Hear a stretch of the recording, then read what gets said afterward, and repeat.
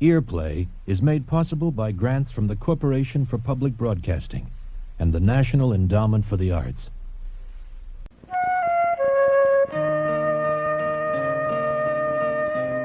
A series of contemporary plays for radio. Earplay.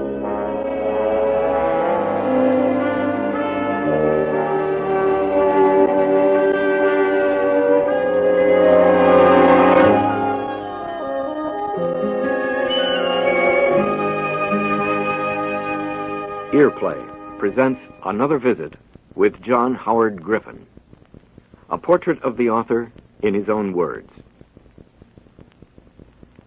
Though his name will most easily be recognized in connection with the autobiographical work Black Like Me, Mr. Griffin has also achieved public recognition for his work as a novelist, a photographer, an anthropologist, a livestock breeder, a musicologist, and an activist for civil rights.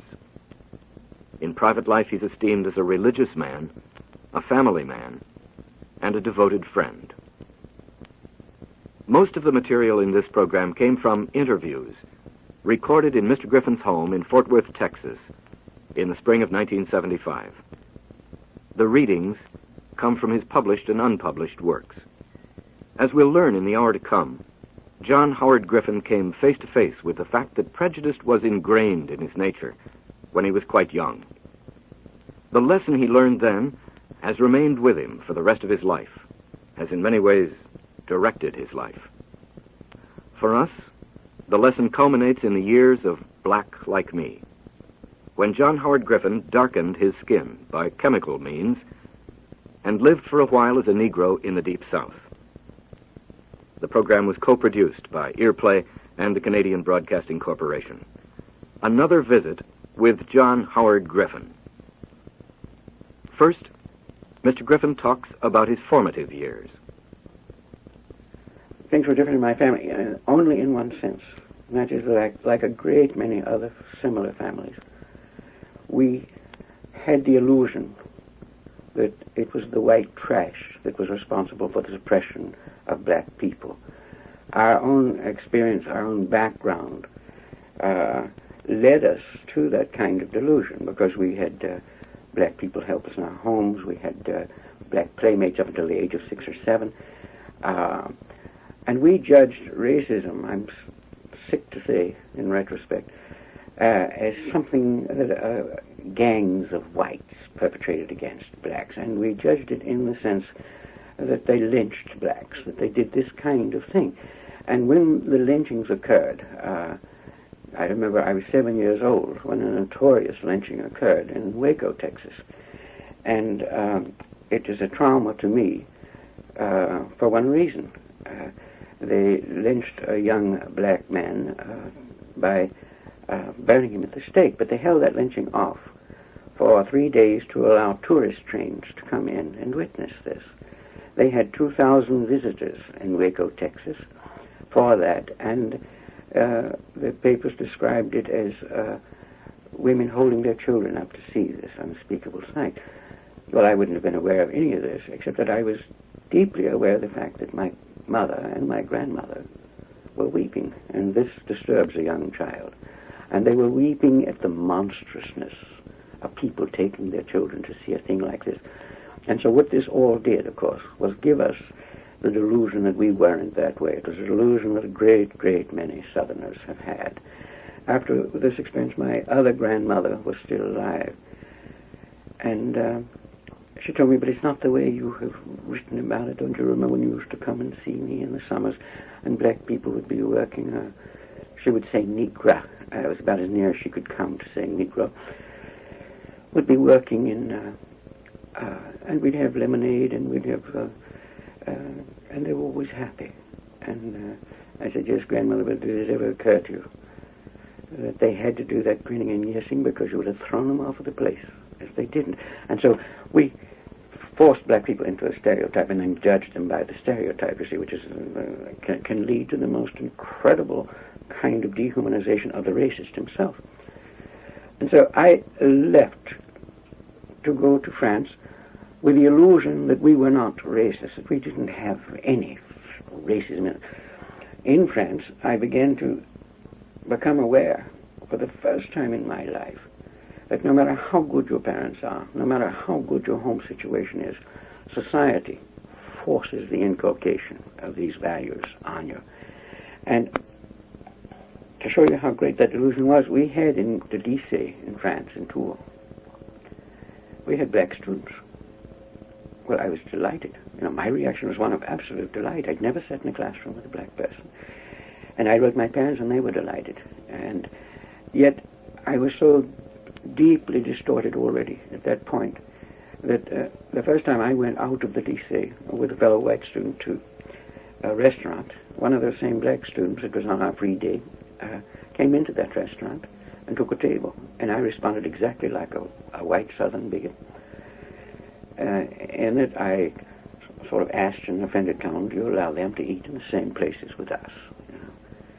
And my schoolmate, I guess he'd been laying for that, I don't know. But he almost yelled in my face. He said, why not?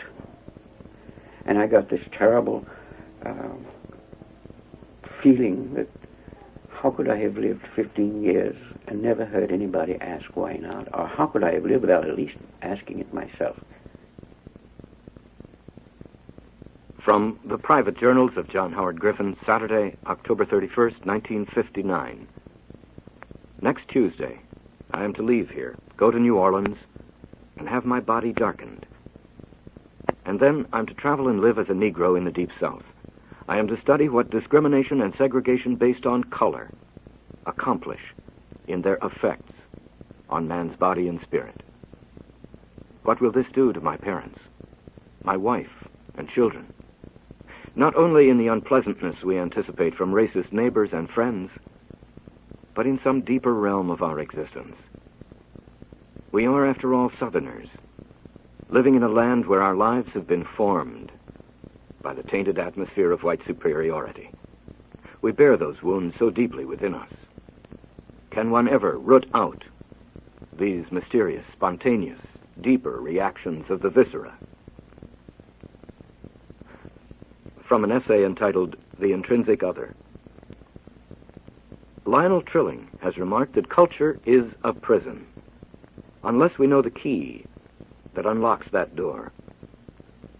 It's a common anthropological truism that the prisoners of any given culture tend to regard those of almost any other culture, no matter how authentic that culture, as merely underdeveloped versions of their own imprisoning culture, as intrinsically other, intrinsically different as men. This intrinsic difference always implies some degree of inferiority.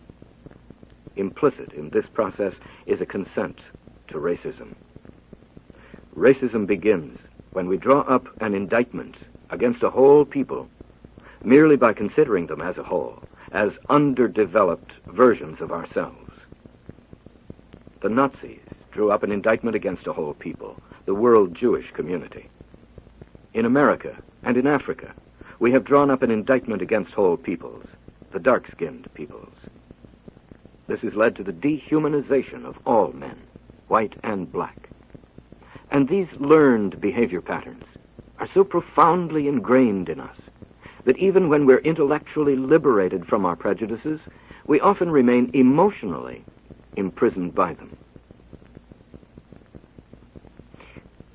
After attending grade school in Fort Worth public schools, Griffin was further educated in France. And in this, I had a schoolmate, a companion, who was a French Jew. And he was involved in the beginnings of the French resistance, the French underground, in a program to smuggle Jewish refugees out of Germany. He was working alone. He asked me to work with him. I became part of the team.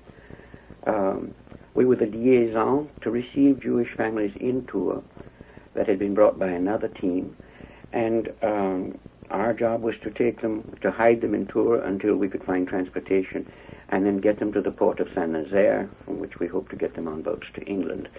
That was how I happened to get into this. It, at the time, seemed to be just another activity that had to be done. and this has haunted me in all my work since, we could sit as students intellectually preoccupied with the pros and cons of racism and never have the faintest hint of what this actually boiled down to in human lives. I began to get this kind of an awareness when it became my job one night shortly before the fall of Tours to go into these rooms where we had sequestered these Jewish families, the parents and their children, and give them the sad news that we weren't going to succeed, that we had brought them this far and we couldn't move them further. You had to have safe conduct papers to move any adult, or for any adult to travel more than 2 or 3 blocks in any direction. You were constantly being stopped and asked for your papers. Well, I went into these rooms and we closed the doors, and I rarely had to give the news. Most of the parents would say something like, well, we know it's over for us. We know that the first thing the Nazis will do when they come through is round us up and ship us back to the concentration camps. And then they would ask me to do this thing. We could move children under the age of 15. And they would ask me if I would take their children. And sitting on those beds or in those chairs, in those rooms, I began for the first time to see the difference between what happens inside rooms like this and what happens outside. The first of these terrible awarenesses was the realization that I was sitting in the presence of massive human tragedy, the tragedy of parents who loved their children. And these were mostly educated, intellectual people whom we passed through. Parents who had very few illusions that they were going to see those children again, and who were yet giving the children away to a virtual stranger so that the children at least would escape the camps. And that overwhelmed me in this sense, in the realization that I could go outside of those rooms and I could go down in the streets and I could see my former college or schoolmates, and they considered themselves all perfectly decent, and yet they would go right on rationalizing, justifying the racism that led to what was happening in those rooms up there. And that became a kind of a horrendous symbol to me of the part of the tragedy of racism wherever it exists, is that some people experience it from inside those rooms and see it as the ultimate tragedy that it can become, whereas others never get this kind of a glimpse and can go on intellectualizing, rationalizing, and justifying the racism that leads to the tragedies in that kind of room. To get that done with, we were successful in getting a lot of the children out. And one of the first things that I did after the war was to go back to France, and my purpose in going back to France was to find those children and put them back in the hands of their parents. And we dealt with somewhere in the vicinity of 150 adults. And I used all of the organizations that were then in force locating missing people. We never found a single one of those parents who survived the concentration camps.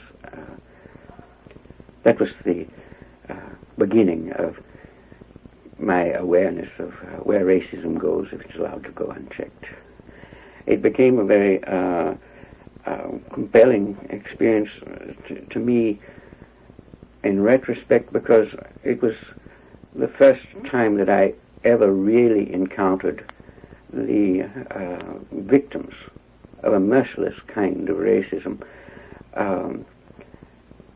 in a living situation. We had been very, very preoccupied with racism as students in France during the rise of Hitler. I must say that I did not, at that time, equate the racism of the Nazis with the racism. We thought racism in those days was anti-Semitism. We didn't see any connection. It wasn't until I came back to the United States, after the escaping from France, when France fell, that I began to hear the things that I've heard all my life, and I saw how absolutely similar they were to the things that we had been hearing the Nazis saying in the justification of their anti-Semitism. And in the war situation, I didn't really begin to become aware of this until I was in the Pacific, in the Army, where we had this bludgeoning injustice black troops who were segregated, who were supposedly fighting for the principles of freedom and so forth, and who inevitably were put in the areas where they held the perimeters. We had to go on burial details to bury black men whom we had placed between us and the enemy, you know.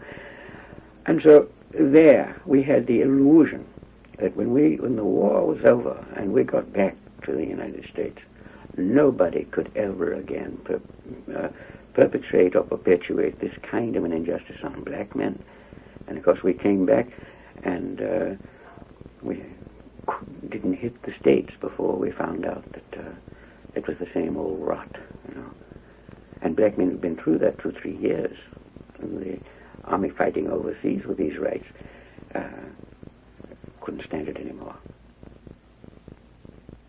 We flew to San Antonio and waited to be mustered out.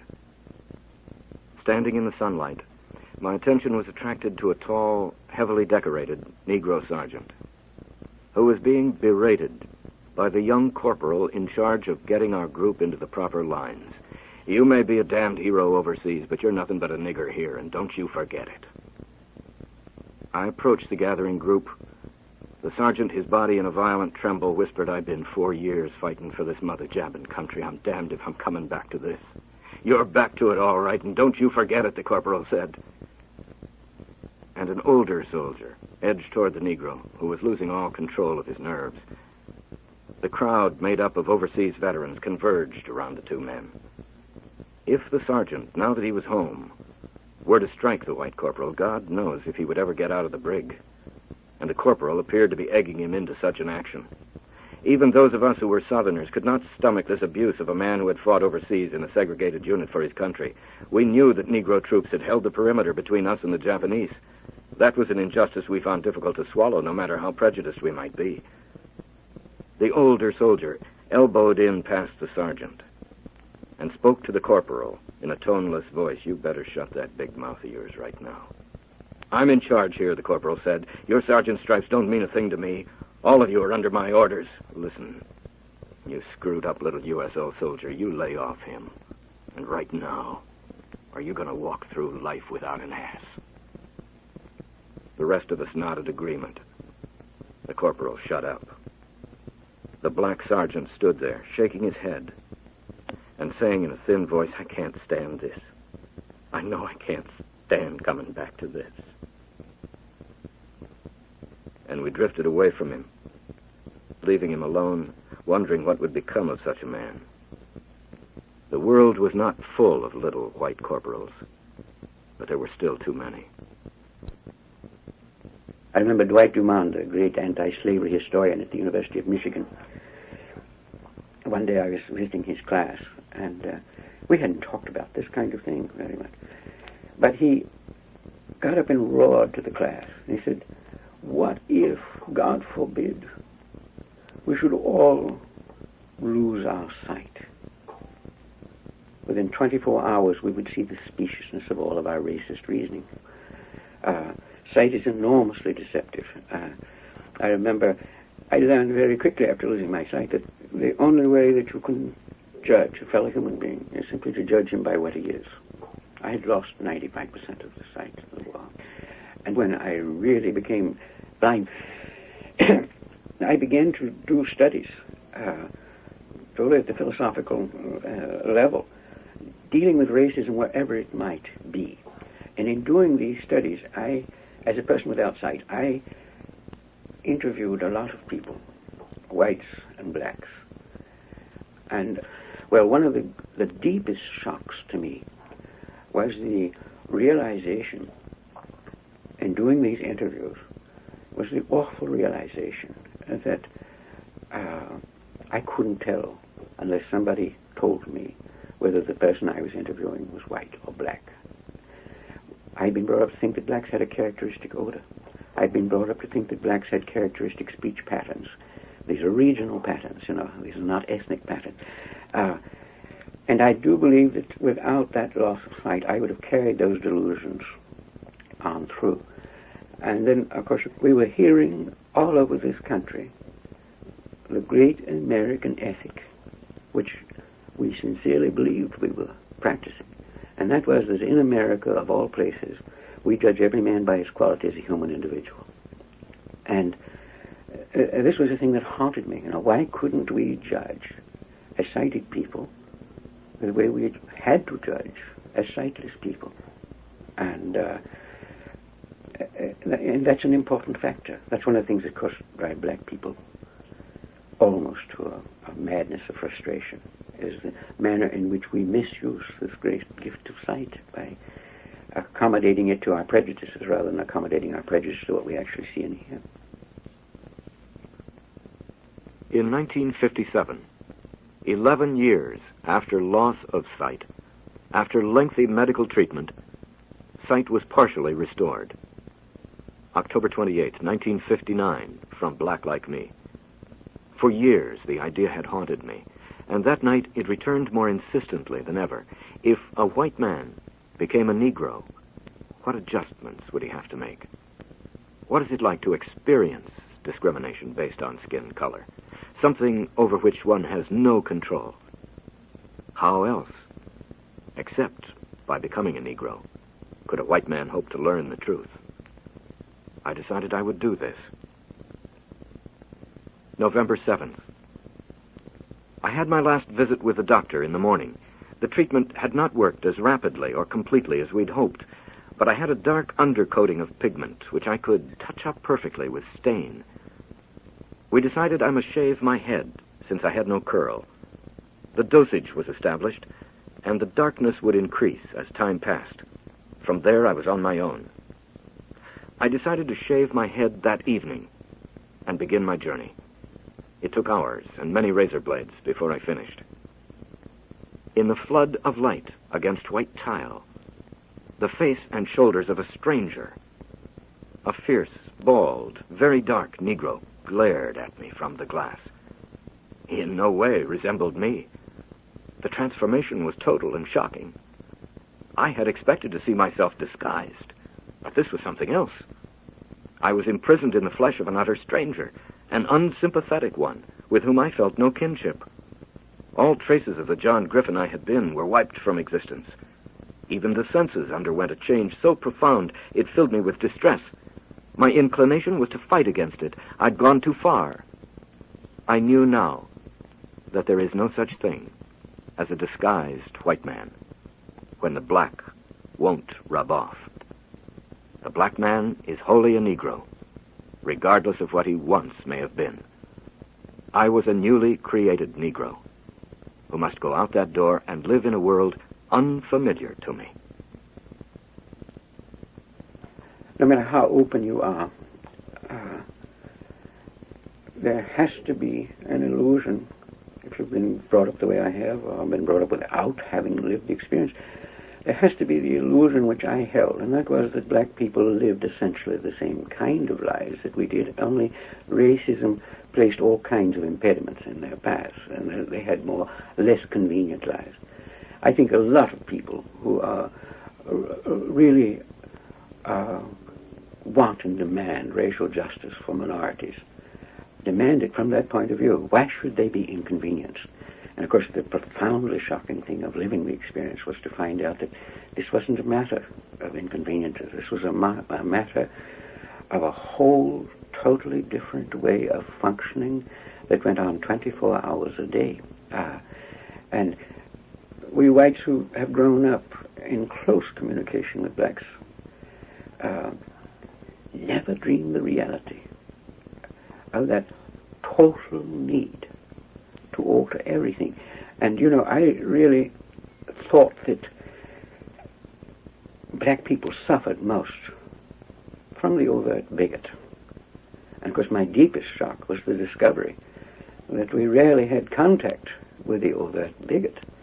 It was the nice kind of person who didn't dream what he was doing in condoning this kind of thing, who made it so profoundly difficult for us. And I'd like to illustrate that with one little point. For example, in my life, in most people's lives, when we get up in the mornings, we don't have to do anything special. We plan our day according to where we need to be. Well, as a black person in those days, we couldn't do that. We didn't have that kind of freedom. Because, you see, there were many places where we could not get food. There were many places where we could not get drink. There were many places where we had no right to use restrooms. And so what we would have to do would be to wake up in the morning. If we were going to leave the quarter to go out looking for work, to go out and doing our work, we would have to sit down and do this degrading thing. We would have to ask ourselves, at what hour am I going to have hunger? What hour will I have thirst? What hour will I need to use the restroom? And then we would have to plan our day not according to where we would want to be necessarily, but so that when those needs arose, we would be in an area, find ourselves in an area where we could answer those needs. And this is an extraordinary thing when you live it 24 hours a day, on a day-by-day basis, because I think it's impossible to imagine how utterly degrading this constant need to be preoccupied with the body self is, And so our resentments would be in this line.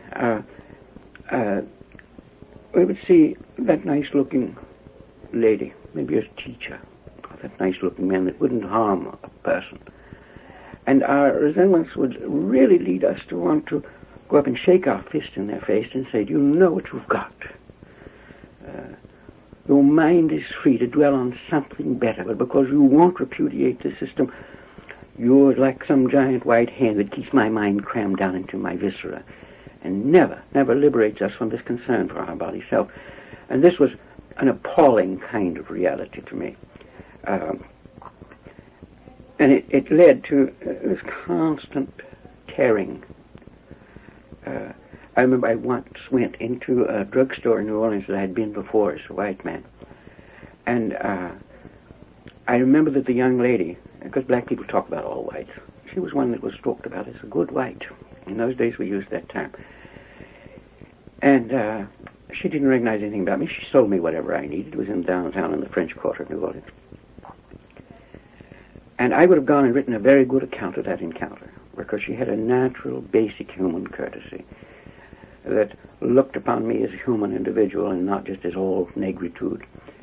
But I had a physical need, and it led me to ask this question, which began to shed great light on how even our kindness can be cruel in this kind of a situation. And I asked her this, and it was a true question. I'm diabetic, and I was in trouble. And I told her, I said, pardon me, but I'm diabetic. Could you tell me where would be the nearest place I could find water? And this young lady, a white lady, was immediately concerned. She wanted to be helpful. She ignored a soda fountain 3 steps to her right, and she said, now let's see, where would the nearest place be?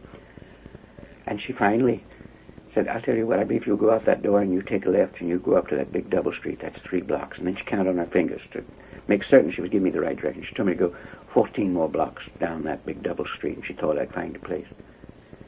And suddenly I realized that if anybody suggested to that nice, kind, concerned young lady that there's anything cruel in sending human beings 17 blocks in search of water when water was available 3 steps away, she'd have been crushed. She thought she was being helpful. She thought she was being good. Well, you multiply this thousands and thousands of times, and you begin to very quickly get into the heart of what is so utterly maddening and what utterly changes your existence. It wasn't the 17 blocks. Every black man that I've ever told that story to said, don't stress that 17 blocks, that's not the important thing.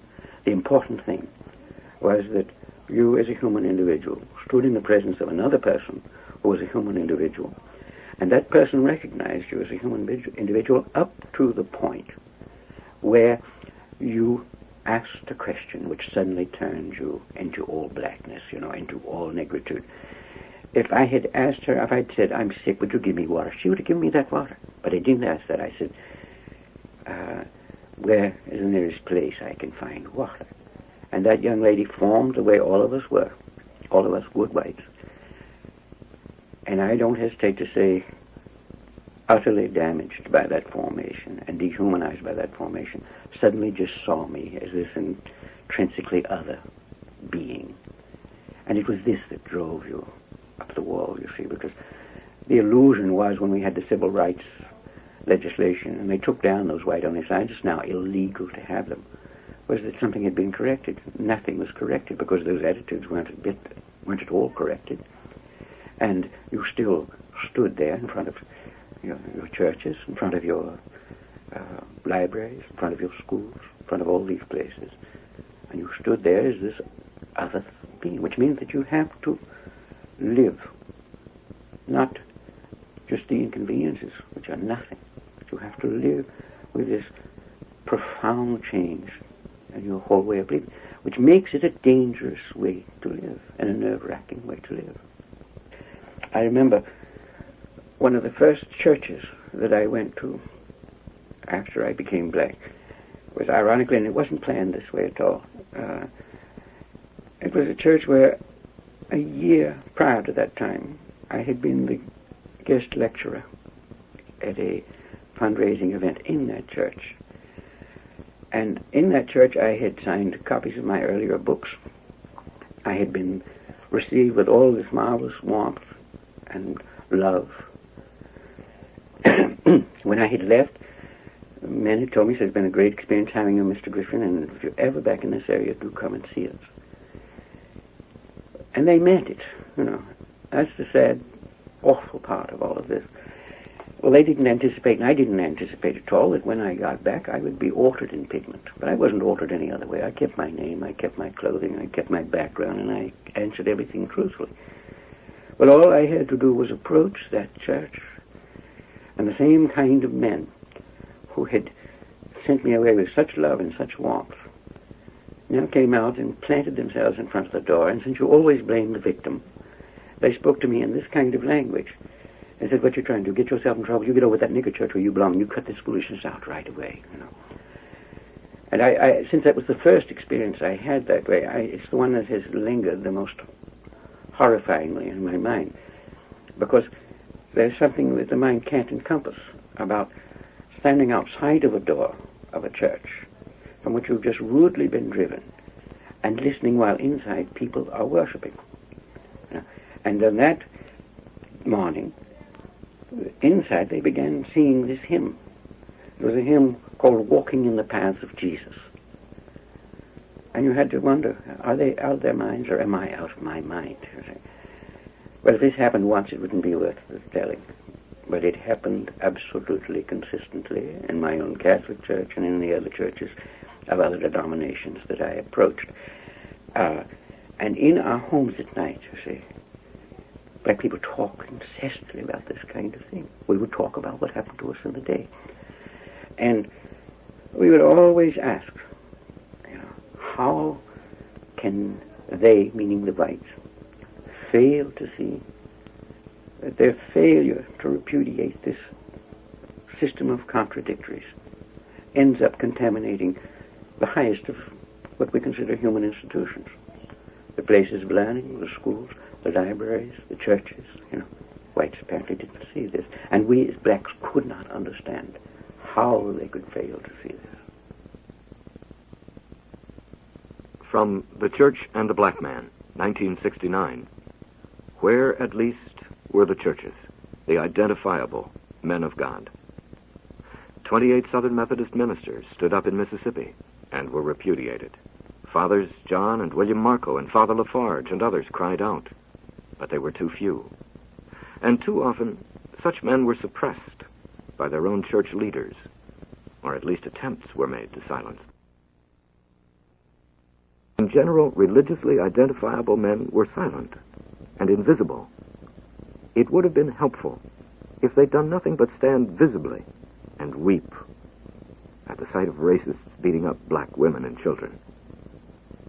In practice, however, despite national and world policies, at local levels all over this land, black men were faced with what could only be interpreted as equivocation in the churches. If I arrived in a community in Louisiana, say, Mississippi, Alabama, and I arrived just after the Mass that was for blacks, and I did this one Sunday, I went, and just as the Mass was finished, and the priest was a white priest, and he said, now I am obliged to tell you that since you validly missed Mass by being traveling, You are no longer obligated to attend Mass. Your Sunday obligation is lifted. And I said, well, isn't there another church? Surely you don't have just one Mass on a Sunday. He said, yeah, there's a church 3 blocks away, and they've got 4 more Masses a day. But he said, I'm obliged to tell you that since you validly missed the Mass that was destined for you, you don't have to go. And I said, do you believe that, Father? He said, of course I don't believe it, but I've got to say it. You know. And if I had gone into that other church, I don't know what would have happened. When, as Southern Catholics, we used to be told that the church for black people was in black areas for the convenience of black people, but of course anyone could receive the sacraments in any church. I believed that up until I did this experience, and what we found was that it was utterly untrue, that you could be driven away from a white Catholic church if there were a black Catholic church in the area, and in the area might mean 17 miles away, it might mean 20 miles away, it might mean 23 miles away. One black lady, a Catholic, moved into a Louisiana community. She was the first black Catholic in that community. And that congregation took up and paid for a car to drive her 23 miles to the nearest black Catholic church so that she could go to Mass without having to come to Mass in this church. When there was no black Catholic church anywhere in the area, then we were allowed to come to Mass, but we were put in either the crying room where they keep the little babies, with a glass partition between you and the congregation, or we were obliged to sit on the back pew, and it was the news was communicated to us that we must wait till all whites had received communion and return and were seated before we approached the communion table. And if we did get up and approach the communion table, we risked being refused the sacrament.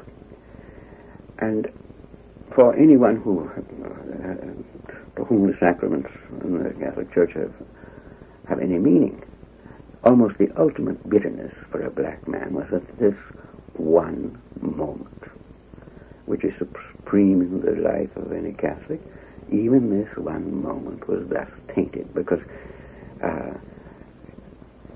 you could do something wrong, that you would be denied that sacrament. And I don't know how. I think I would collapse with just sheer chagrin, disgust, and grief if such a thing happened, at that time.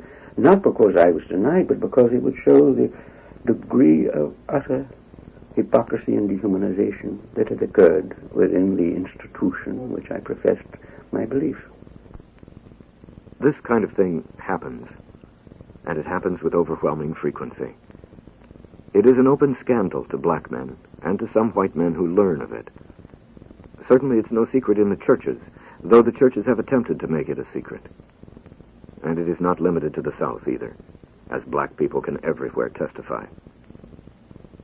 We have lived under 2 damaging delusions in this land.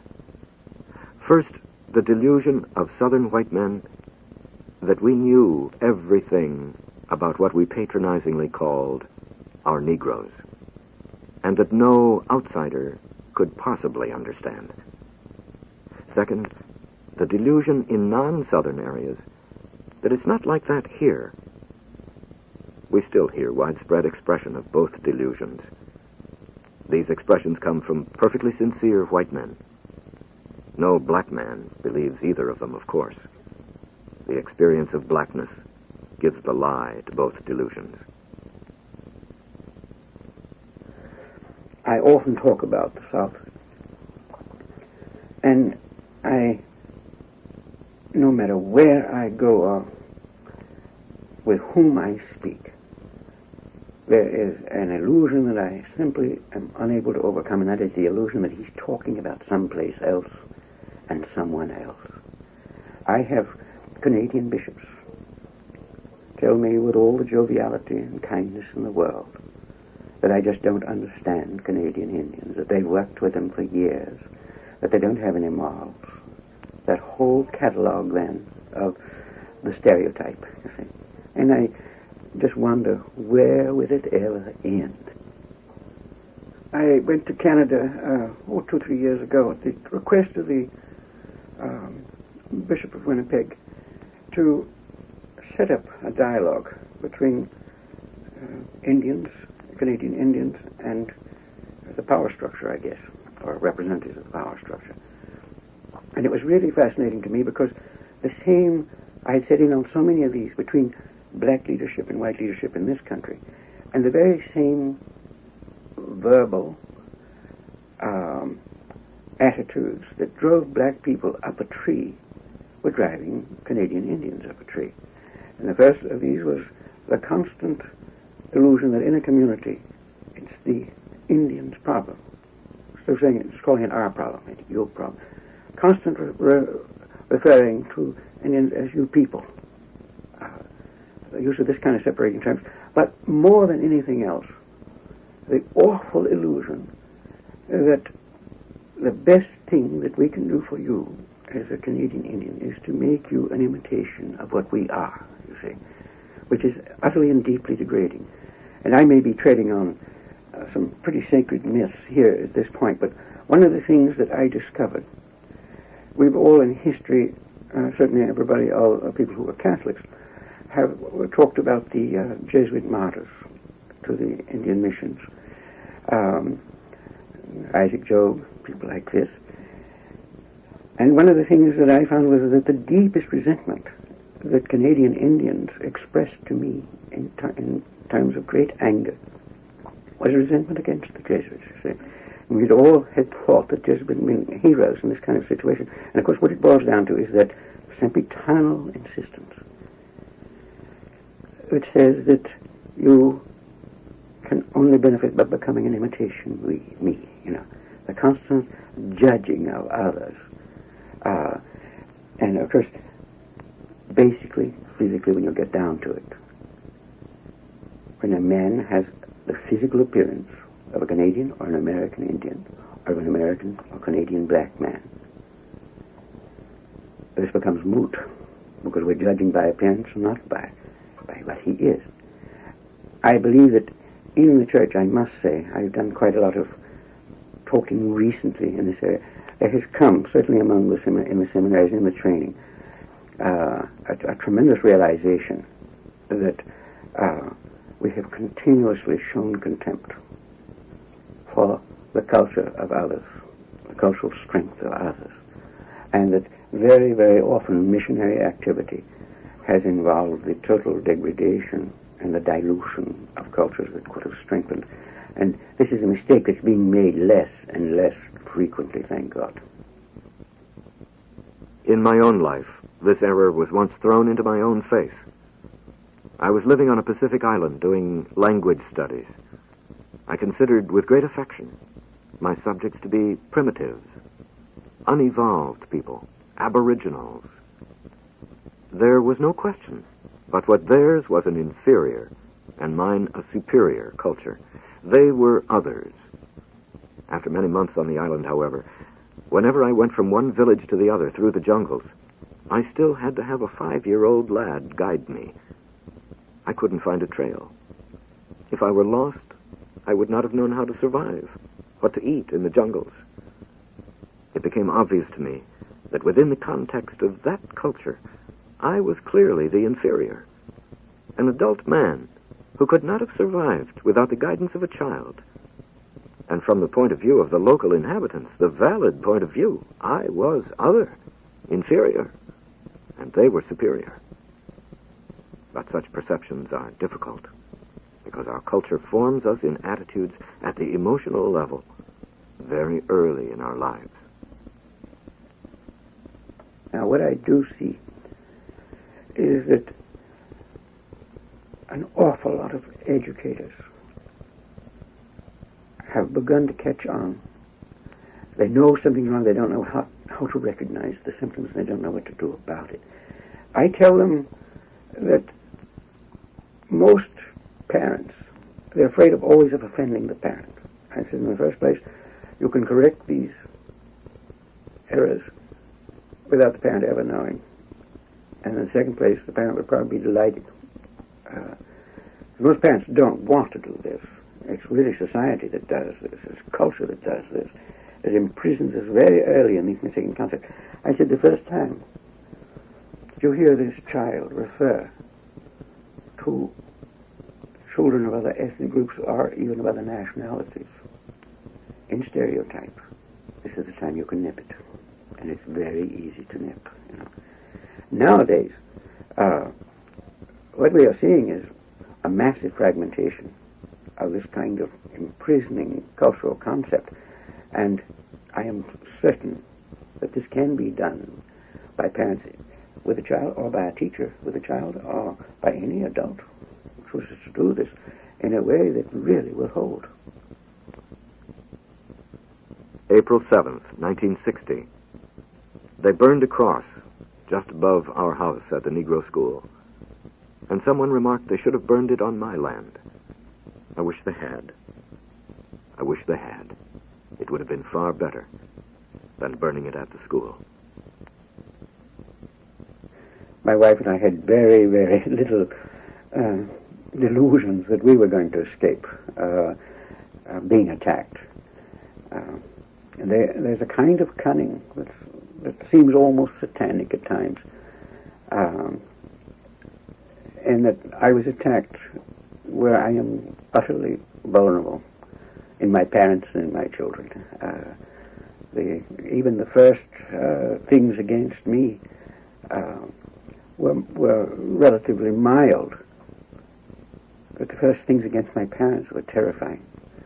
My parents were terrorized by being constantly telephoned and told what these mysterious telephoners were going to do to me, something that parents can't bear. The other things that were hideous were what they were willing to do to my children. My daughter, who's now 20, was 5 at that time, and I went one day to Dallas to the Carmelites. The phone rang, and we were very careful to protect our children as much as we could from the hate and the bitterness. And my daughter, the phone was close to the kitchen. My wife was working in the kitchen, and Susie picked it up. And my wife listened. She was talking pleasantly, so she supposed she was talking to my parents. But it was a man who wanted to know if I was home. She said no, and she said he's gone to Dallas for the afternoon. And he said, well, don't you hang up. I want to talk to you. And she said, all right. He said, do you know what your daddy is?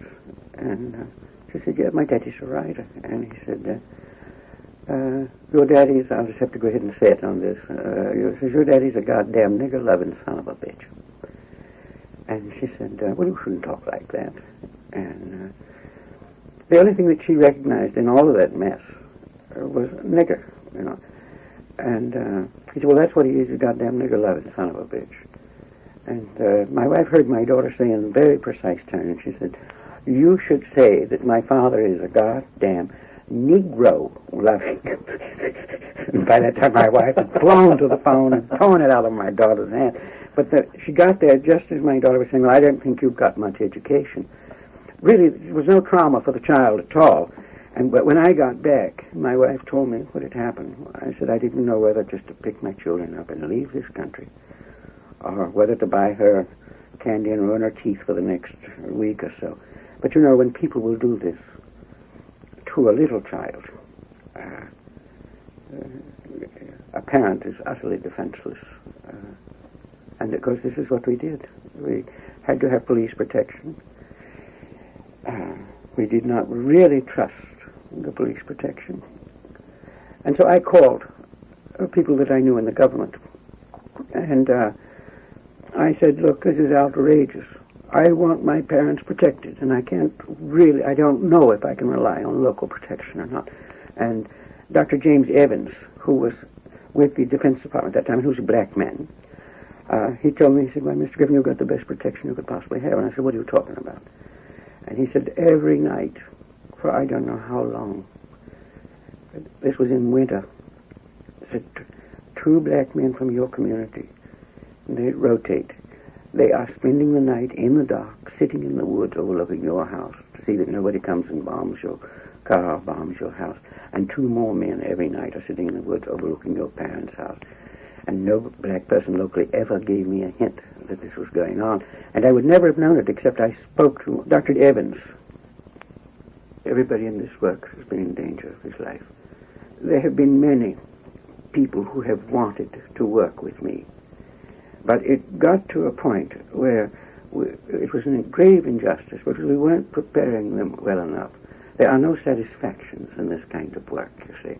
There are no tangible results. And P.D. East, my old friend from Mississippi, the white newspaper editor who suffered such tremendous reprisals because of his stance, I was ill. I was very ill. And he called me and he finally tracked me down. And he said, "Griffin, get yourself home and get in the hospital and take care of yourself." He said, "You've got us all worried to death." And I said, "P.D., I can't quit now. Every man is needed. This is an utterly critical situation." And he said, "Well, you do a lot of meditating, don't you?" And I said, "Well, not much anymore. I don't have any time. But I'd love to meditate." And he said, "Well, next time you meditate, sit down and meditate on this. Did it ever occur to you that since you started this work, the situation has gotten progressively worse?" For 400 years, the dream has been an integrated society. Black men were dedicated to the American dream. Black men really believed that it would be possible for white men to put aside prejudice. All black hopes and actions were directed to the one dream. Almost all black organizations were integration organizations. In recent years, the dream of integration began to crumble. It began to crumble as white men who spoke in favor of that eventual dream acted in a way to oppose it. Certainly no one can look closely at the events of the past years and fail to understand the black man's growing disillusionment with the dream. Perhaps the last area in our land that's coming to any light is the whole legal and juridical profession. We have the most outrageous still discrimination precisely in the courts. For example, there is still no equality in bonding procedure. A black man arrested will be bonded out at perhaps 5 times the amount that a white man arrested on the same kind of charge will receive. Well, this is, it's now an open and outrageous scandal. It was like when we used to function trying to get Jewish people out of Germany. The upholders and maintainers of the, quote, laws were part of the enemy. But again, we've got a ludicrous situation in this country in that certain thing, it has to be a federal offense, you see. A murder, for example, is not a federal offense, as you well know. Right now, when they passed the ordinances against interfering with anyone's right to register to vote, suddenly black people were not impeded in their attempts to register to vote in places like Macomb, Mississippi, for example. But they could go right in and they could register to vote. They would come out. The first man that did this in Macomb, as a matter of fact, was allowed to go in and register. He came out, he was shot and killed. Second man that went in to register to vote, he was beaten on the steps by a policeman with a crowd looking on. And so that there was no federal offense.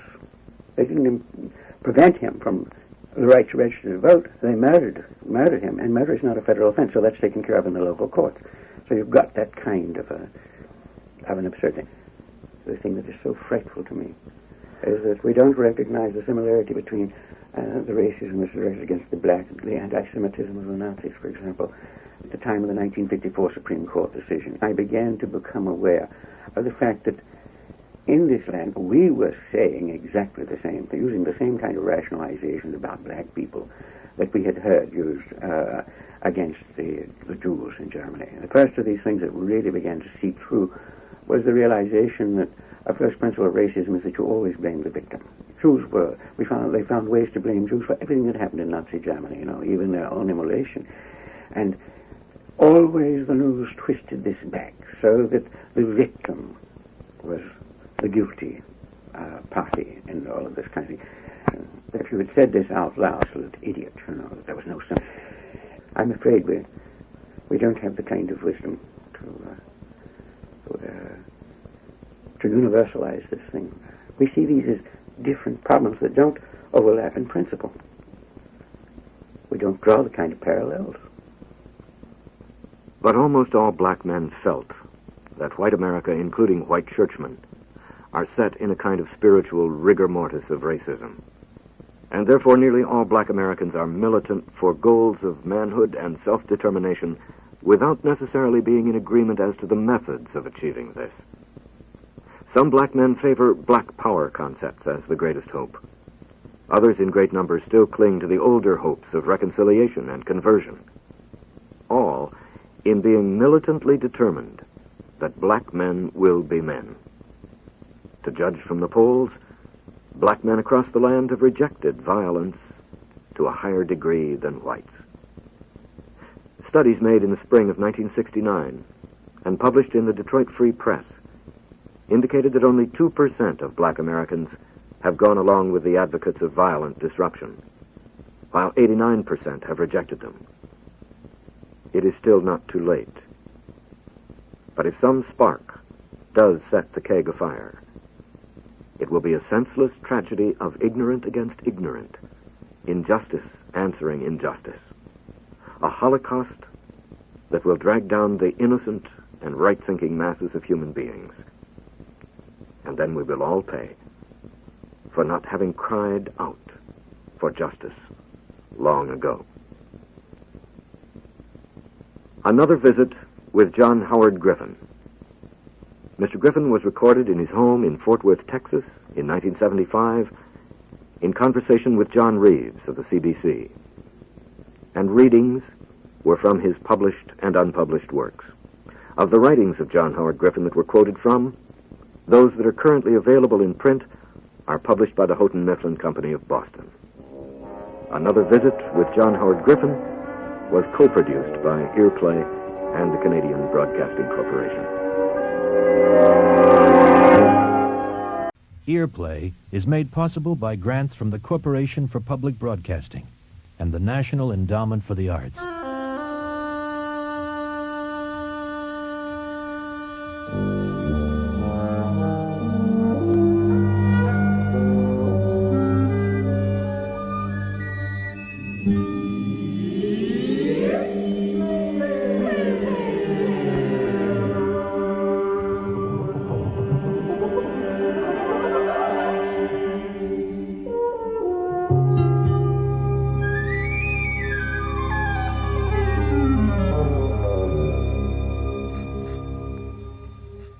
I want you to inject Jenner with CF-29. Are you out No. of your mind? Now, hold on, both of you. Don't shout me down before you've heard me.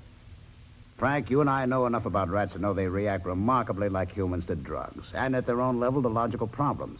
Has a single one of the 62 rats we've injected with CF-29 come to any harm whatsoever? Those are rats. They're rats. They're not Well, human rats, beings. yes, but thanks to CF-29, much more intelligent rats than they were before. A play for radio, The Maze, by Stewart Ferrar.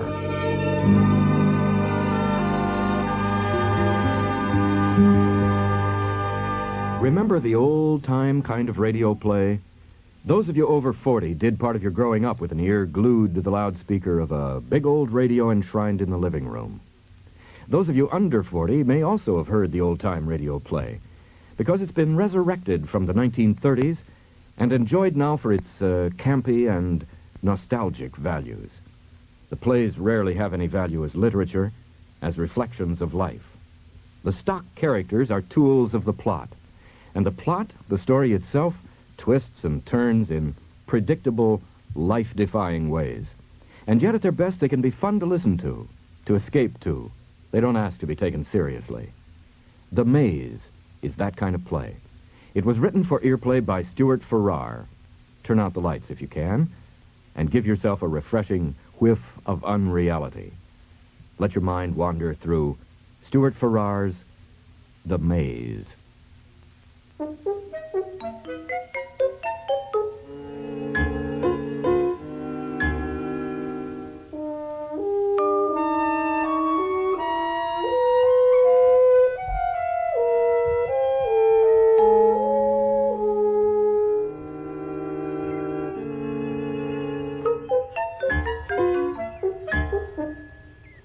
Now, don't give up, girl. You're doing fine. You're nearly there. Good. 4 down and 1 to go. Left or right? Now, which is it, eh? No good. That's right. My God, you're a quick one. Clever, too. There. You've earned it. 38.6 seconds. Oh, Douglas. Oh, damn. Oh, Douglas, may we interrupt? I'll go to time as any, I suppose. Enter this batch. Hang on while I note the time. 38.6. Yes, Liz. Oh, Douglas, this is Shirley Kane. Hi. Our second typist at last. Shirley, my husband, Dr. Douglas Harvey. Nice to meet you. Afternoon. Done any scientific work before? Not really, Doctor. I've been with the supermarket. Oh, God help us. Well, it won't take Shirley long to pick it up, I'm sure. You have to be accurate in supermarkets, too. And God knows we need more help. Doreen's been up to her ears. True enough. Hey, what's in there? In there are white rats, obviously. We use a lot of experimental animals, Shirley. Vivisection line? Well, no. Well, not these, anyway. My husband's doing intelligence tests with them. Oh. They have to find their way through the maze to reach the food at the end. And then he records how long it takes them and so on. And then all the results come through me because I'm the statistician. So really, one of your jobs is going to be typing out the reports. And there are lots of figures in them. And the figures have got to be right. Now, you think you can manage that? Sounds just like the supermarket. Yeah, I guess it does. Well, look, can you find your way back to the office? Oh, easy. Out there, round the lawn, and it's a long building with a funny curtain. Okay, all right. Then I'll see you later. Bye for now. The long building with the funny curtains. Well, that's what they are. You were a bit rough on the girl, darling. She'll get used to me. You know what, Liz? I think we're onto something with Frank's CF-29, the antihistamine one. Oh, what have you done? Well, it's too early to say, but I put 24 through the maze today. 12 injected with CF-29 and 12 control group. The controls average 42.4 seconds, and the injected group... Well, hang on while I add the last one. Plus 38.6 divided by 12. Average 36.73. Oh, that's interesting. Well, that's worth a larger series. Well, I'll say anyway. it is. How fast can Beasley get me another 100 rats? Well, right away, probably. He's well stocked at the moment. Good. 50 control. I'll inject 50 with Frank's CF-29. No, you won't. You're getting carried away again. No, as the laboratory statistician, I will not allow sloppy methods, Douglas Harvey. I insist on a double-blind test. Frank will inject 50 of them. I'll keep the record, and then you won't know which is which until you've completed your series. Ooh, hag-ridden at home and in the laboratory. I don't know. Oh, you are spoiled rotten in both places. All right, now back to work, because I don't want you staying late. Frank's coming to dinner, remember? You see what I mean? Oh.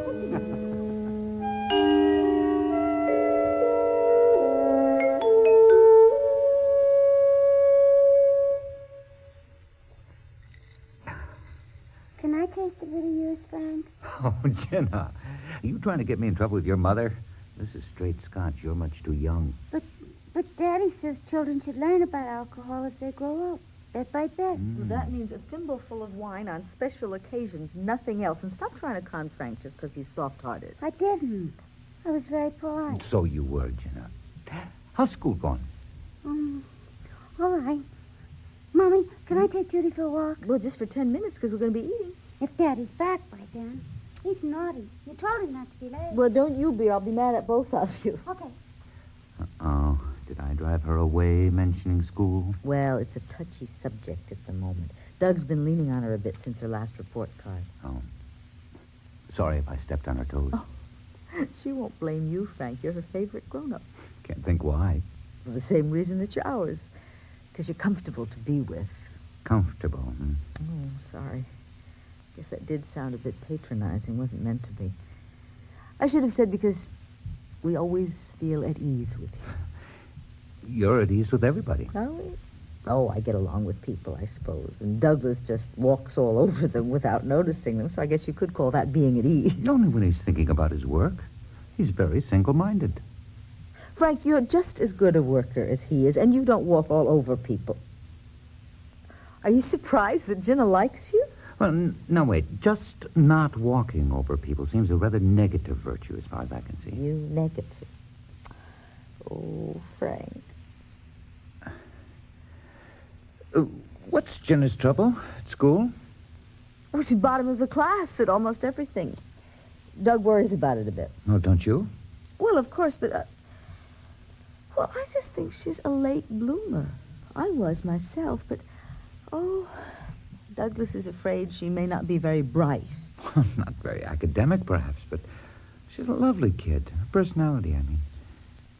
Academic ability isn't the only thing that matters, for God's sake. Well, it is for Douglas. And unfortunately, he lets Ginna see that it is. It's a pity if he does. Too much. But it's understandable, Liz. He's brilliant himself, and those are his standards. He just wants what's best for her. Oh, come off it, Frank. He just wants her to reflect the maximum credit on the great Douglas Harvey. I wouldn't say that. No, of course you wouldn't. You're much too loyal to your friends. And if that family of mine doesn't turn up soon, dinner's going to be burnt to a crisp. Hey, Frank. Yeah, what? Look, I wasn't sneering at you, so please don't change, okay? Do people ever? All too often. Oh, my dinner is saved by the bell. Would you pour yourself another drink? Okay, will do. Thanks. Mommy, Judy got in the fight. You listen, you did too. My goodness, go watch those. Oh, hi, Frank. Hi. God, that dog. Anybody think she hadn't seen me for a week? She weighs a ton. Pour one for me, too, with ambush. Sure will. Well, tell me, did Judy win the fight? Oh, I suppose so. It was over by the time I met them. Frank, did Liz tell you about your CF-29 and my rats? Yeah, she mentioned it. Only a small batch of them, though, wasn't it? Yeah, here. Oh, thanks. A dozen? But it cut their average problem-solving time by 13.37% compared with the control group. Mm-hmm. Even with a dozen, that could be significant. Well, it must be. Look, can you let me have enough CF-29 for more tests on 50, say? I'll have to check in the morning. Remember, I'm developing it as an antihistamine drug. That's what it's all about, and our good director, Connor, is very, very interested in that. You scrounged some for your experiments on rats' intelligence. It was a diversion as far as he was concerned. Well, what do you mean, diversion? Look, Frank, I could be onto something big No, here. wait a minute. I'm not arguing. It's just that you've been getting small samples from all drug projects at the lab. Well, so what? Well, if you suddenly want amounts big enough to affect priorities, we'll have to have Connor say so. You know CF-29 takes days to prepare, even in small amounts. And the amount that you want will set my test programs back a bit. We'll see him first thing tomorrow, and you back me up? All right. All right. I've got some other things I can do. Yeah, helping me with my test for a start. Oh. Now, you know, Liz is right. It'll have to be a double-blind series, so I want you to do the injecting without telling me which are the control rats. All right, enough shop, you two. Dinner's ready. Yeah, okay, Liz. Look, Frank, I had a hunch about CF-29 after the first half hour. Mm-hmm. God, it's the 28th drug I've tried, and it's the first one that's shown any promise at all. Come on, let's see.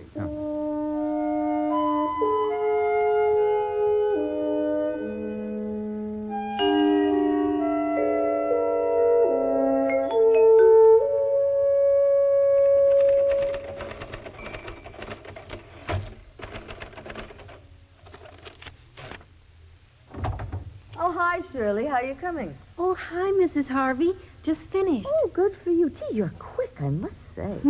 I'll get Doreen to check it through with me.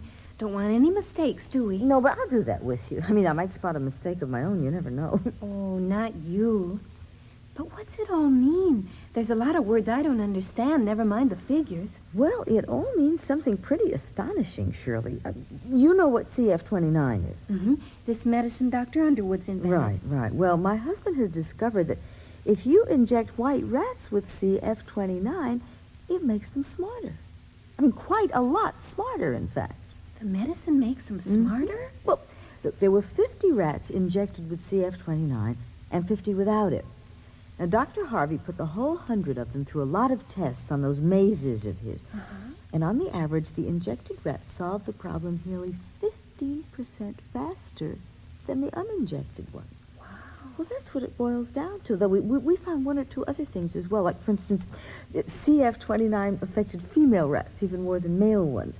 It made the females about 16% faster, the males only about 14%. I bet the females were brighter to start with anyway.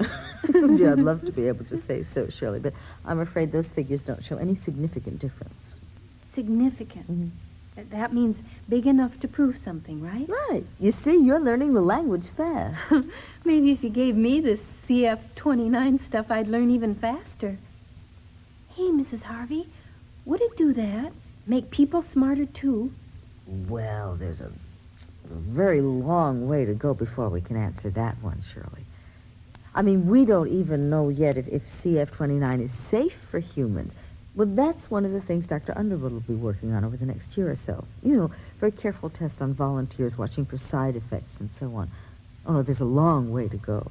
Interesting, though, huh? Yeah, very. Oh, by the way, you know you mustn't talk about all this outside the laboratory, don't you? Oh, no. Have somebody else rip off our idea? Oh, no way. I'm on your team. You are indeed, Shirley. Oh, for God's sakes, Jenna, think. The object is to isolate the unknown on one side of the equation so that the other side gives you a numerical value, right? But I suppose so. You suppose so. How can I possibly explain it any more clearly? First, what's the unknown?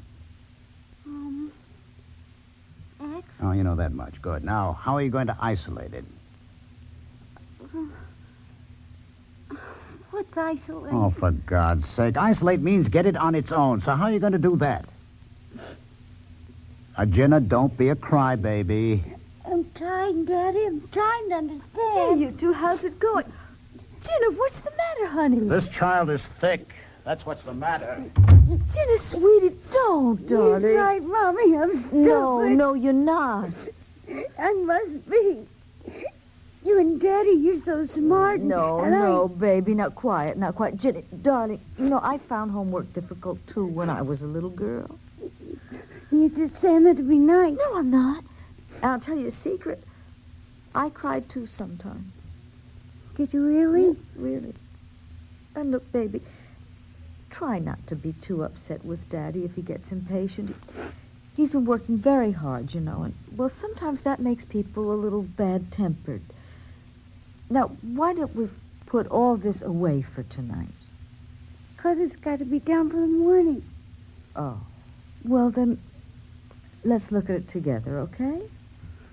Okay. Daddy says I've got to get an X on its own. That's right.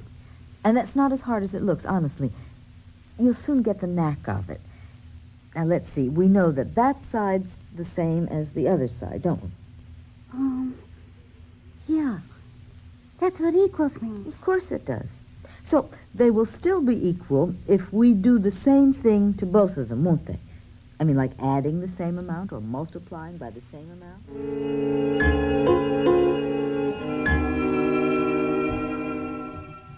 She came and kissed me goodnight, so apparently I'm forgiven.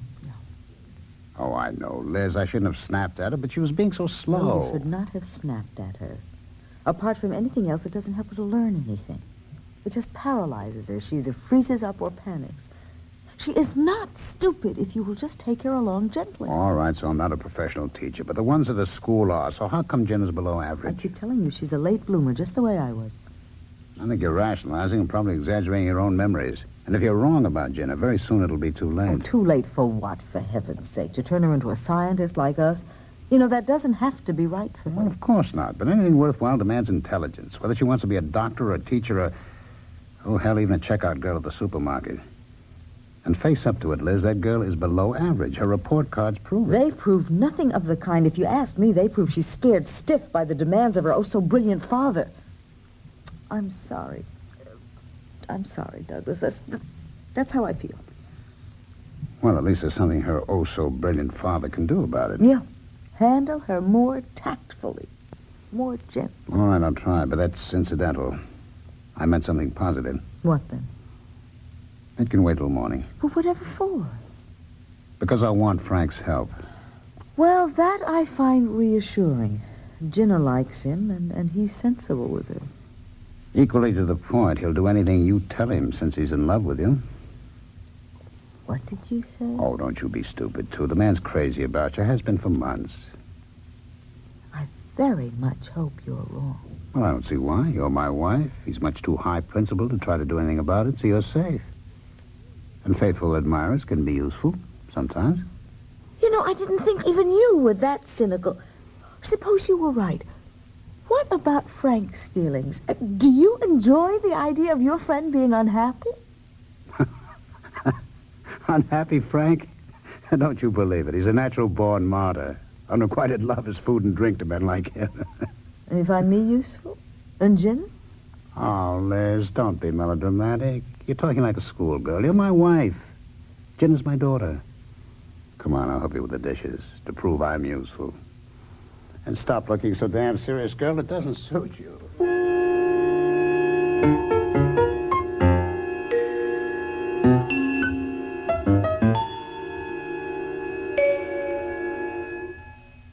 Now, what the hell's this all about? I haven't the faintest idea, Frank. Something for Jenna's problem, he said, and we need your help on it. And that's all he'd tell me till we were all three together. Well, then where is he? It's 10 past already. Well, you know Douglas. I know I've got work to do. Oh, I'm sorry, Liz. I didn't mean it that way. If I can help with Jen at all, you know I'm only too glad. Yes, Frank, and believe me, I appreciate it very much. Oh, here. I'm sorry to keep you waiting. Connor held me up. I'm the blue-eyed boy since he read your report on the test list. Well, I should think so. You know, that could be quite a breakthrough for the laboratory. I've been thinking about some of the implications. Well, of course you have, and so have I, and that's what I want to talk to you about. Oh? I thought this meeting was about Jenna. So it is. I hope you don't mean what I think you mean. I'm not with you. Quick as ever, Frank, huh? Yes, that's precisely what I do mean. I want you to inject Jenna with CF-29. Are you out No. of your mind? Now, hold on, both of you. Don't shout me down before you've heard me. Frank, you and I know enough about rats to know they react remarkably like humans to drugs, and at their own level to logical problems, which is why they're the #1 laboratory animal. My daughter is not a laboratory Of animal. course she's not. But what's helped them can help her.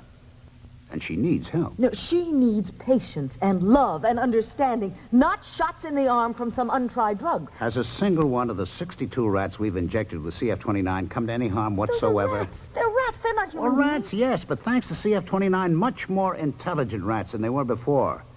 And that's all that's happened to them. And Frank's preparing to test it as an antihistamine on human beings. Hell, he's got his people listed already. So he can't think it's all that dangerous. Adult volunteers, not children. Well, what's the difference? They can decide what's right for themselves. We can decide what's right for Jenna.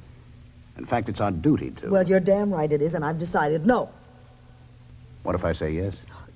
You inject that child, and as her mother, I will sue you for assault. Cut out the dramatics, will you, Liz?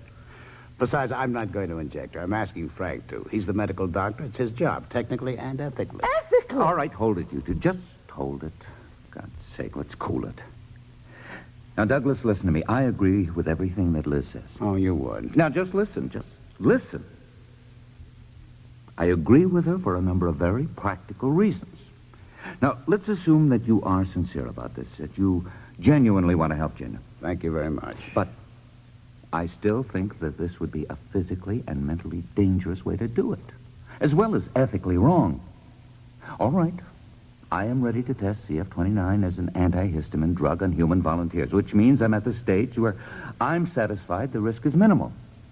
But these, I repeat, are adult volunteers who've had everything explained to them. They're mature enough to make their own decisions. Every one of them's a medical student, and every one of them has an allergy of one kind or another. So they've got two reasons for volunteering to take that minimal risk. They have a medical interest, and if CF-29's all that we hope, their allergies may be relieved or cured. And each of them has signed a release form absolving the laboratory of liability. Now, neither of those reasons applies to Jenna, and she's not old enough to sign that form. Well, fair enough. But we could give permission for anything Jenna recommended. Okay. And I recommend against it. And I'll tell you why. Incidentally, you're wrong. She does have an allergy to cats. Oh, Douglas, really? For God's sake, listen, Douglas. CF-29's my discovery, and I do not yet know whether it has harmful side effects on humans. I'm pretty certain it hasn't. As certain as anybody is when he reaches a human volunteer stage, but to use it on a child, I'd have to be quite certain. Unless it was a question of taking a chance to save her life, which of course it isn't, not even her health. She's as fit as you or I, probably fitter. What about her intelligence? Isn't that as important as health? She's backward, Frank. Oh. And that can be just as much a handicap as diabetes, myopia, or any physical ailment. She is not backward. She is at the moment in the bottom half of her class. That's all. That's all you say, huh? And we can be 90% sure that by a simple injection, which Frank admits he's pretty certain has no side effects, we can put her in the top half. Have we a right to refuse her that? We have no right to risk it. Look, Douglas, I'll tell you what I'll do. There's a limit to how much I can speed up the human volunteer program, but at least I'll give it top priority. And I'll include a monthly series of intelligence tests on all the subjects, including the control group, alongside the allergy tests. Then, if After 6 months of the program, no harmful side effects emerge, and if CF-29 is shown to improve human intelligence, and if Elizabeth then agrees, all right, I'll feel ethically justified in injecting Jenna. Frank, thank you. I would agree to that. And how long before you can start your program? Well, it's too late now to get going before summer vacation. All my subjects will be away in a week or two. Now, it'd have to be September. But at least we'd have everything ready. Plus another 6 months. That'll be 9, 10 months. No, Frank, I appreciate your attempt at a compromise, but Jenna needs help now. Douglas. And another thing. Your volunteers may be typical allergy sufferers, but they're not typical for IQ. It could be that CF-29 boosts a low IQ most and has only a slight effect or no effect at all on a high IQ. So your volunteers may well show little change. And that'd give you a loophole for refusing again. Oh, for Christ's sake, Douglas, I resent that. I offer you a reasonable compromise to which Liz agrees. And I'll stick to the spirit of it, not just the letter. So what the hell's all this about loopholes? It's because I know you, Frank. You're as bad as Liz. Sentimentalists, a pair of you. You're damn good scientists where your emotions aren't involved. But on a thing like this, you think with your guts instead of your heads. Well, it was my guts that Jenna came from, remember? And all right, my guts say no. And come next spring, your guts would find some excuse to say no again. To play the coward when Jenna needs your courage. And Frank's guts would echo yours. That's what I mean about loopholes. Now, look here, Douglas. That's the second time... Harvey here. Oh, yes, of course. I'll be right there. Connor wants to see me. Think it over, you two. Oh. Who the hell does that man think he is, God? Oh, Liz, I'm sorry. No, I didn't... please don't apologize, Frank. I'm scared. Scared? Mm-hmm. Oh, angry, yes, I can understand that. Me too, for Christ's sake, but I don't see that there's anything to be scared of. Well, you're not married to him. What do you mean? Oh, he's not violent. I don't mean that. I mean, you don't know him like I do. Well, no, but... Frank, he's made up his mind. And once he does that, nothing can change it. One way or another, he's going to see it through. Make you change yours? I don't believe that. No, yours, my dear. But once he knows he can't, well, he's quite capable of injecting Jenna himself. Himself? Believe me, Frank, has he got any CF-29? How much did you give him? Would he have used it all before you took over the injecting? I gave him enough, a 1% solution for 20 doses. Mm-hmm. He said he used only 12. Now, which one of these is his drug cupboard? Oh, the glass one at the end. Damn it, it's locked. I can see it, though. CF-29, nearly half full. Well, will your key fit it? Oh, no luck, I'm afraid. Oh, all right, then I'm going to have to find a chance to borrow his. I'm not leaving that stuff in there. I'll get it out tonight somehow. Oh, be careful, Liz. You'll be furious. For God's sake, be careful.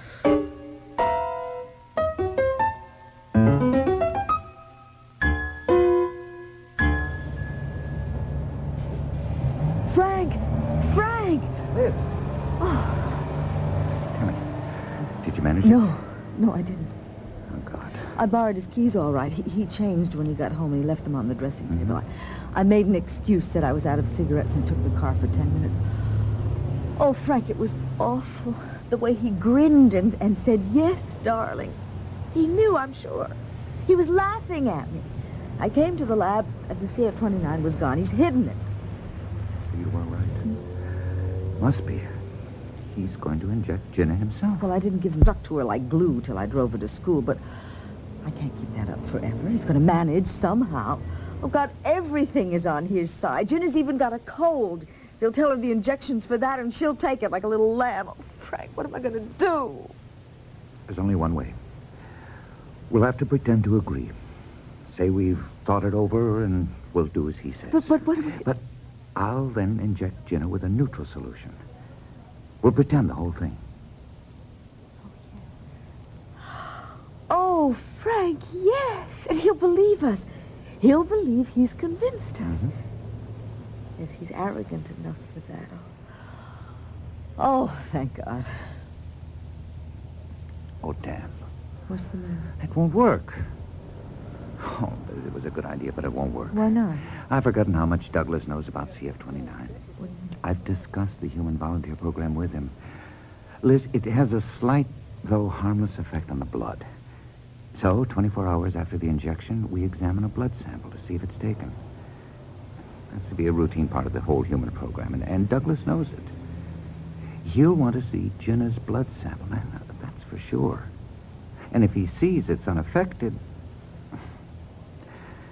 Liz, we won't get away with it. Yes, we will. But how the hell can we? Frank, my blood group is the same as Jenna. I don't see... So you will inject Jenna with neutral and me with CF29. And then it's my blood sample you show to Douglas, just as though it were Jenna's. He'll never realize. No, Liz. No, I'm not putting you at risk. Frank, I will just be another one of your human volunteers, knowing the score and able to make my own decisions, remember? And I qualify, all right. I am a scientist, and I'm allergic to cucumber. Do you think CF29 can help me, Doctor? I don't like it. But you can't refuse it.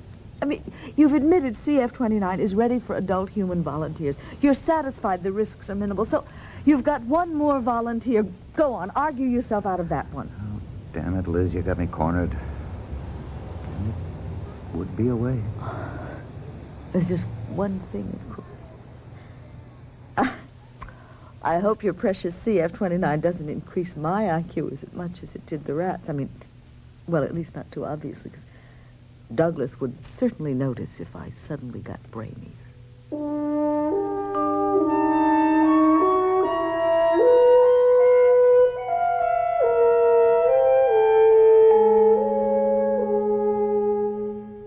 What's it for, Frank? I don't like being pricked in the arm. Oh, it won't be bad, dear. Just keep still now. Oh. Still? There. It's done. Wasn't too bad now, was it? Not too bad. What's it for, though? Well, you know how you get all sneezy when you get too near a cat? Yes, it's called an allergy. Right. Well, this is the new stuff I've got, which may help that. Can't promise anything, but it's worth trying. Oh. How often do I have to get my arm pricked? Just once more. A week's time. We call it a booster shot. Oh, and tomorrow I'll have to take a tiny drop of blood from your finger. And then the same thing again next week. But that's all, I promise you. I know you don't like to get shots. I'll tell you something. Neither do I. But you're a doctor. What's that got to do with it? Doctors are people. They like some things. They don't like others, just like anyone else. I'm sorry. I didn't mean... You like Mommy, for instance. Well, of course I like your mommy. And your daddy, and you. Yes, but Mommy especially. Now, I'm glad you do, because Daddy's too busy sometimes to be nice to her. Jenna. Oh, I don't mean he's nasty. He's just too busy to be nice. He thinks a lot, you know? Nothing much wrong with your IQ, young lady. IQ? Well, that's the sort of game you play to see how smart you are. At least Miss Stevens calls it a game. But they all get so serious about it. Hey, Jenna. Would you like to play it with me? Might be fun with you. When? Tell you what. We'll make a special date for it. Just you and me. 10 o'clock every Saturday morning. That'll be our time for the IQ game. I'll make you a cup of coffee. Great. That's what friends do on Saturday mornings, you know. Thank God you and Liz have gotten some sense about it. I thought I was in for more of a fight. Oh, no point in fighting over it. We all got a bit too heated that first time. Well, like I told you, you were thinking with your guts. Maybe. Taking Jenna's blood test yet? Liz is picking her up from school this afternoon and then bringing her into my office for it. Good. I must say, Frank, you've got away with that kid. Her sole topic of conversation at breakfast was your Saturday morning coffee and IQ date. Sounded like a kid with a first boyfriend. Well, I like her, too.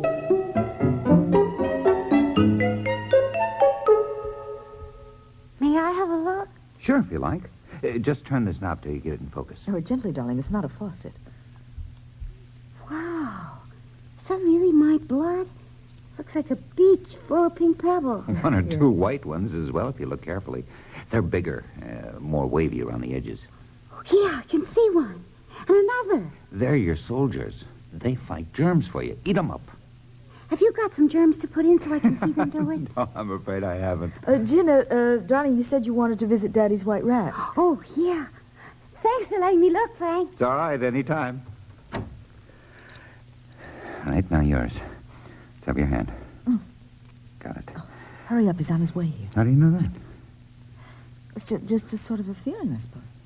Oh, there's your slide. Quick, throw Ginny's in the bin. Hang on. Now, let's see yours.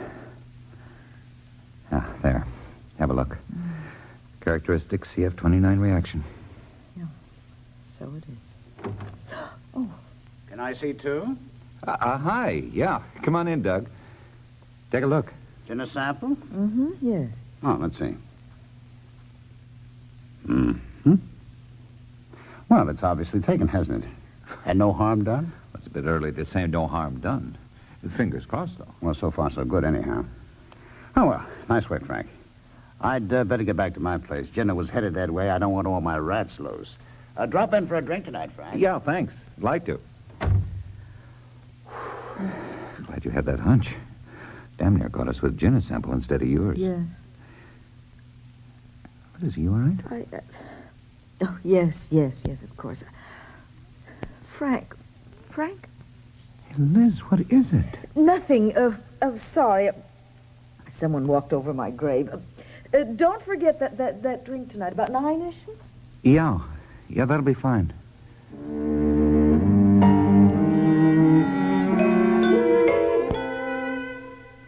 All right, you did well on that one. Does that mean I'm getting smarter? Well, I think you're smart already.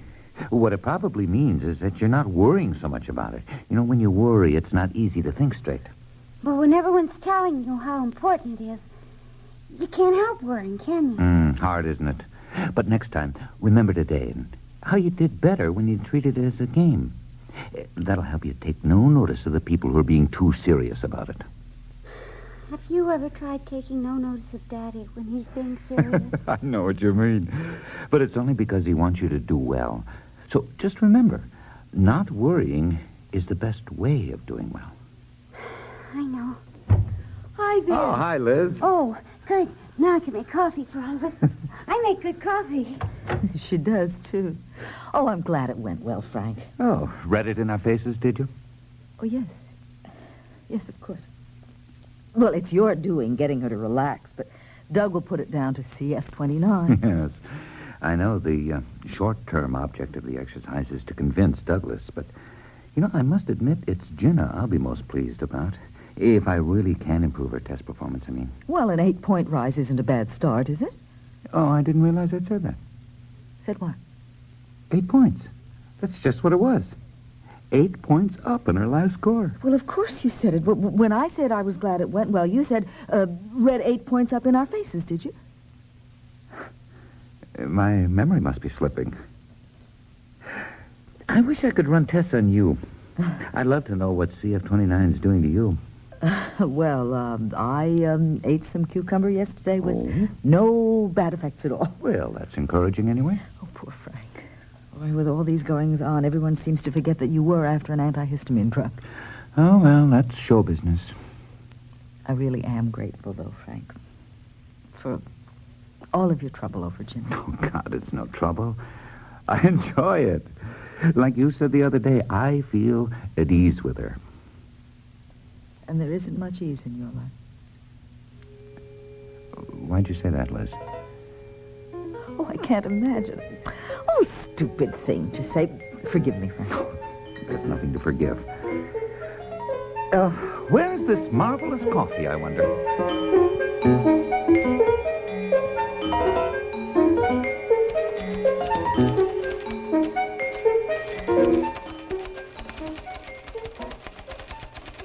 No, not percent, pro rata.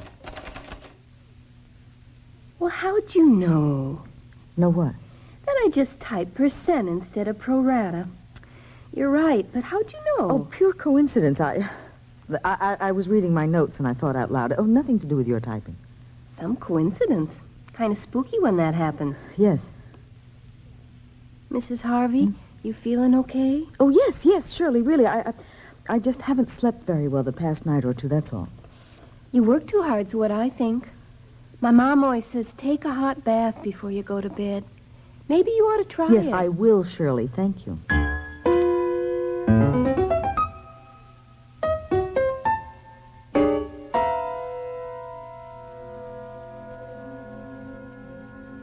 Liz, You going to read all night? No, of course not, just this chapter.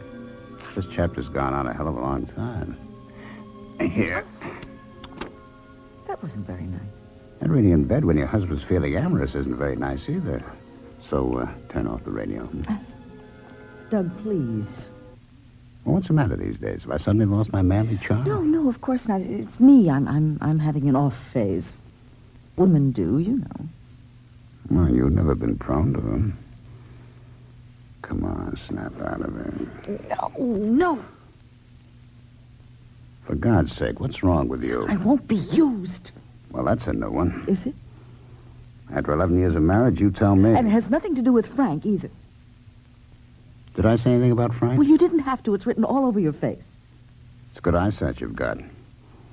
Staring frigidly at the ceiling. I am not frigid. Well, I wouldn't have said so until this week. Look, I'm sorry I said that about Frank. It was your fault saying he was in love with me. I thought maybe in your roundabout way you were hinting that I... Oh, I don't know. You might do worse. At least Frank would be too much of a gentleman to use you. Yes, I imagine he would. Well, I'm not a gentleman. So I think it'd be safer if I slept in a spare room. But please,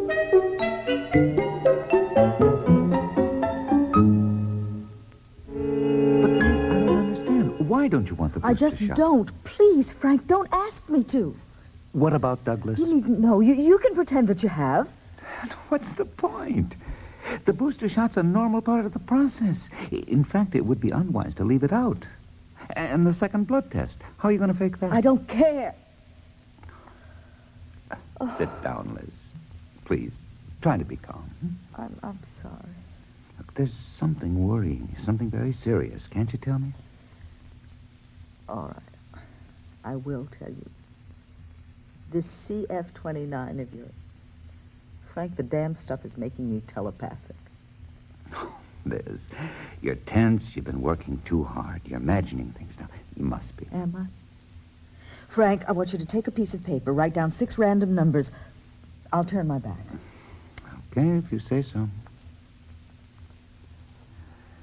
All right, I've done it. All right, now think them at me one by one. Oh, but... Please, Frank.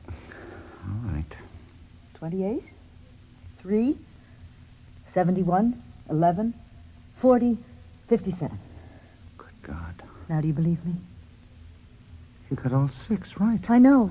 And just then there flashed through your mind the memory of an argument you once had with a fellow student. His name was Peter, I think, about the possibility of telepathy. He denied it. You insisted on keeping an open mind. Oh, for God's sake, don't corner me. Right now, do you see? I don't want the booster shot. Everyone's thoughts are bombarding me. I don't think I can take it. I'm sorry, Liz, but leaving out the booster shot won't help. The booster's not really that at all. It doesn't reinforce the effect of CF-29, which I'm reasonably sure is irreversible. Its purpose is to improve the blood's immunity to any possible side effects. Now, let me explain Frank, what I mean by that. It is no use. What's no use? Going all dry and technical on me, trying to hide yourself. Oh, Frank, I know it's an invasion. It's a kind of a sacrilege, but don't you see, I can't help it. That's what's happened to me. Then you know I love you. Yes. I know. You have ever since May of last year. You realized it one morning when I came to return a copy of the AMA journal you'd lent me, of all things. I never meant for you to find out. I know that. I have no right to feel like this. Douglas is your husband, my friend. And he loves you. Loves me? Of course he does. Anyone can see that. Oh, Frank, you know what's been the most awful thing about all this? Getting inside his mind. Oh, my God. I used to think the same as you. I thought, he's arrogant, he's selfish, he's thoughtless. But, well, that was just part of his brilliance and single-mindedness. I forgave it all because I believed at least he loves me. I am a useful piece of property. An educated audience, an efficient housewife, a socially convenient partner, and a reasonably shapely sensual outlet. Liz. Which saves him the trouble of being unfaithful too often. Adultery can be so complicated, you know. Although it's a stimulating exercise now and then. He's got his eye on young Shirley already, but Liz. he's wondering if her loyalty to me will create problems. But then he got away with it with Christine Page, so after all... Stop it, Liz. Stop it. Oh, Frank. Would you say that I'm a good wife? Would you say that I believe in marriage, in loyalty? You know what I think. All too literally, my dear. You see why I feel unclean. Oh, please, Frank, forgive me. I have no right to burden you of all people, but I just have to talk or I'll go mad. Thank you for listening. Liz? Yes? We were wrong about the rats. Yes. Of course. CF-29 didn't improve intelligence at all. It made them telepathic. I know they're a different species from us, a simpler kind of awareness, but the drug must have made them telepathic to Douglas in some degree. Enough for him to pick up something from his mind while he was watching them solve the maze, to give him a bias toward the right answer. Telepathic rats. Oh. I know. Still, you're right. That has to be the explanation. How can we tell Douglas unless... We can't. It'll just have to go ahead. Excuse me, Dr. Underwood. Yes? Here's all the letters for you to sign. Which ones? It's your CF-29 volunteers, telling them when they've got to be injected. Oh, yes. Thank you, Shirley. Just leave them here, will you? I'll sign them in a minute. Okay. Exciting, isn't it? Well... Oh, I know it's all about allergies and that, really, but waiting to see if it makes them all smarter, I mean. And if it does, you can turn out lots and lots and make everybody smarter. Something to think about, isn't it? Oh, my God. Don't forget those letters, will you, Doctor? Right. By right. 4 if you want them in the mail today. Mm-hmm. Out of the mouths of babes. Oh, my God. Frank, we hadn't even begun to think. Don't you see? The human volunteers. Oh, Jesus, we can't. You're damn right we can't. Oh, Frank, think of it. A single injection turning anyone into a telepath. And once the secret was out, it spread like wildfire. Liz, we've got to destroy every milligram of CF-29 right away. I can fake evidence it's dangerous to humans. Even spread a virus secretly among Douglas's rats and blame CF-29. Anything. I don't like using lies, but letting this loose be a crime. No, we can stop it, and we'll get away with the lie. With everyone but Douglas, I think. We'll have to tell him, Liz. Oh, God. We'll have to. Got no choice. He's too close to it. He'd know I was faking it. We'll have to go in and talk to him right now. Tell him about Jenna. Tell him what we did.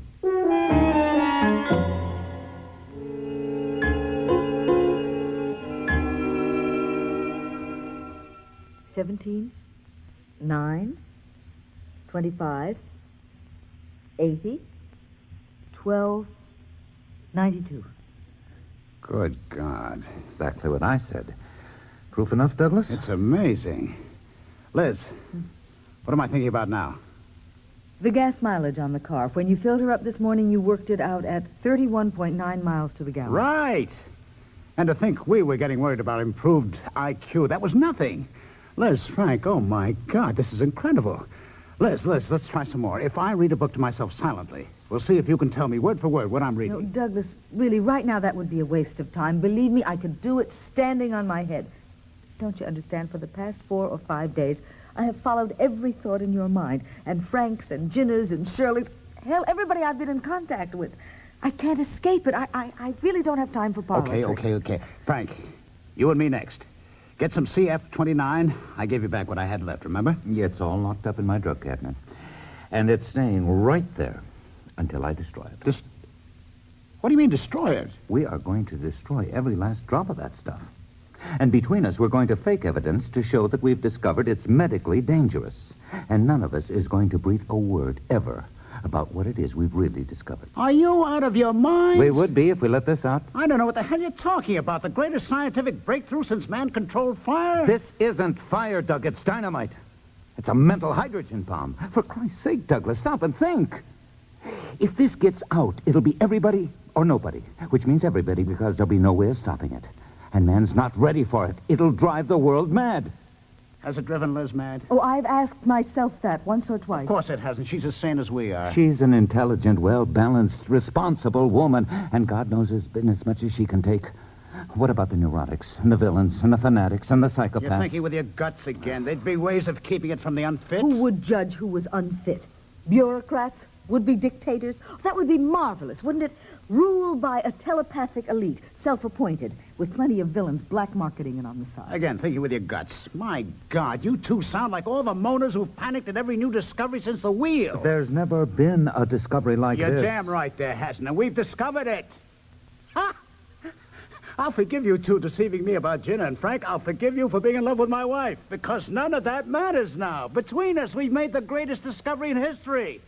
And my God, we're going to use it. No. Yes. All right, I'll give you this much. We'll handle it very carefully at top level. We'll inject ourselves first, and then I know how we can bypass Connor and take it straight to the president. No. No. We've got to destroy the drug and the formula and keep our mouths shut. Now and always. You two stupid lovebirds! Hey, where are you going? Oh, no, Liz, don't. Give him a little time. We'll make him see sense. You think so, Frank? I just can't bear this anymore. No, just take it easy. Okay, all right. I'll be all right. Do you know what it's like to quarrel with your husband and hear his thoughts as well as his words? I mean, he's mad. He's obsessed. And this has pushed him right over the edge. Frank, what are we going to do? We'll have to talk to Connor. He's no fool. He'll see what's got to be done. How many people actually know the formula? Me, Connor. It's in writing in his file and mine, but only the typists have seen it. I think we can put a stop to it. Frank. Huh? After him. Quick! He's gone to inject himself. But he hasn't got any... He's gone to your lab. He'll break open the cupboard. Oh, my God. He's locked us in. Smash the lock. Hurry. Not a hope. Oh, God. Oh, I'm such a fool. I was trying to shut him out of my mind. I should have gone on listening. He's there. He's looking at the cupboard. Oh, my God, Liz. He'll kill himself. What do you mean? I gotta get through that window. Oh, Frank, you can't do that. It's too high. I must. Liz, the CF-29 that's in my cupboard, it's pure concentrate. The injection's a 1% solution. Douglas doesn't know that. The concentrate could kill him. But he smashed open the cupboard. He's got it in his hand. Never get through here. Try ringing my lab. He might answer. Oh, he's filling a hypodermic. I got it, I think. He's decided not to answer. Frank, it's too late. Huh? He's injected himself.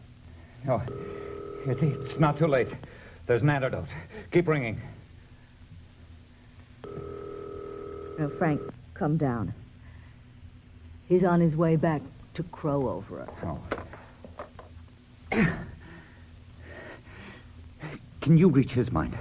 Try and make him hurry. No, I've tried. It doesn't work, I'm afraid. He'll need that antidote right away within minutes. Oh, he's hurrying. He can't wait to tell us. Here he comes. Okay, I've done it. I've taken it. Nothing can stop us now. All right, quick. Back to my lab. Come on. Hell for it's done, I tell you. I've injected myself. With the concentrate, you damn fool. What do you mean? Hey, what are you doing? Come on. Come on. Keep moving. Keep your limbs moving until we get to the antidote into you. No, I won't be stopped now. If we don't, you're dead. Dead? Frank, what does she mean dead? You took the concentrate. The injection should be a 1% solution. That's what I gave you for the rats, and that's what Elizabeth had. The pure stuff's deadly. Oh, my God. I didn't know that. You're breaking into other people's drug cupboards. What do you expect? Come on, keep moving. I can't. Come on. You can. Come on. I can't. It's not far now. I can't. I'll never make it. I can't. You will. Come on. I can't. Look after him, Liz. I'll get the antidote. Frank, come back. Liz, it's the only way. He's dead. Oh, you can't be sure. I can. I felt his brain snuff out. He just isn't there anymore.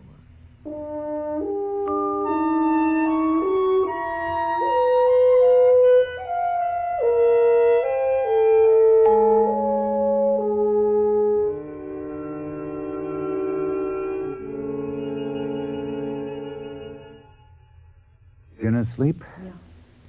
She's exhausted. She held up very well. After the first shock. Yes. Well, it was only shock. I think he'd forfeited her love a long time ago. How have you been managing? Oh, no problem. Told Connor Douglas wanted to try the CF-29 on himself for the IQ effect. But I refused. That we had an argument. That Douglas stormed off to my lab in a temper, broke into the drug cupboard, and took the concentrate without realizing. Which is all true, except for the IQ bit. God knows there was enough evidence to back it up. The inquest will find accidental death.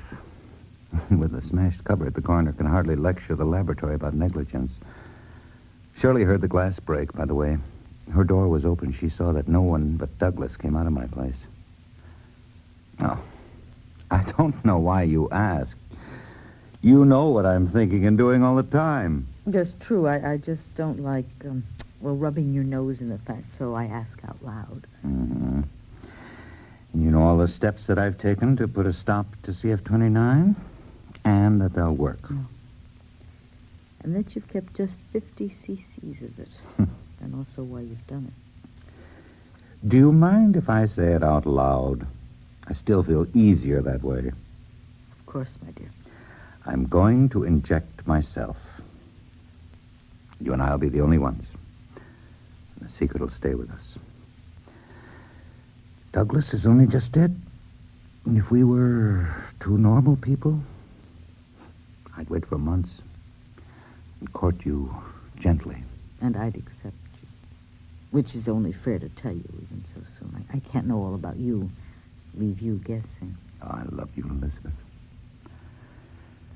I know I don't have to tell you in words, but I like the sound of them. So do I. So I have to inject myself to be like you. You know, I wonder if we can survive. I've learned in the past few days just what it means to have your mind wide open to other people's thoughts. I can't describe it any more than you could describe sight to a man who's been blind from birth. At first, I thought it would kill me. I did, Frank. I thought I'd be mentally battered to death. You aren't, though. You're too strong. No, too something. I found I could live with it. But whether two people, open to each other, however much they love one another, well, I just don't know. And I'm afraid for both of them. So am I. But what's our alternative? To leave things as they are? The one-way link? That'd be doomed from the start. The classical tragedy of the mortal who mates with a goddess. No, really. Destroying him and maiming her. But the other, the two-way link, will be stepping into a light that may be too bright to bear. We don't know. But it's our only hope. To step into it together. You've got the hypodermic, haven't you? Already filled. Yeah. Waiting for your decision. We'll be saying goodbye to the ordinary, safe, familiar world. You said goodbye to it a week ago. I know. It's very lonely out here. I want to join you out there. Whatever the dangers, at least to put an end to the loneliness. Oh, there'll be no at least about it. Well, my love? Hold out your arm.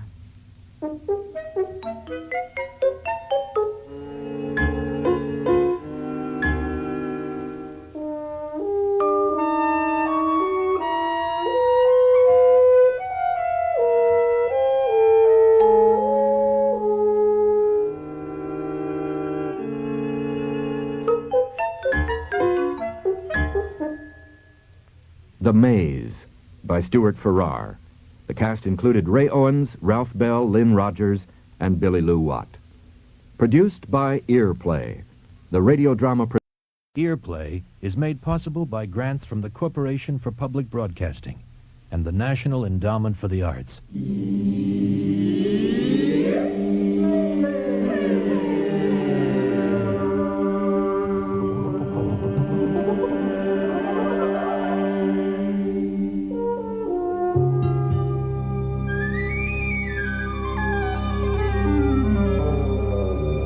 A play for radio, The Midnight Mocker by Leo Goldman.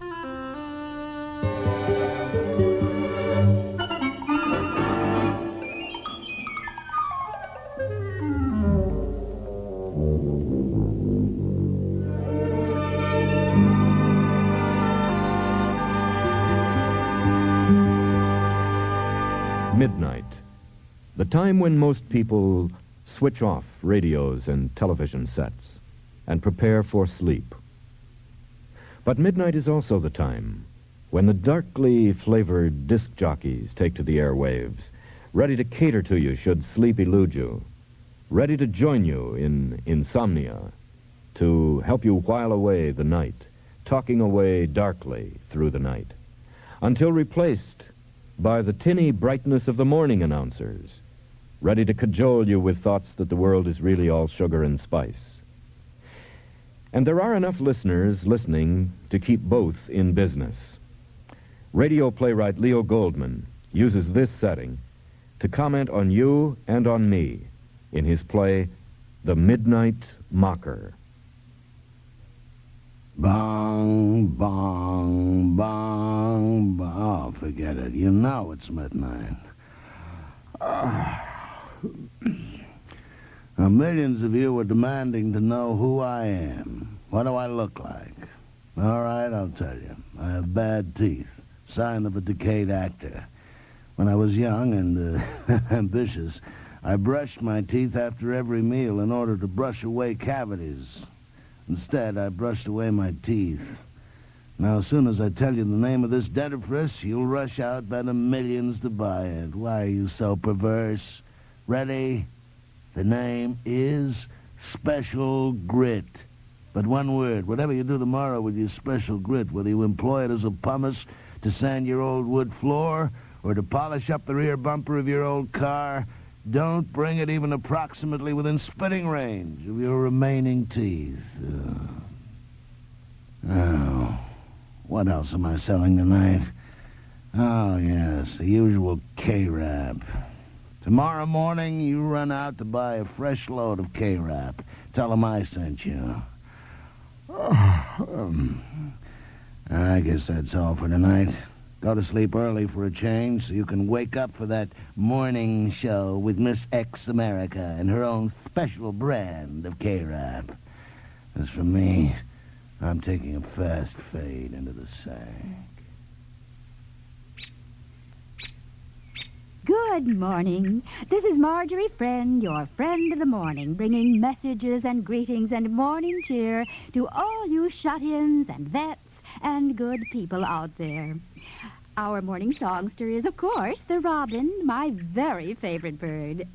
Oh, yes, when I was little, I used to think, how can Mr. Robin eat that breakfast food and then go hopping and singing all over the front lawn? Hopping, yes, but singing?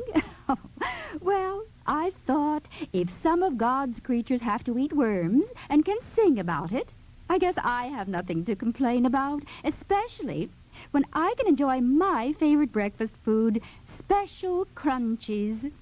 And you know, I still do enjoy them after all these years. Oh, here, I didn't mean to do a commercial there. It just popped right out because, you know, I really believe in the products that I tell you about. I really do. Now, early this morning, I received many telephone calls from you good people.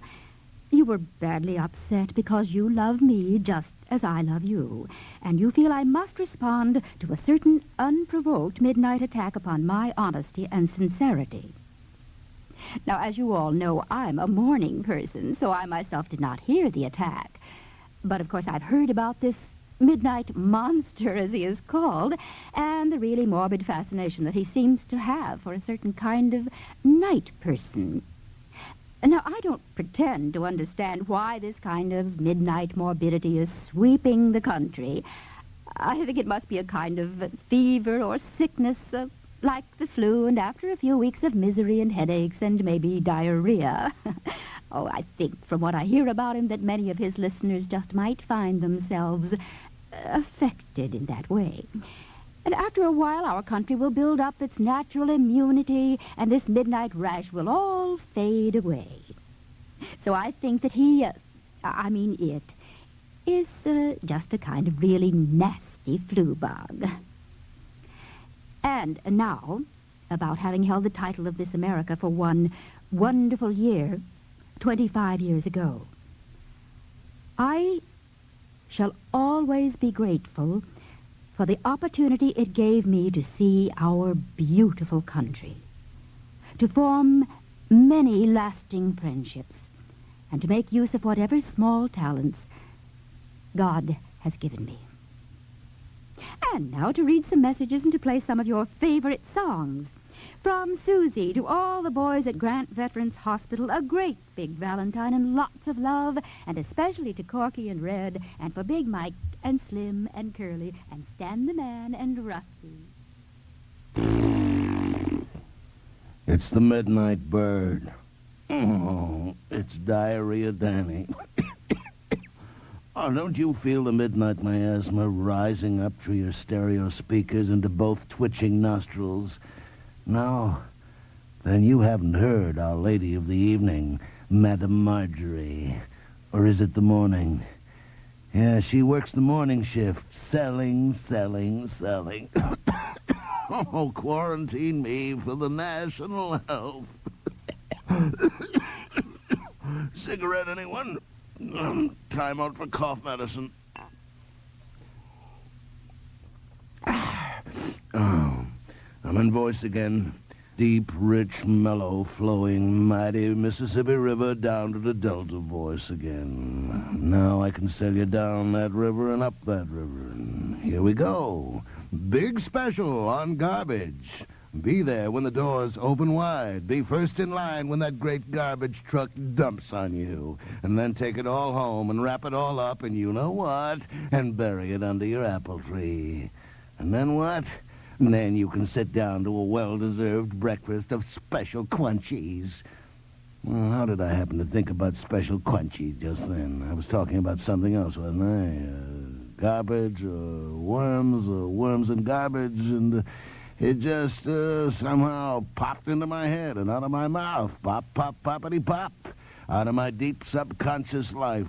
Out of that mysterious ocean of thought and feeling, up from the very bowels of my being. Scarcely aware was I of what true heart was uttering. Quench, quench, quench, go your brains. Quack goes your mind, as munching Marjorie goes munching, crunching forward on your heart, your faith, your trust in womankind. Oh, yes. And she's a mother, too. Of two lovely, wholesome, simply creamy future Miss Americas. What will they think of Mother now? Can't kid the kiddies, Margie. They always see the worm, just like your favorite birdie. And now I shall reveal to Madame Margie, or Marjorie, or Margarine, or whatever the hell the brand name is, the secret of the morbid attraction which I am now exerting upon the minds and hearts of all you faithful listeners. You ready out there? Hang on to your bedsides. Take a grip on your sleeping wives. Beware of swaying chandeliers, vibrating window panes, cracking walls. 10, 9, 8, 7, 6, 5, 4, 3, 2, 1, 0. Truth. All I have to do to sell a product is to call it by its rightful name. Garbage. That's right. And people fall out of bed laughing and run out to buy it. Of course, I can't sell just any kind of garbage. I mean, I couldn't sell, say, $25,000 worth, like a brand new collapsing house. No, $2 is about the limit. Anything under $2 is good for a laugh. What are people doing with all that K-rap, I wonder? They must be wrapping it all up. The house, the wife, the car. I have a feeling if times are good, I might make it to $3. Times are bad, $1. What, half a buck? 2 bits? A dime? How much garbage can you buy for a dime? Plenty. When you get down to 10 cents, it's pure. There's nothing good left in it.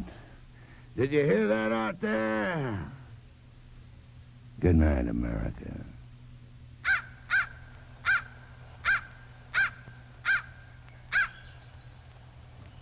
Good morning. I'm Marjorie Friend, your morning friend, bringing a little morning music to all of you good people who really know the meaning of long, dark nights. Well, you'll never guess who that bird is. That, dear friends, is a little mockingbird imitating a big bad crow. It's a very clever bird, oh yes. We had lots of mockingbirds in my hometown, some of them walking around in long pants, because you know it is so easy to mock and to jeer. Now, I'm receiving so many telegrams and telephone calls and special delivery letters that my head is just going round and round.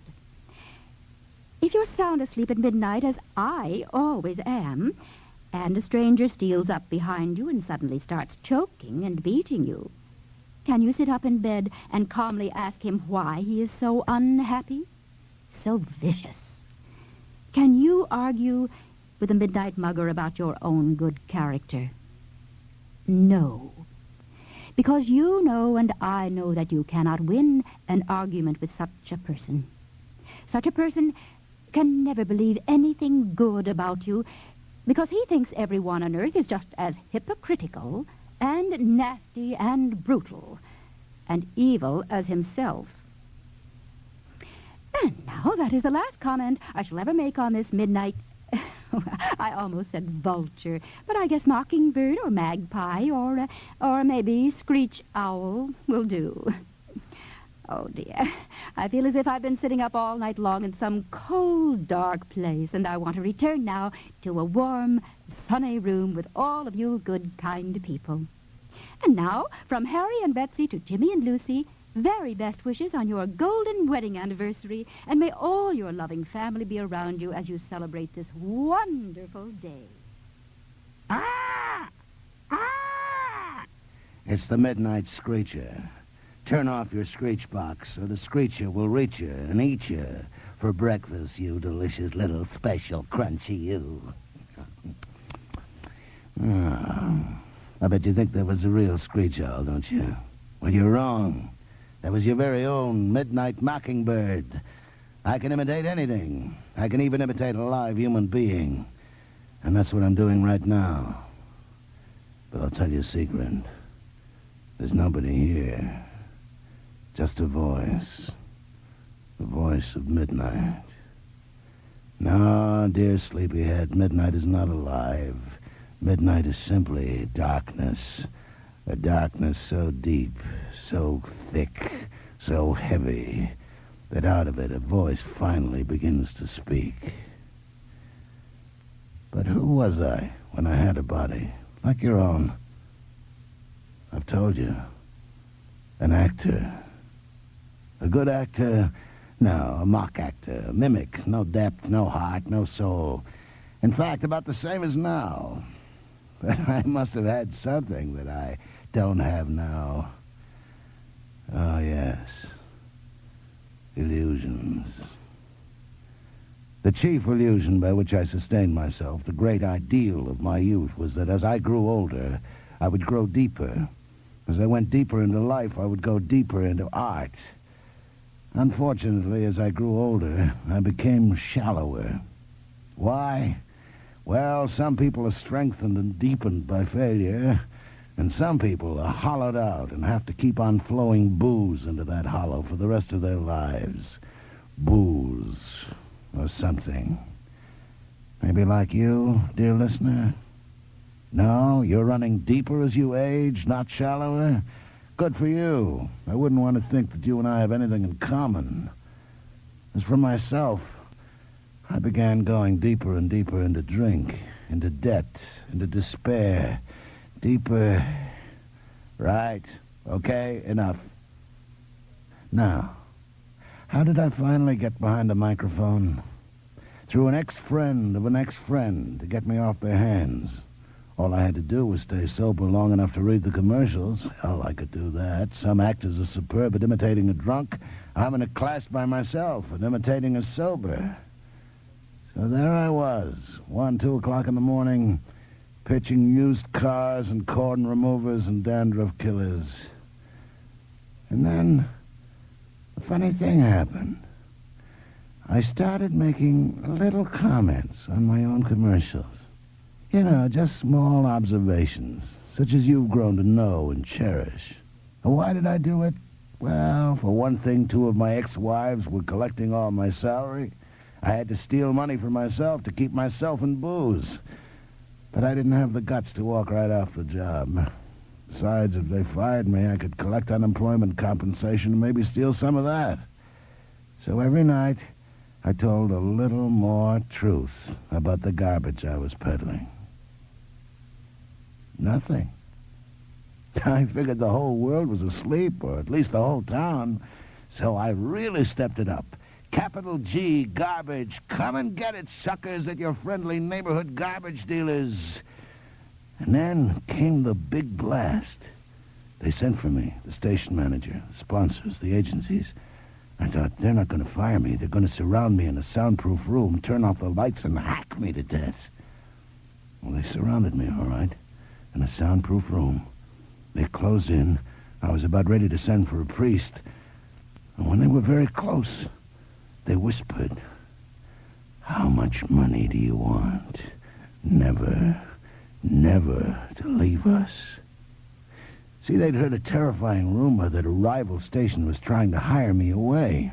And that rumor hadn't reached me because in the secretive way of your truly accomplished boozer, I was stealing away each misty morning and hiding incognito with my bottle in a hotel room without benefit of telephone. And in the meantime, sales were doubling, tripling, quadrupling, quintupling. That's what was happening in the silence, the vast silence of the city out there.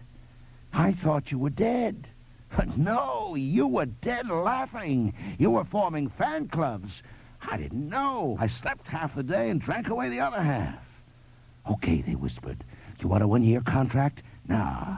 Good. Then you want a 2-year contract? No. Fine. Then what you really want is a 5-year contract? No. Great. Then it's a deal. We'll make it a 10-year contract? No. No. Then what do you want? I want to talk to the rival station. What? Why? Power. Trunk power. But even more than that, the rival station has more watts power, transmission power, network power. Hey, world, I have an audience. Can you imagine? I, the living dead, has gained an audience. Of whom, I wondered? Of the living? Are you listeners among the living, and only I among the dead? Or are we all, each in his own way, deceased? You, an audience of the dead, gravely, laughingly, soundlessly, receiving nightly broadcasts from a ghost. So here I am, hoarding this microphone, Mr. Macabre, the latest popular monster, drawing even with mighty Frankenstein in the monster popularity poll, passing up Count Dracula, that dullard, running far ahead of all the devils, witches, zombies, vampires, goblins, ghouls, and assorted evil spirits which have lately taken possession of our hell-bound country.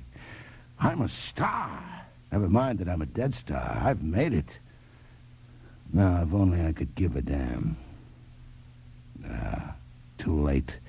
I've gone into an irreversible decline. But never mind me. I'm not interesting even to myself. I bore myself. What is interesting is whether you, too, have slipped into a decline. I mean, after all, I'm your hero. You worship me. You write thousands of fan letters, all of which are burned on arrival. You'd give anything for a photograph, a lock of hair, a fingernail clipping, evidence of actual bodily existence.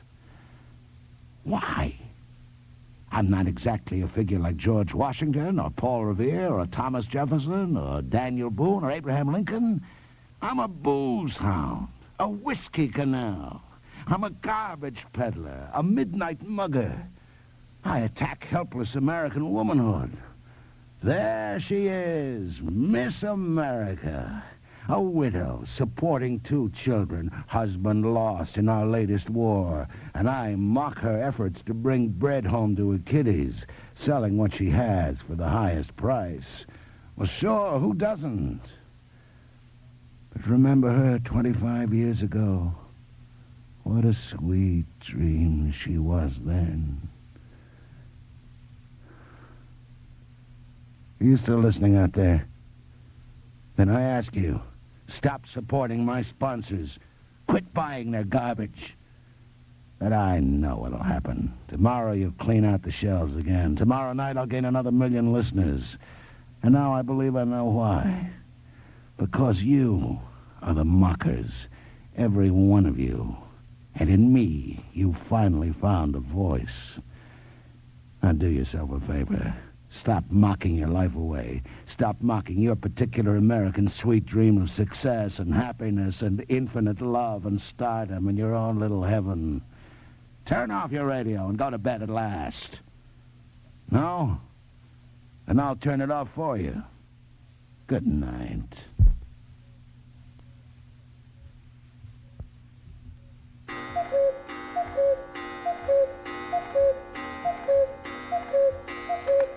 Good morning. I'm Marjorie Friend, hoping to share a morning hour with you.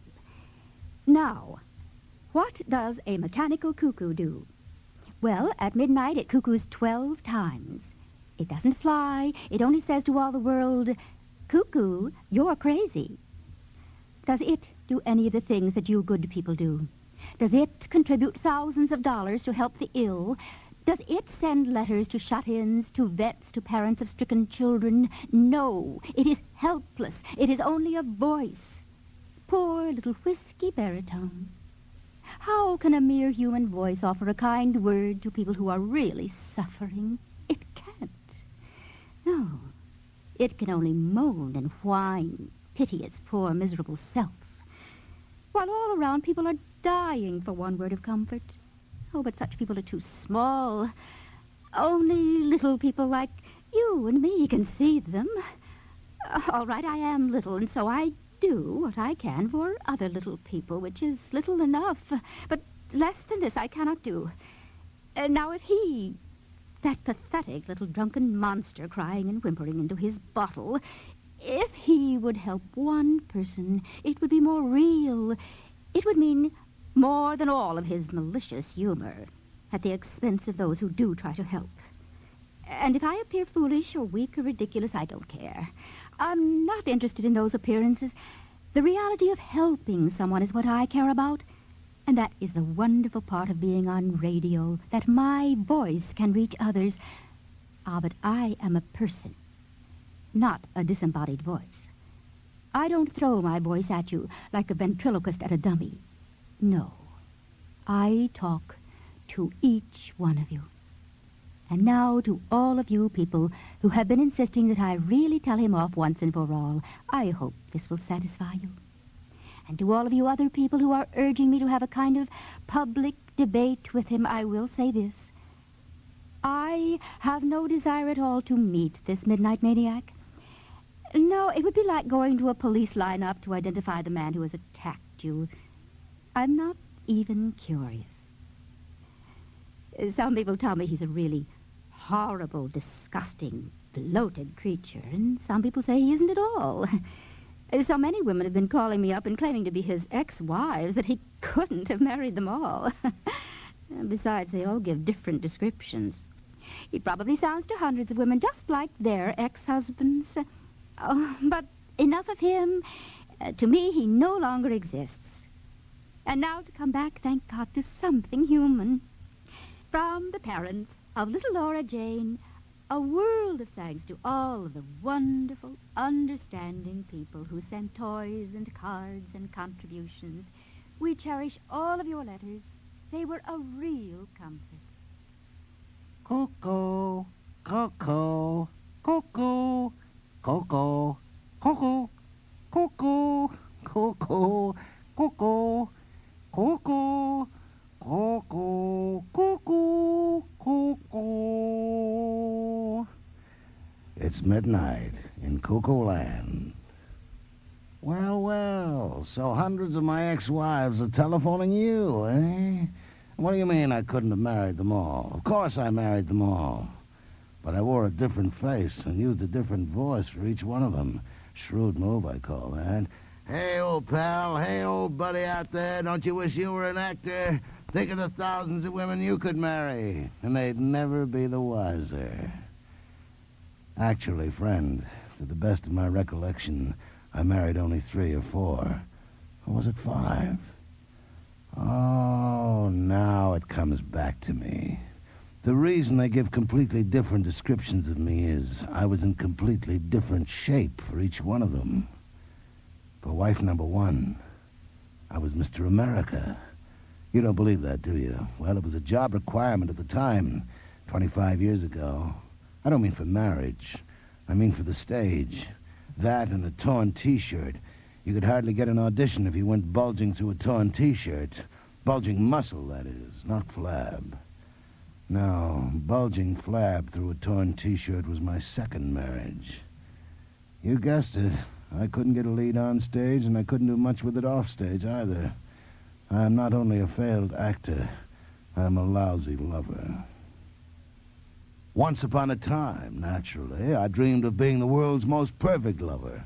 On stage, off stage, on screen, off screen, absolutely the world champion of tenderness yet firmness, and firmness yet tenderness, the tenderest, firmest, tempestuousest, tenderest tempest. Well, you know what I mean. And routing the villain. But a funny thing happened on the way to the bedroom. I became the villain. The boozing husband, the fat clown. Not the tragic clown, not the actor playing clown for all the world to mock while his own heart is breaking. No, just an ordinary, unfunny, everyday, drunken clown. Maybe a little bit like you there, old bar buddy. No? Well, good for you again. God knows the nation and the world needs sweet lovers like you, not to mention your lucky wives.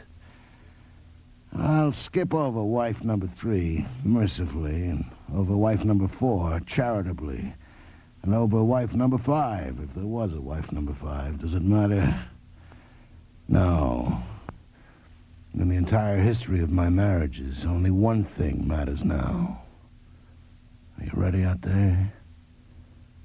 Marjorie Friend was wife number 1. Yep. She took my virginity, and my heart, and my soul. And left the voice you hear now. Can't hide the truth forever, Margie. Now, about hooking up with her again, by radio, that is, as all morning and midnight America are now demanding, I'll give it a try. But listen, Margie, if you're up past midnight, and I have a feeling you are, I could never make it to your early morning program. At that hour, not only do I have no body, I have no voice. So how about a date? Any midnight you're free. You at your station, I at mine. Until then, good night, hold number 1.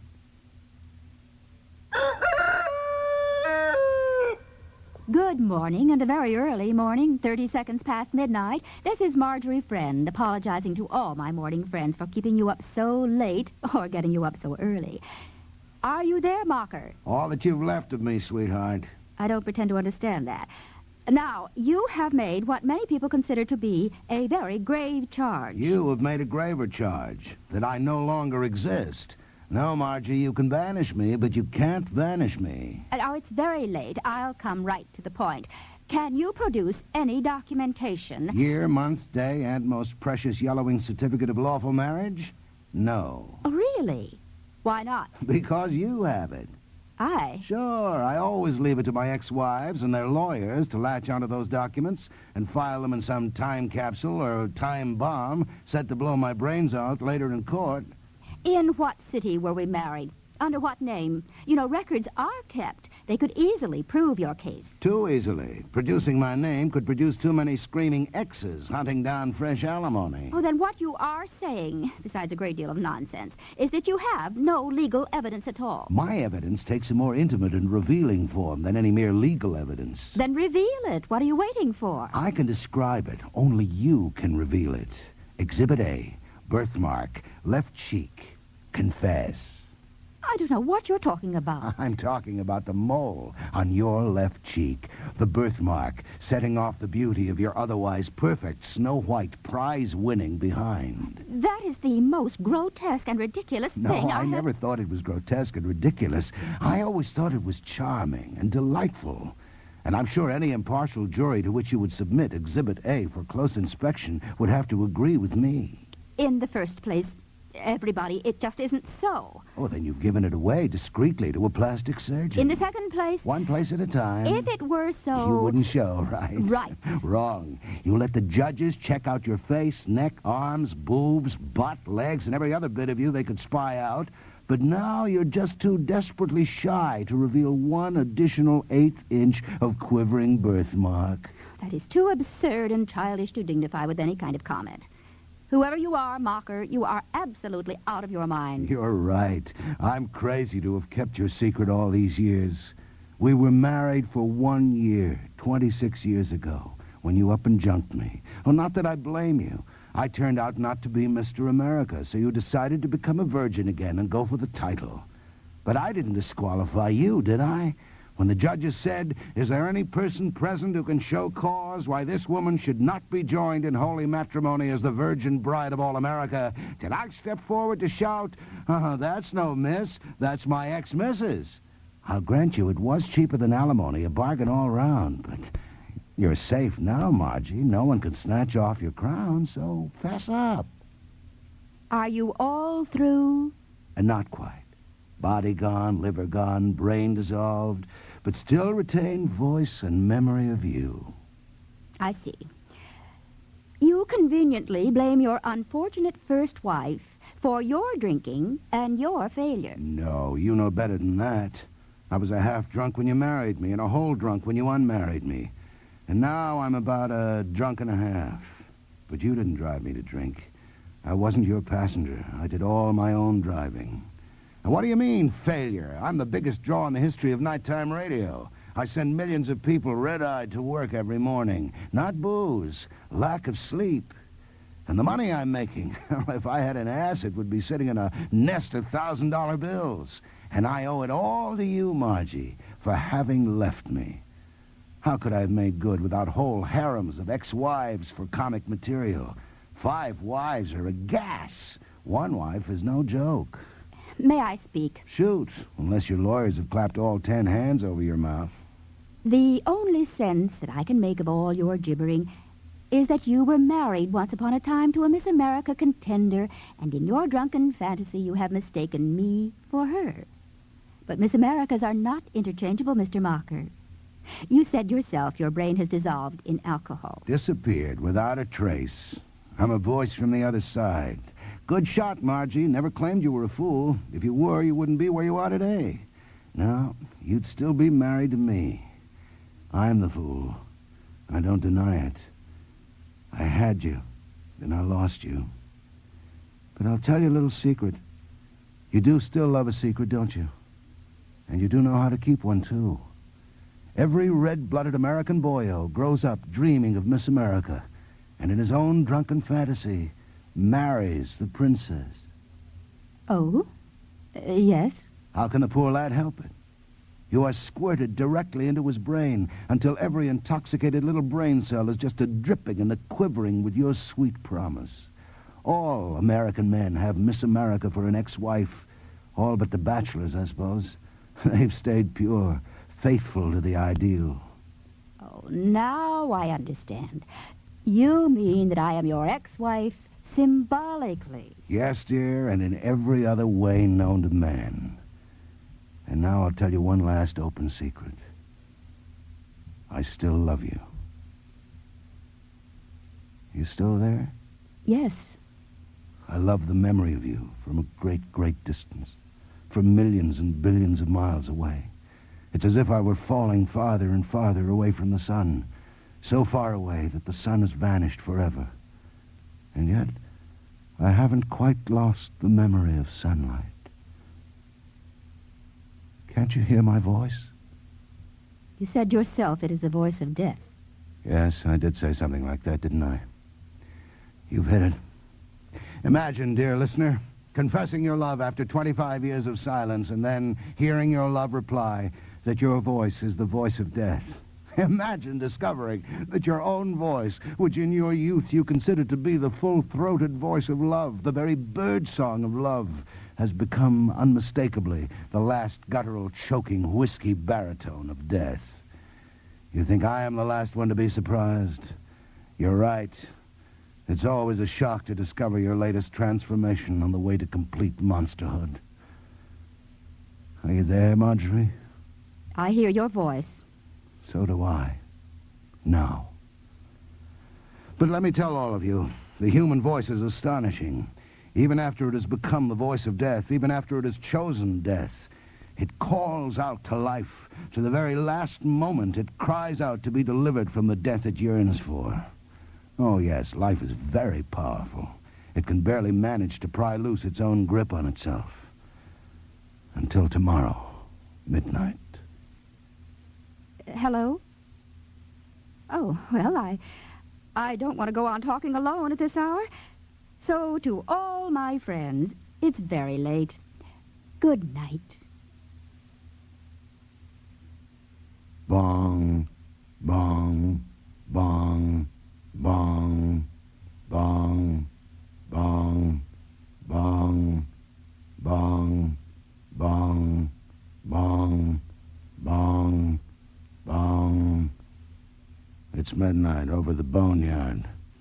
Not everyone has the privilege of tolling himself all the way into his own grave. Another unexpected benefit of radio, dear invisible audience. Well, cannot one of you seated there in chapel find a good word to speak in praise of the departing? Silence. From all that listening throng, not one yea leaps forth to echo here at graveside. Last week, last month, you loved me. Tonight you have abandoned me. And why? Because last night, oh fateful midnight, I did declare my love. Well, monsters do love, you know. Think of the Hunchback of Notre Dame. Think of Frankenstein. Think of yourself. But no longer am I the midnight mocker. Tonight, I am the mocked. You were waiting for me to blast her, annihilate her, send her whimpering back to the protection of her mourning friends. Instead, I said, Miss Marjorie, Miss Ex-America, you, voice of morning light, I, voice of midnight darkness, love your sweet memory. My reward, a national kiss-off. I turned a midnight horror story into a morning soap opera. Women laugh at me. Men yawn. The nation has fallen out of love with me. Divorce has set in. Sponsors are withdrawing at the speed of light. The end has come. You've all heard of the overnight success. I am the overday flop. Well, Midnight America, what can I sell you now that I'm a lover? The party's over. There's just one last sale I can make. If not to you, then to myself. And here we go. Big sale on bottled sleep. You can take it in tablet form, in capsule form, or in liquid form. But no matter how you take it, it has only one side effect. It kills you. If you dissolve 25 tablets in a pint of booze, as I have done, and drink it down at midnight, as I have done, about 5 minutes will do it. Ah, you say, another gag, another gimmick, another game, another act, another fraud, another swindle. Is nothing real, not even death? Well, you've been sold so many fictions. How can you be blamed for not being able to distinguish lies from truth? Well, think of it this way. Lies sell. Yes, but the truth could be even more sensational. It's all show business, right? We know that at curtain call, the dead hero jumps upright from the bloody stage, bows, waves, and trots off to the wings to count the receipts. Oh, how we do love death and profitable resurrection. The good actor dies like an acrobat. The bad actor dies awkwardly, a clown to the last. Dying with style. Now, that's the best of acts. Give me more light. That's the way to die. That's the cry of genius, of life, of love. But some cry or whisper, give me more darkness. There is still too much light by which I may see myself. Give me deep, eternal darkness. Give me that silence, That abiding silence where I'll never again hear the sound of my own voice.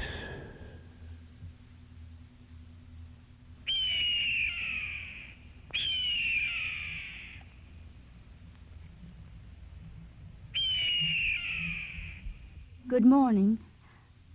That is the victory scream of an American eagle.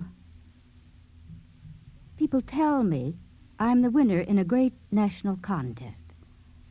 People tell me that my voice is the voice of America, not his. I want to thank all of you for your comforting words, but I just don't feel like a winner. I only feel the waste of that man's life. All of that intelligence, all of that feeling, all of it lost forever in mockery and self-mockery.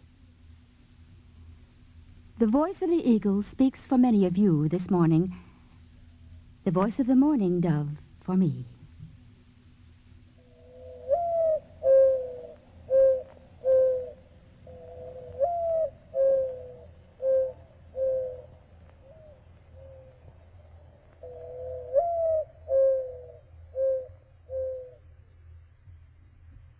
The Midnight Mocker by Leo Goldman. Jay Meredith played Marjorie Friend. Henry Raymer was the Midnight Mocker. Produced by Earplay, the Radio Drama Production Center for Public Broadcasting. This week's Earplay Hour concludes now with a performance by the Natural Sound Workshop in New York City. Kirk Nurok, director. Performances are based on human voice and body sounds. Nurok has said, in a sense, natural sound is both primitive and futuristic. It goes back to raw, pre-verbal expression and aesthetics. But at the same time, it's looking forward to the future shock days, when we'll have more and more free time. Participation in the arts will help fill those hours. And I believe that we are all natural musicians. The piece we're to hear now also has voice soloist Jay Clayton and saxophonist Roger Rosenberg, as well as piano and bass. Scat Melisma with the Natural Sound Workshop, directed by Kirk Nurok.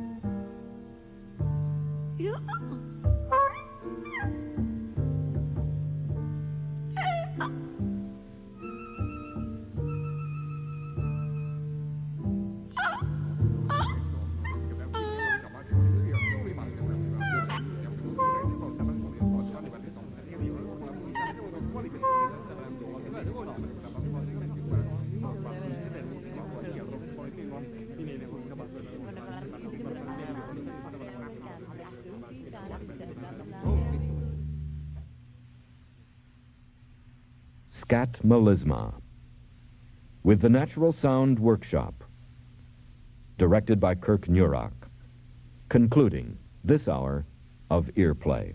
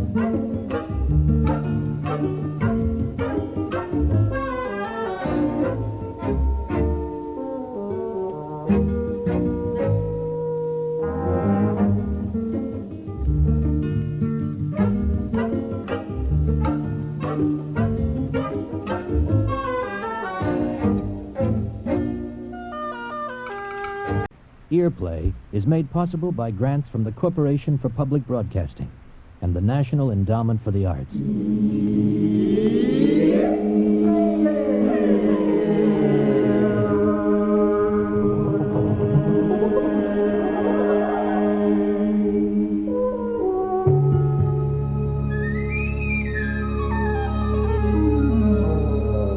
Part 1 of a 3-part adaptation for radio by Bill Morrison of Dostoevsky's Crime and Punishment.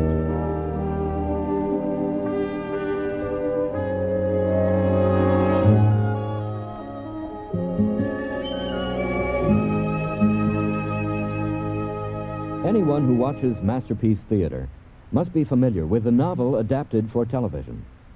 In Britain, the tradition began some 40 years ago on radio, and it's become one of the most popular and the most creative forms of radio drama. The reason for this long history lies in the affinity between radio and the novel. Both forms invite the reader or listener to create their own world for the characters to live in, to mesh the story with their own experience. Both demand a more complete identification with the subject matter. And nowhere is this more perfectly demonstrated than in the new adaptation of Crime and Punishment, Earplay's presentation for the next 3 weeks. Using the full potential of stereo recording, the production brings inside our own heads the desperate mental turmoil of Dostoevsky's tortured hero, Raskolnikov. Earplay presents Part 1 of the BBC production, Crime and Punishment. It is my belief that men in general are divided into 2 categories: of ordinary men who are born and desire to be ruled, and extraordinary men who are, by their nature, criminals and destroyers. This other kind of men has the right to be decided in their own conscience, to overcome and eliminate whatever obstacles might lie directly in the path of their destiny. The destiny of daring to give to the world a new word, for the benefit of all humanity. They must destroy the present, for the sake of a better future. place you want to go is the old woman's. She lives in a house down by the canal on the 4th floor. What's her name? Alyona Ivan. You can pawn anything with her. 5,000 rubles or one, it's all the same to her. I only want something to tide me over. Just don't expect a fair price. That old cow would cheat her own family, and does. She has a sister, Lizaveta, and she treats that girl like a slave. When I say girl, I mean she's 35 and 6 foot tall. A bit simple, is she? Maybe she is. But she's very good-natured. I like her. She'd do anything for anybody. Anything? Well, it's true. I've never seen her when she wasn't pregnant. But it's the way the old woman treats her. Lizaveta mends things, sews, sells second-hand clothes. She's always busy. But she has to hand over every penny she earns. Well, she's a bit simple. The point is, I know for a fact she'll never see any of that money. The old woman has made her will and left a lot, which must be a fortune, to a monastery. So they'll say prayers for her in perpetuity. She'll need every one, and they still won't save her. Poor Lizaveta. I tell you, I could kill that old woman. It wouldn't cost me a thought. Oh, you don't mean it. I do. What is she? A mean and worthless old hag. A moneylender who feeds off human misery. You could do so much good with that money she's going to give to a monastery. In this city, young girls have to go on the streets every day. Families are ruined by drink, by disease. The disease of poverty. The rotten, dirty smell of it is everywhere in Petersburg. It's wrong, and it does not have to be. So cut out the cause of it. She's going to die soon anyway. So kill her. Take the money, use it well. And you tell me, wouldn't that crime be wiped out? One death, 1,000 decent lives. I'll agree she may not deserve to live, but that's how it is. It's human nature. We must plan and organize our nature, otherwise we'll never progress. I'll ask you another question. No, I'll ask you one. Would you yourself really kill that old woman? No, I'm arguing about justice, about the abstract. You'll never have it unless you're prepared to do it yourself. It would have to be an extraordinary man who'd do it for those reasons. Oh, come on, buy me another drink. I'll pay you back when I've pawned my stuff. I'll show you where the house is afterwards. I listen to myself. It must be fate. I've thought the same thing 1,000 times and planned it 100. If it takes such a man, I am that man. And I will do it. How will I introduce myself to her? I must say boldly, I am Rodion Raskolnikov. I am a student, and I have come with something to pawn. A pledge. I can't be serious. I can't mean to do this. It's a dream. Only that, and it is a dream. I must plan it very carefully. Pay great attention to the little things.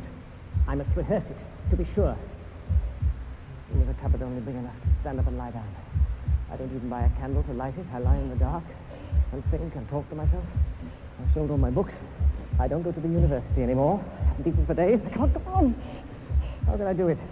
How did I reach this plan? There are men who would seize their opportunity, and Napoleon would act. It wouldn't cost him a thought. How would I kill her? With an axe. Strike her on the head with an axe. What is she?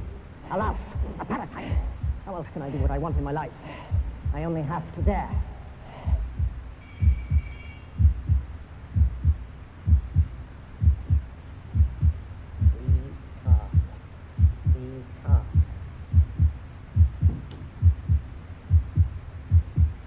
What do you want? My name's Raskolnikov. Don't let my voice tremble. I'm a student. I came here before, a month ago. She must let me in. I remember you. I'm here on the same business. Come in. Come inside. Thank you. The sunshine. The sun shines so brightly. It shines like a diamond. How could I kill her? Well, what do you want? A watch. A watch. I have brought this thing. Time's up on your last pledge. I'll bring the interest for another month if you wait. Oh, that's up to me. They hardly glancing at it. It's happening too quickly. The next time I must bring something wrapped, tied. That will take a time to open. Think how the axe will enter there about her ear. How could I? I can sell, you know, if you don't pay up on time. How much for the watch, Alyona Ivanovna? I gave you 2 rubles the last time for your ring. I could have bought a new one for less. Why should I be subject to this? It's degrading. I'm an intelligent man, educated. I shouldn't have to bear this. I can strike her now. No. Tom, you mustn't suspect a thing. Talk. Give me 4 rubles. It was my father's. It means a lot. I'll redeem it, I promise. I'll be sent money soon. Listen how I crawl. It's hardly worth my while. The next time, there must be no talk. If I have to haggle, I'll get confused. I'll lose my nerve. I give you 1.5 rubles, but with interest in advance. I must have time. She must be distracted. Time to bring the axe out, raise it, bring it down. What do you say? All right. Then wait here a minute. That's right. And she keeps the money in the back room. It's all a dream. Only a dream. I will not dare. I know how to carry the axe. It will be under my coat. The head will hang in a loop of cloth sewn under the arm. My hands will be free. Listen. She's opening drawers. She carries the keys in her right hand pocket. The drawers will be the small keys. That's a box, a chest, dragged out of hiding, and a big key. Yes, she has one big key on the ring. Oh, I'm going to faint. I cannot bear it. I have no strength. What are you? A man who will dare, sees what he wants, and needs for his purpose, or a non-entity? Are you one of a stupid herd ready to be trampled on, exploited, abused, not a sound of protest? I must find out what power is in me. I have an identity. I have a destiny. Tell her I will come again soon with another place. Tell her.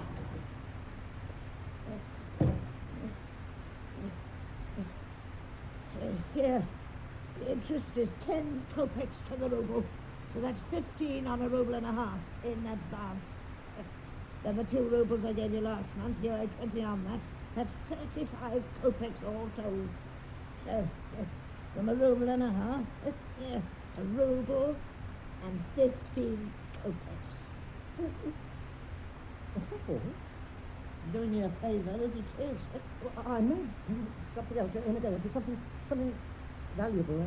A silver cigarette box. Yes. We'll talk about it when you come again.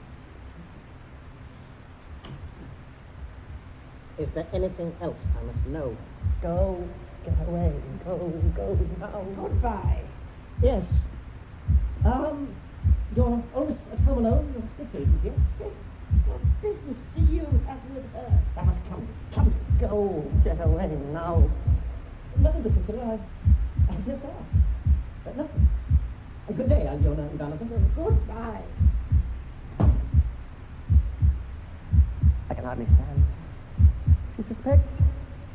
Impossible. I can't come back. I know all I need to know. It will work. All I must do is follow the plan. I will come back in 2 days. I don't mean it. It's all a dream. A hideous dream. The taste of black bread. I can't go on. I mustn't think. I must just be and do. Please, bring me another beer. Right away. Here you are. No, thank you. Excuse me. You look like a man of education. Can I talk to you? I'm a civil servant. Marmeladov is my name. Have you been in the civil service? No, I'm a student. I knew it. May I sit down? If you like. Thank you. Now, tell me this. Have you ever spent a night on a hay barge? Not so far. I have just spent my 5th night on one. Hey, Marmeladov. If you're a civil servant, why don't you work? I drink instead. Now tell me, have you ever begged, abjectly begged, for a loan you know you wouldn't get? I have. Why should the man give you anything? From compassion? Compassion has been outlawed by science. They tell me that's what happened in England, because they have political economy. If he won't give you the money. Then why go? Every man must have somewhere to go. My own daughter has to go on the streets. It's no secret. I can see you are troubled. That's why I spoke to you. I don't want to be laughed at by these characters when I tell the story of my life. I've heard it all before. My wife, Katerina, was a lady, the colonel's daughter. She was a widow with children when I married her. She'd run off with an officer who beat her all the time. But she thinks she was once happy. Her family had disowned her. Well, you can judge the state she was in when she was prepared to marry me, a widower with a young daughter. I swear I didn't touch the drink for a year after we were married. But I couldn't please her. And I lost my job. We came to Petersburg. I got another job. But the drink claimed me. My daughter grew up the best way she could. What can a respectful but poor girl earn? And I'll tell you, 15 kopecks a day if she slaves me. I was lying drunk, and I heard Katerina say, "Look at her. She lives off us. There's nothing to help." And my daughter, my sweet, gentle Sonia said, "Katerina, must I do it?" "Why not, sister? What's so precious about it?" Oh, don't blame them. I had sold everything. My wife is ill. Consumption. Anyway, at 6 o'clock, Sonia got up. At 9, she came back. She laid 30 rubles on the table. Said not a word. Wrapped herself in a shawl and lay with her face to the wall. My wife went on her knees and kissed her feet. And I laid down. She's registered now. There's a room of her own. Our landlady put her out. Poor Sonia. But let me tell you, I went to a man, His Excellency Ivan Navarrovich. I told him all. He turned you away? No. He wept. That good man found me a job. Oh, imagine the excitement when I came home. I was treated like a king. This was 5 weeks ago. I found the money to buy me clothes. I had 2 courses at dinner. My wife was so proud of me. 6 days ago, I brought home my first earnings. 23 rubles, 40 kopecks. Oh, she loved me then.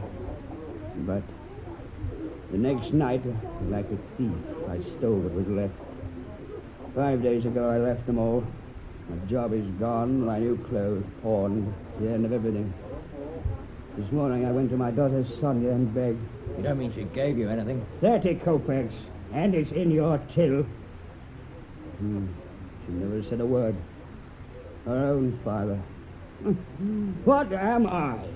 Who could take pity on a man like me? Too many have. I should be crucified. Crucify me, oh judge, but pity me.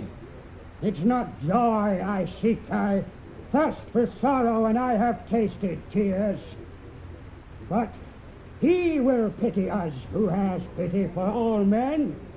He will come on that day of judgment, and he will ask, where is that daughter who gave herself so? And he will forgive her. I know he will. Then he will say, you too come forth. Come forth the drunkards, the weak, the children of shame. And we will stand before him, and he will hold out his hands, and we will fall down and weep. Then all will be understood. All will understand. Lord, thy kingdom come.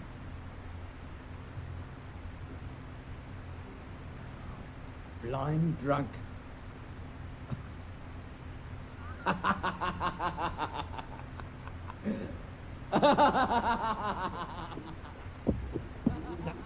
Come on, lean on me. Where's your room? There. That door there. Oh, shh. I'm afraid. Not that my wife would beat me, but what will happen to them all? All the little children. This door? Yes. So, You can't he's come back. You shot. Where's the money? Don't tell me you drank it all. There were 12 rubles left. I'll tell you everything. Drank it all. You drank it all. Who are you? Have you been drinking with him? Haven't you any shame? Get out! Go on, get out! Hit me, go on. Why did you come back to us? What use are you to us? Hit me, Catherine, I hate me. Damn you, you drunken fool! I deserve it. Give me more. Go, beat me, Katerina. Beat me, I deserve it. What about the children? Where are your new clothes? Katerina, You drank it all, you stop! Beat me, Katerina. That noise! I'll put you out! Here, please, now, look, it's all the money I have, but take it. Here. No, I deserve it. Look, the money, I'll put it here. Try it all. What have you got in your pocket? They're hungry! They're hungry! What did I do that for?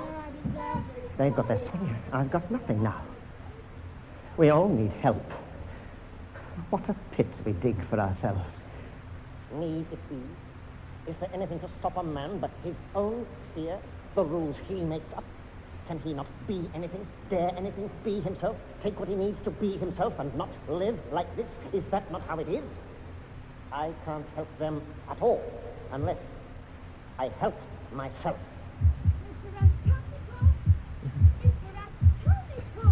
What? Take him up, it's late. Get up. Look, I brought you some tea. Will you have some tea? You must be starving. Have some tea.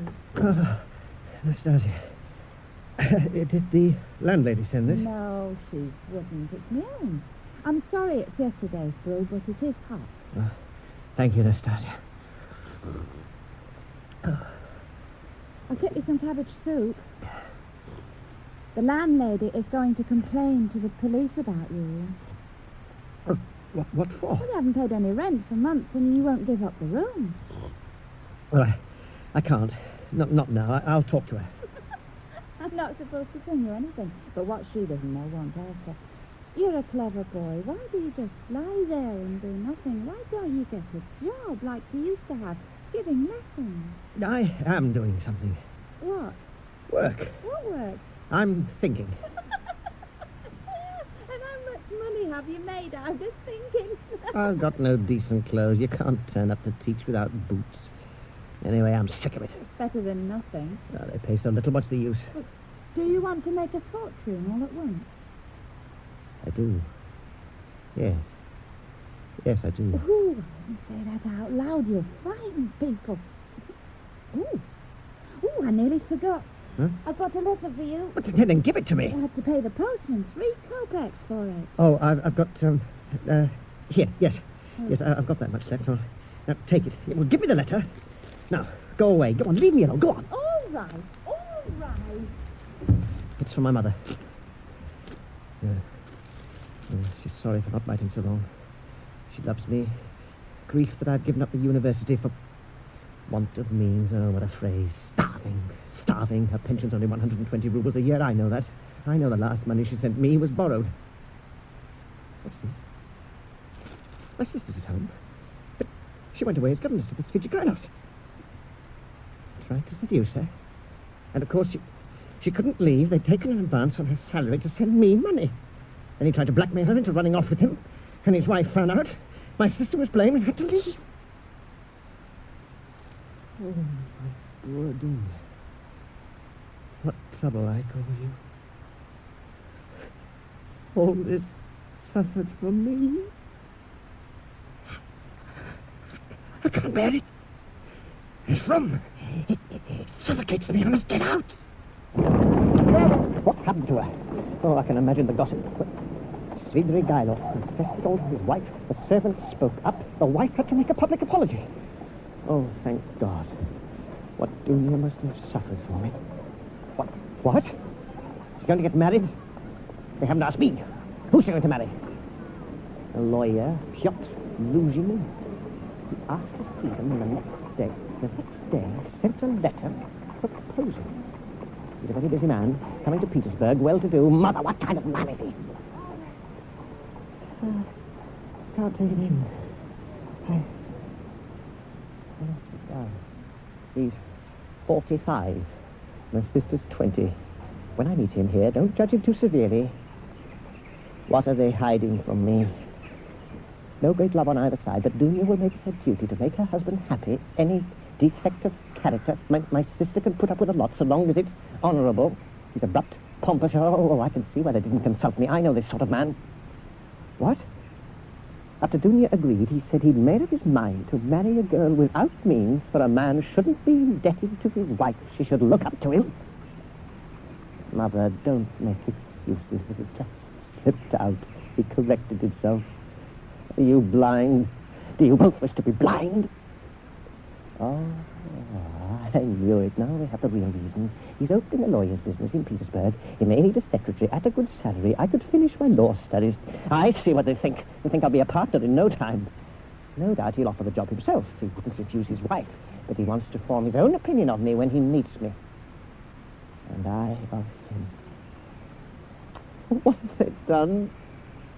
They'll be in Petersburg within a week. With the engagement, her credit's good again. She can send me money, not much, because he's given them nothing. They have to pay for the journey themselves. That's 700 miles. Never such a marriage while I live. They don't deceive me. My sister may be able to put up with a great deal because she's selling herself for me. Not for herself, but for another.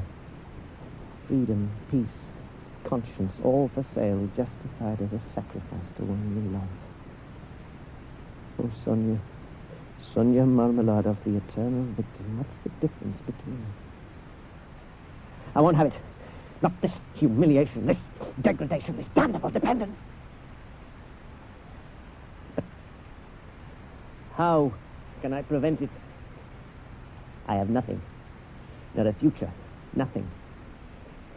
Every man must have somewhere to go. What else can I do? Is there no other way? My plan, my dream, my hideous dream. Where am I? Where am I going? To see my friend Ratsumichin. To see him, see if he knows of work. Oh, what's the use? But I meant to go. Yes, I'll see Ratsumichin after I've done it. What do I mean after? Will I do it? Must I? Must I do it? Child 7, walking the country, father, grey day, flat land, a tavern, scared of the crowd, always was, hold his hand, tight, walking past, drunks, shouting, walking to the church, gunman's grave, kiss the grave, every year, father's hand, drunks shouting, cart outside, old horse, man, drunk in the cart, all crowd in his cart, old horse, can't move, can't pull, old horse, on the cart, Calliope cries, can't move, can't pull, whip, men, whips on legs, back, eyes, head, can't pull, can't move, father, let the bee, don't look, whips, can't pull, taste the eyes, whip the eyes, I run to the horse, pulled away, run again, pulled away, whips again, horse kicks, last gasp, man, iron bar, takes a bar, down on her back, on her head, on her back, down, iron bar, once, twice, many times, I cry out, she falls, horse down, an axe, finish her off, down, dead, last, dead, I take her head in my arms, father comes in his arms, why, it's not our business. Dream, hideous dream. Can it be that I'll take an axe and strike her on the head, shred in the blood, steal and tremble? No, yesterday the rehearsal, I knew I couldn't do it. No, the plan is perfect. But I couldn't do it. Lord, my dear God, show me the path. Show me the way. I will give up this hideous dream of mine. Fill me with thy peace. Amen. It's time. I have an hour. I know the old woman will be alone at 7 o'clock. I heard her sister Lizaveta arranged to be at the market at 7 o'clock. It was fate. Don't think. You only have to dare. First, the loop. I have it sewn ready in my coat under the arm. Yes. Second. What was second? The pledge. A bit of wood, bit of iron for weight. All wrapped. Tight. Take her 2 minutes to undo that, like a silver cigarette box. Now, third. The axe. Must get the axe. It's in the kitchen. There'll be no one there. There it is!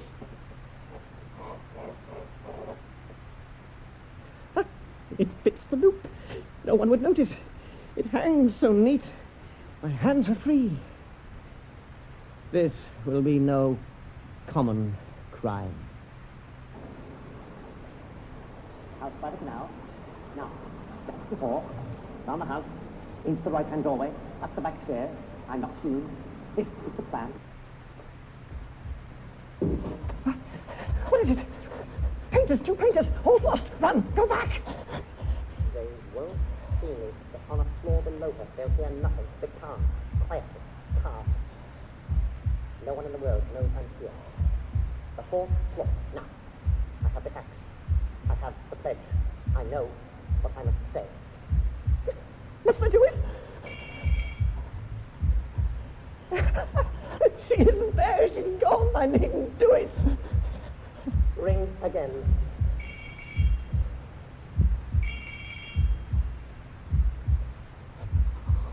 Oh, it would be so. I have no hope. What do you want? The sun does not shine. The sun does not shine. Alyona Ivanovna, good evening. I've come as I said. I've got something to pawn. Come over into the light. See what I have. Who are you? Rodion Raskolnikov. You know me. I came the other day. I said I'd be back with this. Look, take it. Look at this. I'm in a hurry. Take it. Come on. Look down. Then I can open my coat. The axe is ready. Yes. I remember you. Oh, don't rush me. What have you got? A silver cigarette box, I told you. Why is this so stupid? Start to unwrap it. Do it as it's supposed to happen. You're trembling. No. Are you feeling all right? Haven't been taking baths, have you? I've had a fever. Why do you back it up like this? Don't talk. Look down. Now. No. Why is it all tied up? My hands are weak. They'll slip on the axe. Do it. Now. Oh, she's so small, the axe will come down. Nobody come on that end. With the blunt end. Raise it. Now. And strike. And again.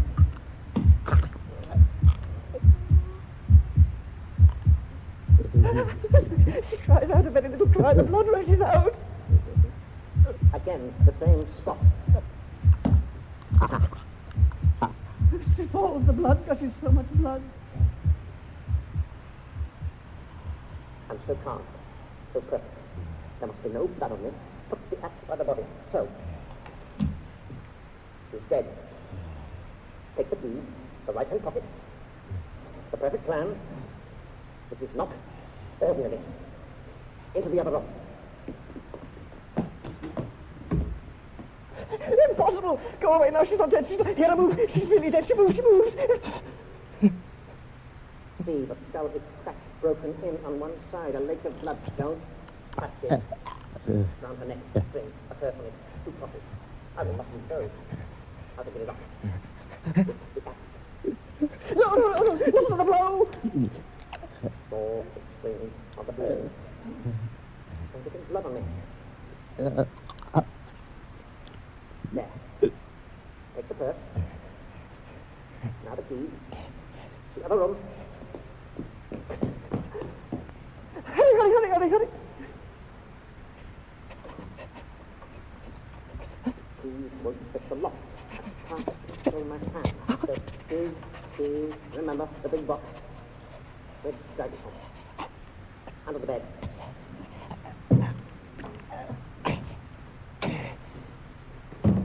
What's there? Clothes. And watches hidden. Jewels. A red dress. Wipe my bloody hands on a red dress. The stain will not be seen. What am I doing? What was that? Who's there? Someone is there. Elizabeth! Oh, she was not meant to come back. What do I do? I left the axe. She backs away. She makes no sound. Not even raise her hands. Or protect her head. Her mouth moves. But this younger lady strikes with no sound. I raise the axe. She looks at me so tall. I raise it high. High. I strike her square on the front of the head with the sharp edge. This time, the skull splits into two halves. She falls at once. Oh. Oh, listen, you know, I have to come back. I never meant this. It's not the way it was supposed to be.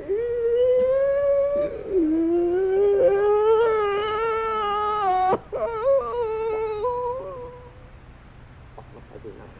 I think I lost the axe. Look! The door. The door. What? The door. It's been open all the time. How did I forget that?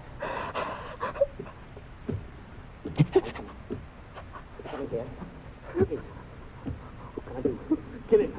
No, I can't kill him. I never meant it. Close the door. Hide! Put the boat abreast. You can't get in. Be quiet. Will I ever be still?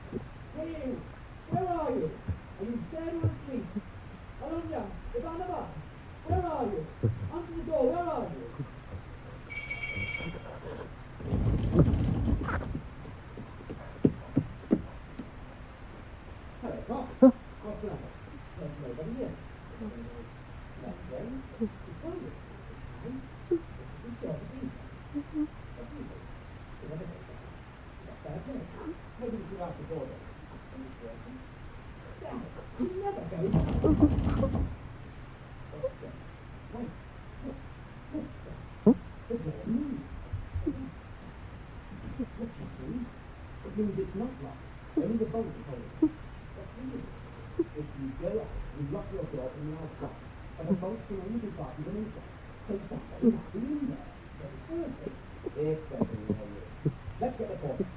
Yes. Wait, you'd better stay. Come on. There's something on here. I won't be long.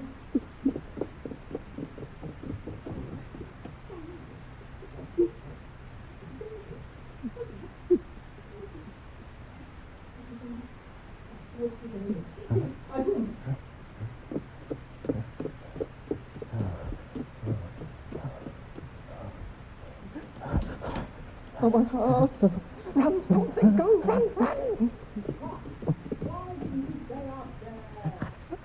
Coming back. Hide. Where? Here, back. Here. Okay. I'll be safe. Look in an empty flat. Go past. Don't see me. Did you see the old one go out? She never goes out. Let's hurry up. No! Run!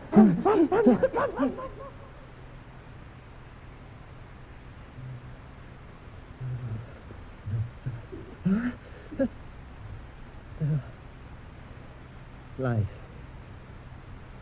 Morning. Oh, what have I done? Never meant to kill visitors yet. Clues. Little things. Must think. Axe. Put it back where I found it. Blood. Must be blood. So much. Ends of my trousers. I can cut them off. Frayed already. Hide. Must hide all I stole. Decided where. Hole in the wall. Under the paper. Never meant to take watches, jewellery, and the money, but they all go in. No, it'll do. No, there's no way to hide things. Reasons left me yet. Hey there. Went hidden all night. A loop under the arm. How could I forget that? It's a piece of evidence. What else? Wasn't my plan. Not at all. Sock. Look, so soaked in blood. Well, I put it in.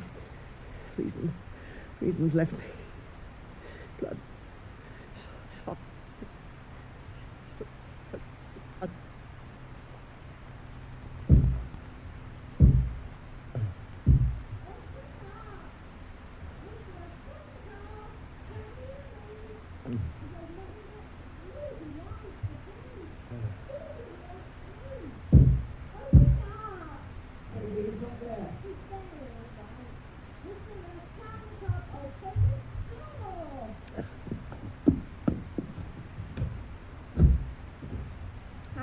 He was there. What do you want? I have a notice for you from the office. What office? A police office. A summons. What for? How would I know? If they send for you, you go. Come on, we'll leave him to it.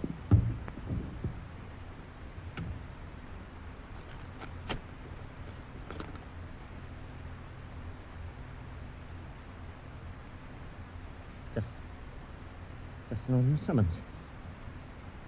Appear today.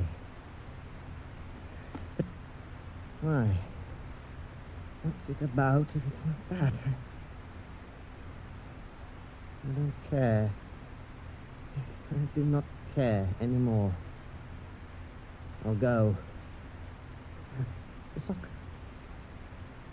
I'll have to wear it. Oh, no others. It'll get dirtier. The stain won't show. What does it all mean? I'm so tired. If they ask me anything, I think I would tell them. Confess it all. Yes? What do you want? Are you the head clerk? I am. What do you want? Had a summons. Let me see. Raskolnikov. You're a student? Former student. I see, yes, I see. What is it, Zametov? I was summoned. It's for the recovery of money due, sir. What money? Who summoned me? According to this, your landlady. You haven't paid your rent. Another student. Here's your form. Make out your declaration. These students... Zametov. And his friend in custody. They can't hold them. It makes no sense. They couldn't have murdered Alyona Ivanovna. The story contradicts itself. Why would the two men call the reporter after? They didn't do it. They say the door was locked. And when he came back with the porter, he says it was open. The murderer was in there. Right at the door. Could have caught him. The cop hadn't got cold feet. I'd say he was lucky. He could have been chopped down too.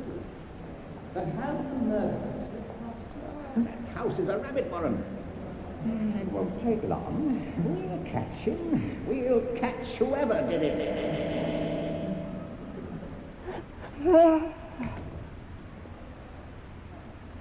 Come on, sit up. Are you not well? Since yes. Yesterday? Did you go out yesterday? Yes. What time? About 7.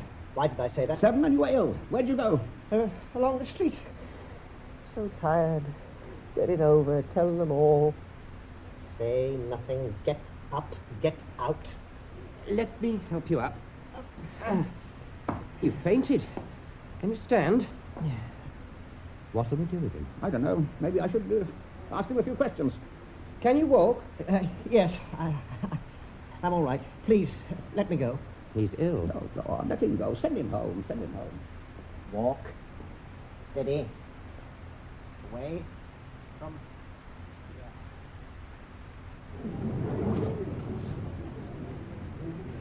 They'll search my room. I must get rid of it all. All I stole. What do they suspect? I must hide it all properly. Fling them in the water. Get rid of them once and for all. No. Some things might float. Too many people. People. I had a plan. It was perfect. What's this place? Yard. Builder's yard. I came here without thought. I still have a purpose. You see, under that stone. Who would look under a heavy stone? It's lain here for years and will lie for years. So perfect. Clever to see it. So long as I do not think, but act. Do.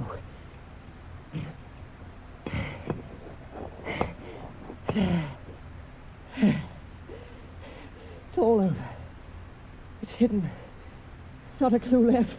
Who would ever think of me?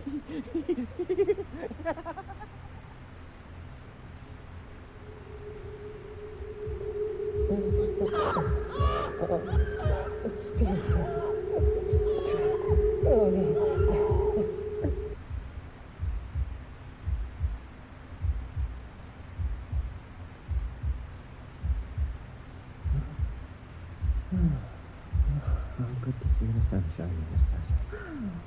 Come round. He's himself again, oh, thank God. Oh. That's so weekend. Oh, Anastasia. Roger, I knew you'd pull through. Who is the other man? What? Oh, he's a messenger. He's got some money for you, but he needs you to sign a receipt. Now, here, let me help you sit up. You know, you've hardly eaten for 4 days. He had to give you tea by spoonfuls. I brought Zozimov to see you. You remember him? He's just qualified as a doctor. And he treated you. He said it was some nervous disorder, but it will pass. What does the man want? Your mother has sent you money through our office, sir. I'm instructed to give you 35 rubles with the hope of better to come. I like the sound of that. You have to sign for it here. There you are. Now then, where's the money? 10, 20, 35 rubles. Thank you, sir. Goodbye. I hope you're better soon. Well, goodbye. Oh, and thanks. Marvellous. Now, Roger, are you hungry? Anastasia, what have we got? The soup. It's got potatoes and rice in it. Good. I'll feed him. Now, you bring us some tea. Oh, and 2 bottles of beer. I think we could empty them. I'll get them now. Right. Now, here, let me hold you up. Now, here's the soup. Yeah, that's good. Isn't that good, eh? Mm. You know, I've been eating like a prince these last few days, all because of your landlady. All the trouble I had finding you. And here you were, in this hole, desperately ill, nobody but Nastasia to sneak up and do what she could for you. Well, I was going to cause quite a row, but when I met your landlady, well, she's shy, attractive, really. So I sorted her out. But she never really meant to put the police on you. She'd had bad advice. And now we can have anything we want. Was it you here? I didn't know who... I suppose I was delirious. Well, you didn't know anybody. Except one day when you screamed with rage when I brought Zamyetov to see you. The head clerk at the police office. Why did you bring him? Well, I got friendly with him through my cousin Porphyry, the examining magistrate. Well, I've met a lot of people since I moved here. I've just got myself a flat round the corner. Did I say anything while I was delirious? Ah, the tea. Nastasia, you sweet, delectable creature, you have a heart of gold. Do you know, he's just asked me, Nastasia, did he say anything in his delirium? Oh, what we suffered, eh? What did I say? What did you not say? You never shut up. This is Martin Boots. What did I say? What do people rave about? Rubbish, nonsense. All about earrings and chains and a porter and the police. Don't forget his sock. Oh, yes, you cried and cried most pitifully for us to give you back your sock. It was while Zamyetov was here, and he crawled about on the floor and found it for you, and for 24 hours you clutched it in your hand. Well, we couldn't get it off you. It was all nonsense. Oh, thank goodness it's over. Do you want anything else? I've got my work to do, you know. No, you go on. And remember, I adore you. Now, business. I must go too. Now, I'm going to take 10 of your 35 rubles, and I'll give you an account of them in an hour, and I'll fetch Zozimov too. Now, you stay quiet till I come back. What do they know? What must I do? Destroy evidence. But what? I don't know. I can't remember. Zamyetov, policeman. And the sock. I must escape. But, oh, no clothes. They've taken my clothes, all of them. They know. They must know. They're trying to trick me to confess. Must get away from me. Escape. I must escape. I can't stand. I must...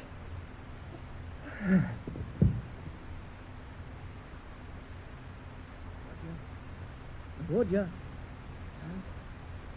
Oh, he's awake. Look, I brought Zozimov. You've been asleep 3 hours. Was bound to do him good, eh? Yeah. Hello, Roger. How do you feel? I'm quite well. I'm not ill. I've got a whole set of new clothes for you. Well, they're nearly new. Now, see the trousers? No stains, no holes. And a coat. And a pair of boots. There's even underwear. You've done well, Dimitri. I'm afraid we had to burn all your old clothes, but we couldn't let you go on in that state. Now, guess how much it all cost? It was only 9 rubles 55. Here's your change. Is he all right? Physically, much better. He can eat soup, anything like that. No. I'm very pleased. Well, I'll take him out for some air tomorrow. That might be too soon. Oh, but I'm having my housewarming tomorrow, and I don't want him to come. Well, you're coming, don't you remember? Yes, but I'll be late. Who'll be there? Oh, my uncle, my cousin Porphyry, friends I've made in this district, Zamyetov. What do you see in Zamyetov? He's good company. A policeman who takes bribes. Well, so what?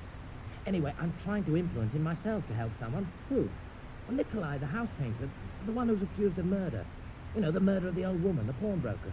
Well, it happened the day before you got ill, Roger. I remember. Well, do you remember Lizaveta was killed, too? Lizaveta? Yes, her sister. Didn't you know her? Well, both of them were struck down with an axe. It was very brutal. I think I remember. What about the painter, Nikolai? Yes.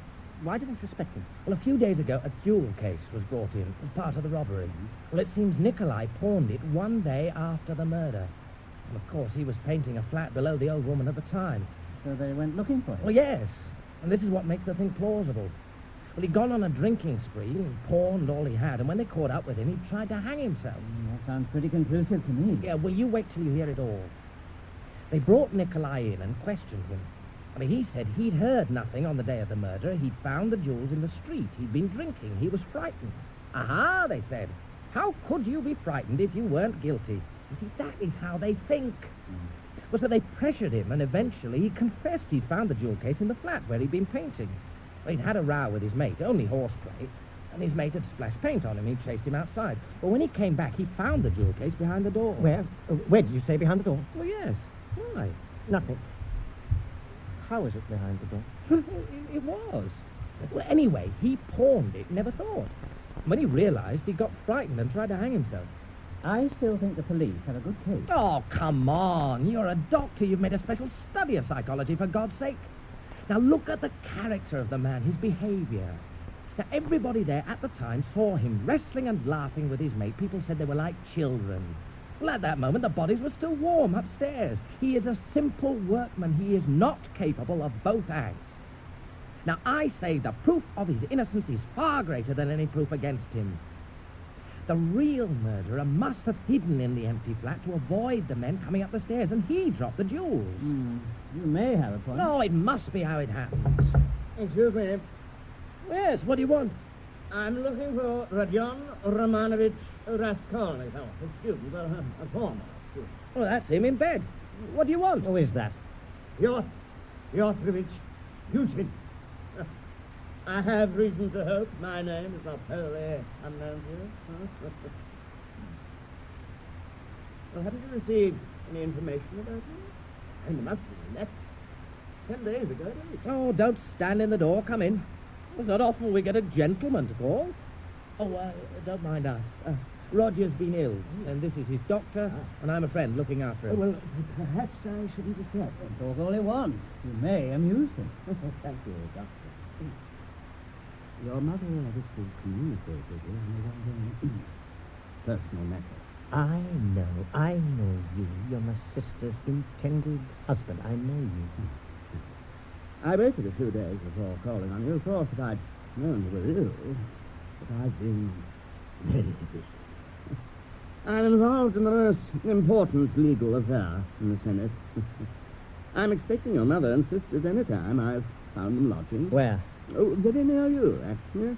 In Bakalaev's house. What's that place? A stinking kid. All kinds live there. It's only virtuous. It's cheap. I'm a stranger in Petersburg. It seems suitable enough. I'm negotiating for a flat. To her. Meantime, I'm staying in very cramped conditions myself, with a relation at Madame Lipovec's house. I know it. There's a family, Marmeladov, live there. It's over 10 years since I was in the city. And do you see any difference? Oh, yes. Many things. Yeah. I fancy the young have their views. More critical. There's more realism. More materialism. That's not real life. I don't agree. And look at the progress in science, in economics. We've cut ourselves off from the past and a good thing, too. I'll give you an example. Love thy neighbor. What did that mean? It meant I tore my coat in half to share it with my neighbor. The result? We were both half naked. But now, science shows us that everything depends upon self-interest. The study of economics shows that the better private business is ordered, the more whole coats, the firmer the foundations of society, and the better for all. By good management of my own affairs, by my own prosperity, I, so to speak, grow rich for all. There are more coats for all because of the general advance of wealth. Only the sentimental can't see the sensible. Yes, and I couldn't argue with you, so let's drop the subject. Excuse me. What were we talking about, Rosie? I've been thinking. One of our customers must have killed her. Not a doubt of it. My cousin Porphyry is in charge of the case now, and he's not saying what he thinks, but is examining all the people who had pledges with her. How can he examine them? How does he know who her customers were? Well, she wrote their names on each article she got. A lot have come forward already. Is this the murder of the old pawnbroker? Yes. But it must have been a professional. Look at the boldness, the coolness of it. Oh, it was a first crime. How can you say that? First, only chance saved him, not cunning. Second, he only took a few jewels worth nothing and left a box and a drawer with over 1,500 rubles in it. He didn't know how to rob, only how to murder. It was a first crime, and he panicked at the crucial moment. So, he failed? You know, there's another aspect to this. It's part of the general and most disturbing increase in crimes of violence.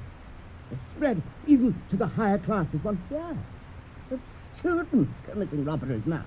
They can hardly afford to live these days. Well, what do you expect? Everybody is getting rich one way or another, so they say, I'll get rich too. It's the only example they get. But how do you explain the moral decline? It accords with your theory. No, it does not at all. Is it true that you told my sister that what pleased you most was that she was a beggar? Because it's better to raise a wife from poverty. That way she'll never forget what she owes you. I did not. Whatever reporters wish to, it's quite distorted.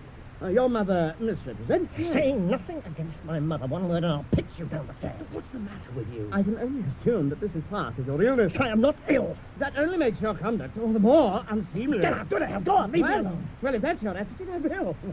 I certainly will. Good day, sir. What's got into you? Let me alone, all of you. I'm not afraid of you, let me alone. Part 1 of a 3-part adaptation of Dostoevsky's Crime and Punishment, adapted by Bill Morrison. The program was produced by the BBC and presented by Earplay, the radio drama production center for public broadcasting.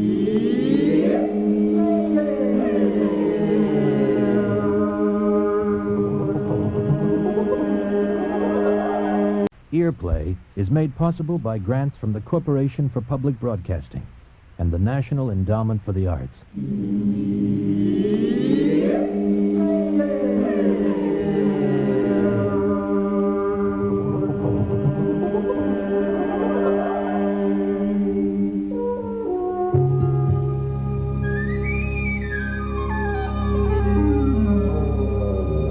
Part 2 of a 3-part adaptation by Bill Morrison of Crime and Punishment.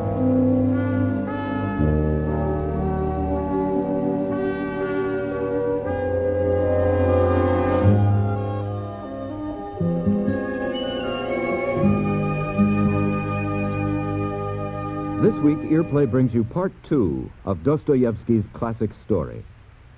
Driven by motives of despair at his family's destitution and a confused sense of his own destiny to be extraordinary, the student Raskolnikov has robbed and murdered an old woman pawnbroker and her sister.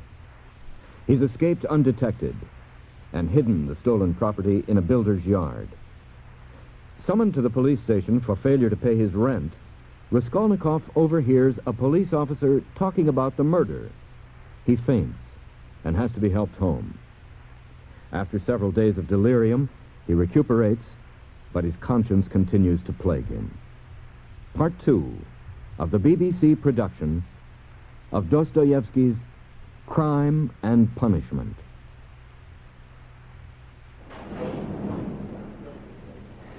I cannot go on living like this. I must make an end of it. It's too much. Good evening, sir. What will you have? Some vodka? Give me some tea, and bring me the newspapers. The old ones for the last 5 days. Yes, sir. But yet, if I had to stand on 1 square yard of space all my life, 1,000 years, eternity, I believe it would be better to live like that than die now. Life. Give me life, whatever it may be. There you are, sir. The papers. I'll have your tea in a moment. Now, here's the story of the murder. Where? Damn fires, more fires. Nothing but fires. Ah. The old woman. Raskolnikov. Huh? What are you doing in the Cafe Cristal? Zamyetov. When I last saw you, I didn't think you'd be out and about so soon. Well, I'm glad you're better. Did they tell you about how I found your sock and how you shouted at me? They did. I didn't mind. It was quite funny. Who's been pouring champagne into you over there? Oh, just a friendly drink. For services rendered in the line of police duty. What do you mean? I'm only making fun. Making fun. Like that painter in the case of the old woman. What do you know about that? Perhaps I know more about it than you do. Tell him. Confess it all. Be rid of it. Now, confess. Are you sure you're all right? I don't think you should have come out. I can't go on. I can't bear it. What are you reading about? The fires? I am not reading about the fires. I am not reading about the fires. Well, I didn't mean anything. Well, I... You are most anxious to know what I'm reading about. Well, really, I'm not. What can I be looking for in these newspapers? It is very suspicious, isn't it? Why should I think so? I'll tell you. I will declare. No. Confess. I confess. No. Make a deposition. I depose that I was searching and that I came here solely for that purpose, for news of the murder of the old woman. Well, what did you have? It's nothing to me. The same crime you were talking about at the police office when I fainted. Do you understand now? Understand what? Think. You must be delirious, or... Oh, what? What? Nothing. It's nonsense. Is it? There's your tea. Anything for you, sir? Hmm? Oh, no, nothing. Thank you. Look at him puzzled. How could I be taken by someone so stupid? I tell him the truth and destroy his little scraps of evidence, make a nonsense of him. It's so easy. Oh, we'll catch the murderer. He made some mistakes. They always do. What mistake? He lost his nerve after the killing. He made a mess of the robbery. All you policemen go by the book. It wouldn't be hard to fool you. For instance, doesn't the book say that if a man who had no money suddenly has lots to spend, he must be the thief? Oh, it's true. Mostly we do catch them when they spend the money. But you wouldn't do that, eh? Do you want to know what I would do? Yes, I would. I should have taken the money and the jewelry. I should have walked to some deserted place, a builder's yard, say. I should have found a heavy stone that had been undisturbed a long time. I should have lifted the stone and put the money under it. I should not approach it again for a year, or two, or three. Why are you so fascinated by this? What if it was I who murdered the old woman and Lizaveta? Oh, that's not possible. For a moment you believed it. No, of course not. Well, the suspicion has been in your mind. You said that, not me. Well, after all, look at my behavior. Well, look at it. Waiter, how much do I owe you? 30 kopecks, sir. Look at that. You see that? 25 rubles. Where did I get them? I have no money. Where did I get all these new clothes? Think about it. Find out about it. Consult the book. Consult your theories. Goodbye. Think about it. Is there no end to it? Can I make an end to it? I can't remember why I did it. I must have seen some end. What future did I see? What should I do?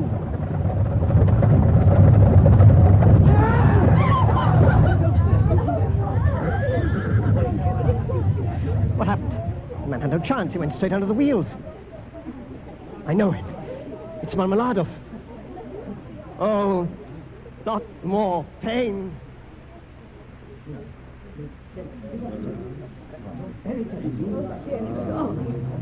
What is it? What trouble have you brought me now?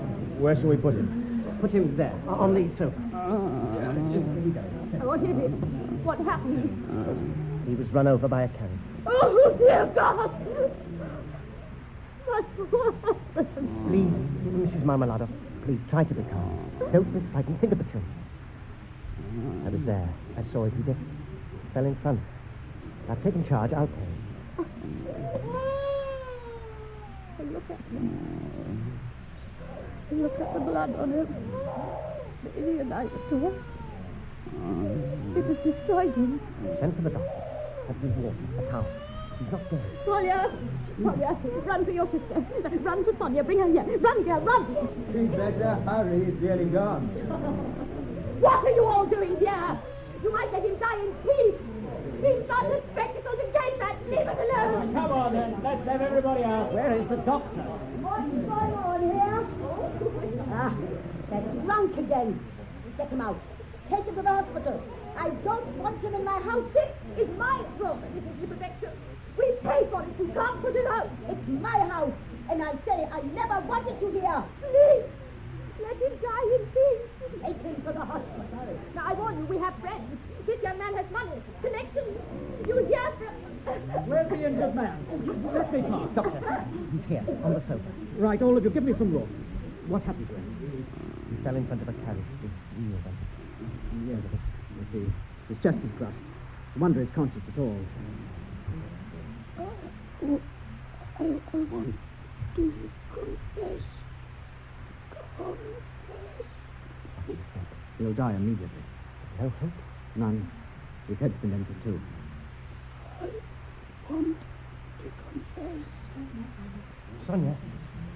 Sonia, I found him. I brought him. Who's that?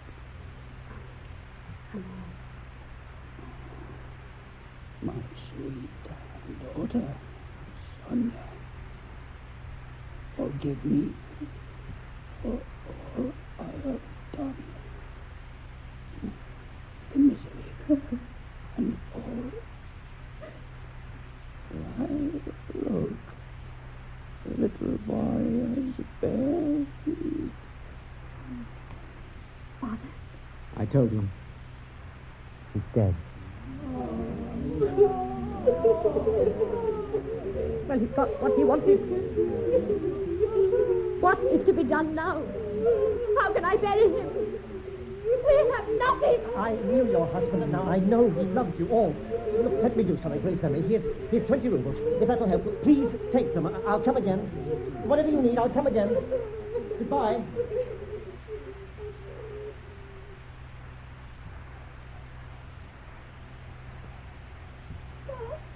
Sir, wait for me. Who is it? Ah, Polya. Sir, please. What's your name? Where do you live? Who sent you after me? My sister Sonia. That's good. Do you love your sister? Oh, more than anyone. Did your father love you? Oh, yes. He brought us presents and taught us to read.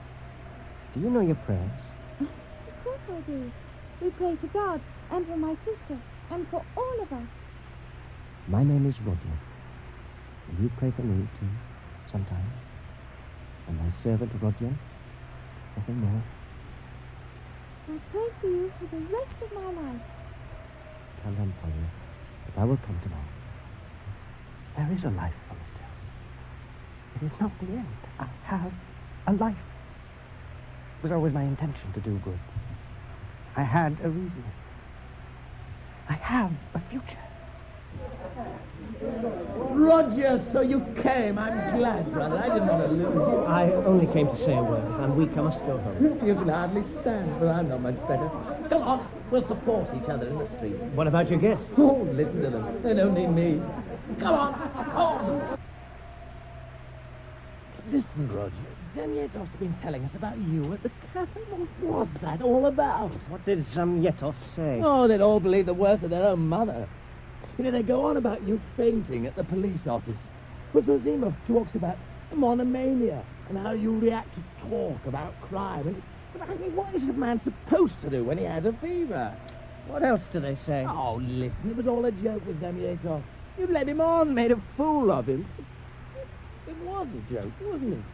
Do you think I'm mad? Nobody thinks you're mad. You're just alone too much. You've got yourself into a bad state. Oh, by the way, my cousin Porfiry, the magistrate, wants to meet you. Why? Well, he's heard a lot about you. What? What is it? Look. You see, there's a light in my room. Oh, I see it. Who can be waiting for me? Roger, at last. Mother. Your sister and I have been waiting so long. How are you? It's so... What's the matter, Roger?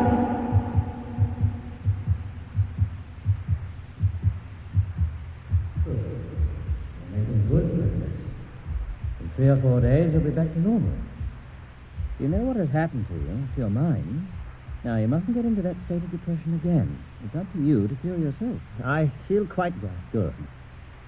Ah, well, that's a very handsome sister you have. Ratsumichin was quite overcome with her. Was he? I'll go. Oh, ladies. Hello, Ratsumichin. Hello. You'll find the patient up, rest, and remarkably well. This is the doctor, Zosima. I'm very grateful to you. How are you today, Roger? Much better. Mother, I hope I can be forgiven for last night. Dunya, I am sorry. We love you, brother. Oh, Roger, I'm so glad to see you better.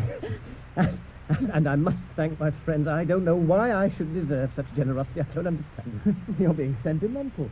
What else did I mean to say? Yes, I would have come to see you this morning. I was delayed. You see, the blood had to be washed off first. What blood? On my clothes. It happened yesterday. I helped carry a man who was run over in an accident. Mother, well, I don't know what you would have done. Certainly I had no right to do it. I gave all the money you sent me to his widow and the little children. I'm sure you did what you thought best. I don't know. Ladies, will you excuse me? I have to go. I'll look in again soon. Remember, Roger, don't let anything upset you. Goodbye, and thank you again. Nothing. Goodbye.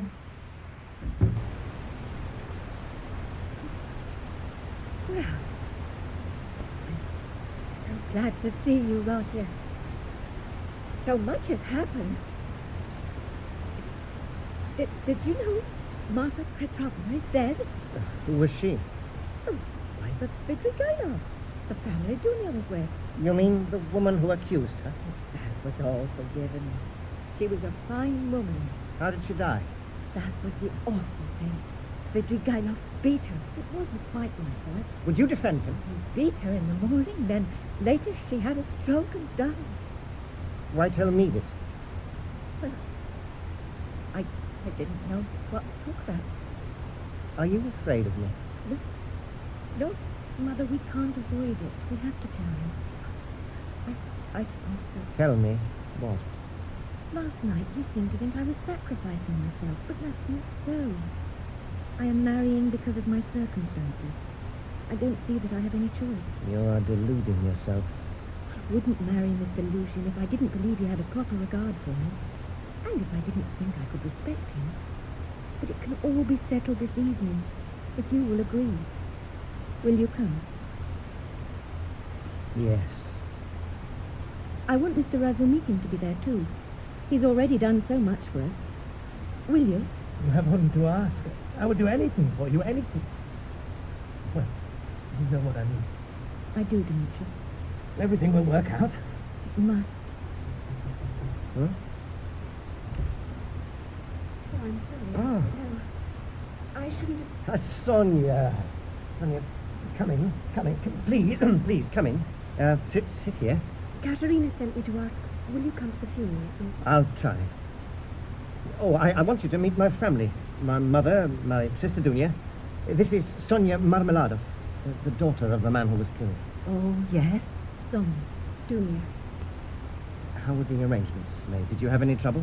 The landlady was difficult, Oh.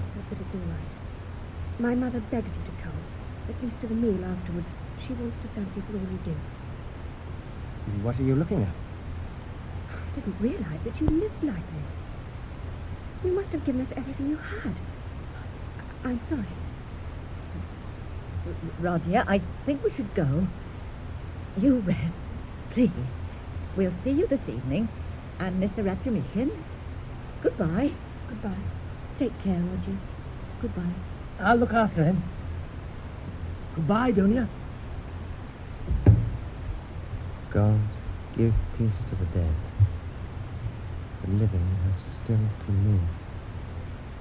Isn't that right? Ratsumichin, there's something I want from you. Shall I tell Katerina you will come? Please, wait a moment, Sonia. Dmitri, your cousin Porphyry, you said he wanted to see all who had pawned things with the old woman. I was a customer of hers. I should have reported it. What will they think of the delay? Oh, don't worry about that. I'll tell you what, we'll go straight to him. Anyway, he wants to meet you. So why deal with clerks? Then we'll go now. Afterwards, if there is a future, may I come to see you, Sonia? Yes, if you wish.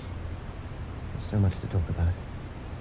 I've known it since I met you. No more. I must see you alone. Not at your mother's. Where do you live? I have a room at the Capanolmos.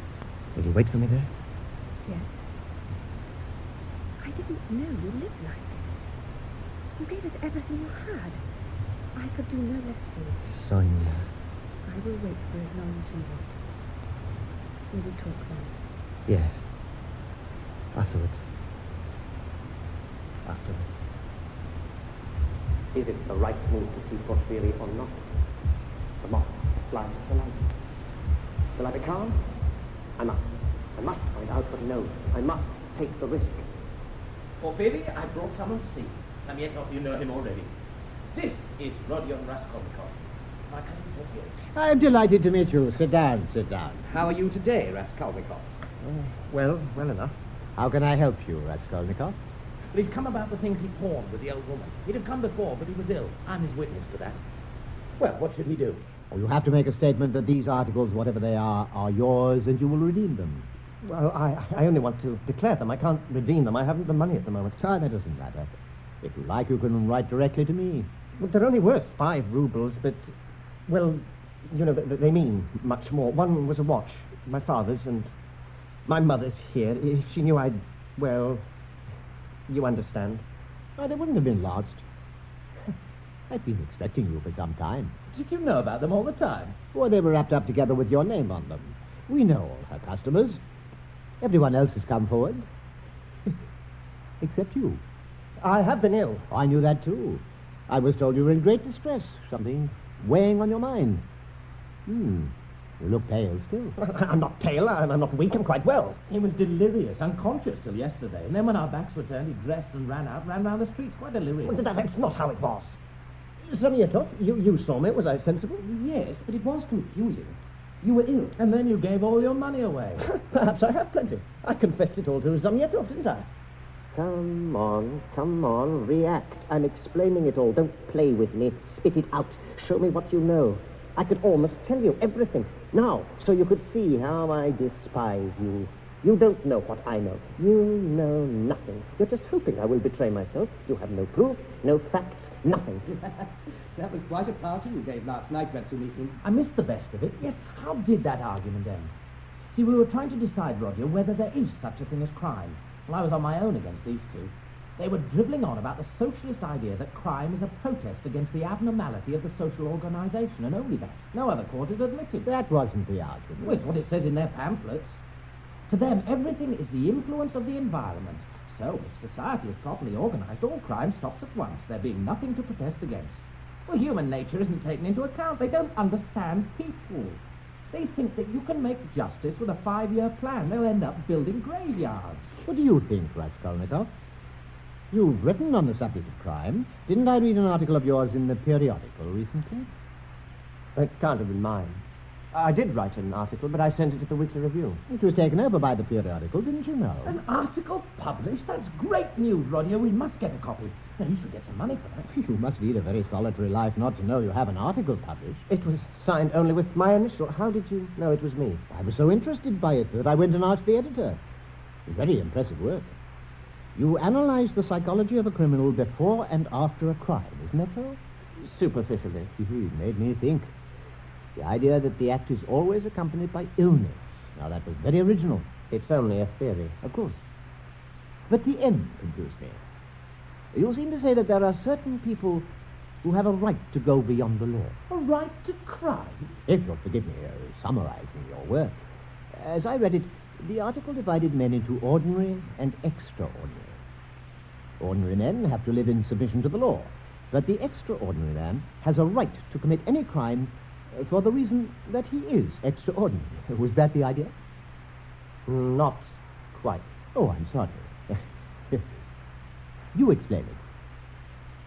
I don't say that the extraordinary man must commit a crime, only that he could decide in his own conscience to overstep an obstacle if it prevented him fulfilling his mission, a purpose which might benefit all humanity. Perhaps I'd understand it better if you gave me an example. Take the discoveries of Newton.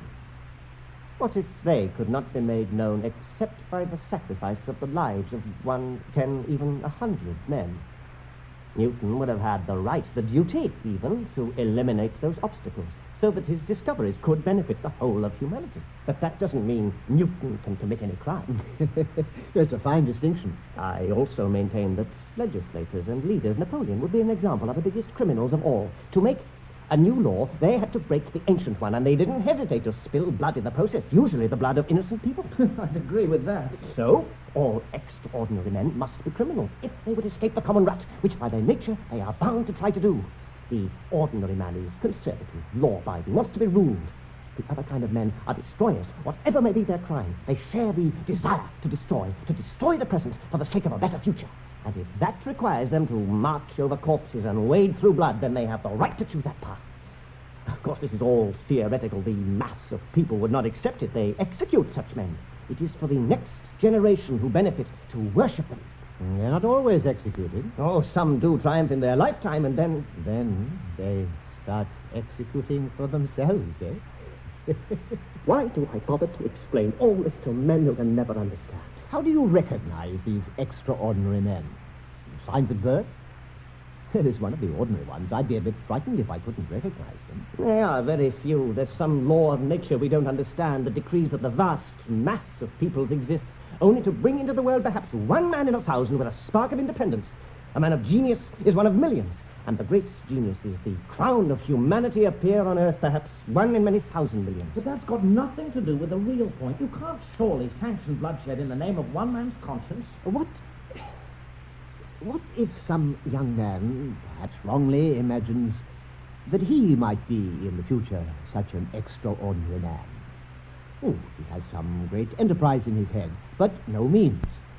So he starts to remove the obstacles, as you call them. Society is well enough protected. It has its prisons, its policemen. You have but to catch your thief. Tell me, it's probably a stupid question, but when you were writing that, did you ever imagine yourself as such a man? Quite possibly. Could you bring yourself to rob and murder? If I did, I would not tell you. I'm talking theoretically, of course.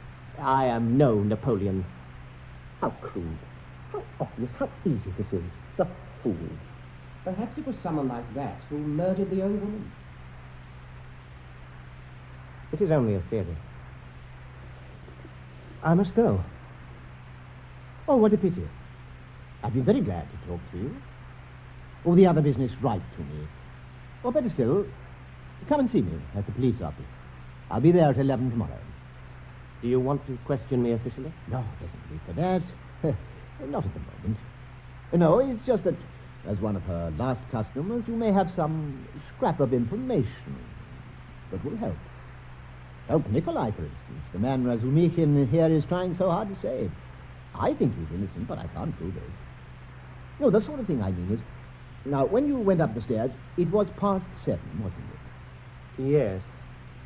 Should I have answered that? So when you went up between 7 and 8, didn't you see in an empty flat on the way 2 workmen, or 1 even, painters? Do you remember? Painters? No. Is it a trap? Where is the trap? I didn't see them. I didn't see a flat open, but I see his trap. All I remember is a flat opposite the old woman's. They were moving furniture out, but no painters, no. Oh, Ferry, you fool, I've just realized the painters were there on the day of the murder. Roger went there 3 days before that. Hmm?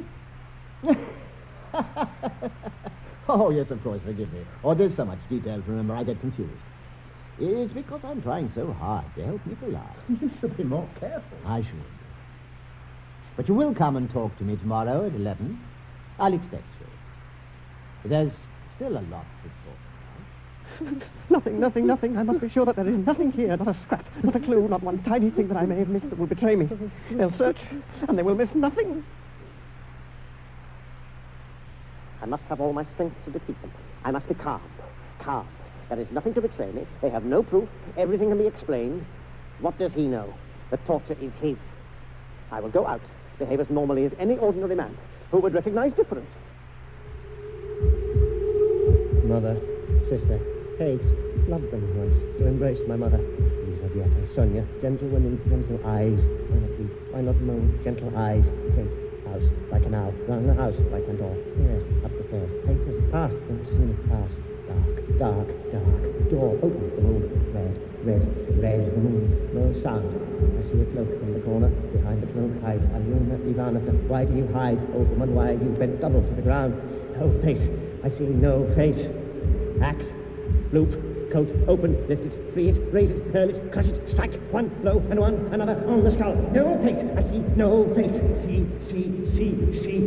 She bends and laughs and makes no sound and shakes and laughs and lives. Strike. The voices whisper, mutter, chatter in the other room, and she laughs and shakes and laughs and lives. No face, strike, I cannot move.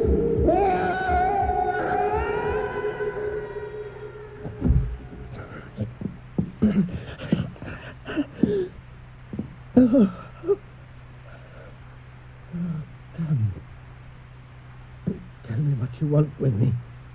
Allow me to introduce myself. I am Arkady Ivanovich Svidrigailov. Svidrigailov? What are you doing here? I came to Petersburg 3 days ago. Well, what do you want with me? I know quite a lot about you. What? Have you been following me? No, but I think you and I have much to give each other. What do you want from me? Do you have any idea what it is like to be totally, completely bored with life? No.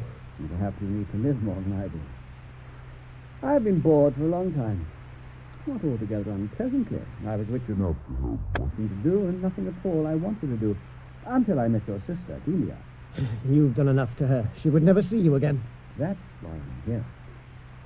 I never harmed her, you know. I am not going to talk about Dunya with you. What have you been told? That she came to my house as a governess and that I set about seducing her, idly, for my own pleasure, to use her and destroy her. I wasn't a criminal. I was, in truth, a victim. Why? Because I fell in love with her the moment I saw her. Oh, but what does it matter? I've lost that feeling now as quickly as it came. What is love without hope? All I want is to see her just once more. She won't see you. That's why I want you to arrange it. Do you expect me to believe your story when your wife is hardly cold in her grave? You heard that? I heard that you beat your wife to death. It doesn't matter to me what you heard or what you believe. But my wife died of apoplexy. The inquiry confirmed it. She very foolishly took a cold bath after a heavy dinner and had an attack. You beat her? It was only a few blows, a few light touches with a switch. In the morning. She may well have enjoyed it if it was not beyond her. What do you want with me? I want to see your sister. I won't even discuss it. Well, let's talk about the man she plans to marry, Lucy. He's not fit for her. She's sacrificing herself, her family, for money. I cannot think that you will accept that. It's not your business. I want to see Delia, to tell her that I will give her 10,000 rubles so that she can be free of that sacrifice and can do whatever she wants. She wouldn't accept it. There are no conditions. I am a rich man. What she plans to do, she's going to do for money. There are only a few things left I want to do. And one of them is to help her. Oh, the hell with you. Leave us alone. No, don't dismiss it. Think about it. Tell her about it. No. I think you'll do what I want. When do you leave on your journey? That, my dear Raskolnikov, is not a simple question. I have time. Tell Dunya I only want to see her once. Oh, and you can tell her something else. Marfa Petrovna remembered her in her will and left her 3,000 rubles. She'll have the money in a few weeks. Goodbye, Raskolnikov. I'll see you again. There's much we have still to find out about each other. Is it 8 o'clock yet? Lucian will be prompt. I'm so worried. Roger, you won't do anything foolish, will you? No, Mother. He did say he didn't want you here when he called. Mother, we've discussed all that. We all want Roger to be here. And Mr. Watson. Yes, we have so much to thank you for. Please, no more thanks. I don't deserve it. That's him. Sit where you are. I'll bring him in. Good evening. I'm Ratsumichin. We met yesterday. I remember. Good evening. Good evening, ladies. I hope you had... Good evening, Pyotr Petrovich Lucian. Raskolnikov, I had not expected you here. No doubt, Dunya, you had your own reasons to invite him.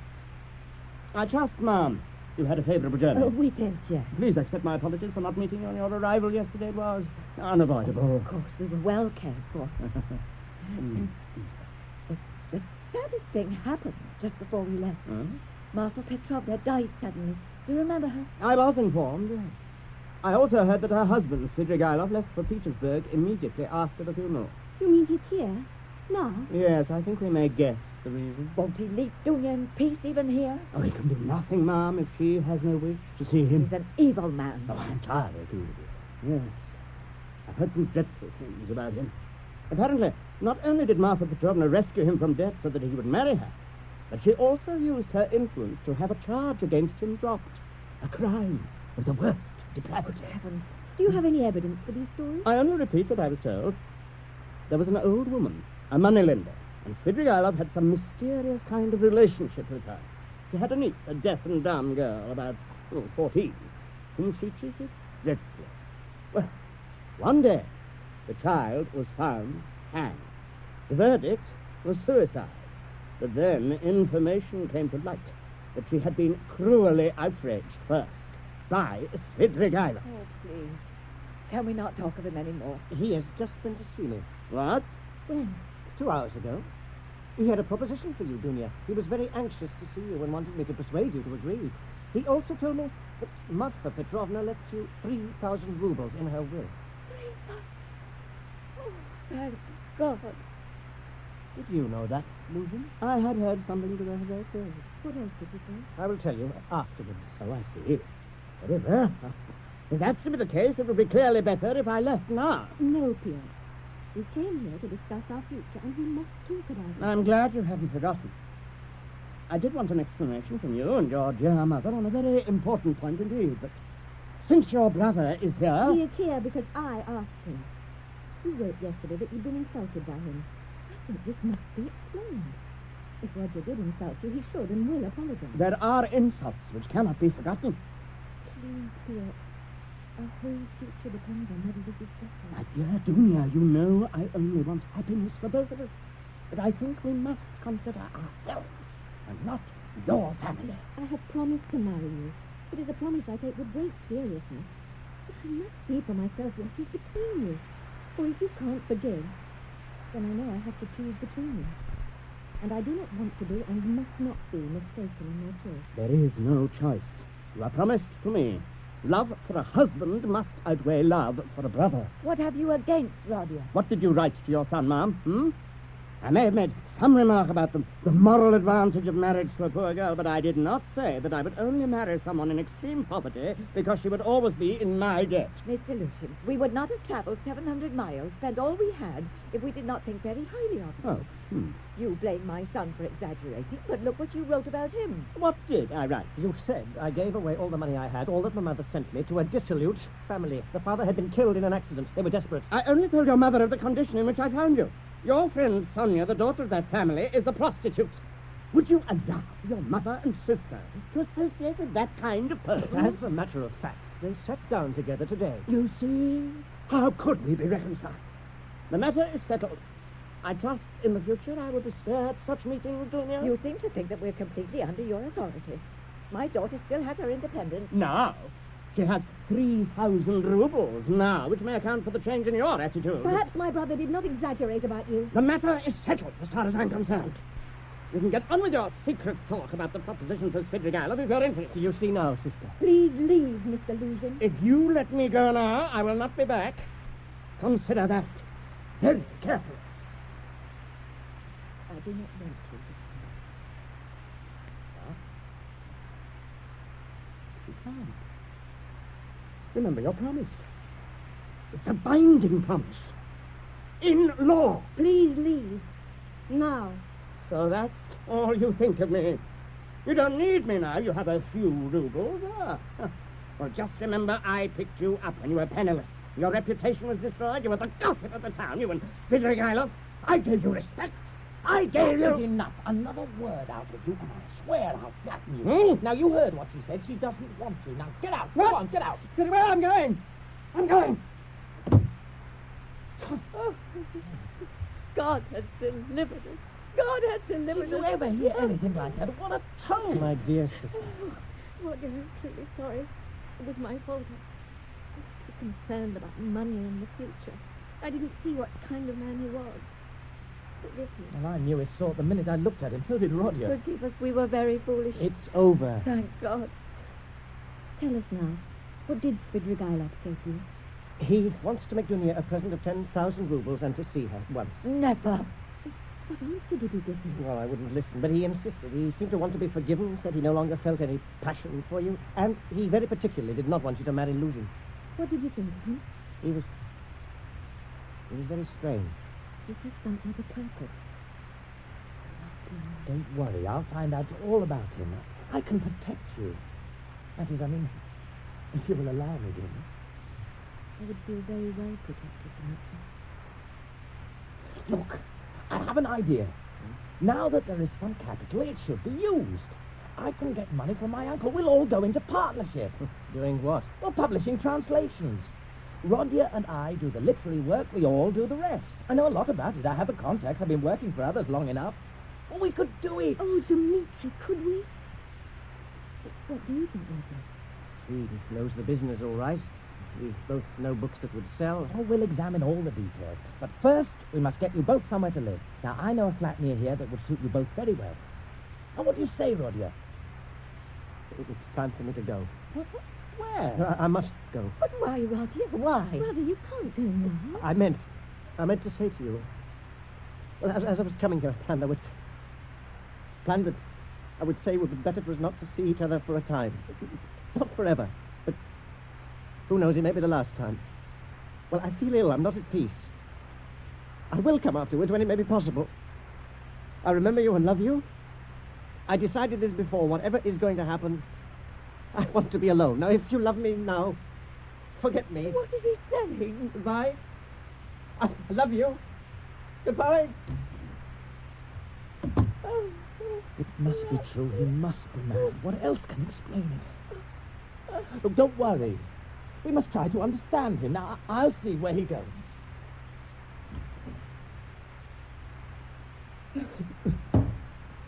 I knew you'd follow. Dmitri, be with them. Care for them. You know I will, but where are you going? What are you doing? What's wrong? No, don't ask me. I've nothing to tell you.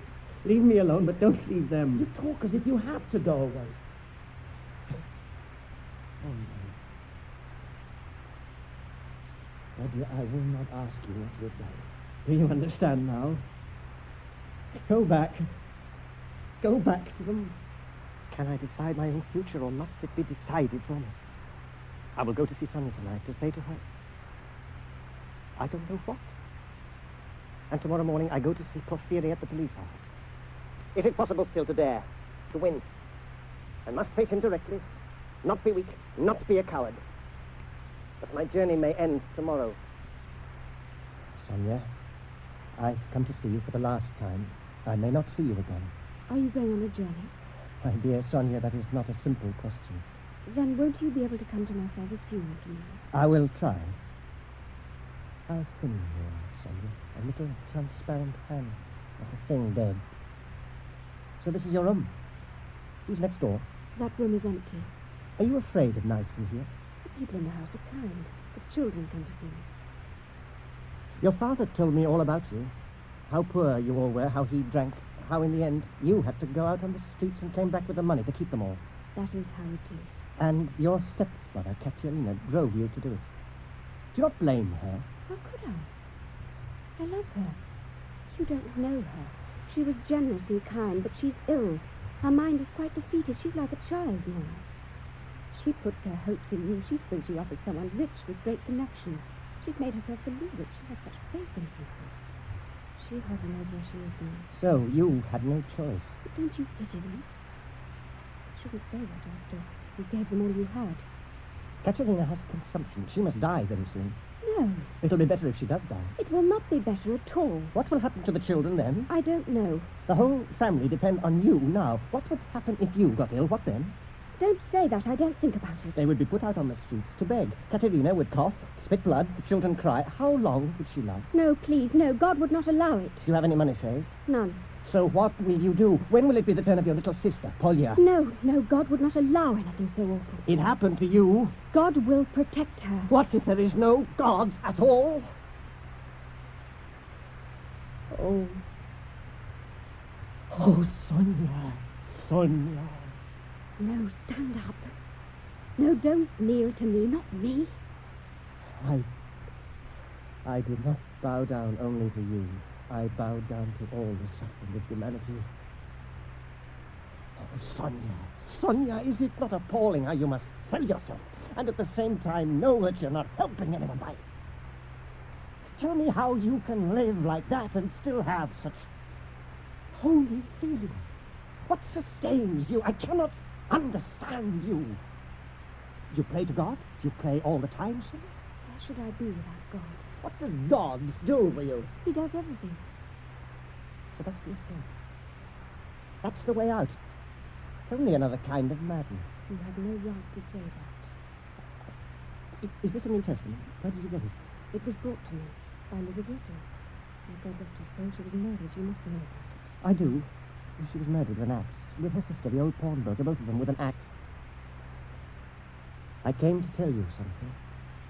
I abandoned my family today. I'll not see them again. But why? I have only you. Now. Let's go together, Sonia. We're both damned. Let's go together. Go where? I don't know. I only know I need you. That's why I've come to you. I don't understand. You will in time. We are the same. You too have destroyed your life. There is no future for you or me. We must go together. We have the same road. But why do you say all this? Because we must face the future and not cry that God will not allow it. Think what can happen, how Polya will have to follow you on the same street. That children do not stay children long in this hopeless, monstrous, dirty, deprived, vicious slum. What can we do? Break what must be broken. Once and for all, and take the suffering on oneself. Freedom and power, above all power, over all trembling creation and all the ant heap. That's the ultimate goal. Remember that. It's my farewell message. And if I don't come tomorrow, you'll hear all about me, and one day, someday, you'll understand. But if I'm able to come tomorrow, I'll tell you who killed Elizaveta. What do you mean you killed? I know, and will tell you. Only you. I've chosen. I'm not coming for forgiveness, but simply to care. I chose you long ago. Goodbye.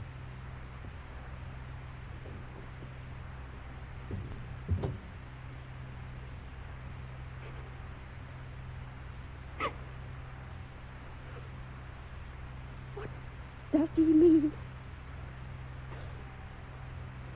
But if he wants me to follow him, I will. I have no better place to put my heart.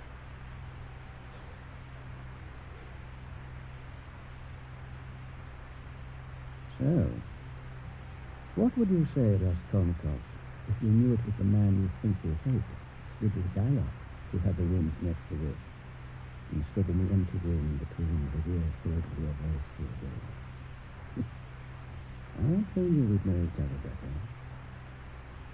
And it's very tired, Mother. This confession may take a long time. It's the morning. The morning when I will discover myself. What there is in me. If only I knew what he knows. What's feeling? Raskolnikov, I'm delighted to see you.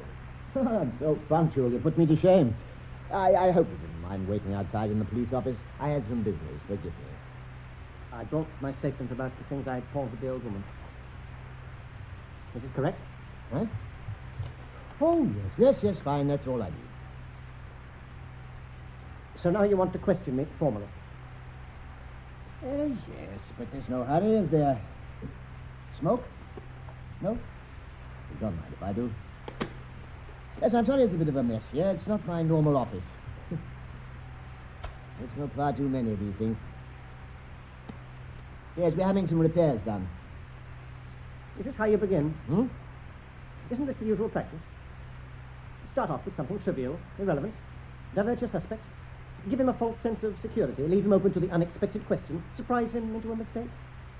That's your usual method. Yes, it very often is. But you don't think that the cigarette, the talk about the office... Oh, no, I meant nothing by that. You misunderstand me.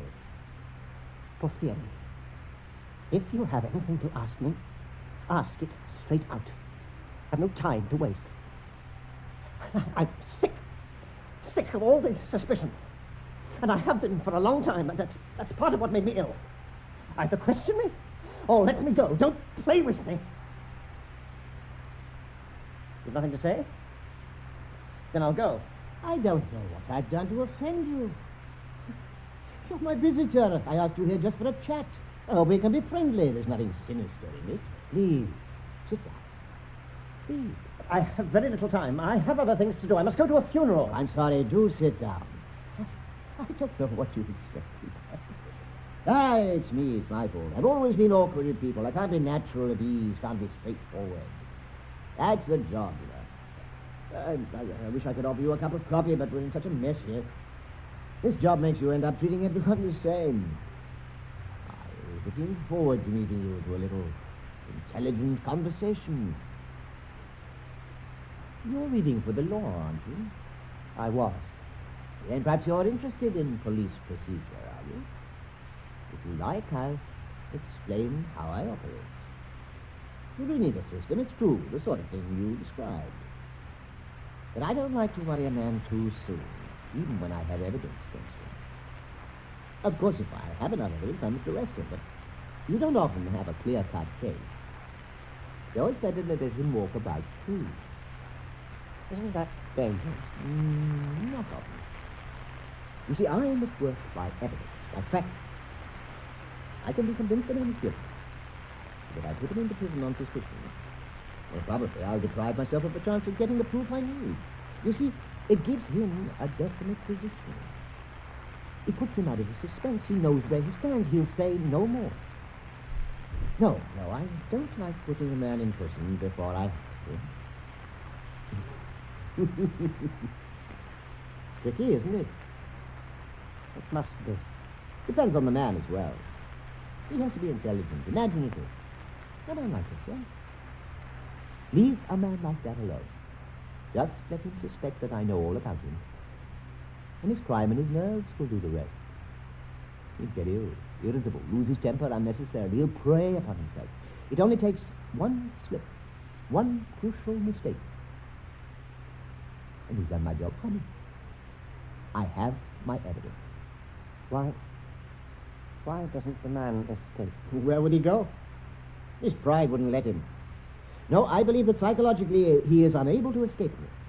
Let's just draw the moth from the candle. He will have to know what I know. He will come to me. But he can't be sure. So he'll weave a tangle around himself, become ill with the torment of it, if I give him long enough. He'll circle and circle, closer and closer around me, and at last, pop, he flies straight into my mouth and I'll swallow him. Do you think I'm right? It depends on the man. How clever he may be. No, I'd be the first to admit I might not be clever enough. But you know, Raskolnikov, you're like all young people. You put intellect above everything. Well, it isn't. It can play tricks. Life is not logical. I've learned that. He will not be able to prevent his mind betraying him. He may think he sees every trap, but at some vital moment, well, let's say he faints. Well, it can be explained, ill, a stuffy room, but it gives me a glimpse of light. He might even, if he's really clever, appear to confess, to make fun of somebody who suspects him. But you can play the game too well. And that's another clue. Oh, look pale. Is the room too stuffy? Shall I open a window? I'm all right. Don't trouble yourself. It's very clear to me. Very clear to me. You suspect me murdering the two women. I know you do. I can see. You all have, all of you, from the beginning. Well, I'm sick of it. I'm sick of all the suspicions. I won't put up with them any longer. And if you think you have any evidence, then arrest me. Do it. Get it over with. But I will not be persecuted in this way. I won't allow it. You understand me? I won't allow it. Rodjon, please, lower your voice. People will hear you. If anyone came in, it would be very embarrassing. You mustn't get worked up like this. You'll drive yourself out of your mind. Be ill again. You mustn't let your imagination get the better of you. Become an obsession with you. Do you suspect me, or do you not? Answer me that question. Why? Because I can't put up with it. With what? The uncertainty? I won't stand for it. I won't listen to sneers and innuendos and endless suspicions. Lower your voice. Pull yourself together. Arrest me. Look, search, interrogate. Whatever you want, but do it properly. And if you have no evidence, then let me go. Those are my rights. You have no right to torment me this way. I'm not at that stage yet. I only asked you here for a friendly chat. Don't you remember? I don't want your friendship. I spit on it. I'm leaving now. Will you let me go? I have a surprise for you first. What surprise? A man is sitting behind that door over there. What man? He's waiting for you. You're lying again. It's the same old trick. I'm hysteric, ill, plagued with fantasies. I get too angry, play on that, and I lose control, betray myself. Isn't that the purpose? You said so yourself. Produce your facts, your evidence. You have none. No evidence at all. You have no right to persecute me because you have no evidence. Produce your proof. I hear them in there. Bring him out. Let him face me. You have no evidence. Me in. Oh, punish me. Punish me. What? What is it? I gave orders. Prisoner Nikolai was brought. He's not wanted, then wait. He shouldn't be here. Get him out. But he couldn't be stopped. And you said you wanted to see him. Not now. Where is the other man, the one I want now? I am guilty. Mine is the sin. I am the murderer. What? Who did you kill? Alyona Ivanovna and her sister Lizaveta. I killed them with an axe. Darkness came over me. The rest of you get out of here. You call this guarding a prisoner, letting him run around wherever the notion takes him? Zamyatov, get them out. I'll deal with them later.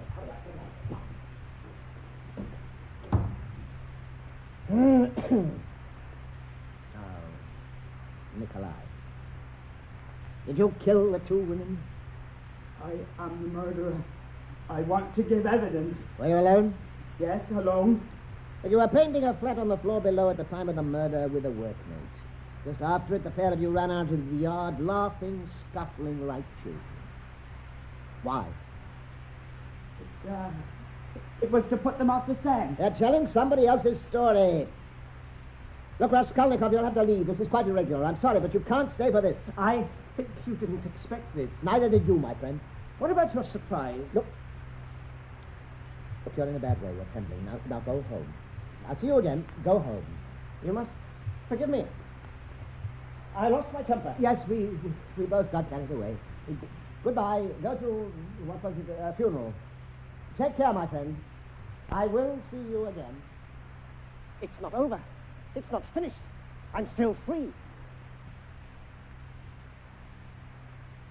That was part 2 of a 3-part adaptation of Dostoevsky's Crime and Punishment. Adapted by Bill Morrison. The program was produced by the BBC and presented by Earplay, the Radio Drama Production Center for Public Broadcasting.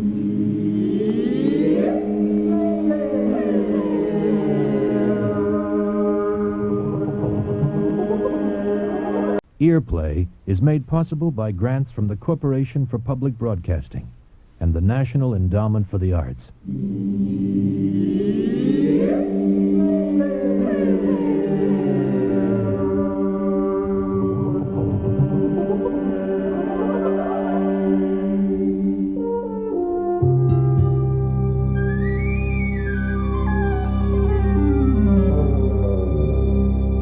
Part 3 of a 3-part radio adaptation by Bill Morrison of Crime and Punishment.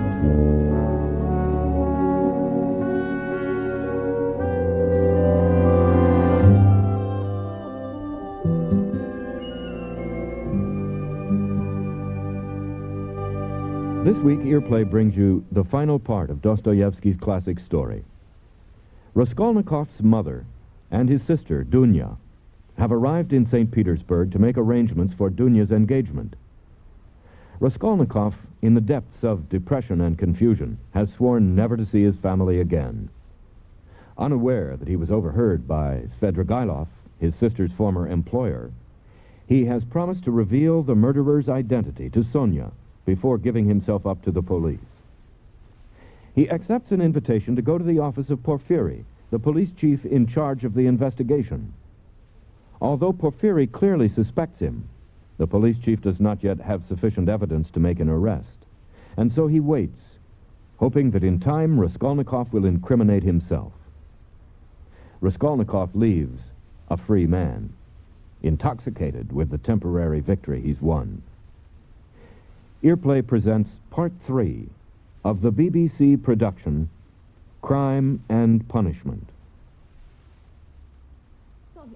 Sonia, have we put out the Lisbon wine? We must have it. I know it's not Madeira, but it is the same thing, the proper thing for funerals. I know the right thing. I was brought up properly.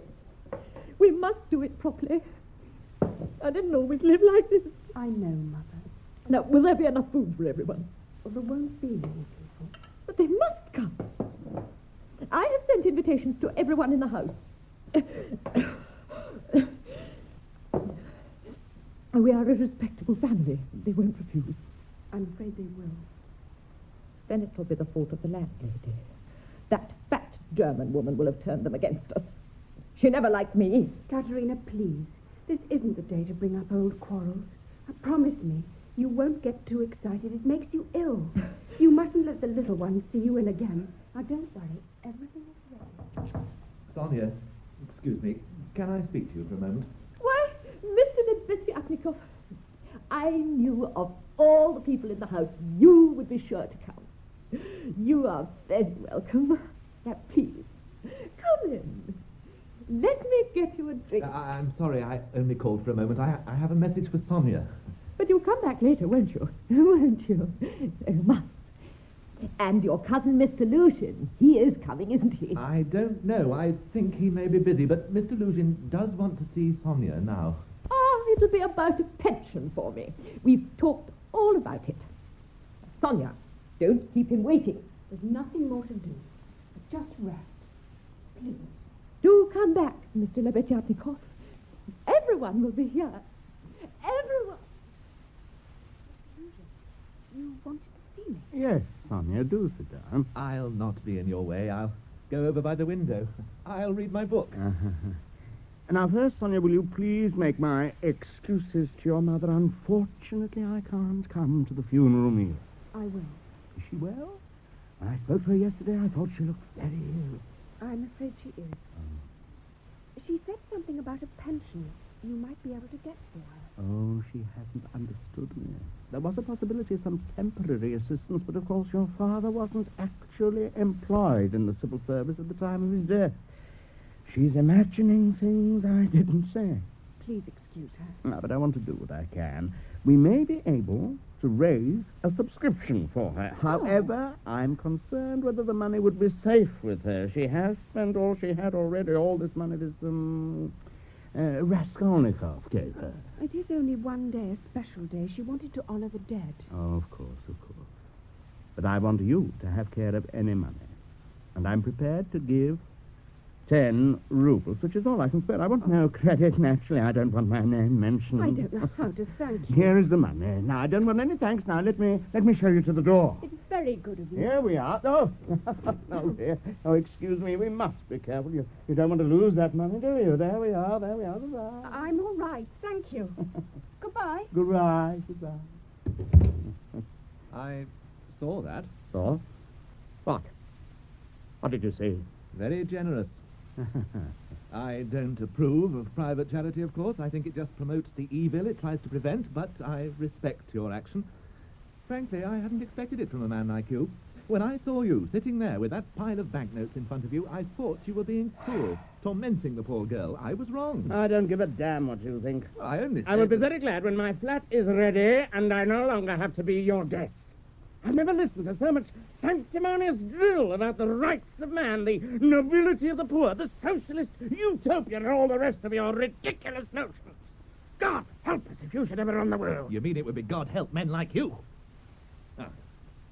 I'm sorry, it's not part of my belief to insult anyone, especially not a relative. Because you're gutless.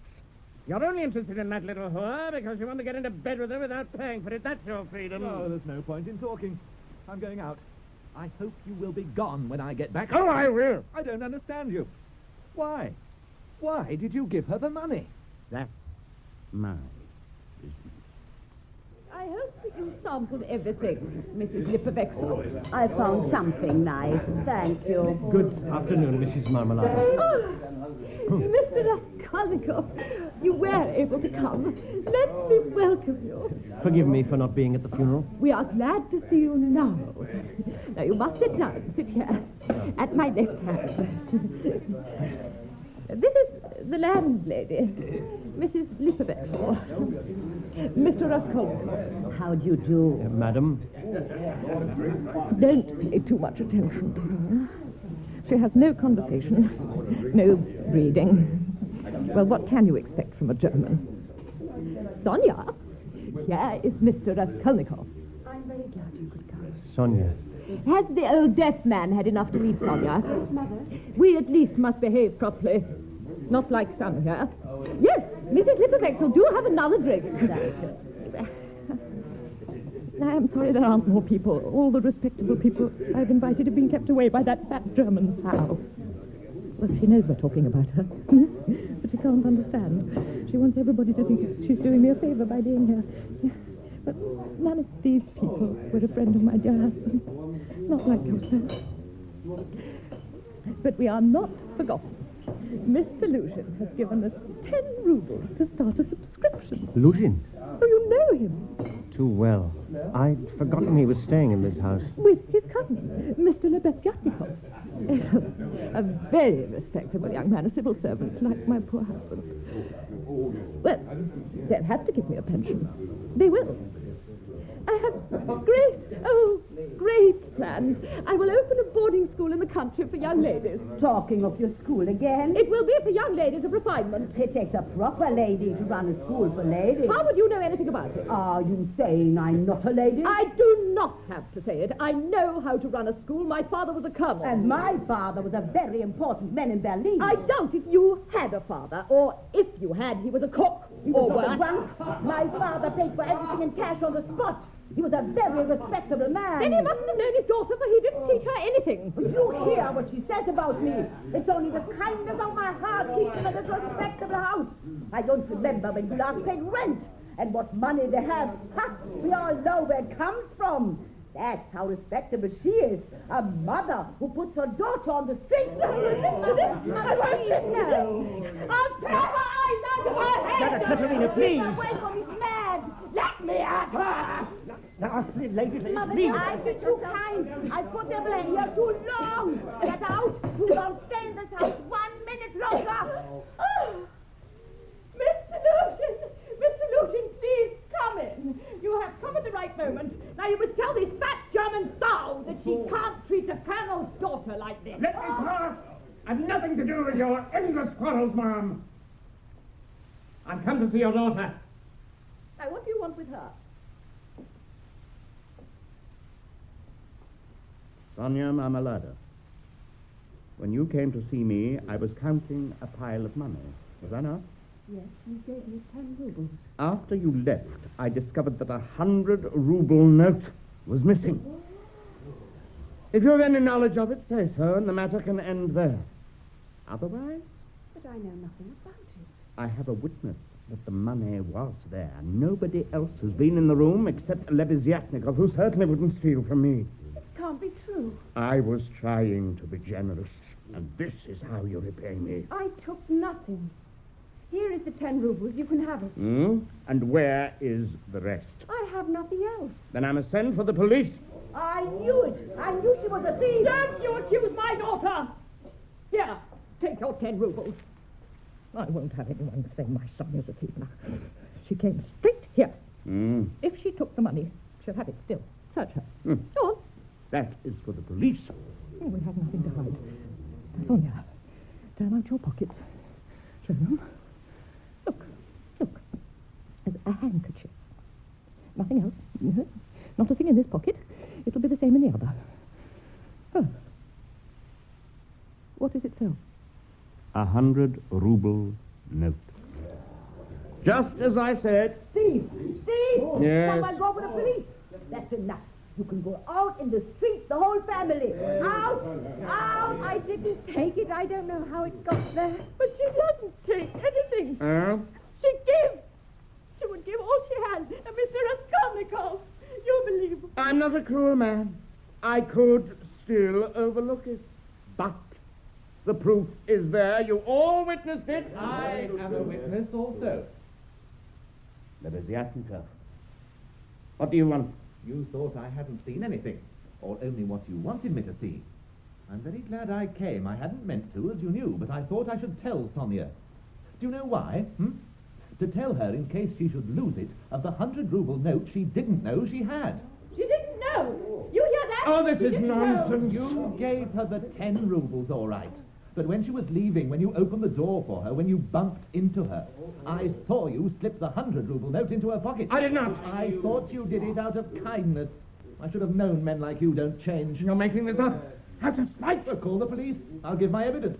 What I don't understand is why you did it. I can explain that. To get back at me. He's trying to turn my family against me, make me guilty by association. But Dunya will have nothing to do with you. Never. I want an apology at once from all of you.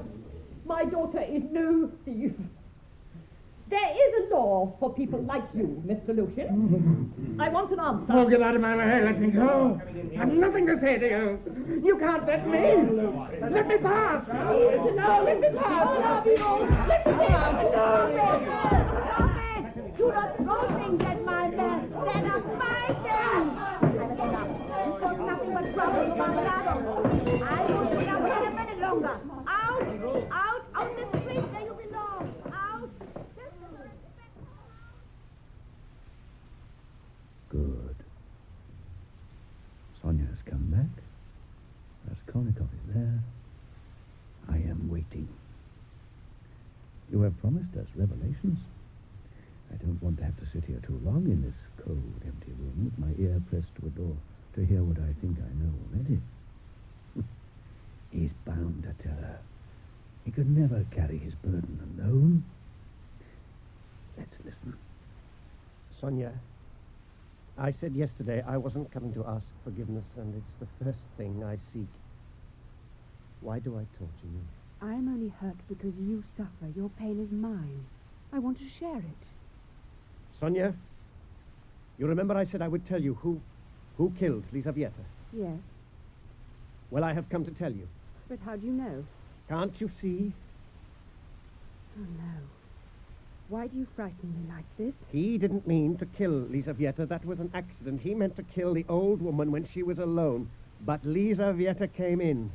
Don't you see? No, no. Look at me. Do you see me? Oh! Please, no, don't. Oh, Roger, what have you done to yourself? How can you touch me? How can you hold me? Oh, my love, what you must have suffered. How can you love me? I do, Roger. That's all there is. I love you. And you won't leave me, Sonia. Even now. I'll go with you anywhere. Why could we not have found each other before? If I could have had you before. We must think what to do. We must be together. But I don't understand how you, someone like you, could do that thing. To rob. No. No, you did it for your family. You were starving. If I had killed her only because I was starving, I would be happy now. Oh, what help is it to you to know any more? It is better that I know. You need a reason. What can I say? I wanted to become a Napoleon, and so I killed her. Do you understand that? No, but tell me. I will understand if you tell me. One day I asked myself this question. If Napoleon had no way to become what he was meant to be except by murder, the murder of an old woman, a parasite, only to get money to start him on his road, would he have thought that act too awful, too impossible? I worried a long time, and then I saw, suddenly, that if he had no other way, he would have killed her, and it wouldn't have cost him a thought. So I, too, stopped thinking. Isn't that funny? That's exactly how it was. You had better just tell me the facts. Yes. Yes, I should. You see, well, you know how poor my family was. All their hopes lay in me. But I couldn't keep myself. I had to leave the university. Even if I'd stayed in 10 years, with luck, I might have been a teacher or a clerk with maybe 1,000 rubles a year. By then, my mother, my sister, well, I couldn't keep them. I could hardly keep children of my own if I had them. Very hard to have to pass everything by, accept, suffer, see leeches prosper. So, I decided to take the old woman's money and use it to give myself a chance to be. But in killing her, I did wrong. And that's it. That can't be all. That's not it. But I've told you the truth. As if that could be the whole truth. I only killed a louse, a parasite. She was a human being. You're right. That's not it. There were quite other causes. I haven't talked to anyone for so long, Sonia. Far better to say I'm vain, cruel, half mad at least. I said I couldn't keep myself at university, but I could have given lessons. My mother would have sent me something. Look at Ratsumiki, how he works. But I sulked. It's the only word for it. I sulked in my room. I knew what was happening to me, but I wouldn't leave it. For days on end, I wouldn't eat. I lay and did nothing. At night, I had no light. I wouldn't even buy a candle. I sold my books. I lay and thought and dreamt. All the time, I dreamt all kinds of strange dreams, and I began to think. You know, that's not it either. I'm telling you wrong. I kept asking myself why I was as stupid and helpless as the lowest, most ignorant peasant when I was more intelligent, different. And then I saw that it was too much to expect all of us together to grow wiser, better. The strong will always have power over the ordinary people. Anyone who dares will be their hero, and whoever dares most is most right. Is the lawgiver. Power is only given to the man who will stoop and pick it up. One has only to dare. And then, for the first time in my life, an idea took shape in my mind which no one had ever thought before me. I saw how strange it is that not a single person living in this mad world has had the daring to go straight for it all and send it flying to the devil. to see that it is chaos, and the rules have only the force we give them. Because that's how life is. And I wanted to live the real life, to conquer death. I only wanted to dare, Sonia. That was the whole cause of it. You turned away from God, and the devil has taken you. So all that lying there in the dark was only the temptation of the devil. Oh, don't blaspheme. You don't understand. Oh, I kept trying to forget it, Sonia. Like a new beginning, to stop thinking, for it was my destruction. The moment I questioned whether I had the right to take that power, it proved I didn't believe it. But I wanted to do it. To murder for my own sake, myself, alone. I wanted to find out something. To find out whether I was just another anonymous, defeated creature, or whether I could dare to stoop to pick it up. To be free, to have the right. What right? The right to murder? Is that how men do murder? They don't go as I went. I murdered myself, not her. It was the devil killed her. I murdered myself. Oh, my poor Rodia.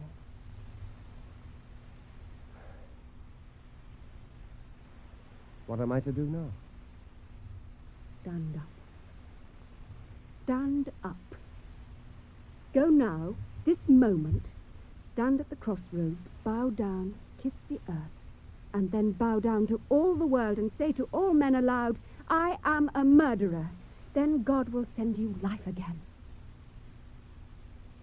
Must I give myself up? Suffer, repent, and cleanse yourself of sin. That is what you must do.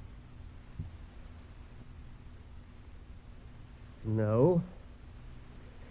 I won't go to them. They are destroyers too. But how can you go on living with yourself? What would I say? That I murdered, but didn't dare steal, never even looked at what I took? They wouldn't understand the truth. You must have something to live for.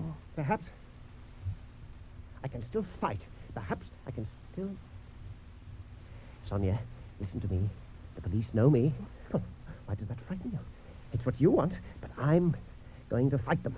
They have no evidence. I learned a lot from Porphyry. I know what he means to do. He'll arrest me, but he can't keep me. Now, will you visit me? No. Don't come and see me. Have you a crucifix? I have. Here, too. Take the wooden one. This copper one was Lizivieta's. The wooden one is mine. Don't give it to me now. Later. When you are ready. You will put it on, and we will go together. Sonia! Sonia! See who it is. It doesn't matter. Sonia! Sonia! Lebeziatnikov, what's wrong? It's your mother, Katerina. They were all in the street. She went quite out of her head. Oh, what has happened? A blood vessel seems to have burst.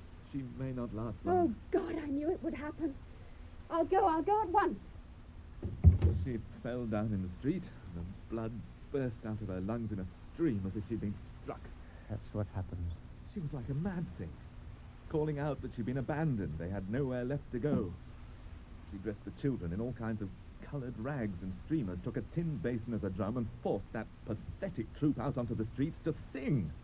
She said everyone would see they were well-born children whose father was an official. The Tsar would help them once he saw their misery. She still believed that those people cared a damn what happens to the likes of her. Well, the children were frightened and understood nothing. She beat them to sing songs they didn't know. Then the police came because of the crowd jeering, and she cried and coughed and was mad, quite mad at the end, until she fell and the blood burst out. I don't know what will happen to the family.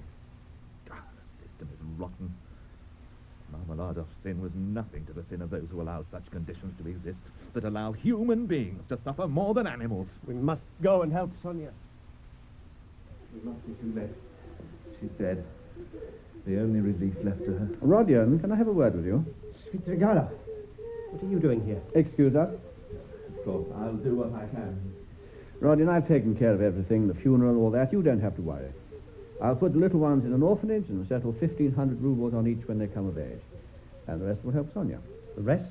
You can tell Dunya this is how I'll spend her 10,000 rubles. Why? Won't you allow me one good deed? But you don't know these people.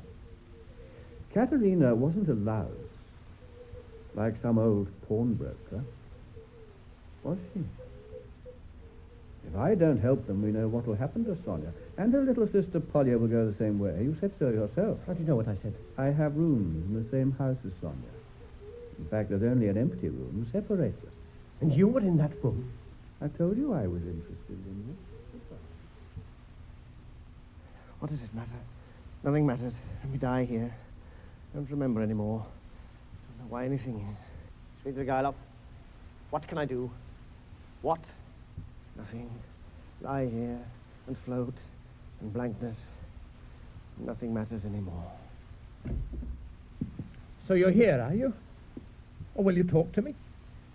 Not that it matters, since I don't understand anything anymore.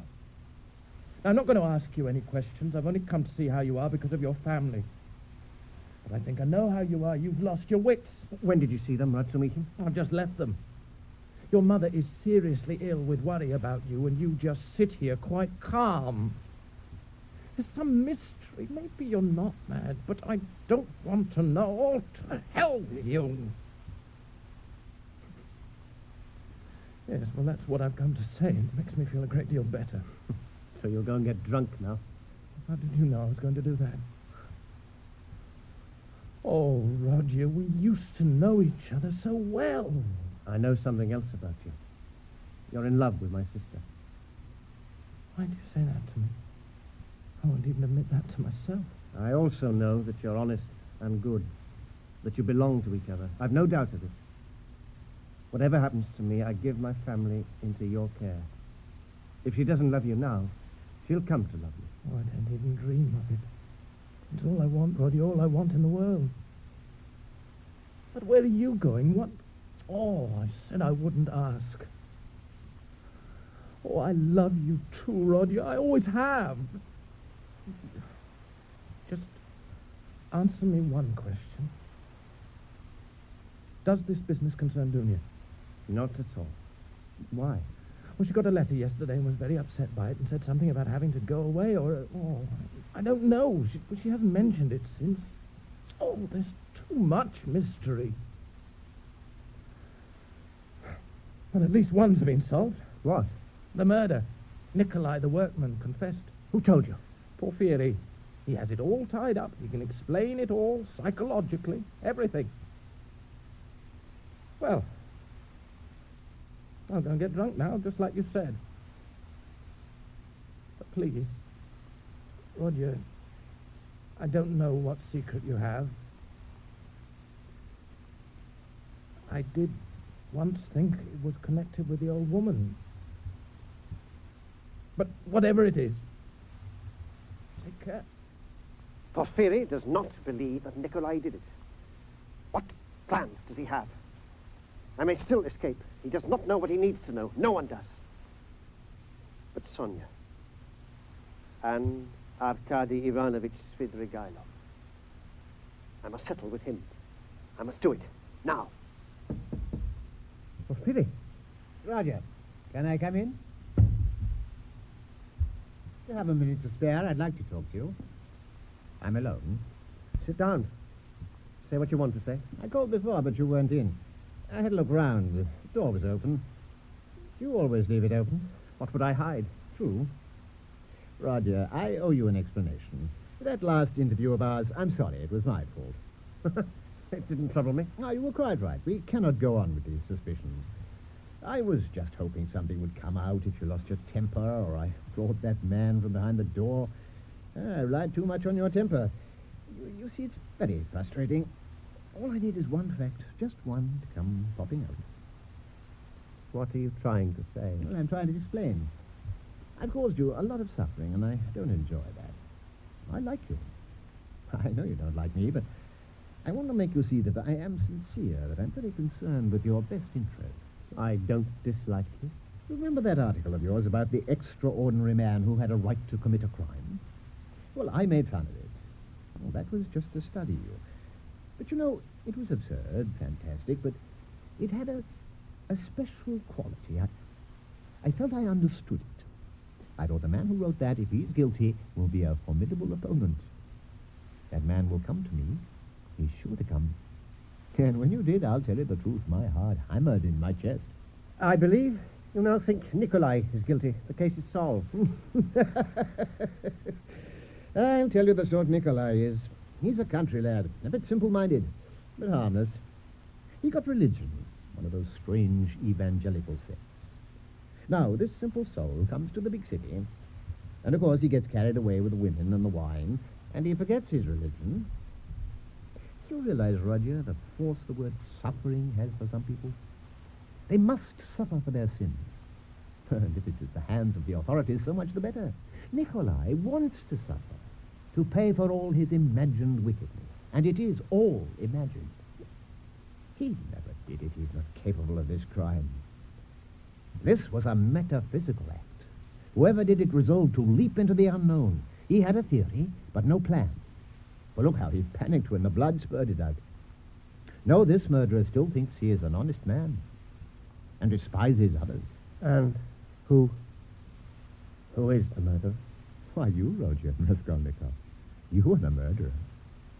It was not me. It was. I've come to tell you everything, to be open and honest with you. I don't believe you. You're up to your tricks again. I've come alone. No police, no witnesses. It doesn't matter what your attitude is to me. I am convinced. Then why don't you arrest me? It wouldn't be in my interest. If you're so convinced that It's only my theory. It can all be seen two ways, even the psychology. Well, we'll have to put you in prison. And I've come, against all the rules, to tell you. And to tell you it will not be to my advantage. Why bother to tell me at all? Because I want to help you. Can't you see that? I have a proposition for you. What? Surrender and confess, and I'll help you. You have no evidence. What if you're wrong? I'm not wrong. I must arrest you. I will. But it'd be better for you to confess. If I were guilty, why should I confess when you say I'd be safer in prison? I don't put too much faith in words. That's only my theory. Confess, and I swear before God, I will arrange it to seem like a complete surprise. There'll be no questions. Your crime will appear as an aberration, which is what it was. And you'll get a very much shorter sentence. It's not worth it. That's what I was afraid of. Roger, don't deny the future. You have all your life before you. What have I before me? Prison will only be a few years. Are you afraid of the disgrace? I can't believe that. The hell with it all. You are a young man. You made up a theory. And what torments you is that it didn't work, and it wasn't so original after all. But that doesn't mean that you, the man, must fail with it. You must find some faith, some clean air to breathe, some hope. Suffer and become clean. It can happen. Find something to live for. Have faith in God. All right, you don't believe in me. It sounds like that to you. But don't dismiss it. You have to pay for what you did. But then you can be free. What sort of a prophet are you? I am a man whose day is over, who has nothing to hope for, whose life is behind him. Maybe your life, too, will come to nothing, but don't be afraid. I'm being as honest as I can. When do you mean to arrest me? I can give you 2 days. What if I run away? You won't. If I put you in prison, eventually you will confess. Bufferi, I've listened to you out of curiosity, that's all. I've admitted nothing. Remember that. 2 days.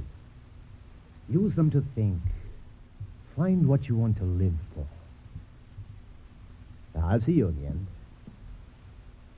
Rudyard, I don't believe you'd put an end to yourself. But in the wild chance, leave a note. Just the simple facts. It'd be a generous act. Goodbye.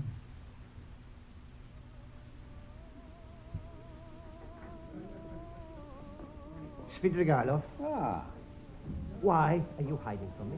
I wasn't. You were watching me from this window. You pulled back when I saw you. I'm not trying to hide from you. I'm sitting here drinking champagne, that's all. Join me. I've been looking for you. I can't have hidden very well. Listen to me. I'm listening. I've only one thing to say to you. Leave my sister alone. She had a letter. I think it was from you.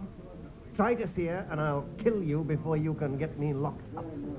I don't think you would kill me. You know better than anybody that I could do it. Does what I know bother you?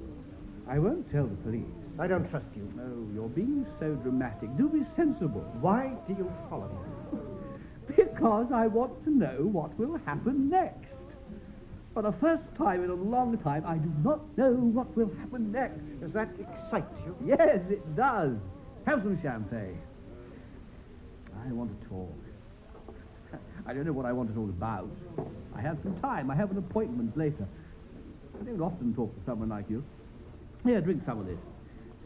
I don't know why I'm drinking it. I don't like it, but I wanted it. What's the matter with you? I don't know. Perhaps I'm drunk. I don't know what is going to happen next.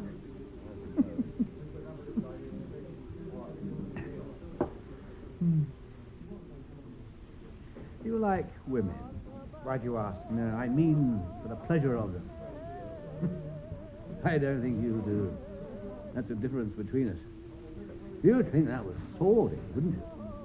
Your blood wouldn't burn like mine at the thought of a beautiful young virgin. The younger, the better. The prospect that she might open herself to you, give herself. Oh, that excites me. And for the same reason, it is forcing into the unknown. I do not know what will happen next. You're sick. Yes, but what is the disease? Perhaps I'm drunk on that prospect.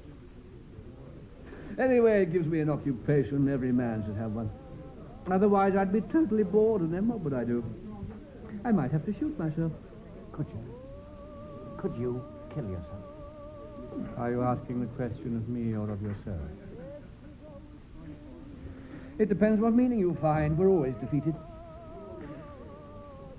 I don't want to talk about it. Death frightens me. So, let's talk about your sister. I won't. Believe this or not, just as you like. But Dunia is among the few women I respect. I wasn't faithful to my wife. I told her quite openly when we were married that I couldn't be. She was a very jealous woman. But we came to an understanding. I could have who I liked, so long as I didn't fall in love and I didn't touch a woman of our own class. And I had to tell her about each affair. I think she enjoyed that. She liked to be shocked, and I didn't mind telling her all the finer details. In fact, some of them were a work of art in the doing and the telling.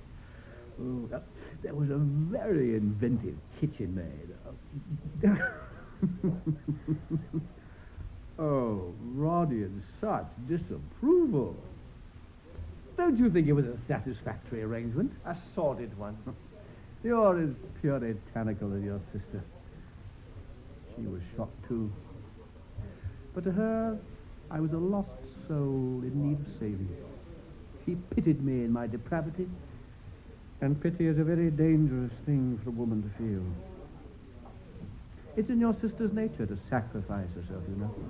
I did nothing to encourage her, but she wanted to reform me. It became very important to her. We drew closer and closer together. We were fascinated by each other. And in the end, I was helpless. I was in the grip of the most irresistible lust. But she's almost morbidly chaste. I lost all judgment. I couldn't have the patience to wait. You would have waited forever. Raskolnikov, you don't know women. The whole thing was a disaster. I was abject, pleading. I offered her 30,000 to run off with me. I vowed eternal love. You don't know what love is. I know the pain of it. But I had betrayed the agreement with my wife. She couldn't stand it. Dunia had to go. And you expect me to believe you no longer want her? There's no hope of it. Leave her alone. I warn you, leave her alone. It's all over. Everything will soon be over. You know that, don't you? Well, I must go. I have my appointment. I'm going with you. Why? I can't trust you. You must have sent her that letter. All I want to do is help your sister. Anyway, I've decided to get married. What? So soon? You keep being shocked. It's very boring. The marriage is being arranged for me. My father was a civil servant, but he's had to retire. He has paralysis. So, they're very respectable, but very poor. They have a daughter they've had to take away from school. 16 next month. Ooh. I presented myself, a rich widower of 50. I couldn't have been more charming. It was worth paying to hear me. They were delighted at the prospects I offered. She was sent for. In she came. Can you see her? So young. Still in a short frock, childish curls, little feet, the smoothest of skin, a fresh mouth, rosy lips. She curtsies and blushes and lowers her head and glances at me along her eyes, the lashes long and lower. Form, ripe, but unopened. Imagine what fire might stir behind those blushes. It's all arranged. How could they let you marry her? Have I shocked you again? Little girls excite me. Not much else does anymore. All right. I'm not troubled by the morality of it. I have my own principles. But it disgusts you. It's all right for you to do what you've done. I haven't mentioned that. Made no judgment. Expressed no horror. I don't think I have the right. Perhaps you'd prefer that. You seem to suspect me more because I'm silent. If you can't be honest, then run away. Run off to America. I'll give you the money. Just ask. No, I won't run away. You shouldn't have killed her if you couldn't live with it afterwards. If you cannot live with yourself, then shoot yourself. Or wouldn't you consider that? Come on. You still mean to follow me, don't you? All I'm going to do is keep my appointment and then go to the islands and see what amusement I can find there. Come with me. I'll pay. No. No, I won't. Please yourself, Dunia, you've no need to be frightened of me. I am not in the least afraid. You've seen the empty room next door where I listened. Spied on them. You make an accusation in your letter against my brother.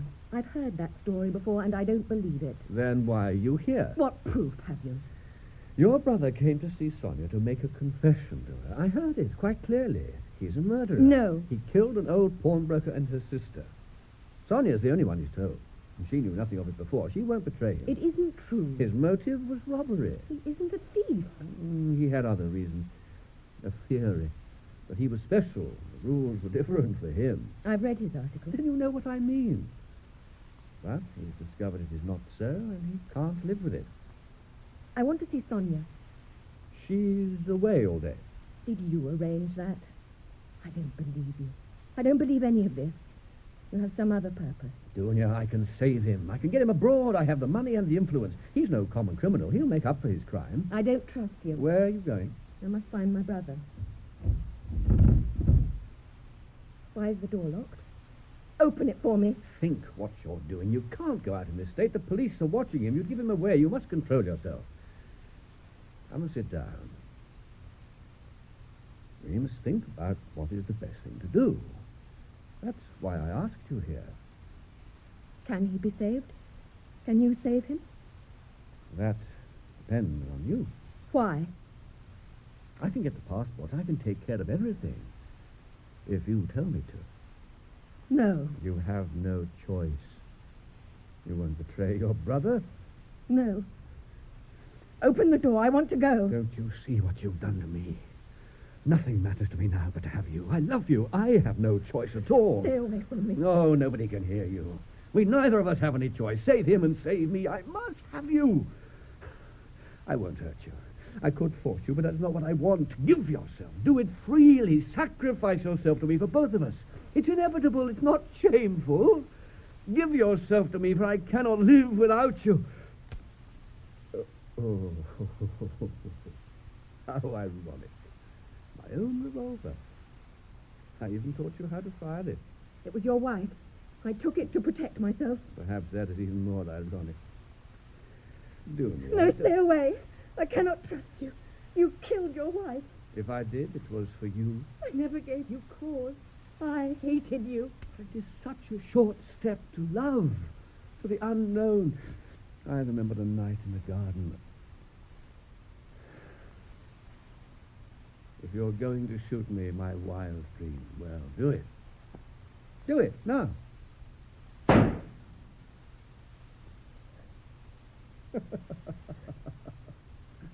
The wasp has stung me. You shouldn't have aimed for the head. Look, only a little blood. Come on, shoot again. I'll wait for you. Why couldn't you let me be? You haven't loaded it properly. There's one more charge. Go on, get it ready. I'll wait. Now. Shoot me. Oh. He threw it away. So be it. Dunia. Please let me leave. So you do not love me? No. And you cannot love me. You must let me go. Here's the key. Take it. Go on. Go quickly. Go now. Go. So, the choice is made. It always was impossible. There's one bullet left.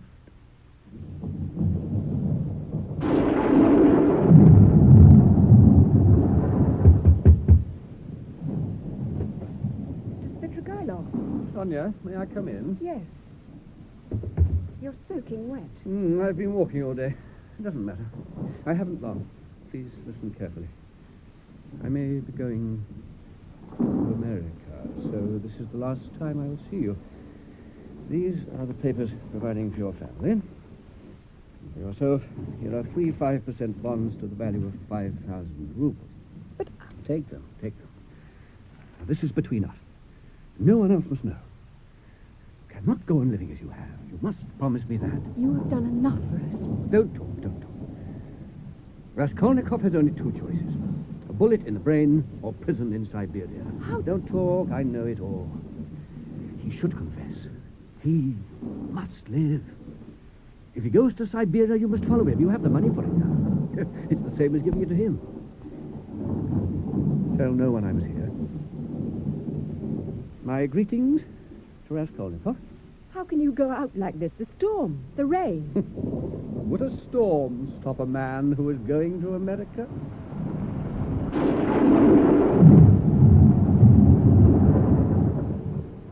Here's the room, sir. Best room in the hotel. It'll do. Is there tea? Yes, sir. Bring me some. The size of the cupboard. Spiders and the yard of dirt. As if that mattered. It will do.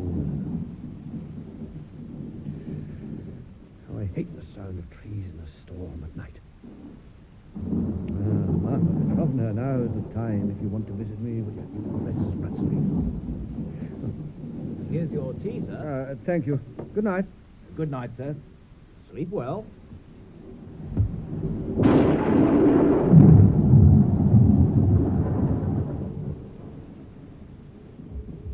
Flowers, garden, a cottage, stairs, a room above. Light, bright air, narcissus bending, bright green, thick green, long green stalks, everywhere flowers. Oh, a coffin, satin shroud, a girl lies, arms folded, arms pressed, young chest, 14, fair hair, wet, smiling without misery, drowned on a black night storm. Knew that body, knew that face. I destroyed her. Little girl, 5 or 6, so wet, so cold. Don't be afraid of me, so cold. Come, into bed. My bed, warm in my bed. So wet, clothes wet. Take off the clothes, so cold. Lie in my bed, warm, that's all. I watch. With a candle I watch. You sleep, little girl. Sleep warm. Color in her cheeks now. Rosy cheeks. Warm now. No. Wakens. Looks at me. Smiles with those red lips.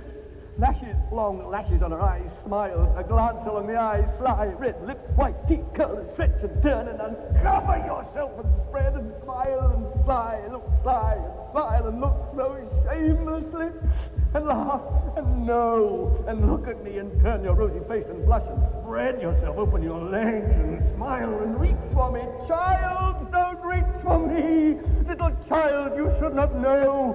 You should not know how to look at me. A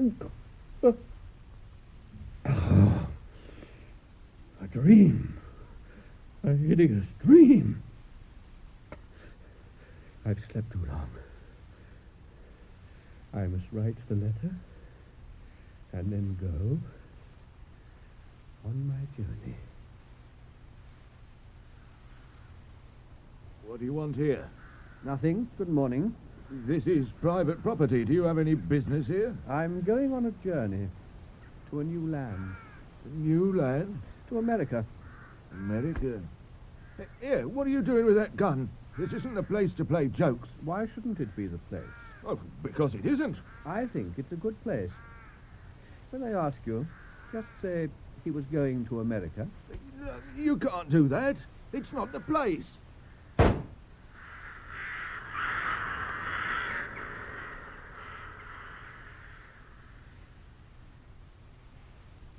Dunya, have you been waiting for me? I've been with Sonia. We both waited. Then I came to your room. So you know. I see you know. I'm very tired, Dunya. Give me a moment. Where were you last night? I don't know. Down by the river. We were so afraid for you. Oh, thank God you still have faith in life. I have no faith. But I've been to see my mother and asked her to pray for me. I don't know why. You haven't told her, surely you haven't? No. But she knows in her heart. I thought a lot about drowning myself. But if I thought I was strong, I must live by that. It's a matter of pride. Pride? Only pride? I must go. I must give myself up, but I don't know why I must. Roger, by confessing, you will have half paid for your crime already. Crime? What crime? That I stepped on a louse, a parasite? Was that a crime? It's just that I'm a coward. Nothing in me, no guts, too weak. So I'll confess, I'll beg for mercy. What are you saying? You spilled another human being's blood. Which all men shed, which flows and has always flowed in streams, which is spilt like wine, and for which men are crowned and are called benefactors. We all kill ourselves. Do you know what was wrong? I was too clumsy, too stupid, too afraid, couldn't do it properly. If I could have succeeded, I could have been crowned with glory. No. Is that too crude for you?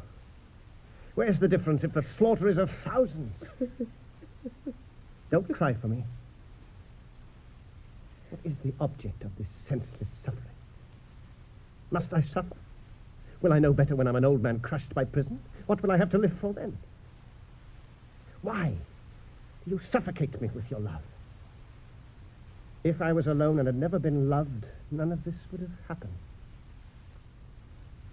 I'll go. I'll see Sonia first. But I don't know why I go. It is time. Give me the cross now, Sonia. Oh, if I didn't have to answer all their stupid questions, hear them laugh. Here it is. I had it ready. You wear the other, Elizaveta. There were two crosses on the old woman's neck. They would be appropriate. Sonia, I'm doing what you want. Pray with me. No. I'll go now. By myself. I couldn't sustain it. I couldn't conquer. That's all. I bow down. I kiss the earth. I have sinned. Look at him. He's drunk. There he is. He's going to his Jerusalem and saying goodbye to his little children and his mother country. He's bowing down to all the world and kissing the great city of St. Petersburg and its lovely stinking pavement. Oh, he looks like a gentleman, too. Oh, who can tell any more? People have gone mad. I am... What are you? What are you, brother? Come on, spit it out. No? No, you won't tell us? Oh, not a word will come out. Hey, the hell with you then, brother. I want to see... where is... Yes, can I help you? I am Raskolnikov. Oh, yes. What can we do for you? I thought I would find Zamyetov here. He had to leave, didn't you know? Excuse me. You, take these. They're the papers about that Svidrigailov. Did you say Svidrigailov? Did you know him? Yes. What's happened to him? He shot himself this morning in the street. He left a letter saying no one was to blame. How did you know him? My sister was governess to his family. Do you know of any reason why he should do this? No. None.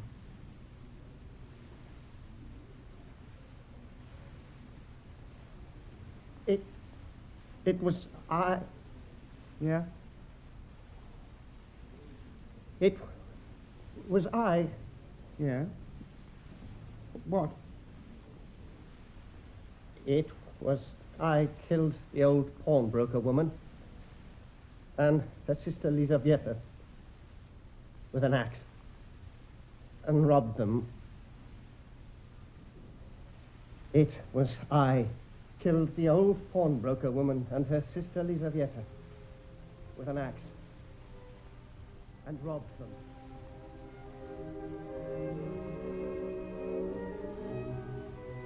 At first, he would have nothing to do with me. I visited him when I was allowed to, and he let me look after him, at least wash and darn for him. When he went to Siberia, I got a job in the town there. It wasn't so bad. If only he would have paid any attention to me. They said at the trial that it was a temporary insanity, but nothing seemed to change his condition, not even news of his family, that his sister married Ratsumichin. His mother took it very hard. She wasn't strong. I was afraid to tell him when she died, but when I did, even that didn't change him. The prison was bad, but he didn't seem to care, never complained like the others. Then he stopped speaking to anyone, and then he was ill for a long time. I think he was ashamed that he hadn't been strong in himself, that he had failed somehow. I could give him no reason to live. I couldn't make him see with my eyes how we must love something, even if it's only a bird singing, but something. I got to know the other prisoners. I did little jobs for them, sent letters or wrote for the ones who couldn't write. They weren't bad men. It was spring when he began to get better. But I was ill, and we didn't see each other for a long time. When I saw him again, it was early in the morning on the river bank where he worked. I smiled as brightly as I could, as I always did, no matter how he might look. I wanted to hold his hand. Mostly he wouldn't let me, but I always offered my hand to him. This time, he took it at once and wouldn't let it go. We were alone by the river, and something seemed to lift from him, to pass away like mist rising in the sunlight. And he wept and held me. He had risen again. I had not mentioned God to him. I knew he didn't want me to. But God had not forgotten him. It didn't matter if he believed as I believed, so long as we shared the same hope. We had 7 years still to endure, and then would begin another life and another story. For the last 3 weeks, Earplay has presented the BBC production of Dostoevsky's Crime and Punishment in a new radio adaptation by Bill Morrison. Ronald Pickup played Raskolnikov. Others in the cast were Joan Matheson, Pauline Monroe, Henry Stumper, Penelope Lee, Joanna David, Paul Seed, Malcolm Hayes, Peter Woodthorpe, Ann Jameson, Peter Jeffrey, Anthony Higginson, and John Rye. The program was presented by Earplay, the Radio Drama Production Center for Public Broadcasting. Earplay is made possible by grants from the Corporation for Public Broadcasting and the National Endowment for the Arts.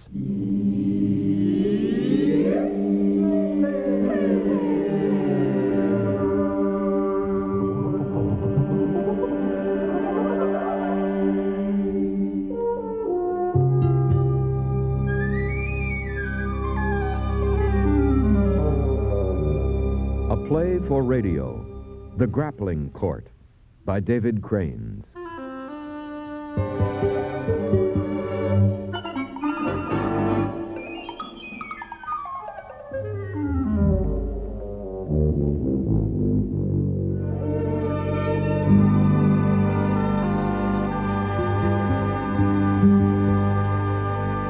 The world's first original radio play, written back in 1923, was called Danger, and it was the story of men trapped in a mine after an explosion.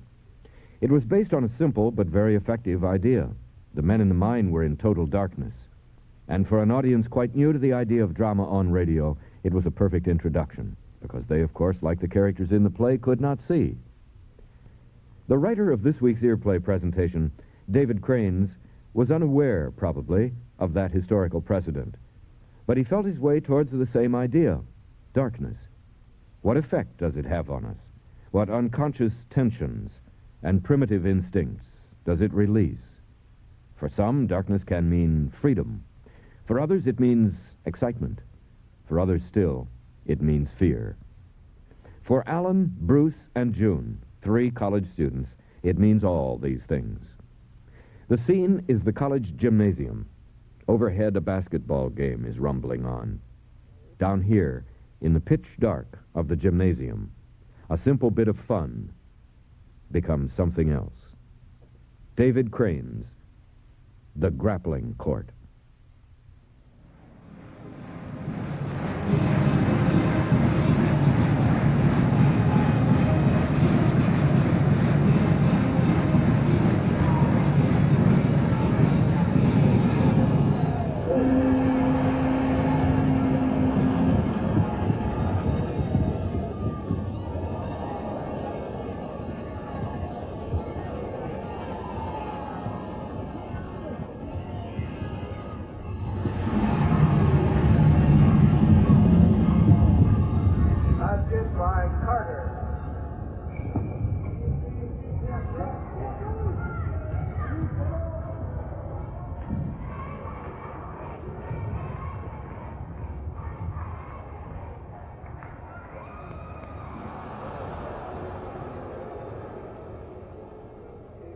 Foul on Jarvis, reaching around. Come on, Jarvis, finesse. Anyone who gets caught reaching around is really stupid.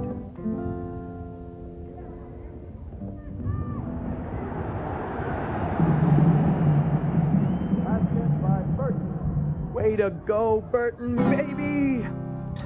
Way to go.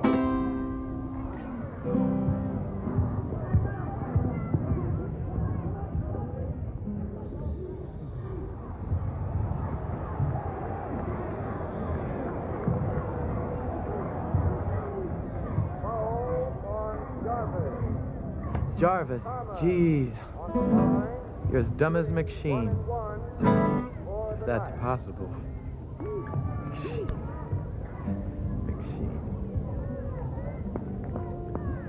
Oh, McSheen is my teammate. The yearbooks will say. And we practice our wrestling this mat room each day. His smile is so simian, and his laughter a bray. It's my fine brutish friend, Bruce McSheen.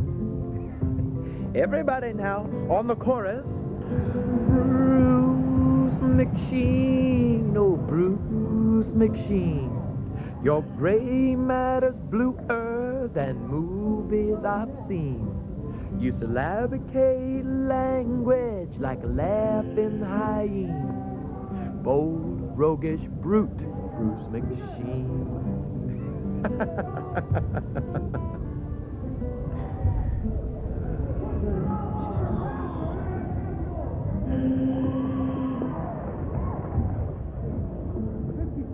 Oh, the coach gives us keys to this wrestling room, and I come sing my songs in this strange unlit gloom. Nice. But I do get away from people like you. Old roguish brute, Bruce McSheen. Everybody now on the chorus. Bruce McSheen, oh Bruce McSheen. Your gray matter's bluer. No, come on, June, it's fine. How can you tell? Bastard. I can smell. Damn, Oh, I can't, really. The dock in here smells empty. Okay, what does empty smell like? Well, I guess it can't smell like anything if it's empty, can it? Come on, June, come on, go on in, huh? But it's dark. Actually, there's a light show going on in there. You just can't see it from here. Black light. God, McSheen, do you have to make McSheen? It's pitch black. Right. Fantastic. I love it. What? I can't see anything. Right. There's no light at all. It's called dark, June. It's the absence of light. Bruce? Yeah? I thought...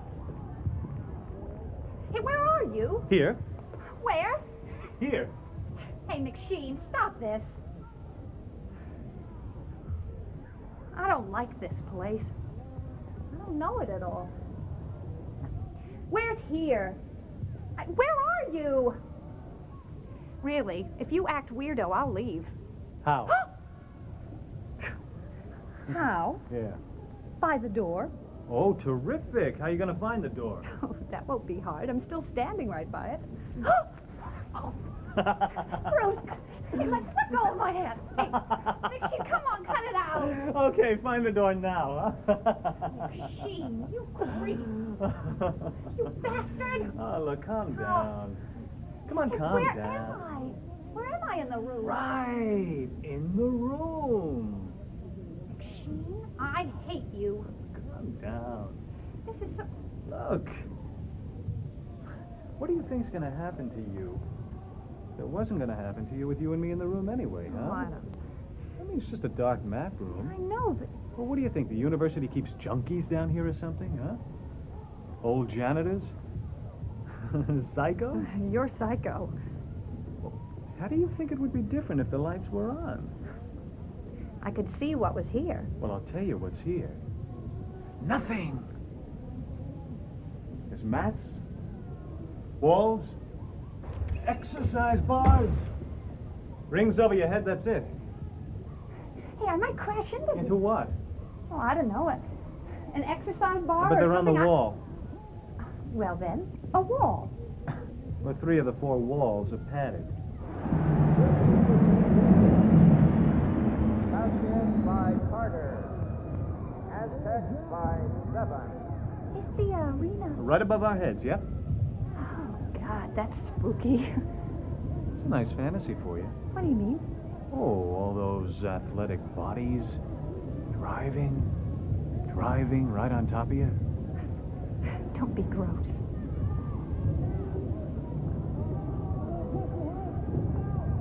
Do you What? think we're winning? I really don't care. 3-second violation. Aztecs ball. What if the coach knew you used your key to bring chunky co-eds down here late at night? It's not late. I've been down here 3 or 4 a.m. He doesn't care. I just think he'd say, don't get caught. Hey, listen. Are you really chunky? Sure. It's not like it's printed in the student directory, for God's sake, so don't treat it as if, I mean, Schuster's so wrapped up in that damn guitar of his, he never says anything about you, so Really? Yeah, really? Why? What did you think? I thought men talked. And, I don't trust the clothes. So, it's nice to know you are. I mean, assuming I can take your word for it. You can. Which I have no intention of doing.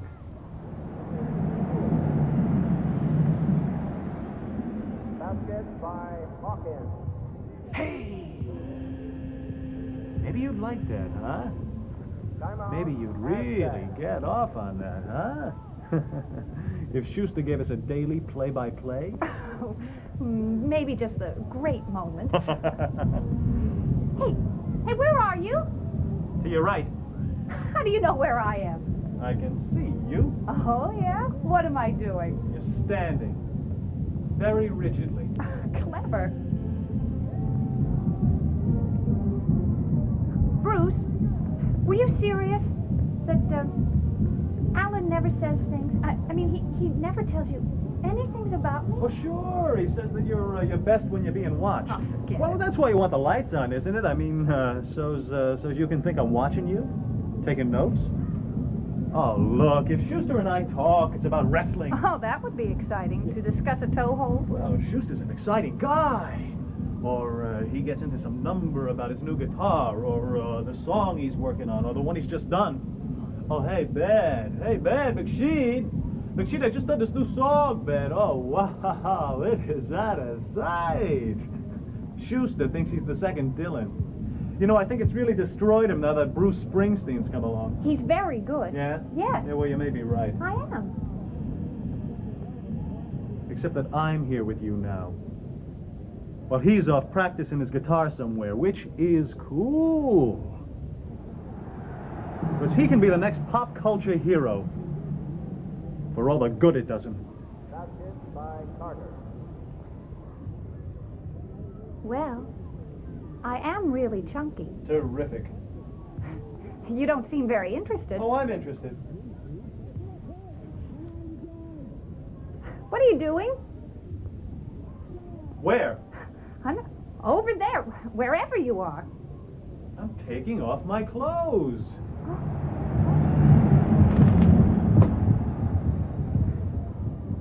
We must have scored. Yeah, sounds that way. Bruce? Yeah. What was that? I'm doing push-ups. No, I meant...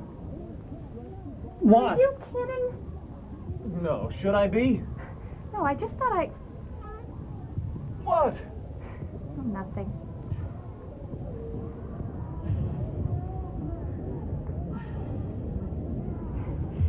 You know, I think I'm tired of standing here in the dark. Move around.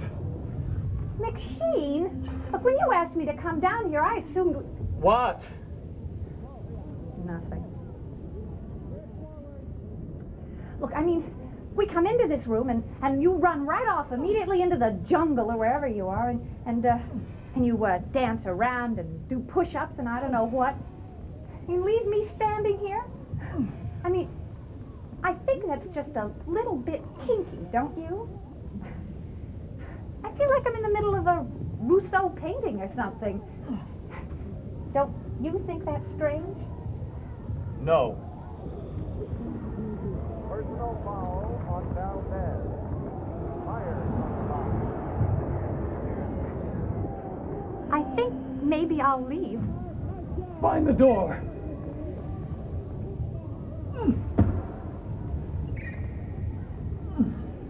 Bruce, Yeah?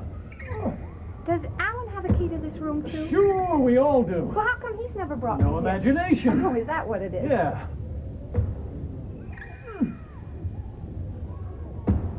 Bruce, I'm getting impatient. Well, then leave.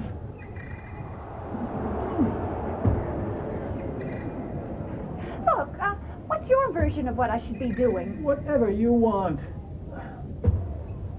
McSheen, this is crazy. What are you doing out there anyway? Warming up for me? Oh, you're an animal. Was that what Schuster says? That's what I say. Well, you're right. You think I can't handle this, don't Oh, you? can you? Of course. Terrific. Oh, but you don't think I can. Oh, look, I didn't say anything. Oh, you have a theory about me, don't you? That I'm very uptight, that I put a big show on outside, but freeze up when I'm not being watched. This is your little experiment. Look, you're the one who said it, not me. Okay, Bruce. Okay. Now, just for your information, I just want you to know that I am taking off my clothes. Just so you won't go reporting back. Hey, I took Schuster's chick to the mat room, and she freaked out, man. She was ice. She couldn't do anything. She just stood there. She couldn't perform. Offensive ball. Aztec ball. You know, Alan's a very sensitive person. He is. He's a creep. He keeps a lot of things to himself. God, this feels strange. What? I'm dressing like this in a very large, in a very dark space. Don't you think? I guess I'm used to it. What's that? I'm swinging on one of the pairs of exercise rings overhead.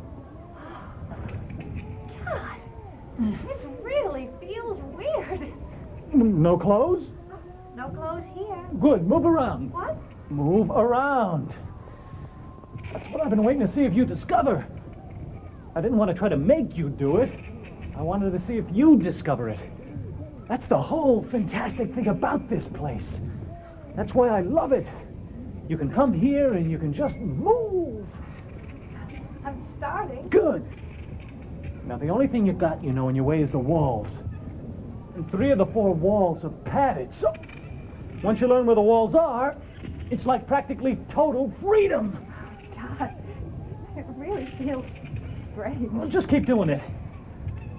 Hey, wow, I just had this sort of flash fantasy inside my head that I was, like, on the moon. Walking right.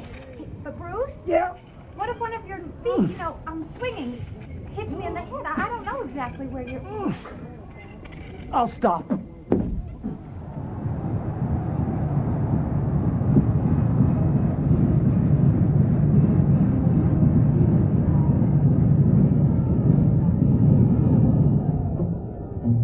Hey, wow, the band went wild. Hey, they're doing marching music, especially for you. Can you imagine a nude majorette? In fact, every time. Well, how do you like it, huh? What? Really big. It is. It's fantastic. It's huge. Well, do you have all your clothes off? Except my scarf Well, where's that? around my neck. Take it off. Why? Because it's not the same. It's not the same if you have anything on. All right. Crap. What? I can't get the knot undone. Here, I'll help you. My God, you just appeared from nowhere. There. You're quick. Sometimes.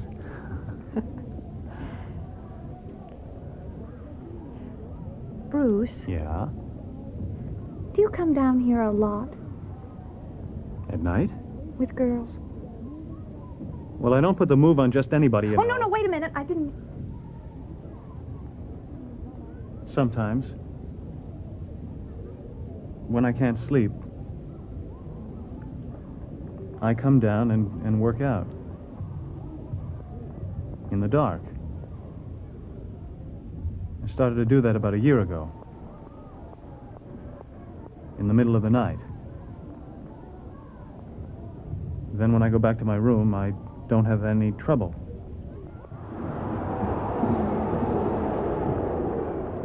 Who do you think's winning? You mean you or me? No, I wasn't. You're off again. Move. Bruce, do you and Alan ever wrestle? Each other. That's what I meant, yes. Sometimes. Who wins? Oh, boy, is that a sick question. I didn't- Who would you like to imagine wins, huh? Who do you think wins? Well, I don't... You're both very different. That's true. Bruce, Yeah? did you just hit something? What do you mean, hit? Bump into? No. Something sounded like metal. Metal? Yeah, or something.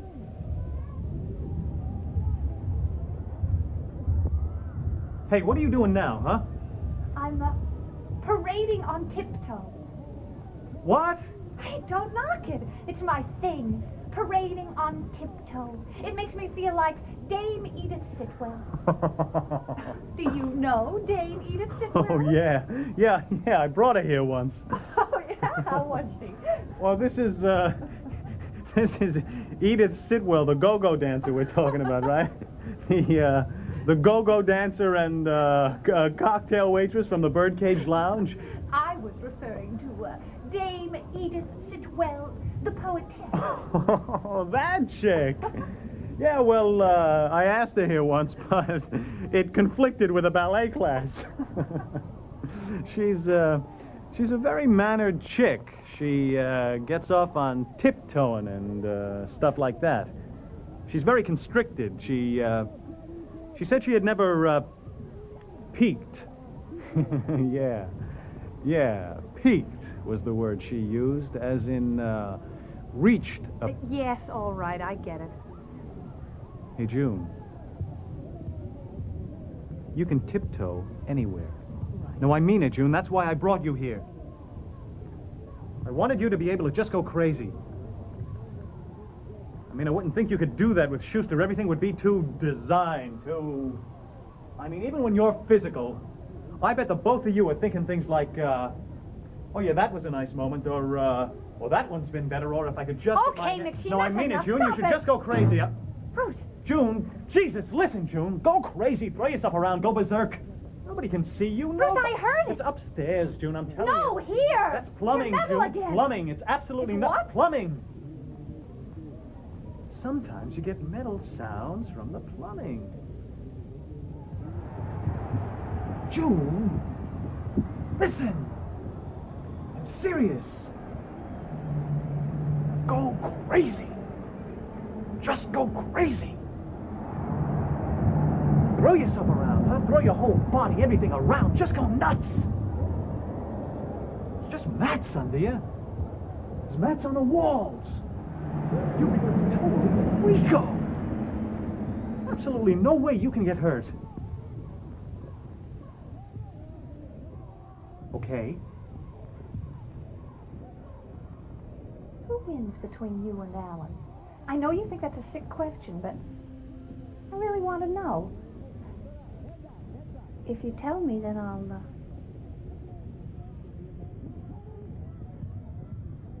You'll what?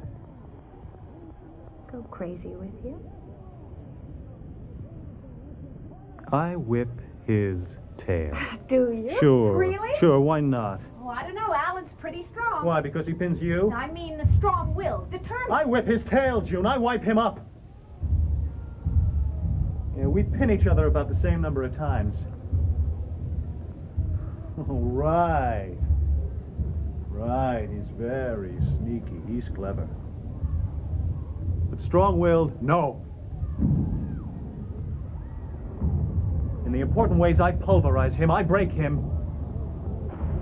He doesn't even touch me. I'm a wild man when I wrestle. I'm a damn wild man. I'm a cannibal. I figure out what my opponent thinks his strength is, and I eat that raw. I'm a savage. I break people, I really do. I destroy them.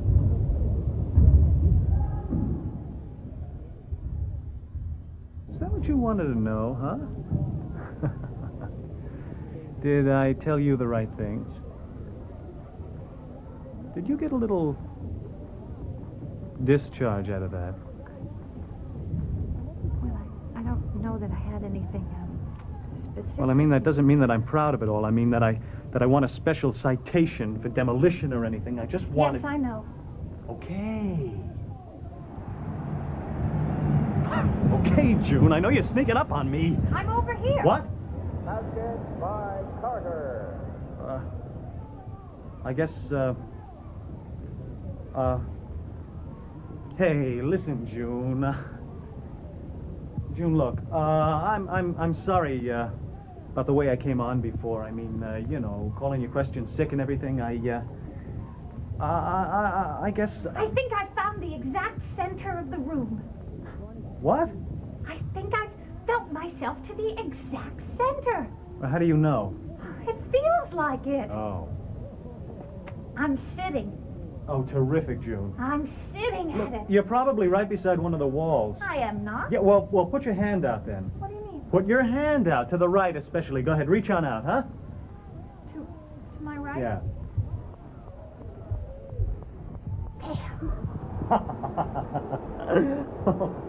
That's pretty funny. McSheen, how did you...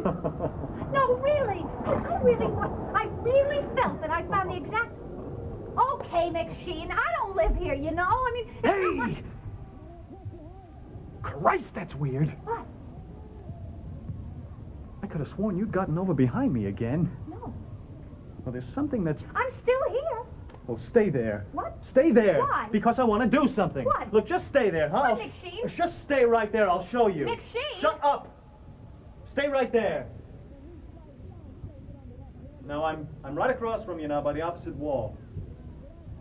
I'm going to start to run and do a series of 4 standing front flips. And I'm going to land right in front of you. That's how well I know this space. What? What do you mean, what? What if you miss? Miss what? Miscalculate. What if you smash yourself into a wall? Or into you? Yes, all right, or into me. Or something. Well, I won't. But... I won't, But June. what if Look, you shut do? up, I'm coming. McSheen! McSheen, be careful! Ah!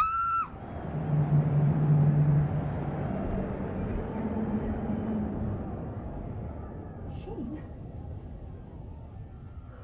God, I felt the floor vibrate. Bruce? Ah!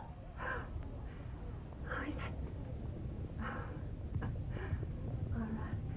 Are these your legs, Bruce? Are these your knees? Bruce? Are these your thighs? Sorry.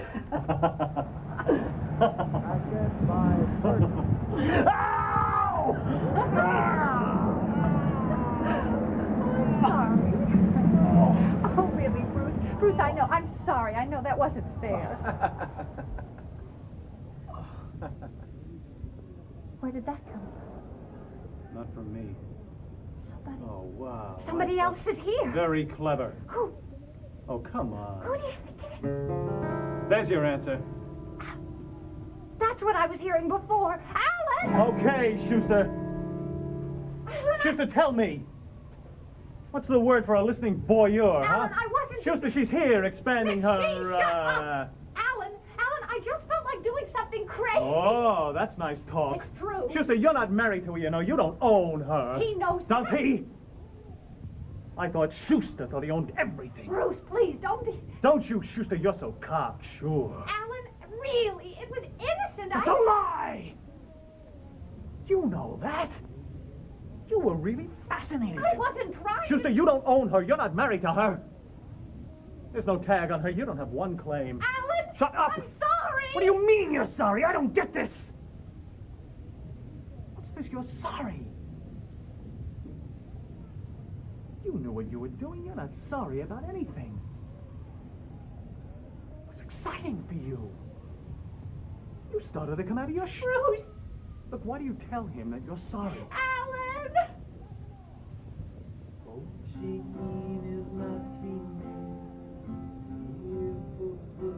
Oh, how to hang, Schuster, how to hang. Oh, yeah, go into your Bruce Springsteen trip, your Bob Dylan derivative, plunkety-plunk soul and tambourine man music. Oh, wow, bad, wow, about it Schuster bad, and, I'm a real special dude. I mean, I got all these really deep and sensitive feelings inside of me, and man, they come out in my music. I mean, I'm my music, and my music's me, dig? Well, did you know that Charles Manson was a musician? Hush, Schuster, did you know that? Thought he had it all over the Beatles.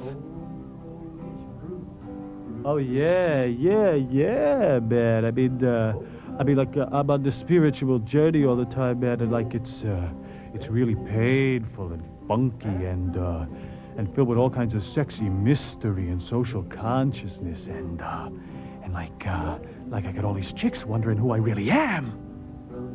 Well, did you know that Charlie Manson was a musician? Oh, wow, man, wow. I mean, chicks, man, chicks everywhere wondering what I'm really like, and they go really ape for, that kind of thing.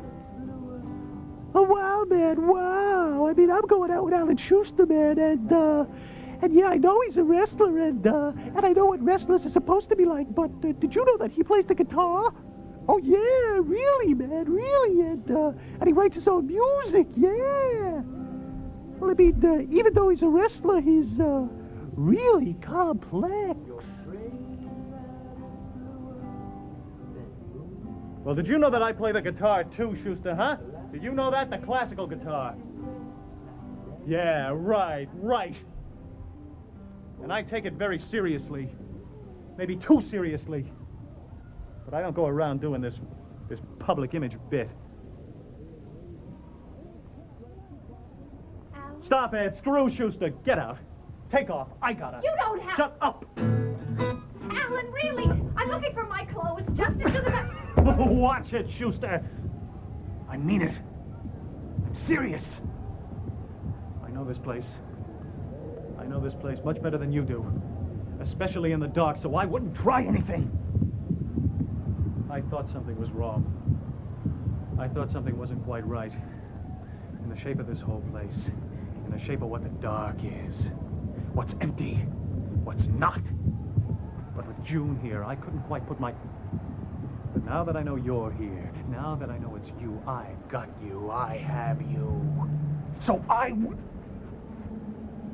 know this whole place now, Schuster. In the dark.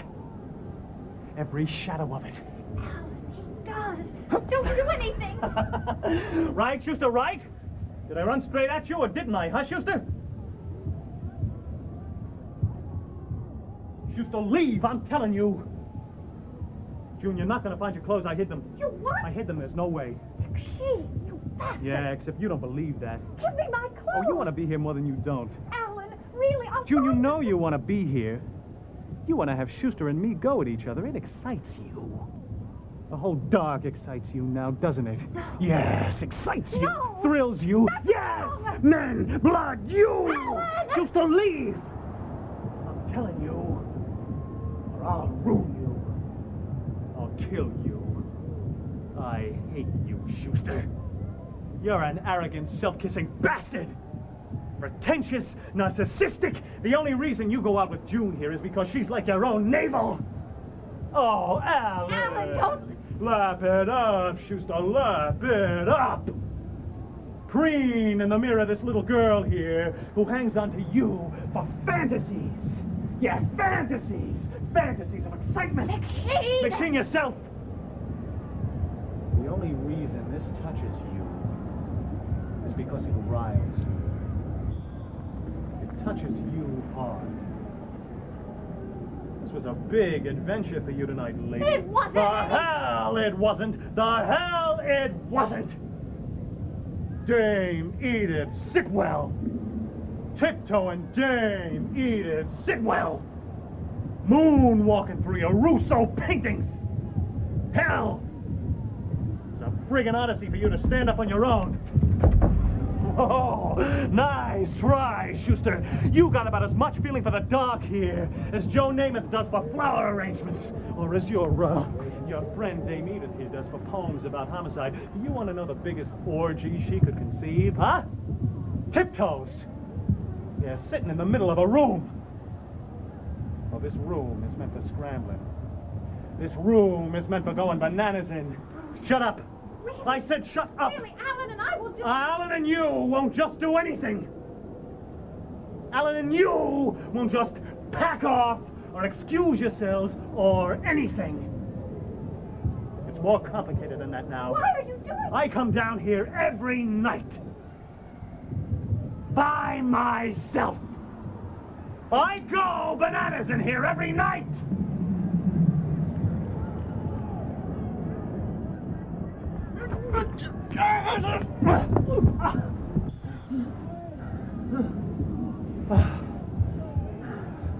You're an animal, machine. Alan, don't push him. He's an animal. Damn right. You're right, I'm right. And you're gonna find it out, too. Oh, am I? Yeah, damn right. Oh, you're gonna wipe me up, Yeah, machine. right on. You're gonna whip my tail. For a start. As advertised. Right. According to your little macho game plan brochure presented here in the dark to a little lady who wouldn't know that... Wait a minute, don't put me down. Oh, why not? Whatever works, right, Schuster? Sure, why not? Yeah, well, I think I'll wipe you up. That's right. For a start, and then I'm gonna... You're a cretin, Oh, machine. cretin, right. Then I'm gonna sit here, you know? You know, after I gone bananas, after I laid you out, I'm gonna sit here and I'm gonna play your guitar in the dark. You're a damn big liar, June. 17 matches. Oh, not one... Jesus! He keeps track! 17 matches, not In one the time light! place. With everything watched over, all arranged. Judges, referees, counting all the points. Sure, sure. Sure, what do you expect? Of a fella like yourself. You know how to handle it. You I'm know a what better to do. wrestler than better you are. nothing. Every time you get up, your back's just about to snap. Sure, sure, you get the calls. You get the calls. But I break you. I break you every time. You don't even touch me. Yeah. We'll see that. Oh, bastard! What happened? What happened, Shoes? Did somebody get a chunk of you in mid-flight, huh? Alan! Why are you so concerned about him, Joan? Why are you so bloody attached? Jesus!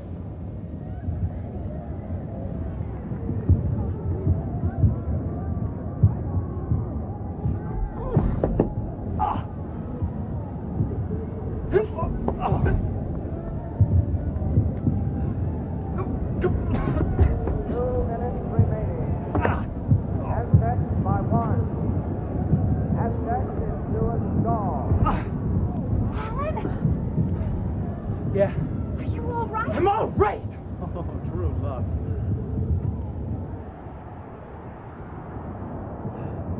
Bruce!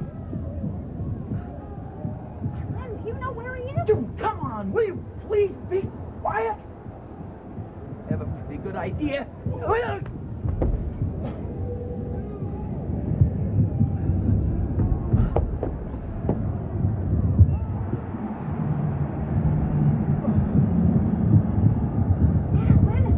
Alan, are you all right? Where are you? Bruce?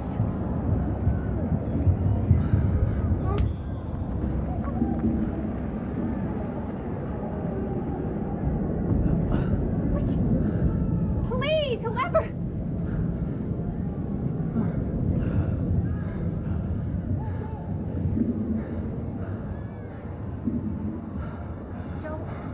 Nice try, Schuster. Nice try. Thought you'd catch me if you just kept charging in different directions, didn't you, huh? Came about 2 feet from me one time. That was pretty good.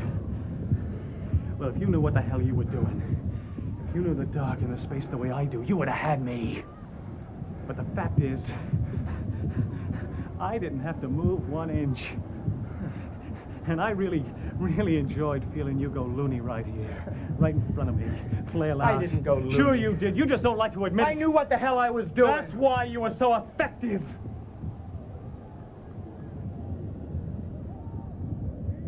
Let's leave. don't we all just leave? Go ahead. I can't find my clothes. Oh, that's right.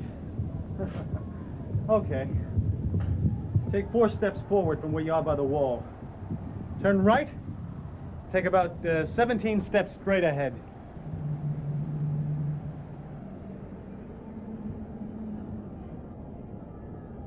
You're afraid of me, McSheen. Oh, wow. That's a terrific strategy, Schuster. Are you a psych major?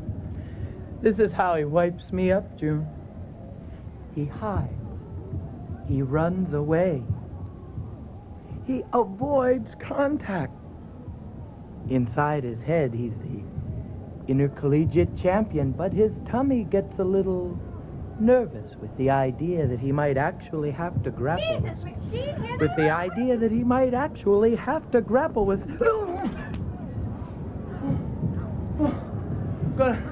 Gonna make it real, huh, McSheen? Sure, why not? Oh, God!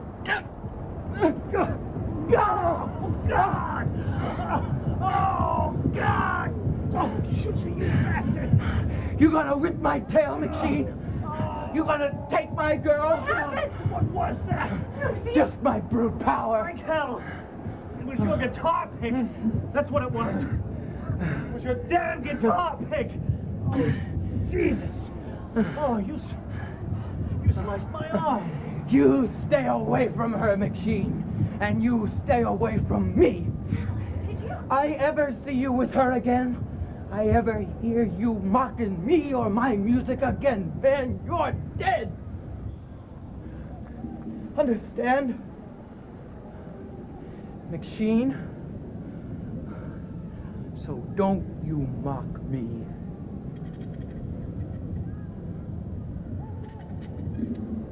June?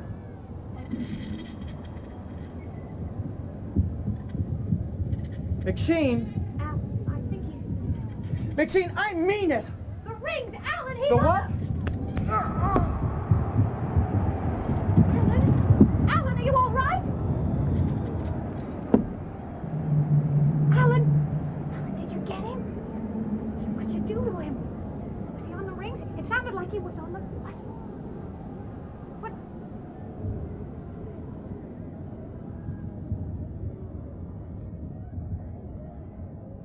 It was a whim, Alan. Sort of a whim. He asked me, and I thought... It was an impulse. I didn't think about it.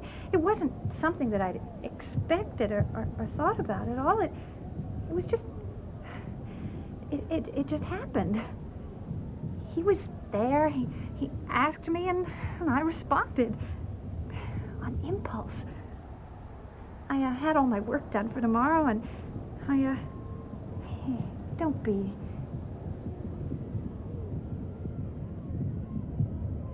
You think he's all right?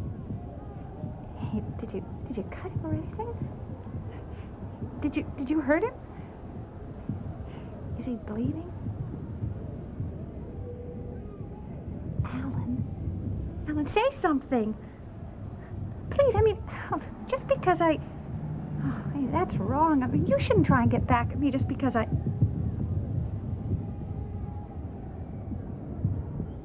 Bruce? Alan? Is it... Alan? Why...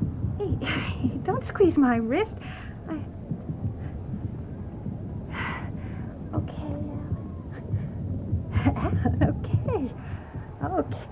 Okay, look, I just need to get these clothes on. If you'll let me, I'll just,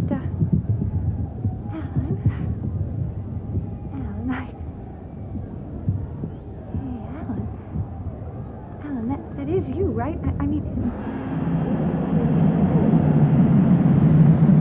Final score, Aztecs 98, Knights 97.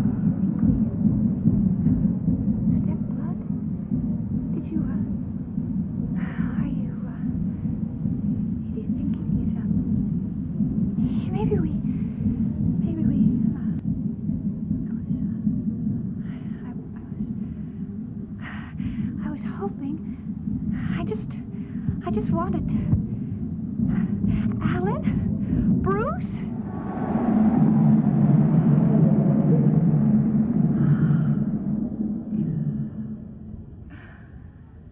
God, I really love the dark, you know? Oh, I really do. I didn't think I would. I didn't think I'd like it this way. Oh, maybe I didn't know. But I do. It's so... It goes on, it goes on forever, it seems. It just goes on.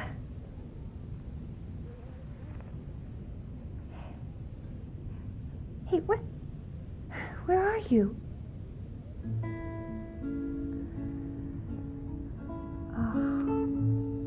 Oh, good. I have the feeling I could live in the dark. Almost always now. Isn't that funny? Almost always. It's like the moon. It's so really wonderful. And like the moon.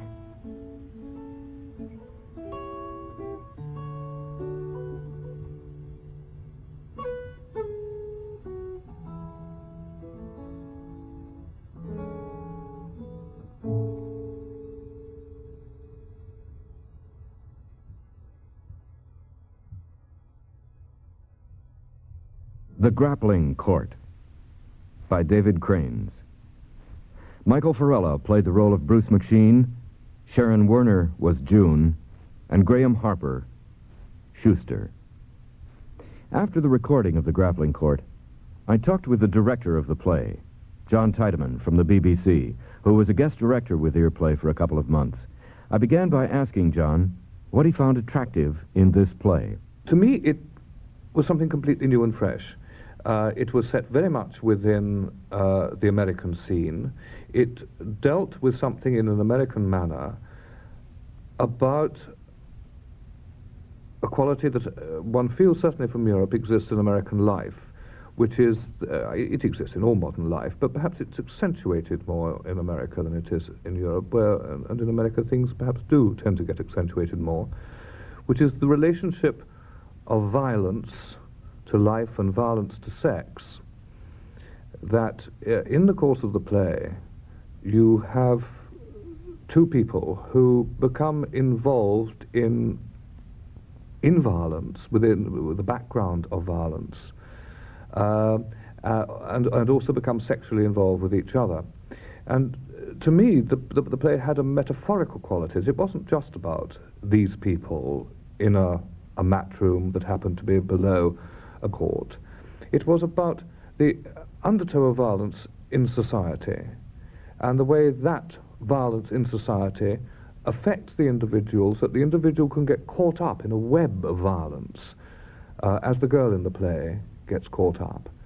And she behaves in a way that she would not have behaved without this excitement around her. And we have exactly the same sort of thing in England in football matches. A great deal of violence occurs in football stadiums, and it's becoming an increasing problem. So perhaps it's unfair to say it's essentially American. I mean, obviously it means something to all people now. It's fairly true to say, though, that for Europeans, America means violence, means overextension.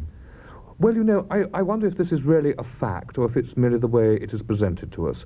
The majority of British viewers see a great deal of American work on television, and nearly all of it is violent. They're all cops and robbers, everyone's being murdered and killed, you know, unless this is a murder and it doesn't seem to be there. So we have perhaps a very jaundiced view of American society insofar as What we are fed is not the fact, but art, for want of a better word, the illusion. But it does create an incredibly violent picture of this society, which I think is overcoloured. Yes, it was striking to me that David Kranes, without knowing it probably, went back for a scene set of his play to the first radio play that was ever done, which was also taking place in the dark, in a coal mine, I believe. That's right, Richard Hughes. Interesting, kind of saying that. I mean, that's what's absolutely fascinating about the play. I mean, it takes... I mean, okay, it's so obvious. Not only does it take place in the dark, but of course now, in 1976, we can do something else. We've got nude radio, because two of the characters have their clothes off. You know, perhaps people at home think all actors acting in radio have their clothes off, unlike those days when they knew jolly well that they were dressed in a black tie and dinner jacket. Well, now, these radio actors that you used in the performance of Grappling Court did something very unusual for radio actors, did they not? Yes, they did. And it's something that I've never done before. In all the years I've worked in radio, they learnt their scripts. And we did the play very much as one would have done a stage play. There's a lot of movement in the play, which is, of course, marvellous for those listeners who have stereo sets. But by learning the text, which is it's a very physical play, it gave them a kind of freedom with the lines. They didn't precisely say, and actors never do, say, even Shakespeare, they don't always precisely say what they've learned, it's different each night. So it gave them great flexibility, and with that flexibility, I think it gave them greater naturalism.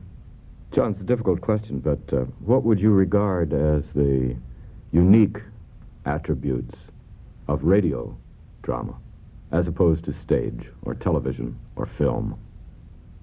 I would say that one can explore to a greater extent the imaginative possibilities of the listening individual. And one has to think how one listens. One tends to listen alone, or perhaps two people.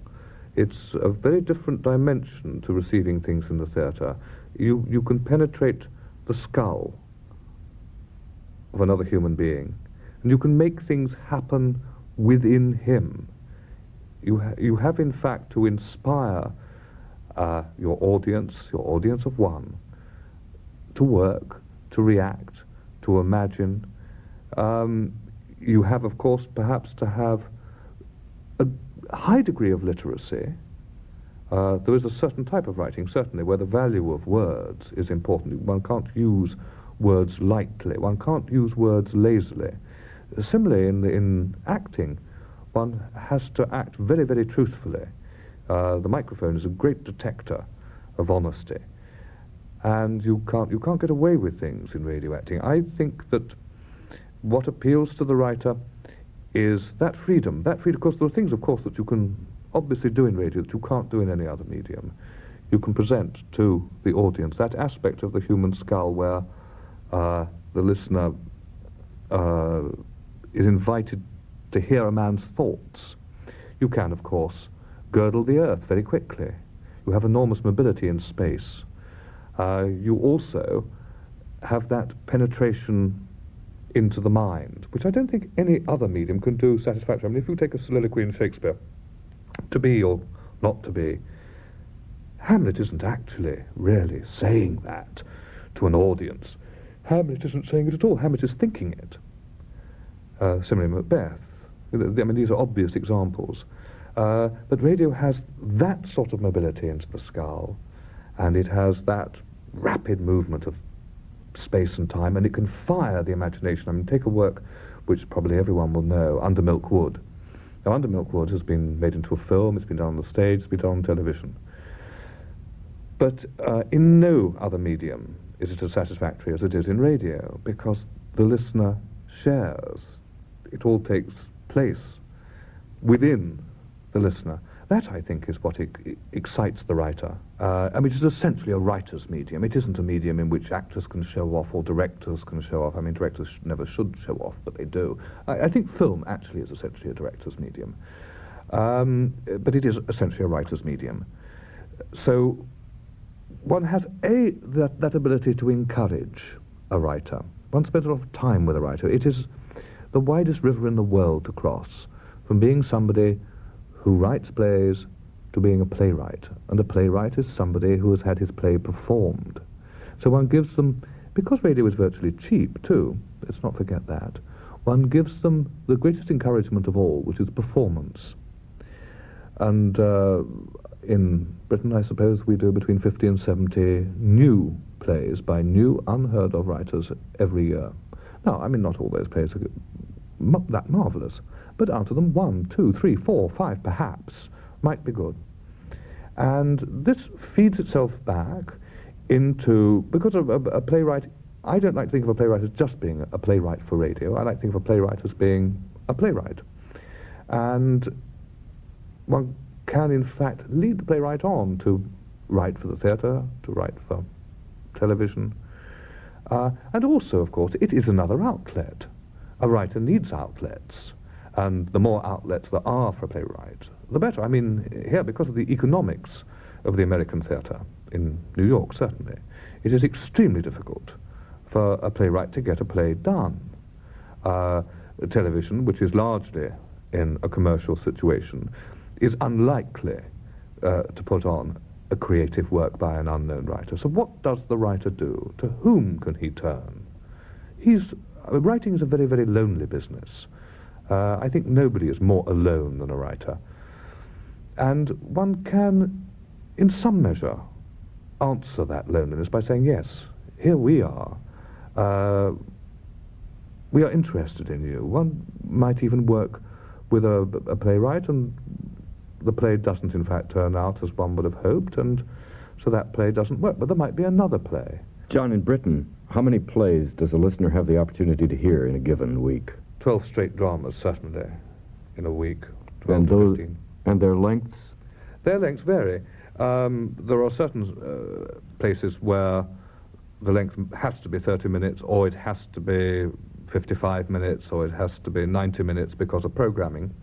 But there are other areas in which a play will take the length that it needs, so that if the play works out at 37 minutes or 16 minutes, or, as has happened with new plays, I recently did a play by certainly a well-known English playwright called David Rudkin that ran for 2 3/4 hours. That's a long time. John, is the listening to radio drama in Britain done by a few people?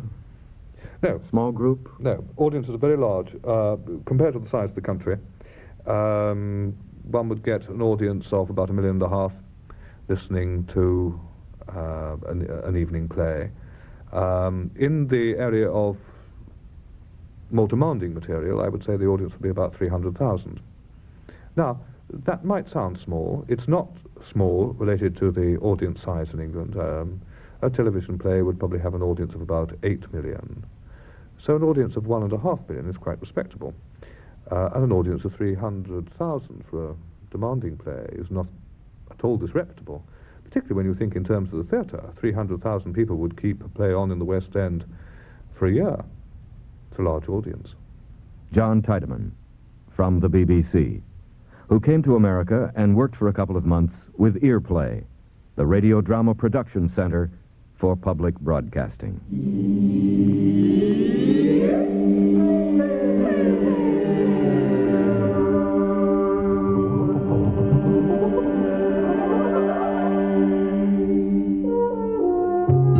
Earplay is made possible by grants from the Corporation for Public Broadcasting and the National Endowment for the Arts.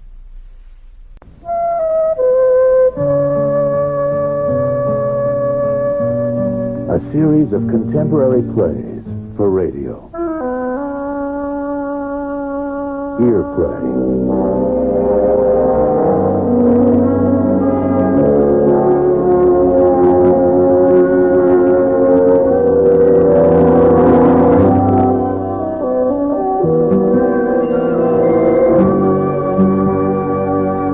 This week, Earplay presents Good Causes, written and performed by Gamble Rogers. Rogers is a Renaissance man of the South, a teller of tales, humorist, songwriter, poet, and musician. Shunning the enticements of commercial success, Rogers has remained a journeyman singer, a kind of modern-day troubadour traveling round the country, performing live every night. Some of his classic monologues have already been heard on National Public Radio's All Things Considered, to which he has been an occasional contributor. He was commissioned to compose a piece for the Earplay series. Good Causes, The Confessions of a Troubadour, written and performed by Gamble Rogers.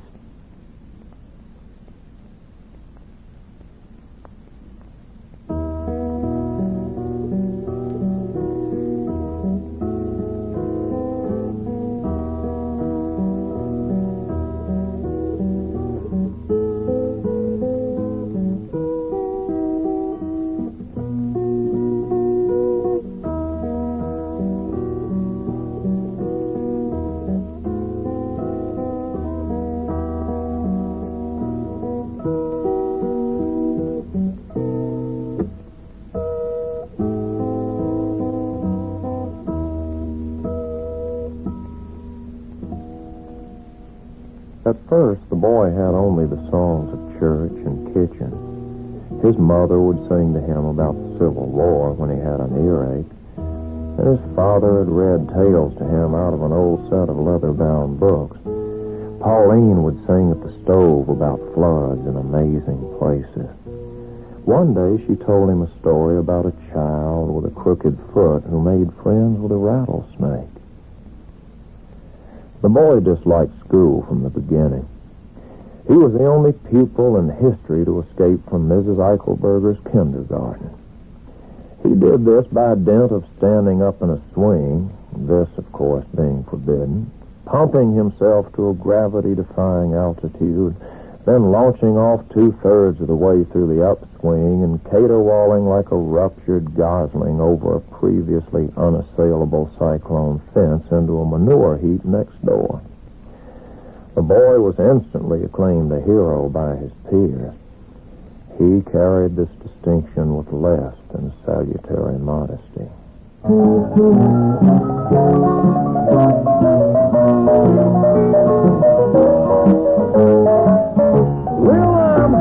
The godfather to the prodigal son, and I move about my sleight of hand. You see me levitating here on these Baltimore streets with all my goods in a Prince Albert case. Throughout the well-known sails along Columbian trade and the dark side of the moon. They call me Haversham down in Memphis, I believe, but I call exercise your demon. Pretty soon, pretty mama, I'm gonna exercise your demon. Pretty soon.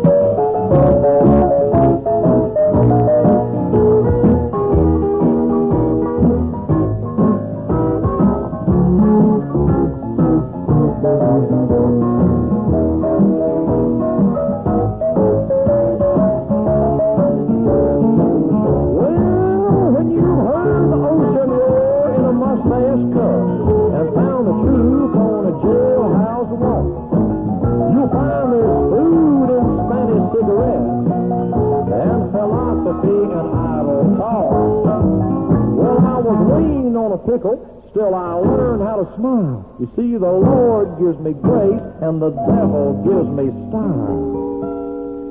He said, boy, you better start out like you can hold out, son, if you want to leave this earth alive. Thank you, devil. You got that thing up, come on down there, get on the shelf, and take his place over myself.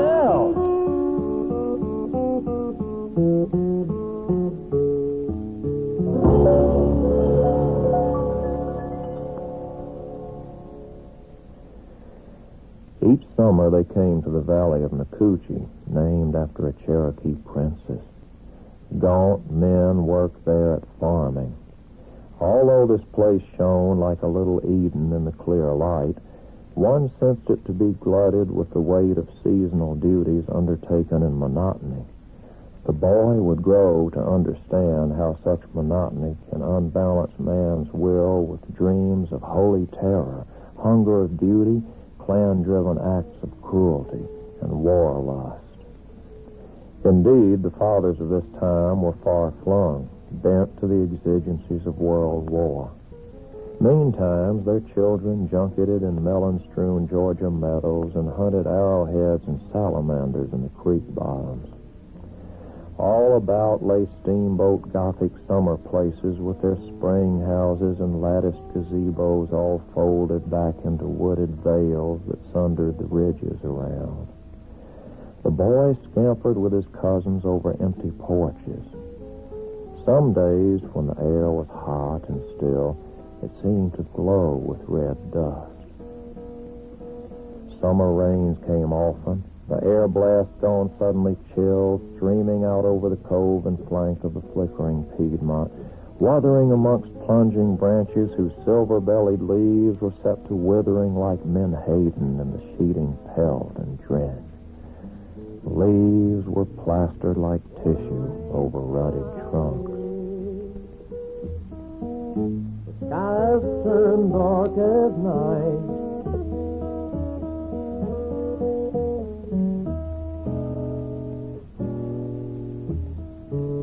Rain 5 days, skies turned dark as night.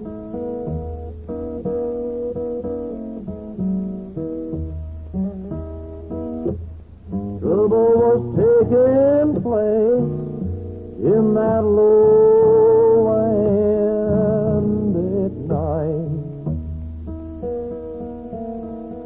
In these times of weather, the children retreated up under the gables in the attic.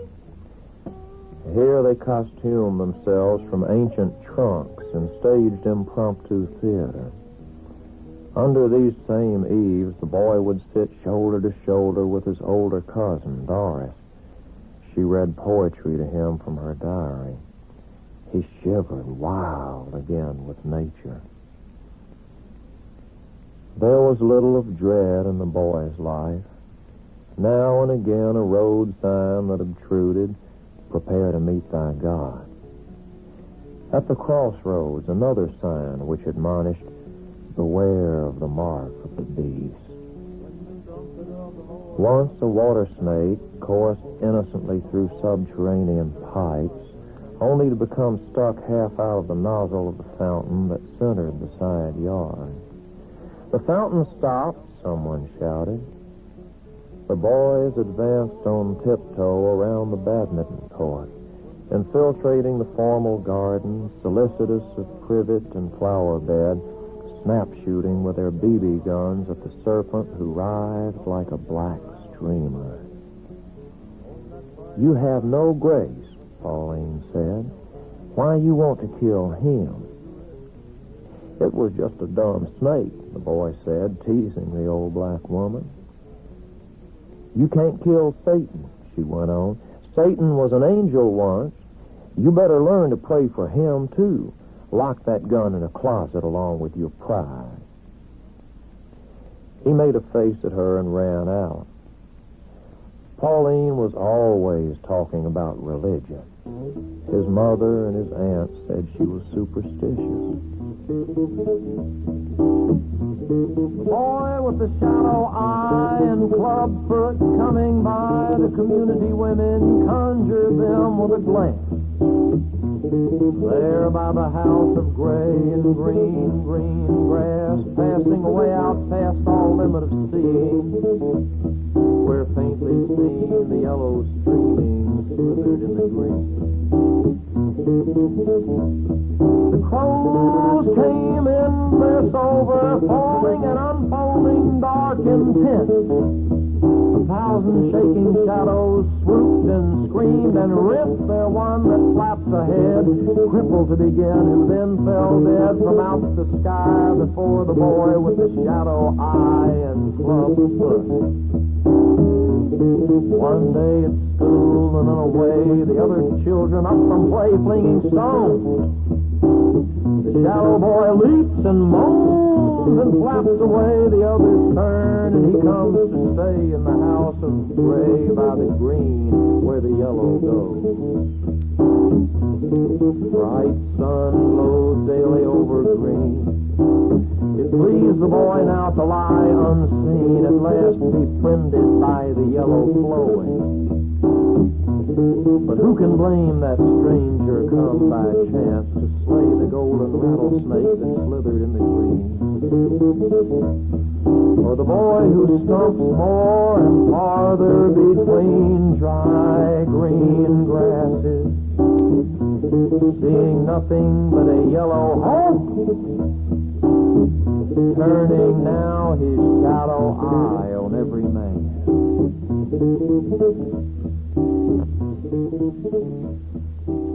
It didn't begin as dread, rather as contemplation of these serious things.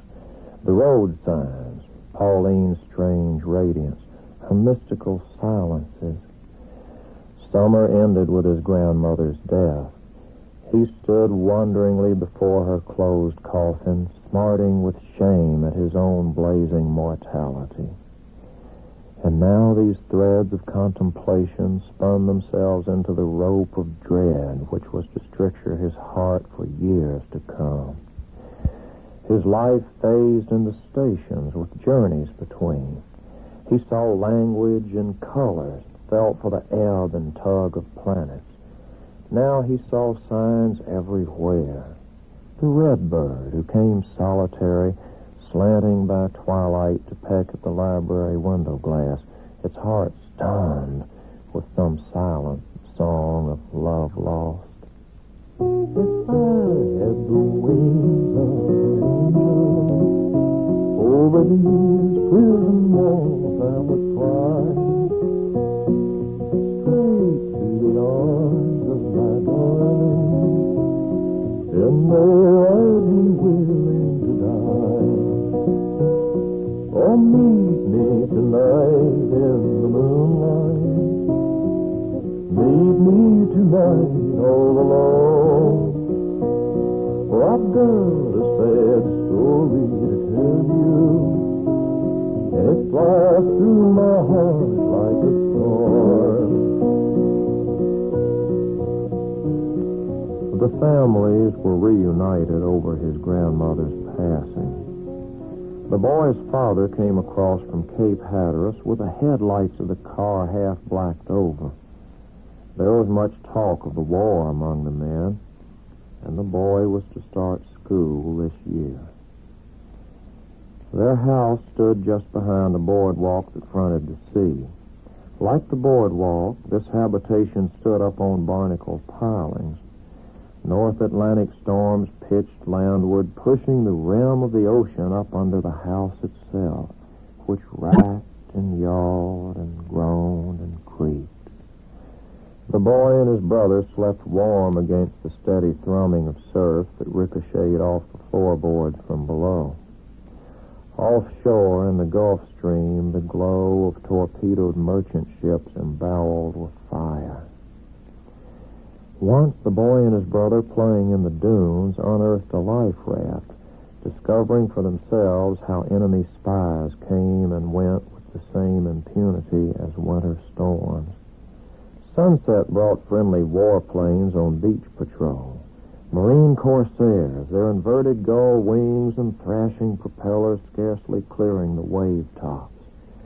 The boy and his brother, loving the ground roar of these war machines, clambered onto the boardwalk, standing proudly at attention, saluting the planes as they swept past. Always the pilots rewarded them by dipping their wings. Little boy had two little toys, each had a wooden horse. Gaily they'd play each summer's day, warriors bold of course. One little chap had a mishap, broke on his horse's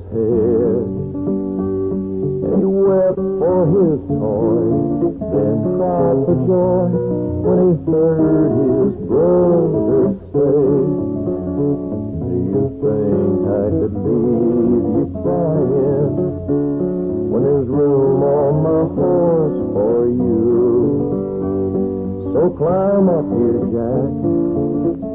Stop your crying.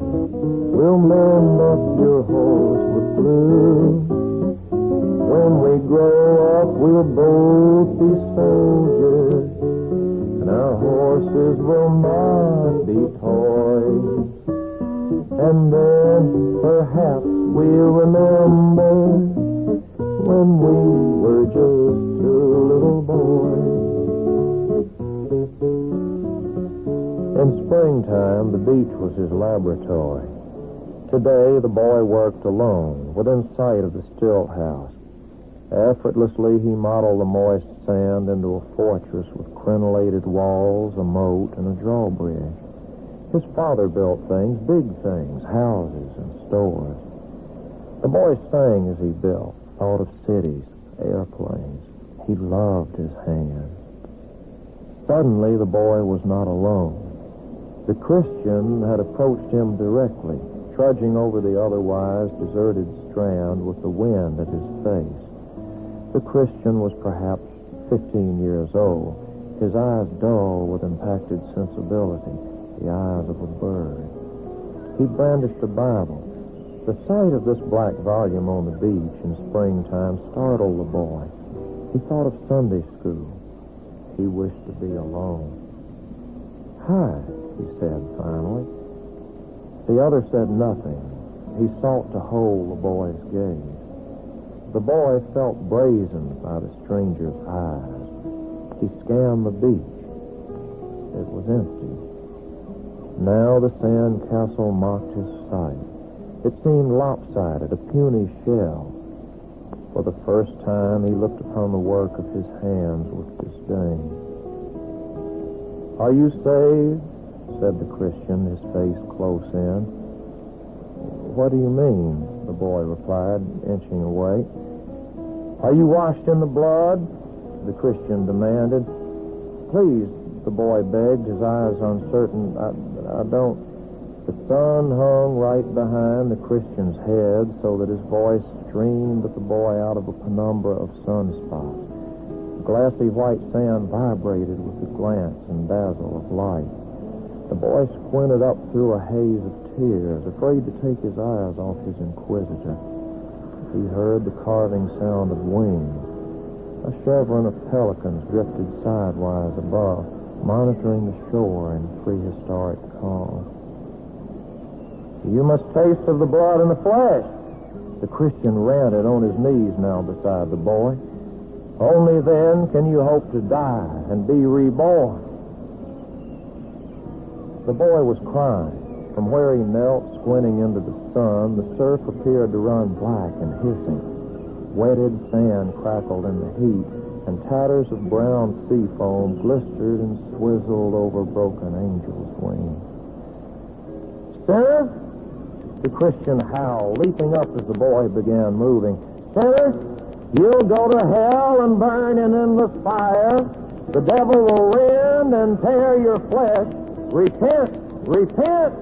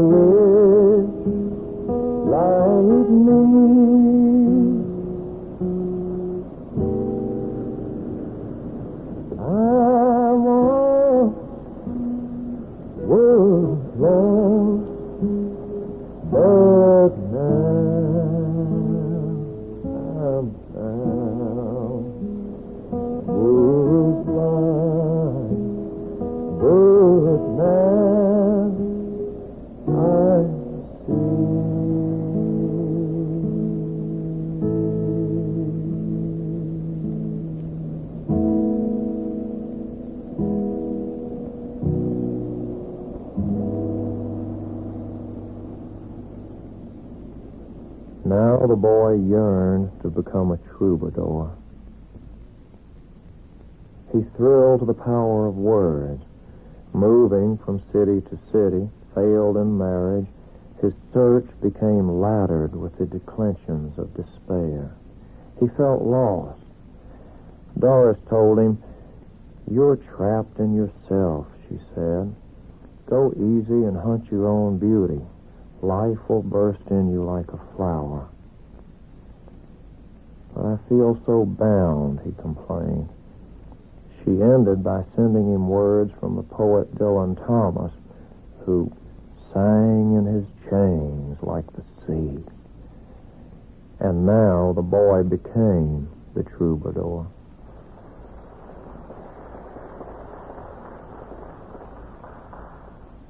Well, there wasn't a whole lot shaking up there in Habersham County when I came along.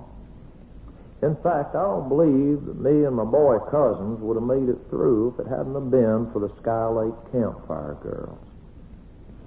Yeah, about every third Saturday, we'd hear the silver, tender, sweet bird song flitterings of the Sky Lake Campfire Girls, steaming down the valley in that big stake body truck, just a shimmering rainbow panoply of prepubescent pulchritude, singing those wonderful old Campfire Girls songs like, "I wish I was a fishy in the sea.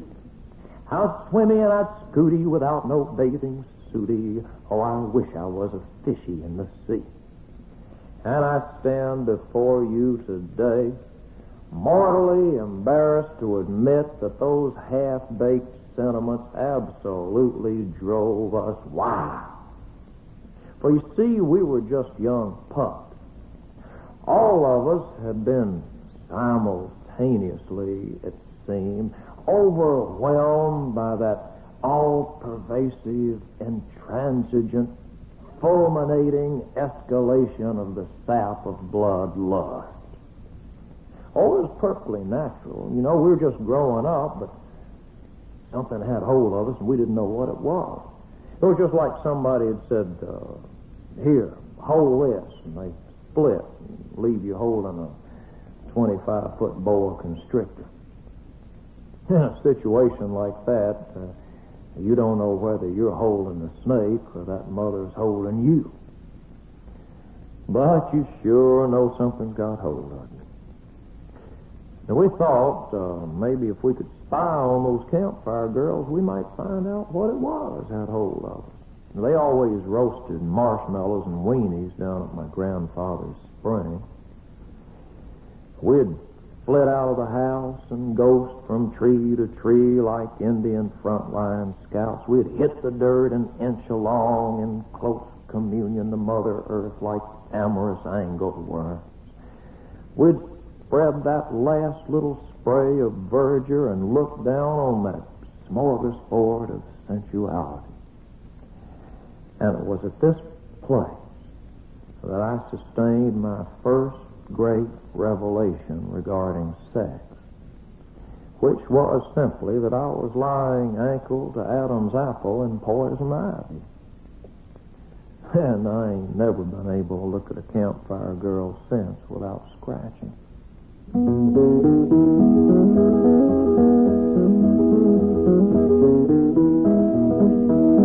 know a little girl, and I want her for my wife. She's pretty and sweet and neat little feet, never been kissed in her life.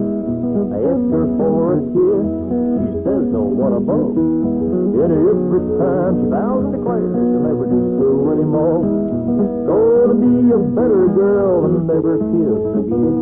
Afraid my mom might find it out and cause her great pain. Well, you may walk and talk and hold my hand, but kissing is a crime. I'll not kiss you anymore until next time.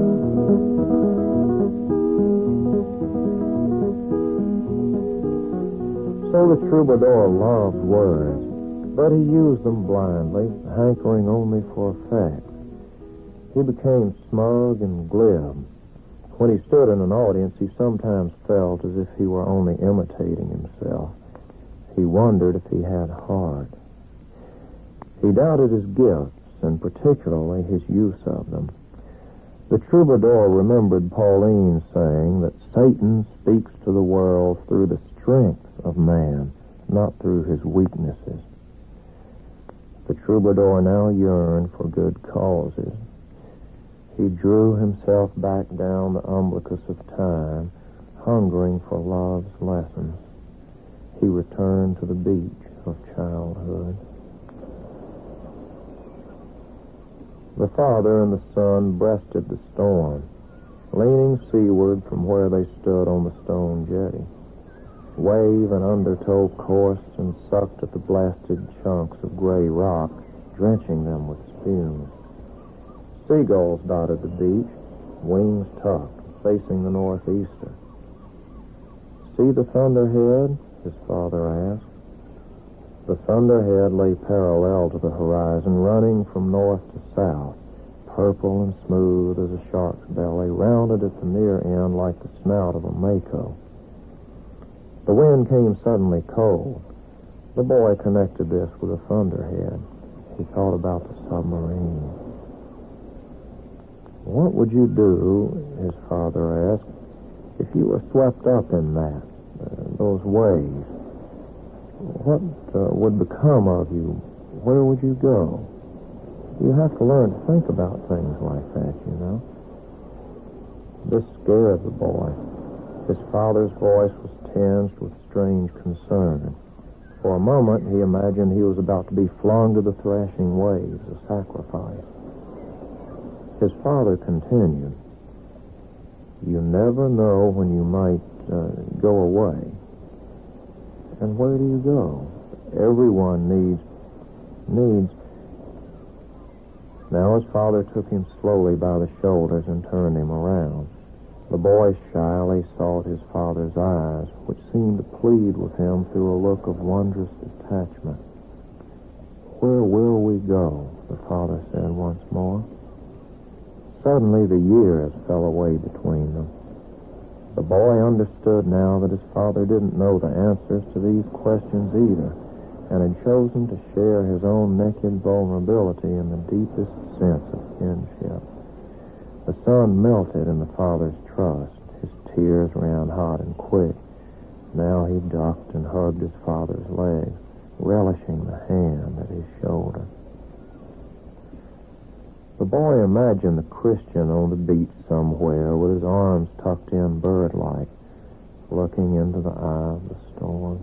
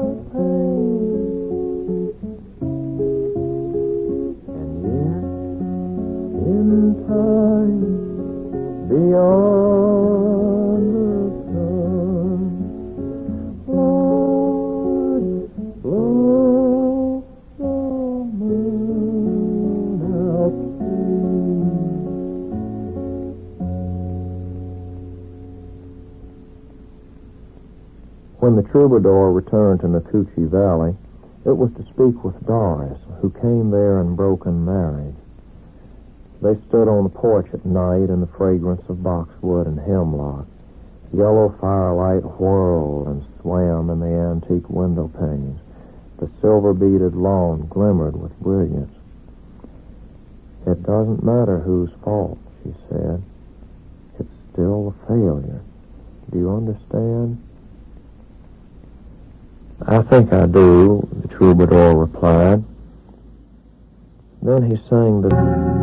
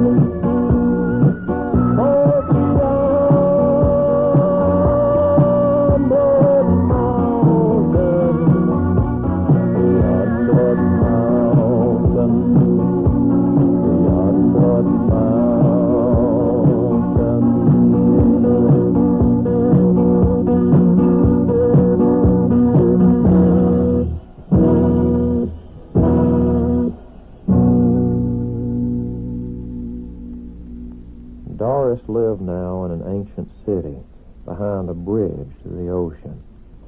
She worked at a seaquarium called Marine Land, where huge fish swam in endless circles. Tourists would observe these creatures through underwater windows.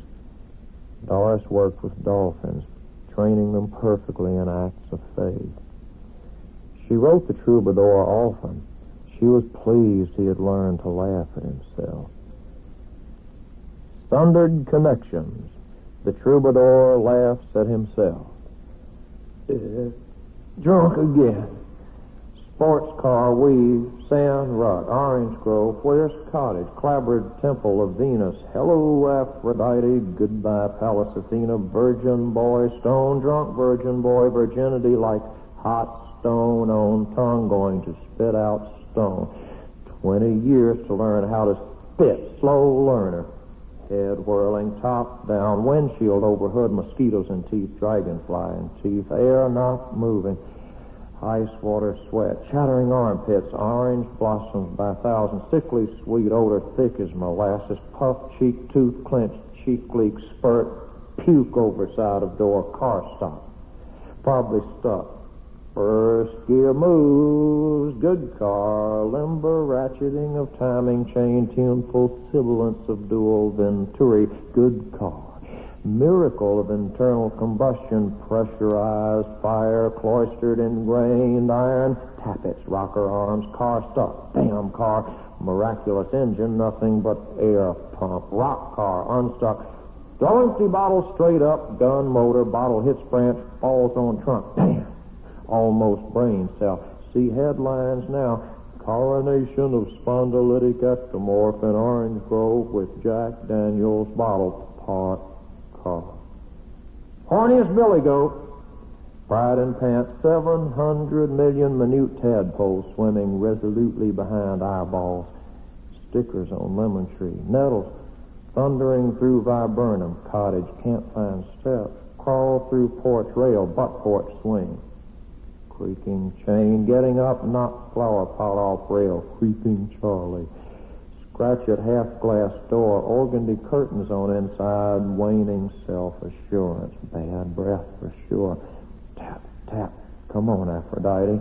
Nose against glass, extrude tongue, angle tongue down, window mull, examine for taste. Glazer's point. Taste of own blood. Organdy curtains, moving, small silver tube between curtains, aimed at bridge of nose. Using nose as fulcrum, rock head to see through glass. Silver tube has vertical blade surmounting front. Lettering engraved on side S&W, 38 caliber. Don't shoot. Don't forget to play sympathy angle. Aphrodite crying, gun in hand, hair curlers, toenail polish, split toenails. Come in. Thank you. Must talk. Coffee. Thank you. Talk to me. Aphrodite on floor, knees under chin, housecoat pinioned under knees. Don't leave. Talk to me, she says. Coffee. 1 hour and 40-minute monologue about Aeschylus, Nietzsche, Albert Camus, Juan Fangio, and Earl Scruggs. Aphrodite with shining eyes. Aphrodite saying, you're different. Aphrodite says the others only want, well, you know. Fatherly smile. Better off dead. Smith and Wesson fail, both of us. More coffee. Aphrodite rhapsodizes about true sharing. You've shown me the real you. True friends. So rare. We'll call you Buddy Buddy. No, she'd call me Jabbermouth. 700 million tadpoles turned to killer whales, beating ocean inside head to fall. His eyes like windows at Marineland, slack-jawed reverie. Buddy Buddy, Aphrodite looking deeply into eyes with killer whales, shut eyes. Buddy Buddy, I could just open eyes, just hug you. Incipient dawn, doom down, head spinning, stomach churn, sound, slog, car, orange blossoms, gallons, coffee, sour mash, eye grit, head throb, vomit again. Dry heaves, volcanic waves of fulminating dyspepsia, wall-eyed with sexual impoverishment. Buddy, buddy.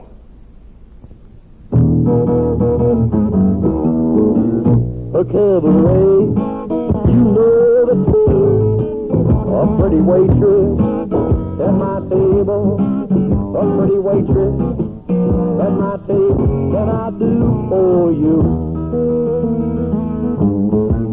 Oh, baby, I'm so lonely. Girl at ease. I need a woman to love me. But if you cannot love me, then Jack Daniels, if you please. Whiskey water, oh, whiskey water. Here's the paraffin of sorrow, Johnny.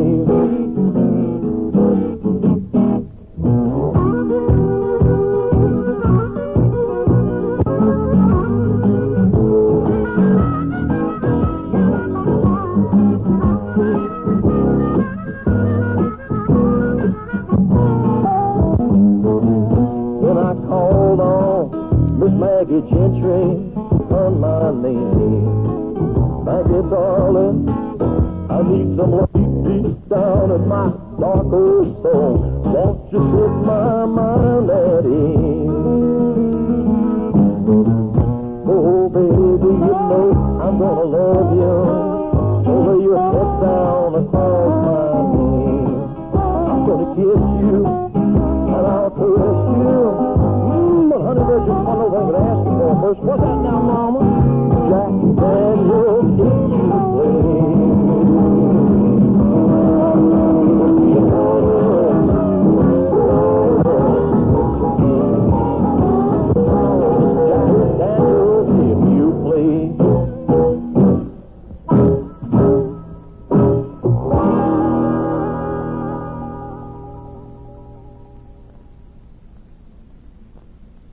Doris was in the ground before he knew, dead by no design of nature.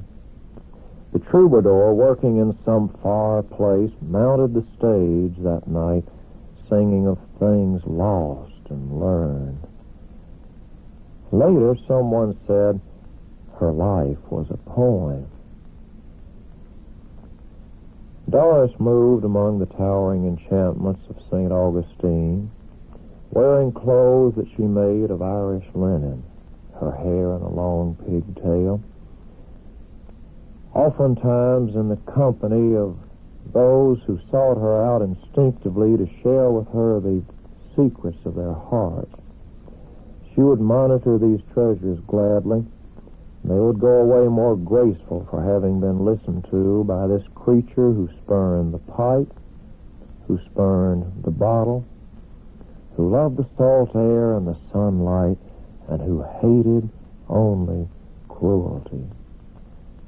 She who died at the hands of one of those with whom she walked, and who now lies buried in St. Augustine, where she is remembered by poems and elegies and eulogies, by paintings and statuary.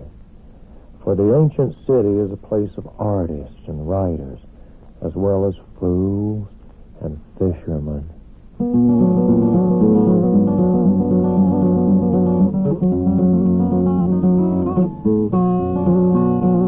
Always round the bishop's clock, she served him macaroons and tea.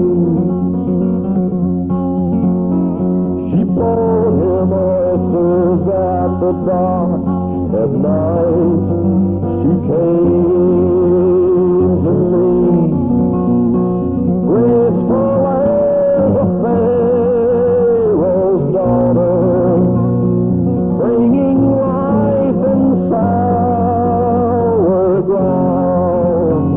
She brought me green to the Spanish water, showed me bridges out of town.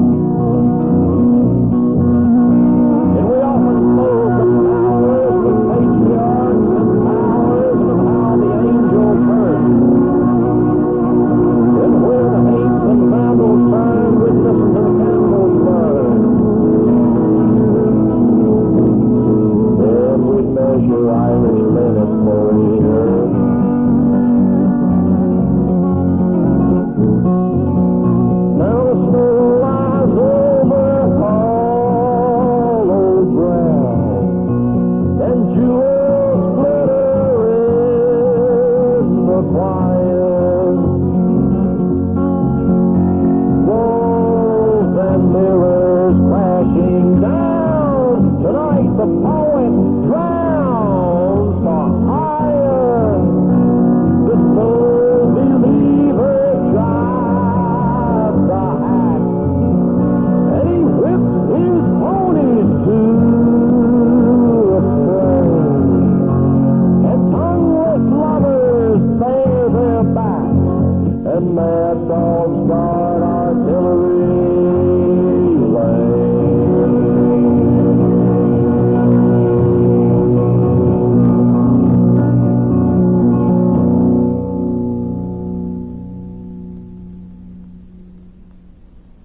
Finally, the troubadour learns to work in the world without a mask.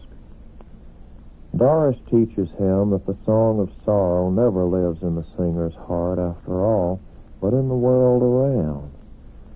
The mother who gives life, the father who brings understanding, the wise maid servant, the challenge of the witness, the red sorrow.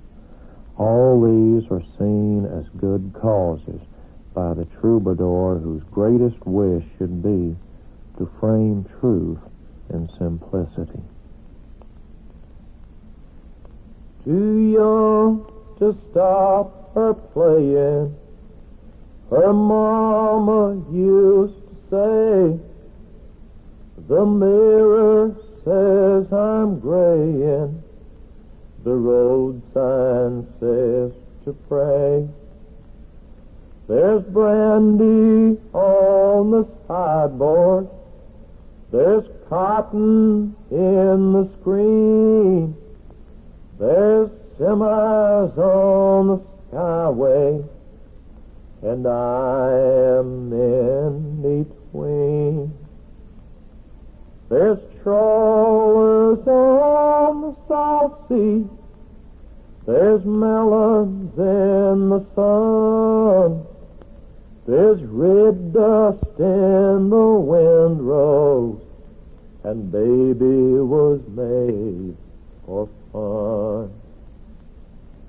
Now Johnny, he has gone to war, while his boy child turns to stone. Sister serves the hired hand, and the big house stands alone. Once the homestead was a sick bay. In 1864, the sons of Clarendon County bled all down the hard pine floor. Once the couples moved so easily, how the dancers made a square. Oh, it was mandolins and violins, and sweat was in our hair.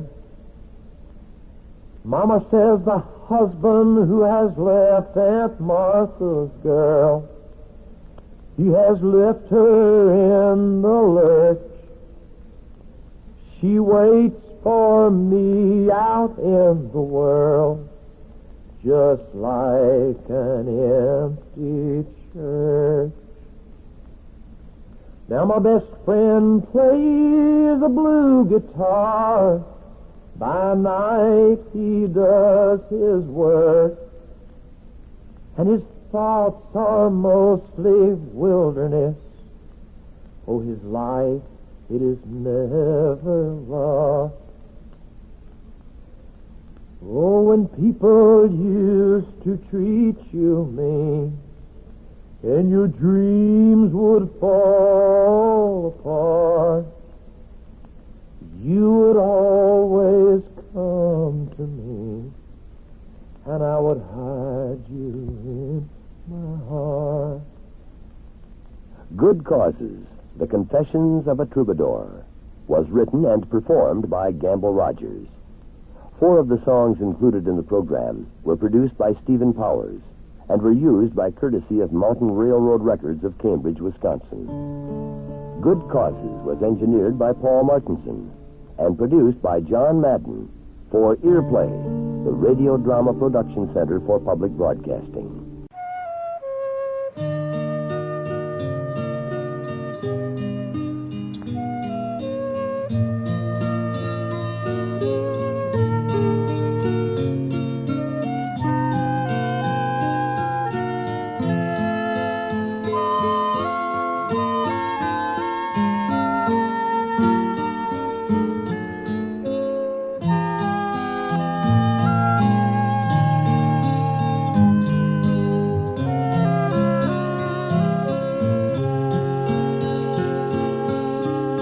Earplay is made possible by grants from the Corporation for Public Broadcasting and the National Endowment for the Arts.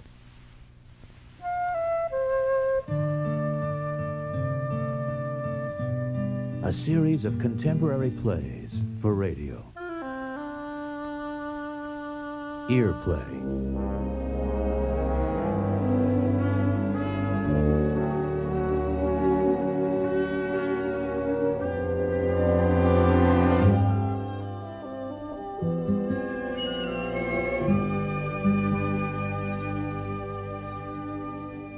This week, Earplay presents Wings by Aurthur Kopit. Kopit is the author of Oh Dad, Poor Dad, Mama's Hung You in the Closet and I'm Feeling So Sad, for which he received the Outer Circle Award and the Vernon Rice Award.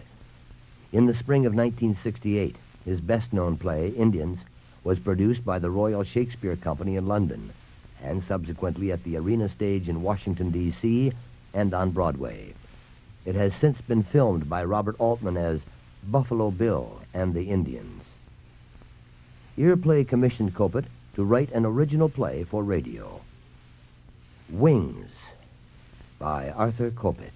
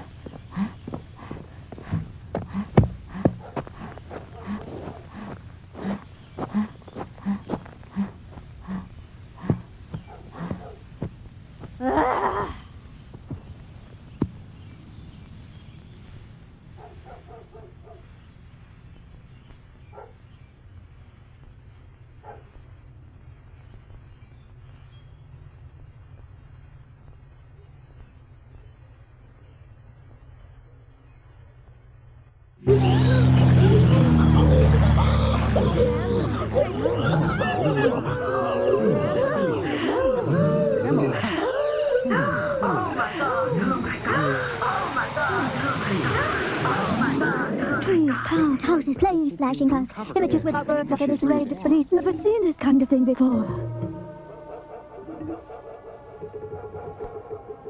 Where am I? How'd I get here? Something has befallen me. My leg, what's my name? Feels wet arms. With two bellies, same chin, knows everything. Where are they taking me? In front of me, same sticky. Doors. Many doors have fallen, cannot move at all. Sky gliding. Dark, cannot feel as if I'm gliding.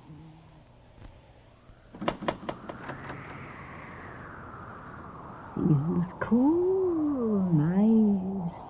Yes, this is the life, all right.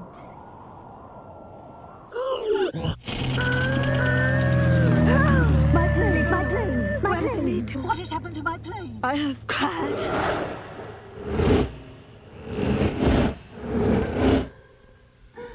We are playing this song. Too many doors. Too many doors. She thinks she's in the air, she is. She thinks she's fresh, she is. So glad you changed your mind. I'm scared. My God. What you're never remembered are I'm scared. Oh my God, I'm scared. Help. Mrs. Stilson, do you have any idea what take the blanket and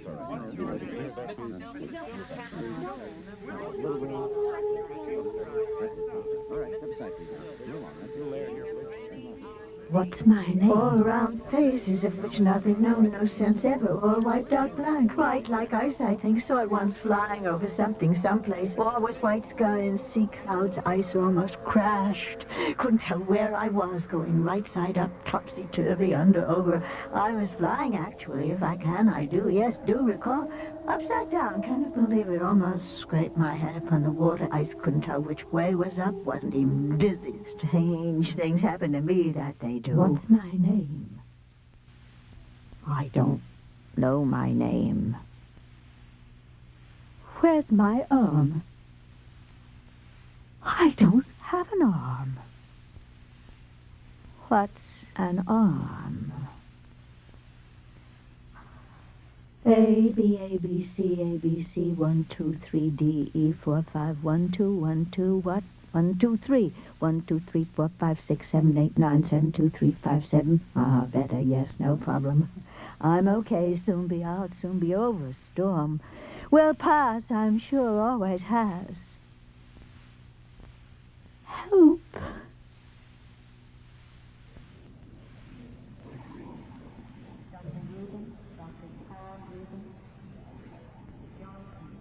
Mrs. Stilson?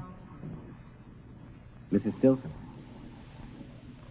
It's possible she can hear, but she may not be able to respond. Mrs. Stilson? Still, sun, Call me if there's moon, 2 or 3 times happened, maybe. Blubbage, rubbaged, went stuffing down, a forded me. Nothing there, try again. Window. Up and heard, known them, no, I know them. Once upon a birds, that's it, better, getting better. Soon be out of here. Out of where? Dark space, barred up. In I am, or so it seems, feels. Nothing much to go on, really. Once. Lost it. No, here, back. Thanks, work fast now. Yes, empty, vast reach of space. Desert, think they called it. Come back to that anyhow. Down I something what fell, yes, while dead stick, dead of night. Thought the stars were airport lights. Upside down was I. What a way to go. Felt embarrassed, really. Glad no one saw me. Anyhow, tubbish blaxed and vinkled. I commenced. Where's it gone? Somewhere I flubbished. Please come back quickly, sickly, quickly. Thank you, anyhow. There I was, crawling like a rop. Like a what? Flop up, what pop. That's the way I felt the sand. Still can feel it, actually. Hear the wind all alone somehow. Wasn't scared. Why a mystery? Vast dark track of space. We've all got to die, that I know. Anyhow, then day came as I'd hoped it would. Light came with it. So with this you'd think, you'd expect. Just hold on. They will find me.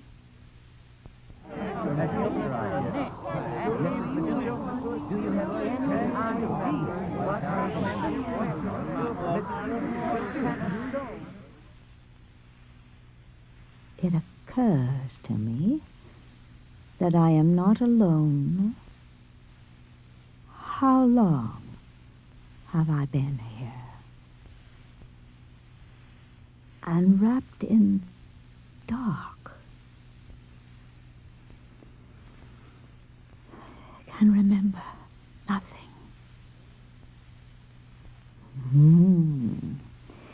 what a strange adventure I am having. Perhaps the bookshop fleetish, yes. Of course I'd, if present, no doubt, call us in or maul us out as we did, I think, in the service, was it? Yes, good old times. Oh, what my son's name was cannot for the life of me, yet face gleams smiles when I tell what I did to what his name was. Cannot see it pleasant here anyway. Palms now ocean sea breeze floating up, I go swoop down with me. At least I think it's me. Yes. Out there, walking, not holding even, yes, danger ever present. How I loved it, loved it. Still no doubt will again hear them cheering, wished a waltz away to some place like Romania. Nothing, of course, beyond that yet. One, two came before the yeast rose bubbled, and my chute didn't open properly. Still, for a girl did wonders getting down, and it was Charles. No, Charlie. Who is Charlie? Seen him facing gleam, smiling as they tell him who I is. Stop, hold, cut, stop your wait, stop, cut, stop, come out, break out, light, seem it coming in, crack, just a crack, get out, get ready, hot, can I? Yes, feel it pounding, light, I see it, lids, I think they call them. Come back to that, anyhow, here it is, new, I should be patient, should be what, come back to that. Here it is, amen. Not religious, still can't hurt, here it is. Here it comes, lids rising of their own accord. Cannot stop it, something underway. About to see, I think, I hope, would expect. So going slowly, just a knife slit opening of light, but getting bigger, getting larger. I can almost see the place I'm in, and oh my God, oh my God. Now I see, now I understand. They've got me. Oh my God.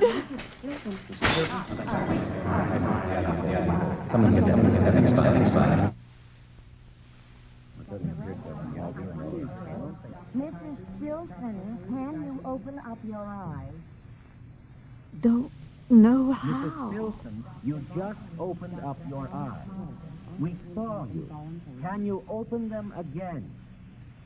Mrs. Stilson. My name, then. Mrs. Stilson.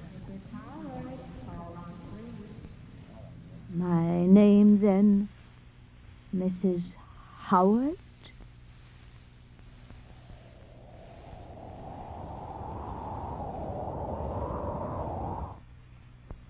The room that I am in is large, square. What does large mean? Means, oh, come back for that.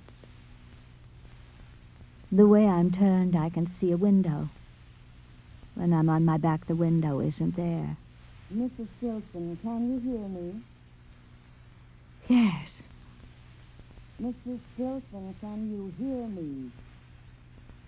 Yes, I said yes. What's wrong with you? Mrs. Stilson, if you can hear us, nod your head. All right, if that's how you want to play it. There. Nodded. Mrs. Stilson, if you can hear us, nod your head. Oh, my God. This is grotesque. Would you tell us here, will you? What's this? Can you tell me your name? Can you stick out your tongue? What date is it? Feel it. And people? Stick her arm up there. Hold the door open. Picture with the pencil. Can you tell me your name? Now close your eyes. How it came to pass that I was captured. Hard to say, really. I'll come back to that. The room that I've been put in this time is quite large, square. What does large mean? Two reasons why it's hard for me to turn. One, I'm missing half my arms and legs. Yes, it's true. Very weird, I know. Two, they've strapped me down. Three, the tubes get in the way. Is something wrong there? 4 reasons why it's hard for me to This is not a hospital, of course, and I know it. What it is a farmhouse made up to look like a hospital. Why? I'll come back to that. Oh, wondered if you like some pudding. No. Good. Well then, here it is. What the hell's she doing? Come on, open up. Don't you want it? No. Well then, open up. Can't eat if your mouth isn't shut. Here's what happened then, near as I can figure. I was in my plane and crashed. Not unusual, still in all, not too common. Neither is it very plexit rather, or I'd say propopic. Well, that's that. Jungle. Anyhow, to resume what I had for lunch? That's not it. Good books I have read. Good what? Then what? What is going on? What? Do the busy here. Get inside this rubbish all around. Let the wantle do some yes off for it above simulacrum. Whoosh! What with nutty got it crushing inside out, so wits it, watch it. Funnel vortex sucking into backlats, watch it get out. Lost in, caught in, spinning right. Grab it, help. Whoosh! Cannot stop it on its own. Has me where it wants. What? Plane. Ah, see it. Thanks. Okay. On to back we were, and here it is. Slow down. Easy now. Captured. After crashing. That is what we said or was about to. Think it so, cannot tell for sure. Slow. It's slow. But okay, here we go. Captured after crashing by the enemy and brought here to this farm masquerading as a hospital. Why? For I would say offhand information. Of what sort, though hard to tell? For example, questions such as, see if it remembers. Yes. Good. Here it comes. Questions such as, can I raise my finger? Who's the president? How many nickels in a rhyme? Questions such as these? To what use can they be to the enemy? Hard to tell from here. From within, I mean. Nonetheless, I would say must be other information I possess that they want.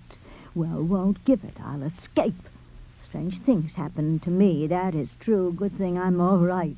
Must be in Romania. Just a hunch, of course. Shh, shh, shh. Someone's coming. Shut my eyes. Don't know how. Good. There they go. Thank you. Mrs. Stilson, if you don't mind, I'd like to ask you some questions. Some will be easy, some will be hard. Is that all right? Oh, yes, I'd say, oh, well, yes, that's where the rub is. Good, okay. Now, where were you born? Never, not at all. Here the match rundles up. You know, and rat flames fires I keep careful always. Right, so that... right. Where were you born? Ooh, well, now, that's a good thing, knowing you should, of course, wouldn't call it such as I did. And indurations or a pluvia, could it? No, not really. Second. Mrs. Stilson, can you cough? Somewhat. Well, would you show me how you cough? Oh. Well, now, not so easy. What you promptly is to put these bushes open and... No, Mrs. Stilson, I'm sorry. I would like to hear you cough. Oh. Thank you. Mrs. Stilson, are there 7 days in a week? 7, yes. Mm-hmm. Are there 5 days in a week? No. Mm-hmm. Can a stone float on water?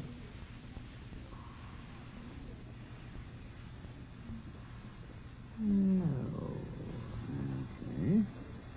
Mrs. Stilson, now I have some objects here. Put them out on the desk here. You see them? All right. Could you point to the toothbrush?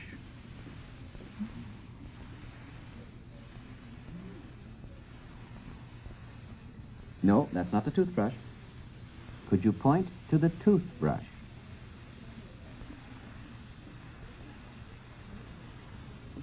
Mrs. Stilson, here, take this object in your hand.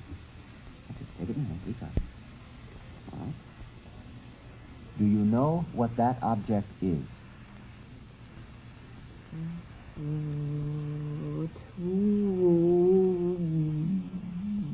Right. Very good. Now, put it down.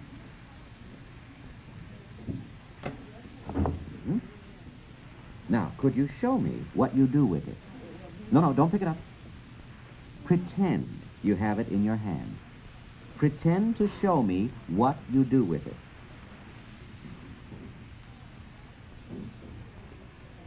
Now, what would you do with it, Mrs. Stilson? Pretend to show me what you do with it. Pretend you have it in your hand. Mrs. Stilson, what is the name of the object you are looking at? Oh, it's wobbly and not at all rigged or tuned like we might have pointer or touring to work it. I don't know. Pick it up.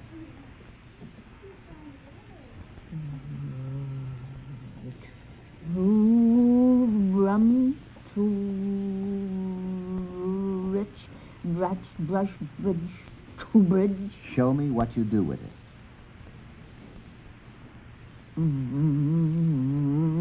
Very good.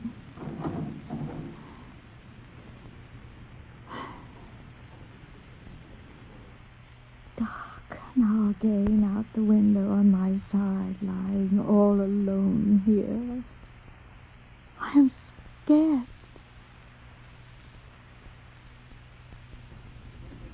Ah, come in.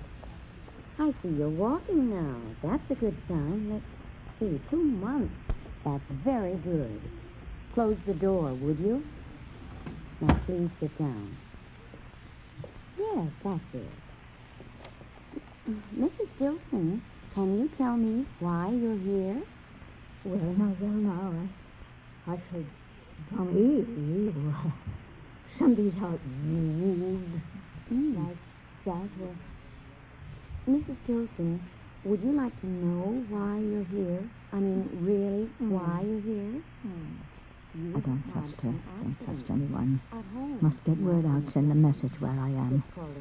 Like a wall between me and the others, no one ever gets it right. Even though I tell them right, they're playing tricks on me. 2 sides, both, not my friends.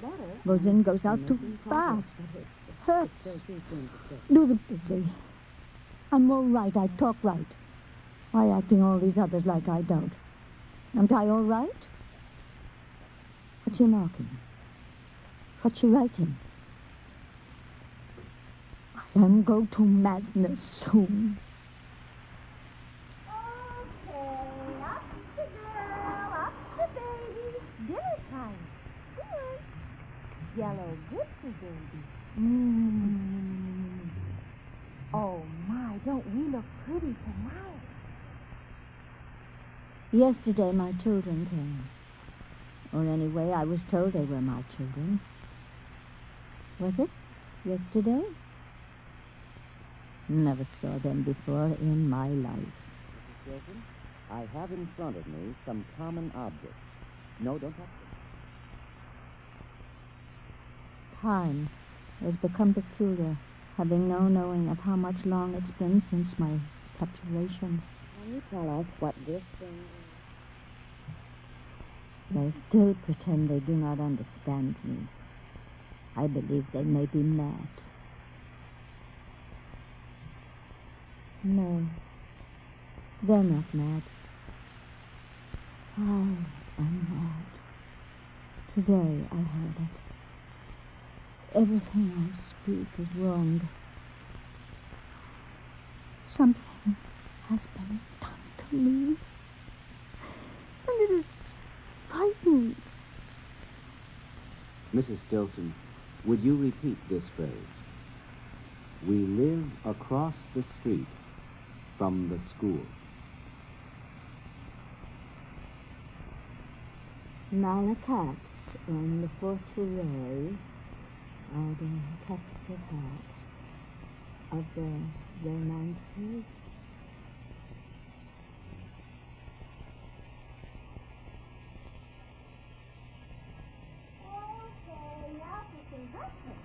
Baby, no make much more. Oh, my God. Dance again. Here we go. Open up. Open wide. That's a baby. Yeah. Oh, dear. Dribble, dribble. Oh, get out! Get out! Take your shit away! Get your hands off of me! Out! Get out! Get out! Out! Get out! Get out! Get out of here! Out! Out! Get out! Bloody, please, no! Mommy! Mommy, Rob, no! Please! No! No! I got good! Cold! Good, I got it! 100 milligrams of Thorazine, Help me! Yes! No fun!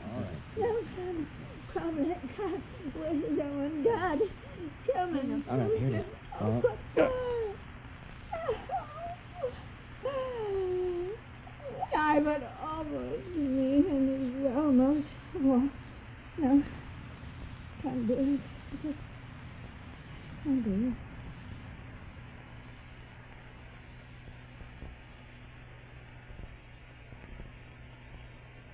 So I feel her. That thin, dangling, thin hand, I think. Feel Amy's hand on my... What? Something. Shoulders. Shoulders. Yes. She smiles. Yes. It can trust her. Must let her know. Amy. Mrs. Dancin? Hmm? You have had what's called a stroke.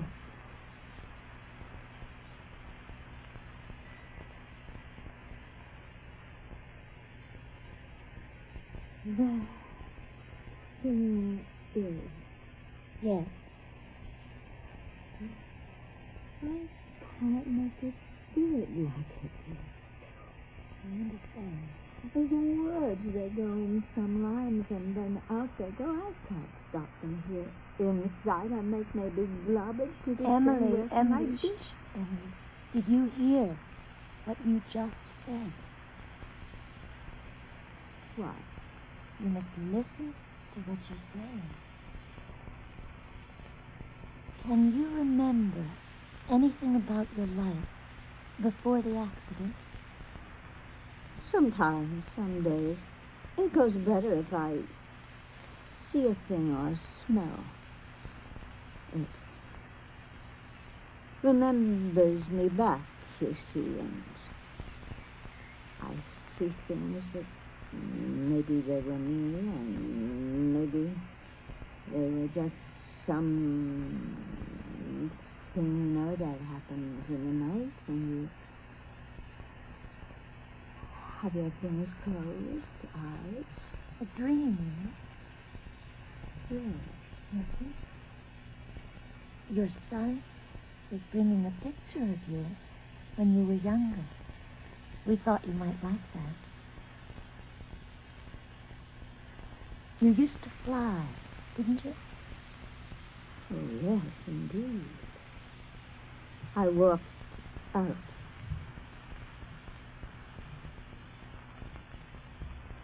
I walked out on wings, sitting here on my bed where I can close my eyes, shut out all that I can't do with, hearing my own talking, others' names that used to just be there when I wanted them now, or somewhere else, no control. Close my eyes then. Go to... Here I go. No one talks here. Images coming. I see. It feels better this way. Here's how it goes. This time, I'm still in the middle, Stilson in the middle, going out, walking out. Wind feels good. Hold the wires, hear the hum. Down below, far, there they are. Now we turn it, now we spin. Looks more bad than really is. Still needs good balance. And those nerves and that thing, that courage thing, don't fall off. And now I'm out and back. And there's the window. Good morning, Emily. Oh, I didn't hear what you was coming here to. Yes, sit down. What is it? Something wet. What is it? Can't say find it. Try. You can find it. Wet pigmenty Mm-hmm. on my face in both sides. Yes. Can you name them? What they are? You do know what they are. Tears? Yes, that's right. Very good. Those are tears. And what does that mean? Sad? Yes, that's right. Very good. It means that you are sad.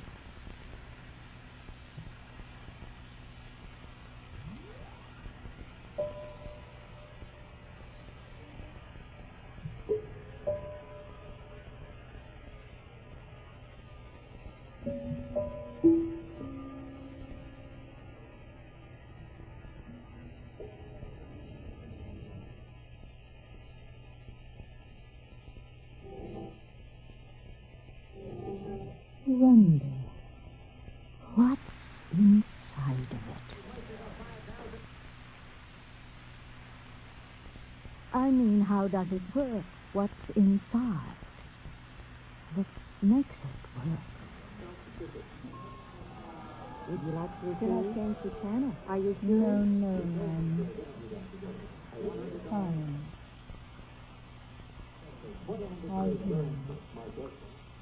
I mean, when you think about it all, and when you think that it could ever have been possible to be another way. Twisting kind of thing, passive.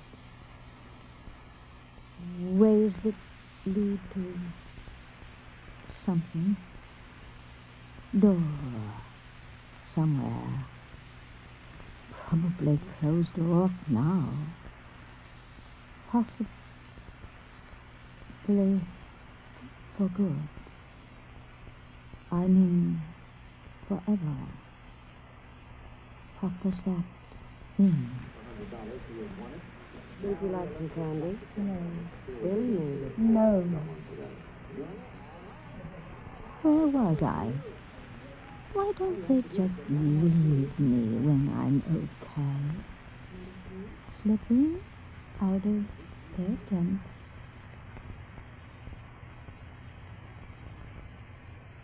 outside now. How did I do that? Do you like this new place better? Oh, well, yes, not sure. Nice flowers here. People seem more like me. And I see it happen once again. Amy kisses me. Put her... what thing is it? Arm. Yes, arm. Put her arm around my shoulder.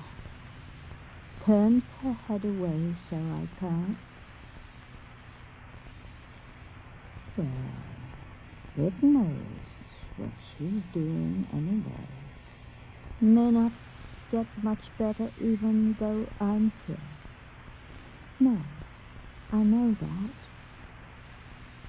I know that. No real need for her to. Then she kisses me again. Walks away.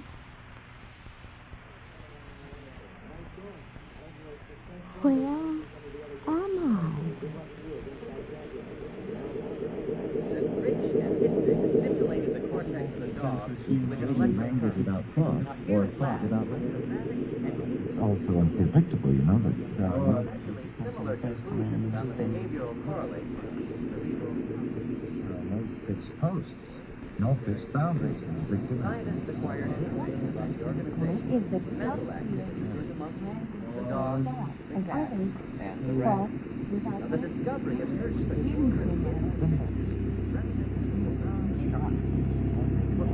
I didn't understand why They're really flying blind. As I see it now, the plane was going backwards.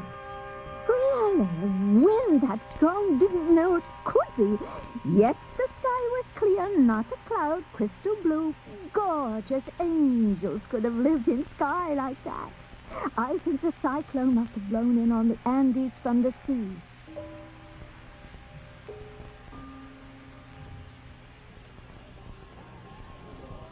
Yes. Yes, no question, this place better. All these people just like me, I guess. Mrs. Stewart? Oh, sorry. Is it? Did I? Yes.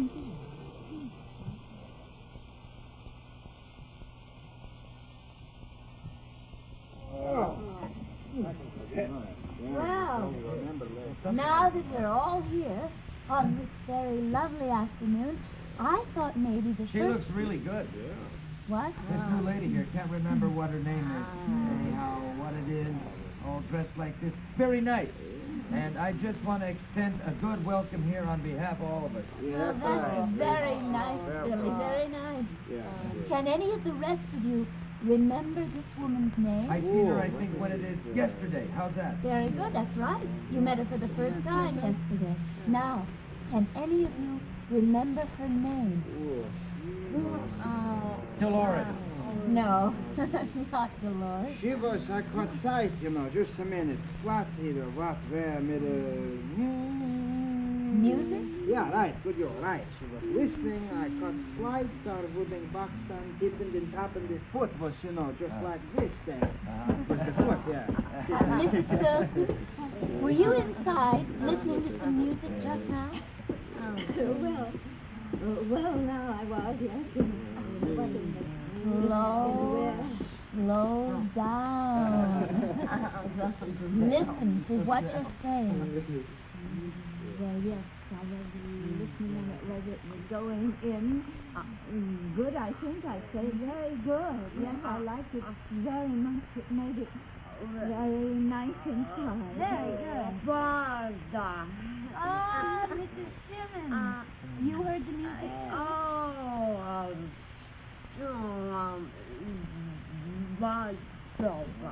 Well, good for you. Anyway, I'd like you all to know that this new person in our group is Mrs. Stilson.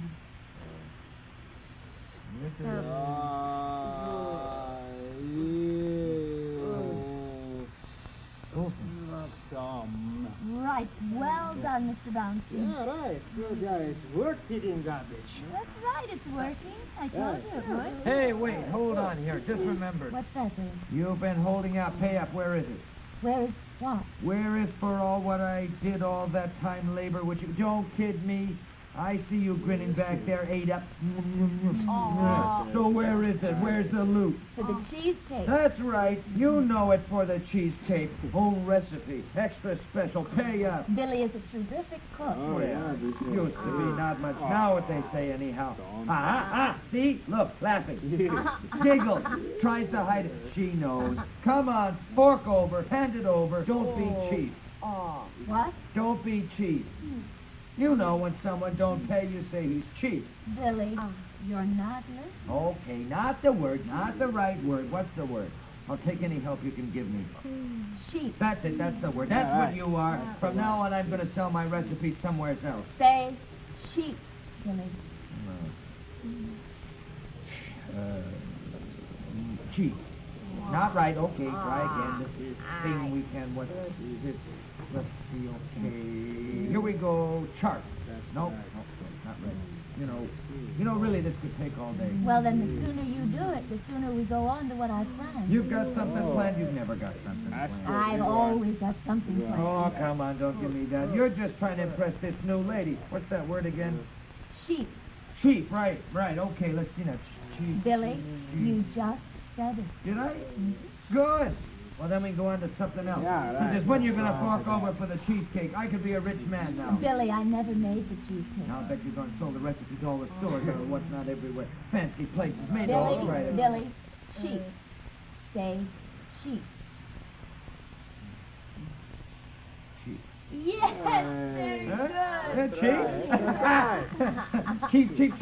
I was hoping you could pulse you and get with mustard all this out of this. You get it right. Good. I say, watch it and congratulate you. Congratulations. Yeah, right. That's it, right. Good girl. What it was, how I heard it, how I said it. Not the same. You would think it, but it's not. Sometimes it just goes so fast, in and out, all the sounds I know they mean. I know they're, well, like with me helping us, they're in their best way, knowing how I guess they practice, so I'd say it's good, or even better, helps me get the dark out just by going, slow and thinking, smiling. It's not easy. Sometimes, well, it's just, I think, these death things. And stuff like sort of maybe better not to listen to anything no more at all, or trying even talking, because what's good at? I'm so far away. Well, it's crazy. I don't mean it. I don't think, but still, it's just like clouds that you can't push through. Still you do it, still you try to. I can't hear things, same as others say them. So the death thing, it comes in. I don't ask it. Just comes in, plays around in there. I can't get it out till it's ready, goes out on its own. I guess same for coming. I don't open up the door.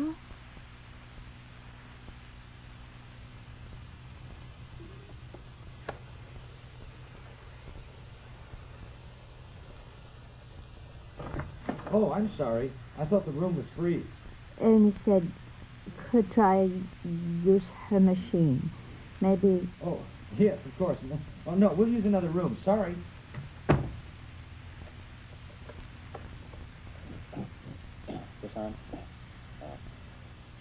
Essentially, a stroke occurs when there is a stoppage, when blood flow ceases in one part of the brain, and that brain can no longer get oxygen, and subsequently dies. Okay? Now, depending on which part of the brain is affected by the stroke, you'll see differences in symptoms. Now, what you've had is a left cerebral infarction. Oh, by the way, you're doing much, much better. We were very worried when you first arrived.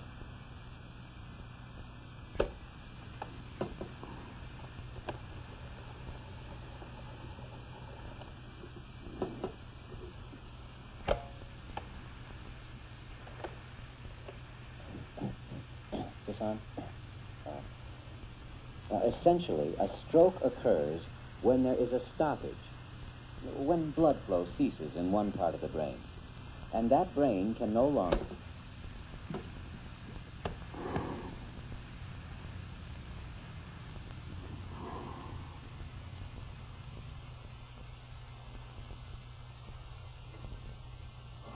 Memory. Yeah. Come on. Anything. How Come on, there are lots of things I bet you can talk about. You've been going out a lot lately. With your son? With your niece? What about Rhinebeck?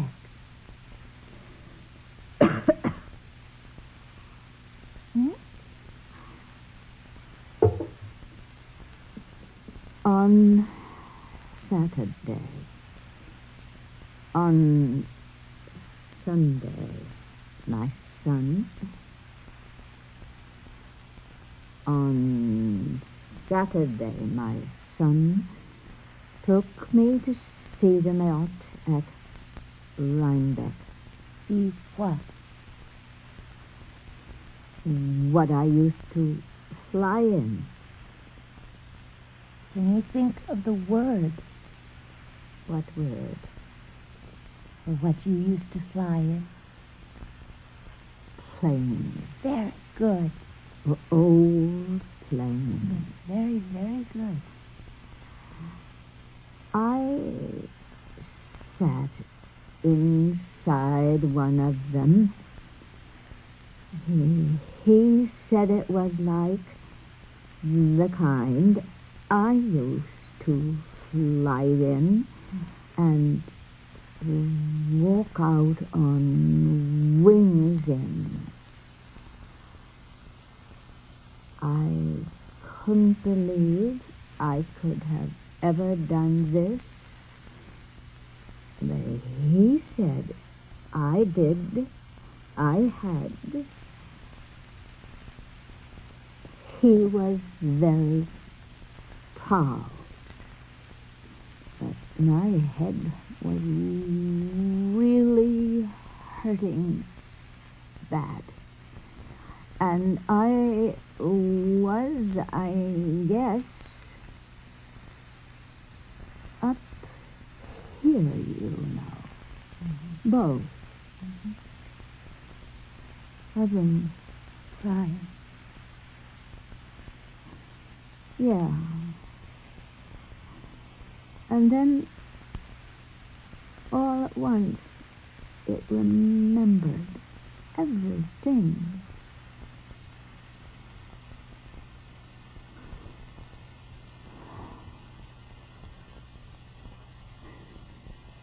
But now, it doesn't.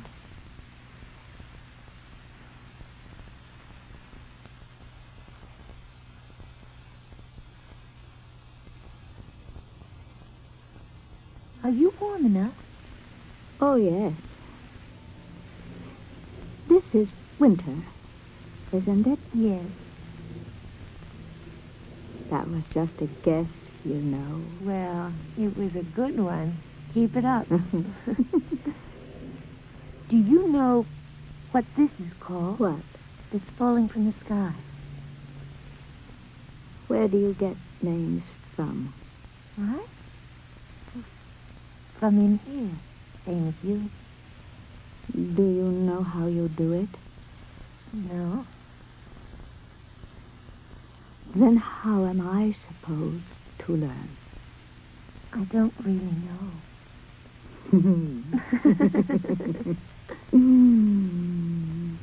Look. You see,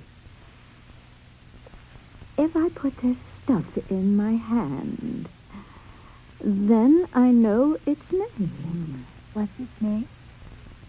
Snow. It's really nuts, isn't it? It's peculiar. A strange thing happened to me. I think last night. Can you remember it?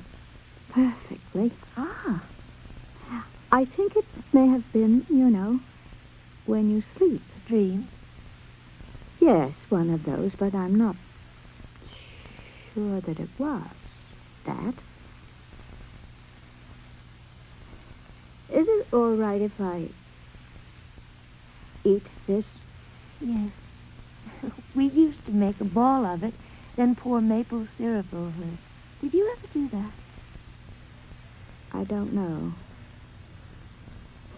No, I remember. I did. Who was the man yesterday? What man? In our group, he seemed all right. Oh, that was last week. I thought he was all right. I thought he was like Dr. Martini. Yes, I know. And you asked him where his hand was. And I thought, why is Amy joking? And he knew. He raised his hand. Yes, that's right. He knew. So I guess we all thought you were joking. Then you asked him? Where his elbow was. Yes. And he pointed. To the corner. That was very scary. Yes. Yes, it was. What happened to you last night? Oh, yes, well, this person came into my room. I couldn't know if it was a man or woman, or young or old. I was in my bed, and it came. Didn't seem to have to walk. It came over to my bed, and then it smiled where I was. And then it said, Emily, we're glad you changed your mind. And then it turned and left. Was it a doctor? One of the staff? No, it wasn't. How do you know? I just know. Then I left my body. What? I was on the... What's the name over me? Ceiling? Yes. I was floating like a... Cloud? Bird. Yes. Up there at the ceiling, and I looked down, and I was still there in the bed. Wasn't even scared, which you'd think I would be. And I thought, wow, this is the life, isn't it? It comes now, without my asking. Amy's still beside me, but I'm somewhere else. I'm not scared. It's taken me, and it's clear again. Something is about to happen. I am in a plane, a Curtis Jenny, and it's night. Winter. Snow is falling. Images without words. Feel the tremble of the wings. How I used to walk out on them. Could I really have done? Yes. What I'd do, I'd strap myself with a tether to the stays. Couldn't see the tether from below then. Out I'd climb. Ah, my. But it was wonderful. I could feel the wind. Shut my eyes. All alone. Feel the soaring.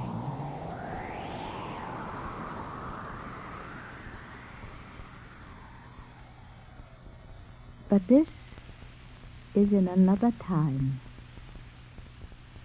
Where I've been to. It's night. No one else is in the plane. Is it remembering? No. No, I'm simply there again. And I'm lost. I am lost. Completely lost. Have to get to somewhere. Omaha, I think.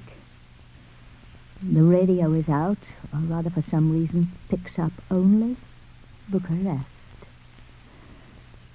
Clouds are all around. No stars, only snow. Don't possess a clue to where I am. Flying blind, soon to be out of gas. And then the clouds open up a crack, a peak, and lights appear below, faint, a hint, like torches.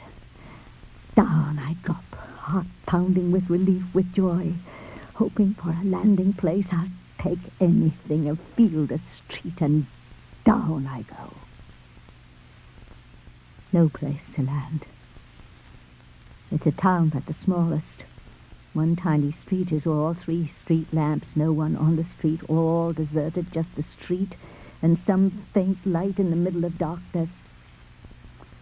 Still down I go.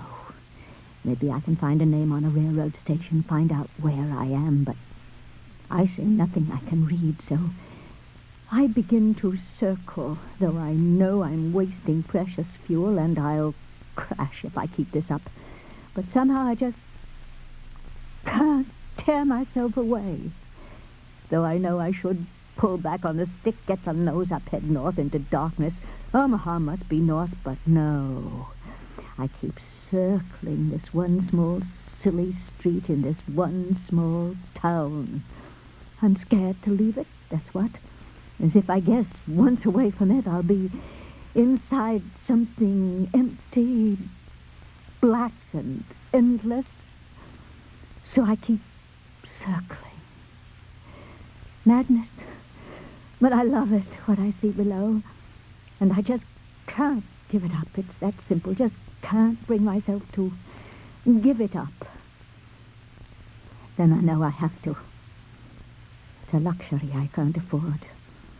The fuel is running low, almost gone, maybe too late anyway, so I pull the nose up, kick the rudder bank, and head out into darkness, all in terror. God, but it takes effort. Just don't want to do it. But I do.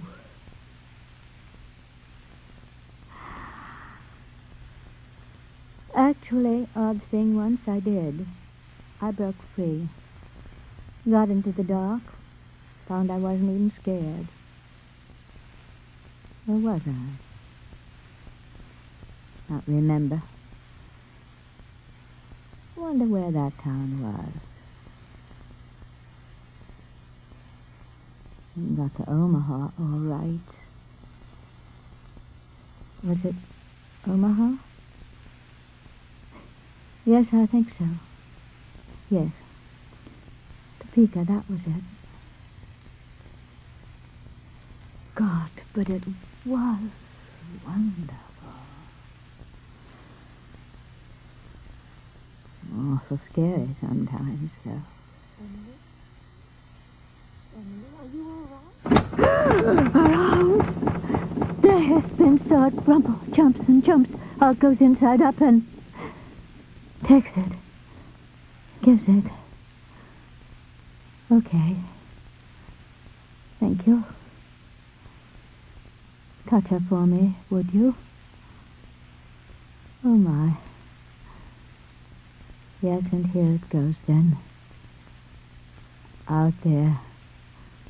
On the wings. Thank you.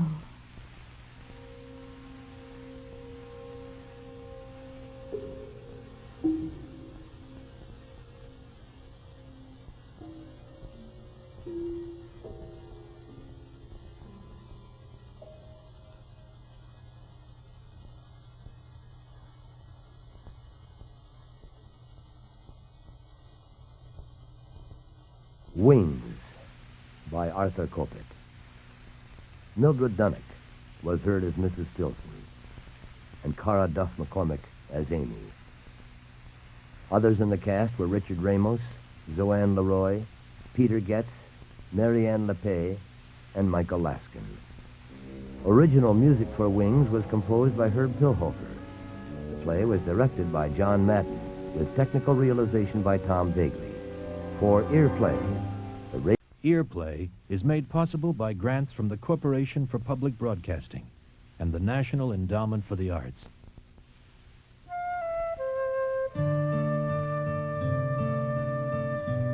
A series of contemporary plays for radio. Earplay.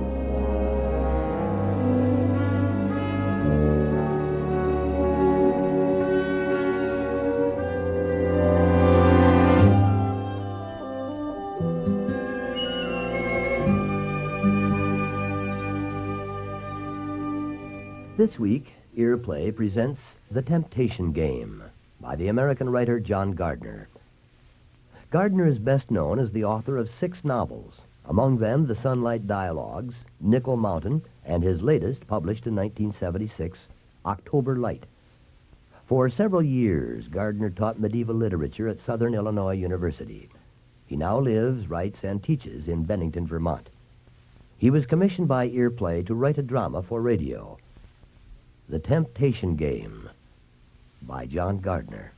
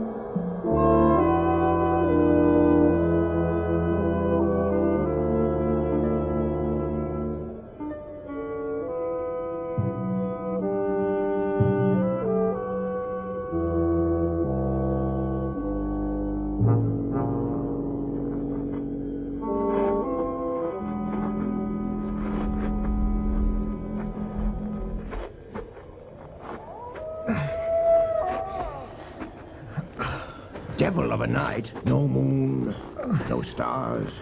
Yet the wolves off there, howling as if the fiend was about. Listen to him, friend. Wolves. Yes, I know.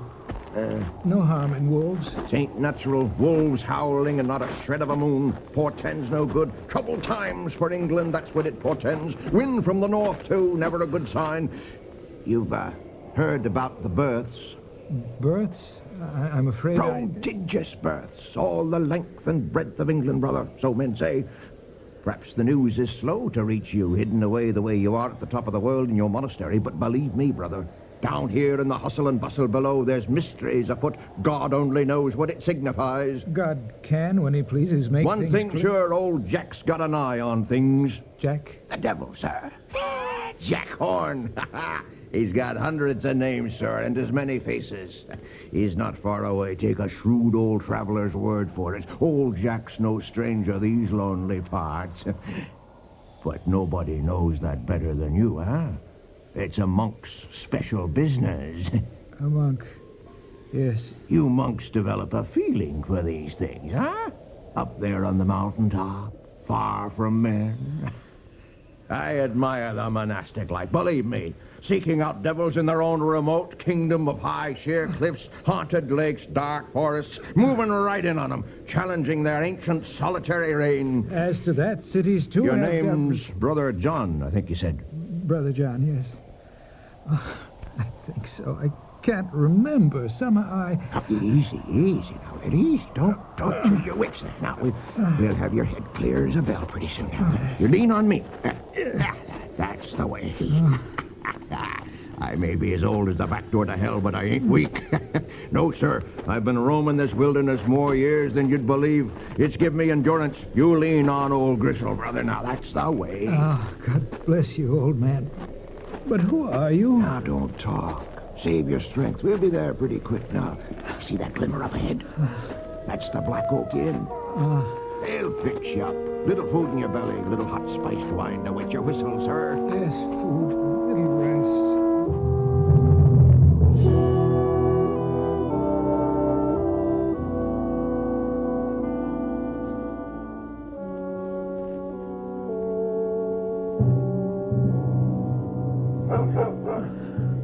innkeeper!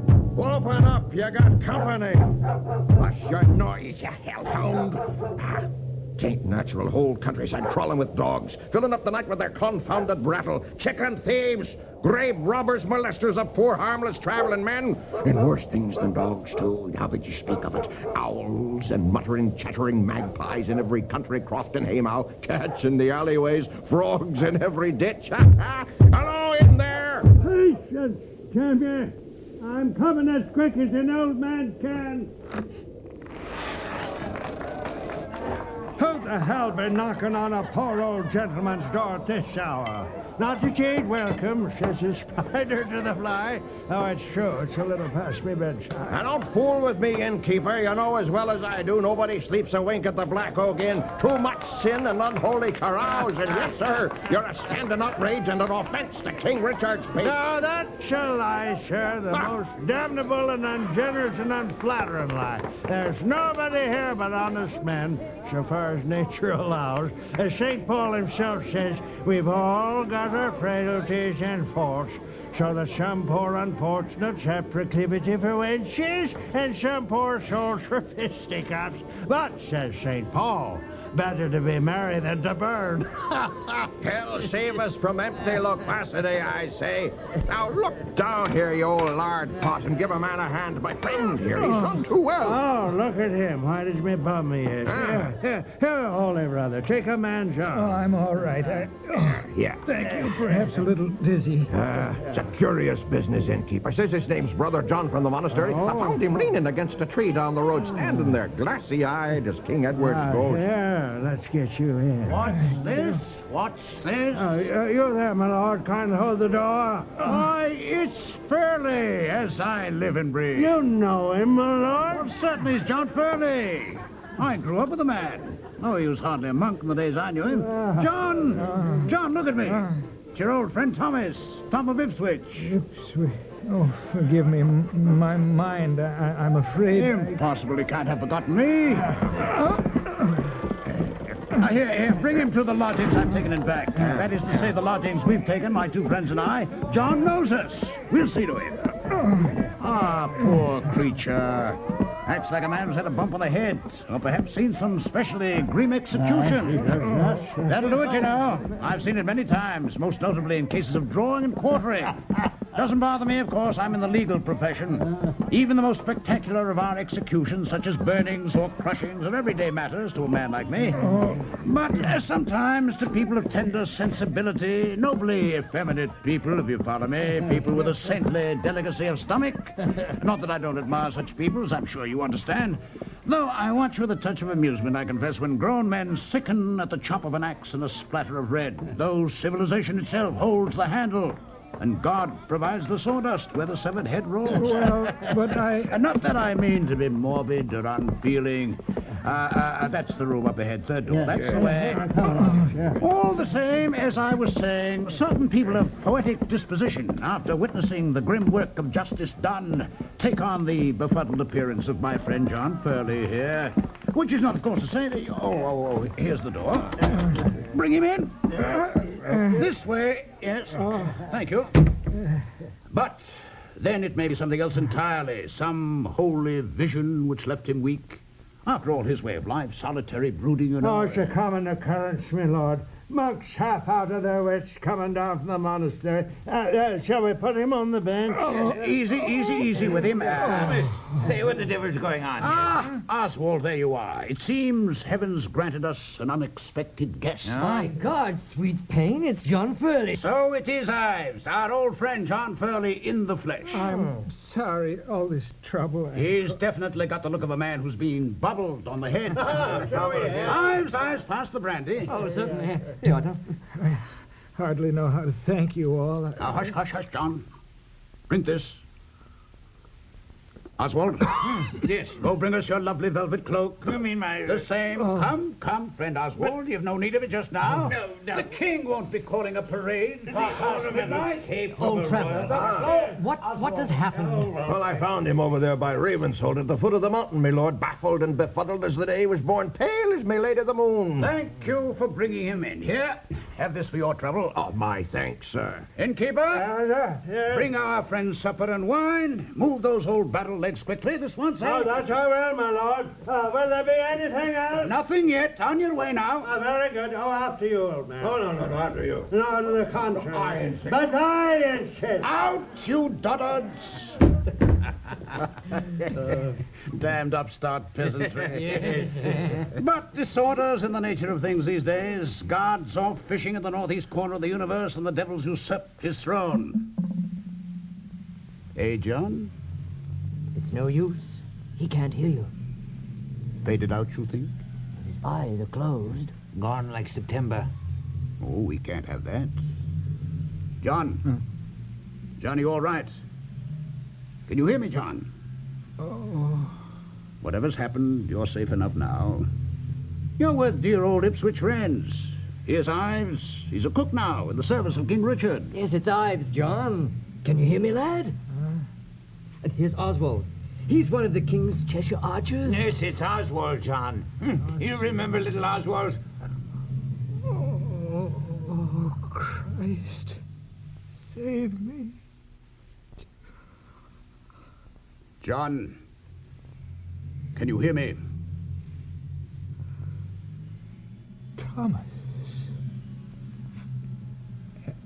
And Ives. And Oswald. Oh, how strange. After all these years. Where am I? What the devil? No, just lie back, John. Rest yourself. Oh, yes, forgive me. I don't know. Have more brandy, old friend. Oh. Where am I? Tell me, what's happened? You seem to have had some kind of accident, my boy. We only just met quite by chance ourselves, the three of us, Oswald, Ives, and I. Can you imagine our surprise when you came? An accident? Yes, it's coming back. No, I can't remember. Oh, never mind. It'll all come clear soon enough. Ah, that'll be our host with the food. Come in. It's not much, I'm afraid, my lords, this time of night. But man shall not live by bread alone, as our Saviour says. If the meal's a little short of your heart's expectations, sweeten each morsel with a Bible verse. Serfs will like that to King Richard, and he'd have your head, innkeeper. Oh, no doubt of it, my lord. Thank God he ain't here. Never mind. Set it down, sir. John, can you sit up? I'm stronger now, Set it yes. down, man. Set it down. The cold chops, criminal. Oh, and that wine. Smell it. Oh, they serve better in the Turkish dungeons. That's most true, but our monks renounced all worldly pleasures. Who might have corrupt my guests. Will that be all, my lord? All for now, host. Good night. Good, very good. Don't hesitate to ring. Good night, sir. His Majesty's rat hounds wouldn't eat such stuff. Oh, well, never mind, John. Here, set two. Oh, yes, thank you. Well, this is all very odd. The three of you here, wherever here is, it must have been, 10 years ago. At least the four of us traveled our separate ways. Thomas to Lincoln's Inn to study to be a lawyer. There's good money in law, John, and splendid opportunity for picking up, a small bit of forfeited land here and there, or a line on some maiden who's not yet apprised she's about to become wealthy. You're married then, Thomas? Oh, very happily, yes, but I'm a busy man. I rarely see the girl. I'm not such a cynic as I sound, I have my faults, of course, as don't we all, but it's a useful occupation, the practice of law. I shudder to think what the kingdom might come to without it. Yes, true, I suppose. And you, Ives? Oh, I'm a cook, Furley, and the finest in England, if I say so myself. Somewhat more than a cook. Somewhat more? You make yourself sound like a part-time poisoner. Got the best of you, Ferrar. No poisoner, not Ives. Though I'd be willing, could be, if I saw it was a matter of the kingdom's defense, and if the order came down from the proper authorities.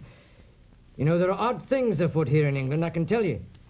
Plots and counterplots, country preachers out stirring up the peasants, armies of the barons on move at night. Now, we look to the king for some sign of direction. You know how it is.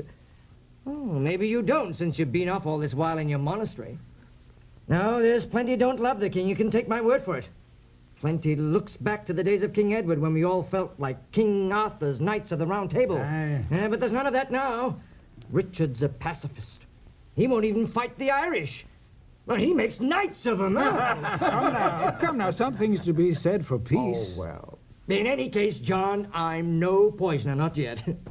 No, I'm more like an inventor in the culinary line. I mean, that's what I meant when I said I'm something more. I can feed a whole army or a mob of starving peasants faster and cheaper than's been done ever before. Well, that is excepting the case of our Saviour's loaves and fishes, huh? You've discovered some secret system, Ives? Oh, it's no secret. I'd tell the whole world my system. I'm as true a Christian man as John Furley here, though I may not have taken a hair shirt and shaved my head. Oh, I'm impressed, Ives, and not surprised, all things considered. I remember the time Black Death hit Ipswich. You were 7 at the time, but ready to hunt down old Pestilence and part him from his throat. Yeah. Well, he eluded me, thank God, and now I'm older, I take pains to elude him. And it's no good cooking for the plague-struck. I mean, what good's a dead cook to next year's crop of the starving, huh? And you, Oswald. Oh, Sir Oswald now. Timid little Oswald's grown up to be a Cheshire archer, God's word. A Cheshire archer? You, in the king's private guard? Well, I've turned my cowardice to account, you might say. Shall I tell you what we do? Wherever the king goes with his damned royal trumpeters, we Cheshire archers go marching all around him. And every 50 yards we shoot an arrow in the air. The whole 700 of us. So the arrows come pouring from the sky like a rain of yellow wood. Nobody comes near enough to threaten King Richard, believe you me. Everywhere we pass, we leave a trail of gleaming feathers. Desolation in the form of dead rabbits. You know him well, this King Richard? As I hope to see God. Him and all his quirks and drunken rages and glittering apparitions. He can be difficult, I'm told. Oh, difficult he is. Every night, 300 of us sleep beside his bed to protect him from the ghosts of the people he's delivered to the headsman. I ask you, how's a man to put an arrow into a flimmering ghost? Sure, that's Nevertheless, he's got his good points, King. Kings like you, Furley. Oh? Dark-mooded, full of gloomy ponderings. Likeable in his way. He's a philosopher-poet and religious as a dying nun. Sounds ominous in a king. Same old Furley. It does my heart good to hear you grump again. Remember the way he used to tell us the world's getting colder. So it is, you know. A century ago, they grew wine grapes in England. Yes. True, Oswald's right. It's a curiously pleasurable feeling to be back in the aureole, so to speak, of John Furley's gloom. John Furley's gloom. It makes life more important somehow, more significant. What point to the general senselessness of things if nobody troubles to be annoyed by it? I've noticed that, too. Queer that a cook to King Richard himself should be made to feel substantial by a lugubrious, penniless monk. Substantial? To have a talent for the contemplative life, all this fiddle-faddle we're involved in, politics, commerce, the jockeyings at court, rumor and counter-rumor. Will the peasants revolt? Will the spite of the barons bring civil war? Has the king gone mad? Mere shadows passing on a wall, as the fellow Chaucer says. I admit it, John Furley, I felt a little shudder of envy when you turned your back on the twitterings of the world for the life of a religious. And yet, here you are, come back down the mountain. That puzzles me. And here you are, the 3 of you. That puzzles me. Yeah, it's a weird coincidence, no question about it. A wonderful piece of good luck, that's a fact. Have you really no memory at all of what happened? Perhaps you were run down by a carriage. Or frightened by a Kelpie? I've no idea. It's all like a dream, as if all of you... By George, I'll tell you, I think we should try to reconstruct it. Reconstruct it? Exactly.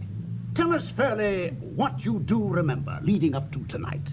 Tell us anything, start anywhere, and we'll try to make out what overcame you. Yes, that might work, well, you know. Let's try it. Tell us something, just to start with, about your fellow monks. Come. Don't be shy, John. We are your oldest friends. Our desire to know all is only natural. What do they eat, and what do they do for sex up there? Huh? How do they keep fit? Do they hunt, for example, or hold wrestling matches? You ask too much. Please, friends. It's not like that at all. Sex and hunting, hardly. No, you'd never understand. Oh, come. We have all night, and we are in some measure sentient creatures. Make us understand, John. Let's give a jerk to the bell rope and capture a small wine, a splendid idea. So, tell us, John. Well, it's a quiet place. Plainest food in the world.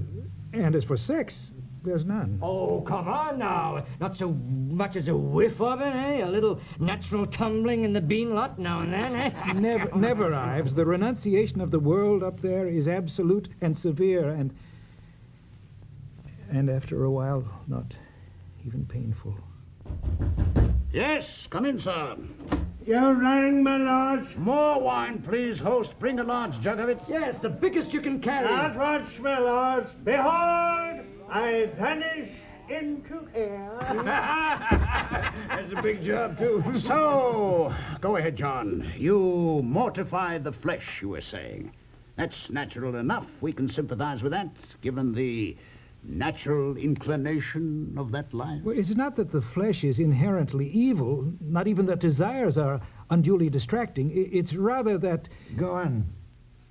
It is a sort of natural inclination, our concern with the moral, our self-denial. How can I explain it? Perhaps this. I did something when I was a boy of, 15, that I've been ashamed of ever since. A most curious sin. Tell us, if you like. Well, let's hear it, by all means. There was a girl. In Ipswich, you knew her, it may be. Call her Molly for now. I was slightly in love with her, desired her, that is. I persuaded her to walk with me one night in the lane beyond the Potters by the brook. You remember the place. Oh, yes, a famous place. Infamous.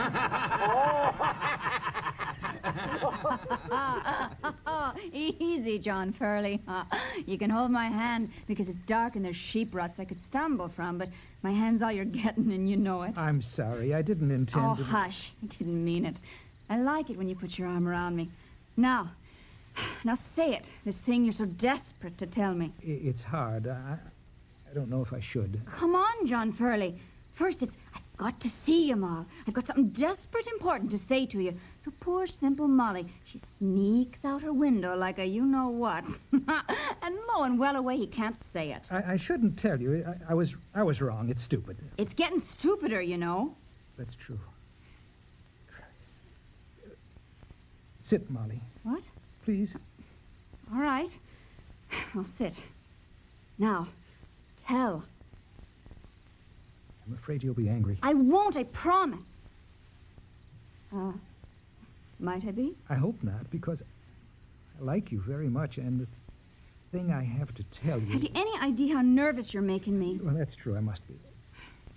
And it's really so trivial. Tell me. All right.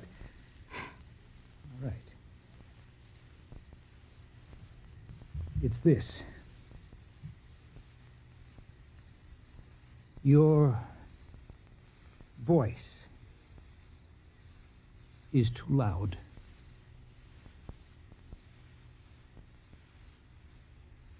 That's what you wanted to tell me? I told you it was stupid. You're beautiful, intelligent. I mean, you're really beautiful, but then you speak, and if you talk more softly, try to hold your laughter in a little. Let's go back. See, I've hurt you. Let's just go back.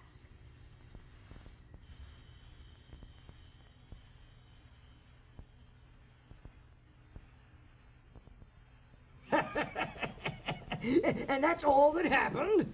That's your great sin? I never saw her after that. I warned you it was a curious kind of sin. I must say, my friend, I miss the sin in it. A childish error of judgment, if you like, a source of continuing embarrassment, I can see. Perhaps even a shameful loss of opportunity. But sin, ridiculous. Well, she was lovely and good, and I hurt her needlessly because I had some foolish, idealistic vision of womanhood. For her own good, I told myself. But even if my idea of perfection was right, or my idea of what would increase her happiness, what right had I to intrude on her? I was an arrogant fool fiddling from sheer ego with God's creation.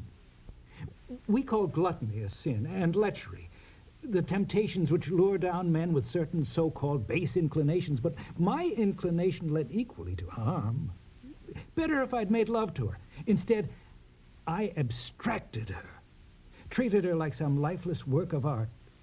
It was a monstrous thing to do. My dear boy, you blame yourself too much. It was a natural mistake. No, but that's my point, Thomas. You've asked me how we live up at the monastery, and in answer I tell you, we've renounced the world completely and severely. No harmless clutching, no wrestling matches. But our renunciation is no matter for great pride. For a certain kind of man, such a life is mere nature. It's a terrible thought. The idea that our noblest moral efforts are mere cosmic mechanics. Yes, right on. Rather gives you the chills, you know. Suggests an image, if I may say so, of the whole universe as mere tumblings and fumblings. So-called values blindly bumping into each other, if you follow me. Life and death, good and evil, bump, bump. Bump, bump. Horrible. No, it's hardly that bad, Thomas. We have our choices, all right. What you call so-called values are anything but accidental. It takes enormous effort to discover them, define them, find ways to make them stick. Yet it's true. I'm torn about the way to go about it. I think of that girl. I write her love poems in my sleep, and I think of those values I laid on her like an axe. I wake up in that godly, desolate place, and... Listen, I'll tell you how it is at the monastery. We strain every sinew to become perfectly one thing. Pure mind, so to speak, pure vision. The active life is a twisted web of bad compromises. It has in itself no pure ideals, no absolute purpose beyond physical survival, except insofar as he's influenced by idealists. King Richard, for instance, does not what he should for the benefit of England, but what he must, or what he can, or what he can get away with, given the pressure of the barons crackling with fury and greed, the restless peasants, the merchants, all slippery as fat brown snakes. King Richard... what are ideals to him? He's read holy saints' lives like the rest of us. But lofty ideals are beyond his means. They merely check him a little, troubling his dreams, stalking his castle in the shape of unsightly apparitions. The contemplative life, on the other hand, is... Yes, come. How's your wine, my lord? Ah, good. Innkeeper, you should stay with us and listen. What? It would improve you, sir. A man of your years has more sins than the rest of us, and should snatch at every straw for the saving of his immortal soul. Yeah, we're hearing about the life in the monastery. You mentioned, I think, that it's a common occurrence for monks to come down off the mountain in a kind of mad daze. Oh, they do, my lord. Sometimes stark naked. Oh, singing lunatic songs. Well, come, sit and hear the reason, and be uplifted. Well, I'd be glad to, if I might. I won't deny I'm a curious devil. Devil indeed. Oh, come on, then, sit down. Ah, so I will. Continue, John. I'm boring you. I'm sorry. No, go on. You've forgotten our purpose. Exactly. We're trying to reconstruct what happened. You'd come to doubt, you were saying, the contemplative life, the so-called long-range view of good and evil. It's cold comfort, anyway, for people suffering right now. But I don't mock what we do up there apart from things. Down here, a man strains his spirit to the utmost in battle, and you praise him.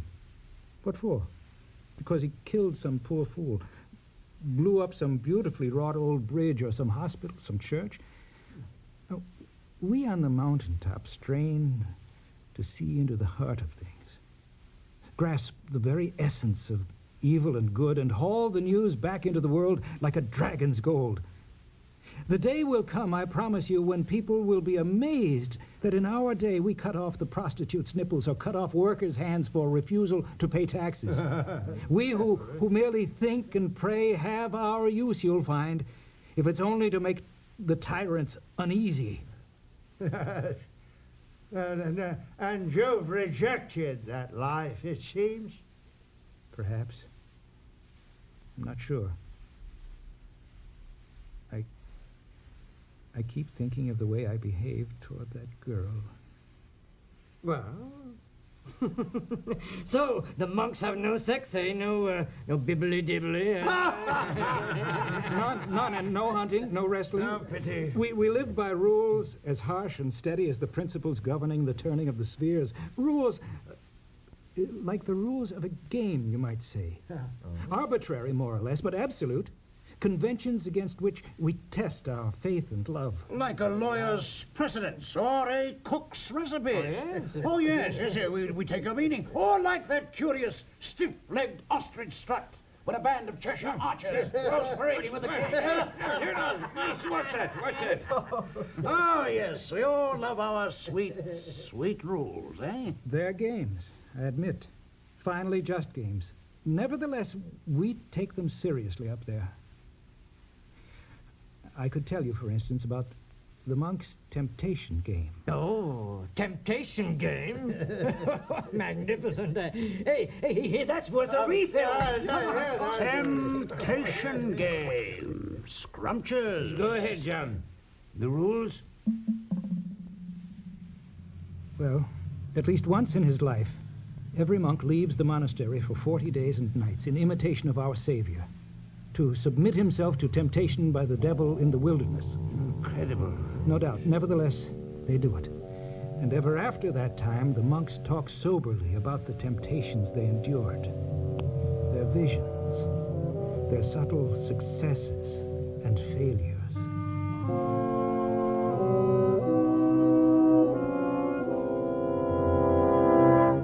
I was frightened, all right. 10,000 of those black creatures galloping toward me.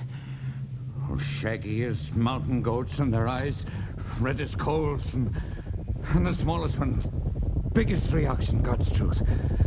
But I said a quick prayer, and my heart became calm again.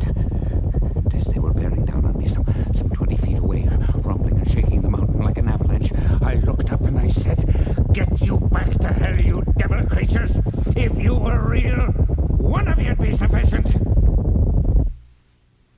That instant, they vanished. Curious experience. A temptation brilliantly overcome. Yet, it's odd you had need of the gratification of speaking to the beasts.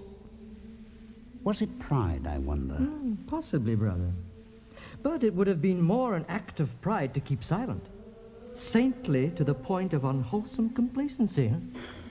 It's a hard question. Father Runyon? Sure, it's a question you've considered. Tell us your opinion. Oh, I've considered it, yes, of course. I think in the end, speaking up may well have been an act of sheer love. Partly love of life, partly joy in God's love. And thus not part of the temptation, but a reasonable response to it. So it felt at the time. But It's hard to know. It's always the residue of moral uncertainty that gives the temptation its fundamental interest. Obviously, dear brother. Otherwise, the motivation of the vigil itself might be suspect. Lead us not into temptation, we say. A difficult saying. All holy sayings, when carefully considered, prove difficult.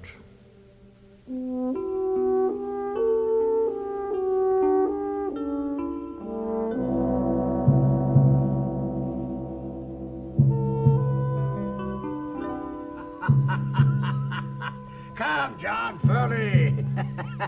They really talk like this, these monks of yours? Hour after hour. Oh, my. Oh, my. No doubt I'm misunderstanding you, John, but it strikes me as, forgive me, but absurd. So it seemed to me, too, at first. When I first heard word of the Temptation game, soon after entering the monastery, I asked the abbot about it. This same Father Runyon I've mentioned. He was old, very old. A huge man, as large as a Russian bear, but gentle.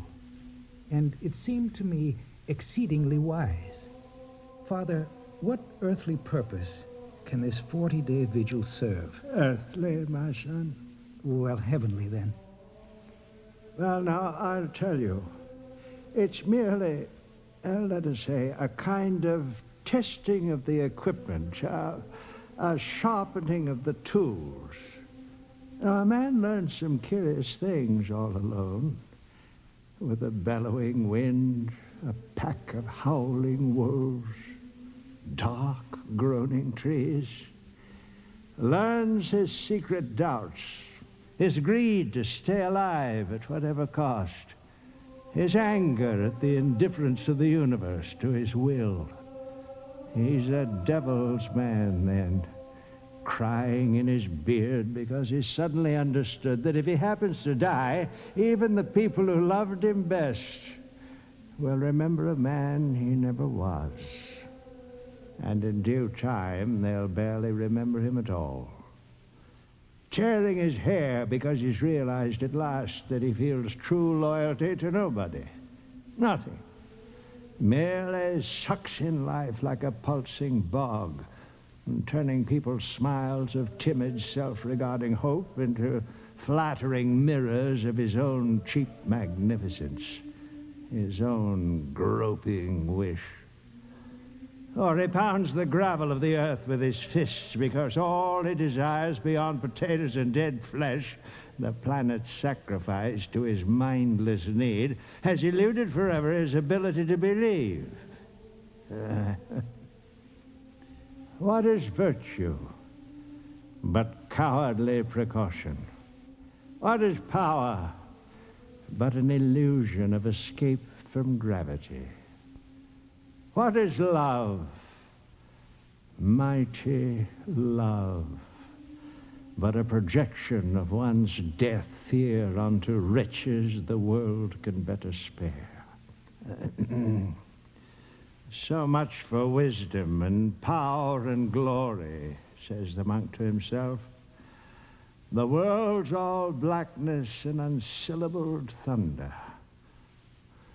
Cold stone, wolf slopes, and the yawp of lean, masterless dogs.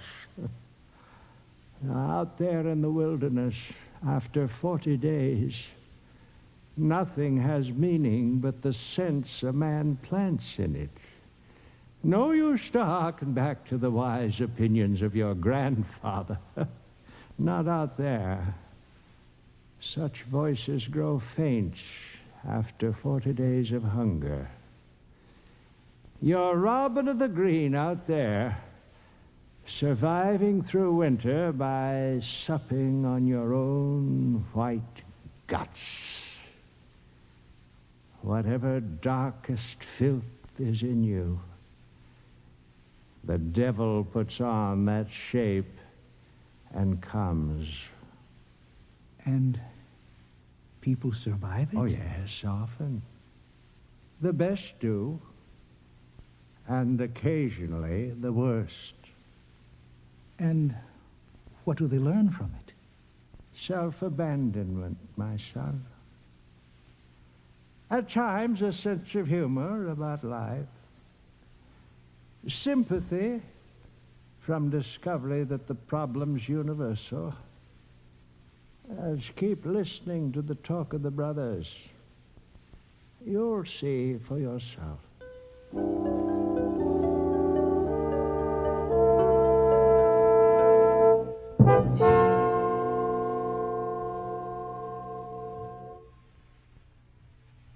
Amazing, John. Remarkable sport. And eventually you took part, I take it, in this temptation game? I did. Delicious. Tell us about it. Oh, yes, by all means, John. Come on. No stinting. We want the whole grizzly business. No, you'll be disappointed, I'm afraid. Oh, we'll be judges of that. Shall I pour more wine? More wine all round, and God bless you, host. And you were threatened by phantom beasts, no doubt. Our ports are always the quickest to be alarmed by phantoms. Or seductions were attempted by drippingly luscious, fair-haired maidens. Or your heart was lured by great mountains of treasure, eh? Or perhaps obscene statues done in rare as jade. No. Nothing like that. Nothing like that? Hush, my lord, let him tell it.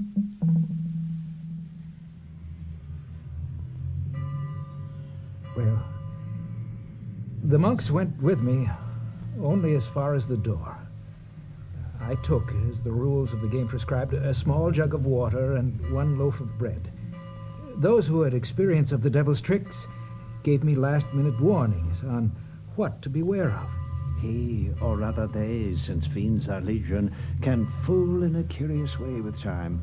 Oh, nothing he doesn't do on more ordinary occasions, but disconcerting all the same. Yes, Father. Events you'd never dreamed or experienced before, he can make seem familiar, even monstrously repetitive. At times, the devil fools with your mind in other ways, blurs things important that you might otherwise have used to guard yourself, and he can cause you to see things, needless to say. He can raise up castles or country inns, mighty potentates, old friends. So be wary, Brother John, and all will go well with you. I will, brother. One more thing. Yes. Whatever tricks he may play on you, you have, remember, one great protection. By the power of our Lord, old Satan is constrained to give evidence that there's something amiss. Some bold hint that the order of heaven has been suspended. Only some miscreant, inclined as the devil is to an assertion of chaos, and an arrogant denial of every good and decent impulse he's ever experienced or witnessed, only such a person can be swept off his feet by the philosophy of hell. But, of course, one must have some sense of what is true. As all men do, brother. In the words of St. Dunstan, it's planted in our nature, as it is in the nature of a cabbage or a pig. Yes, it's a difficult saying. And so I left the place. I traveled alone as I was born to the most desolate reach of the mountain. And there I kept my vigil.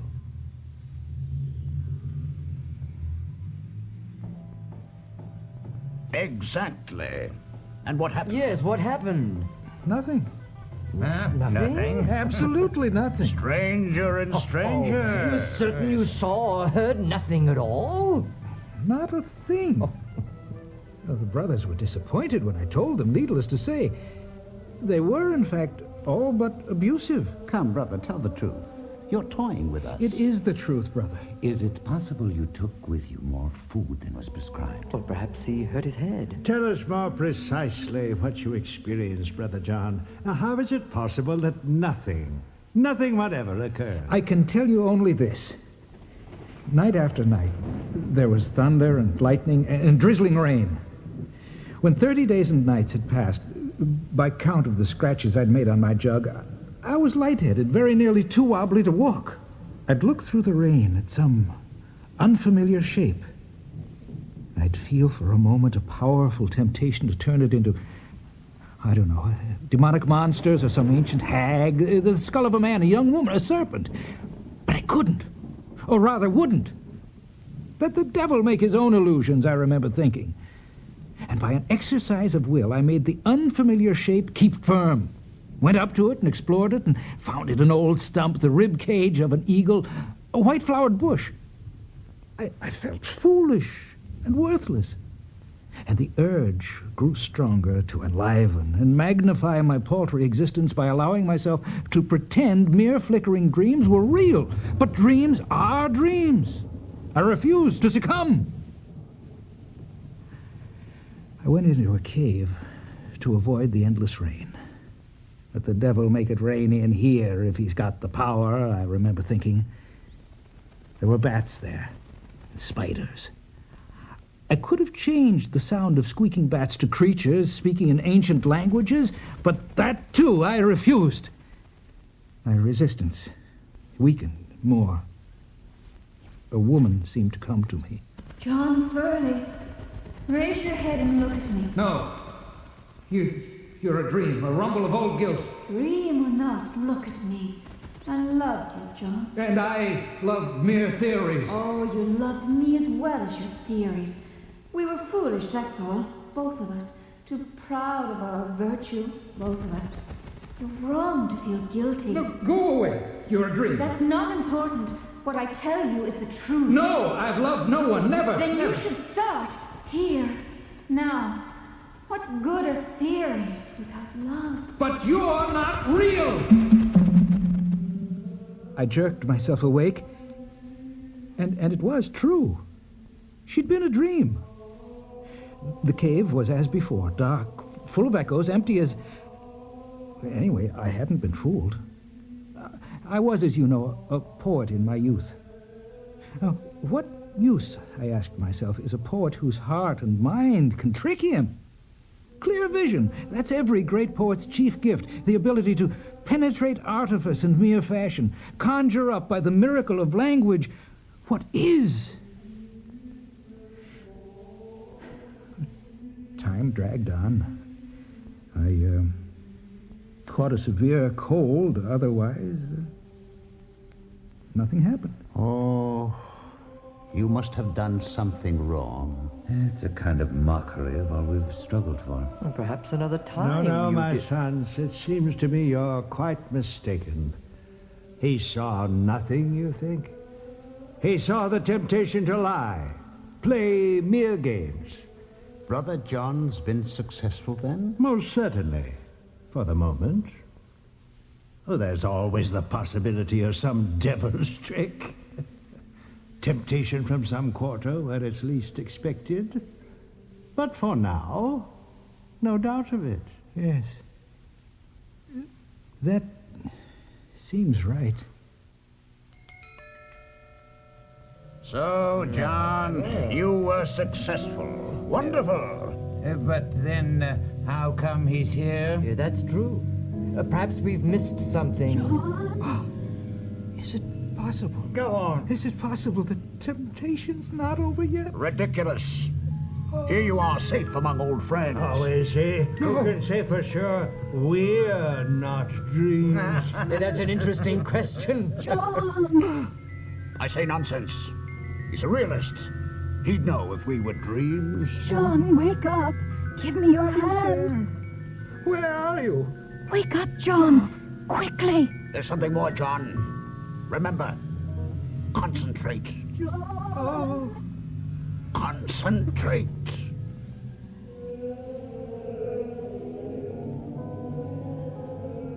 I never told you, I think, my own temptation. Never. No, that's true. Do tell it to us, Father. Yes. Perhaps I will.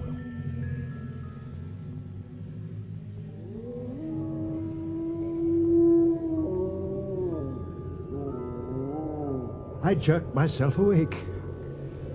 Bemused, dazed by hunger, unable to find my way back up the mountain.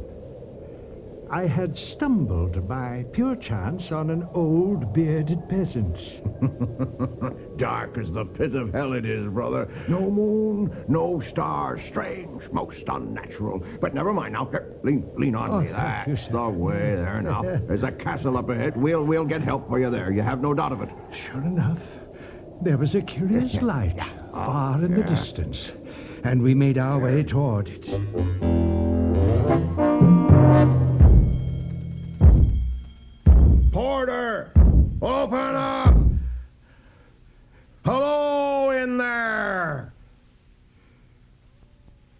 Time passed. No one came. When we pushed at the huge old castle gate, we found it was unlocked.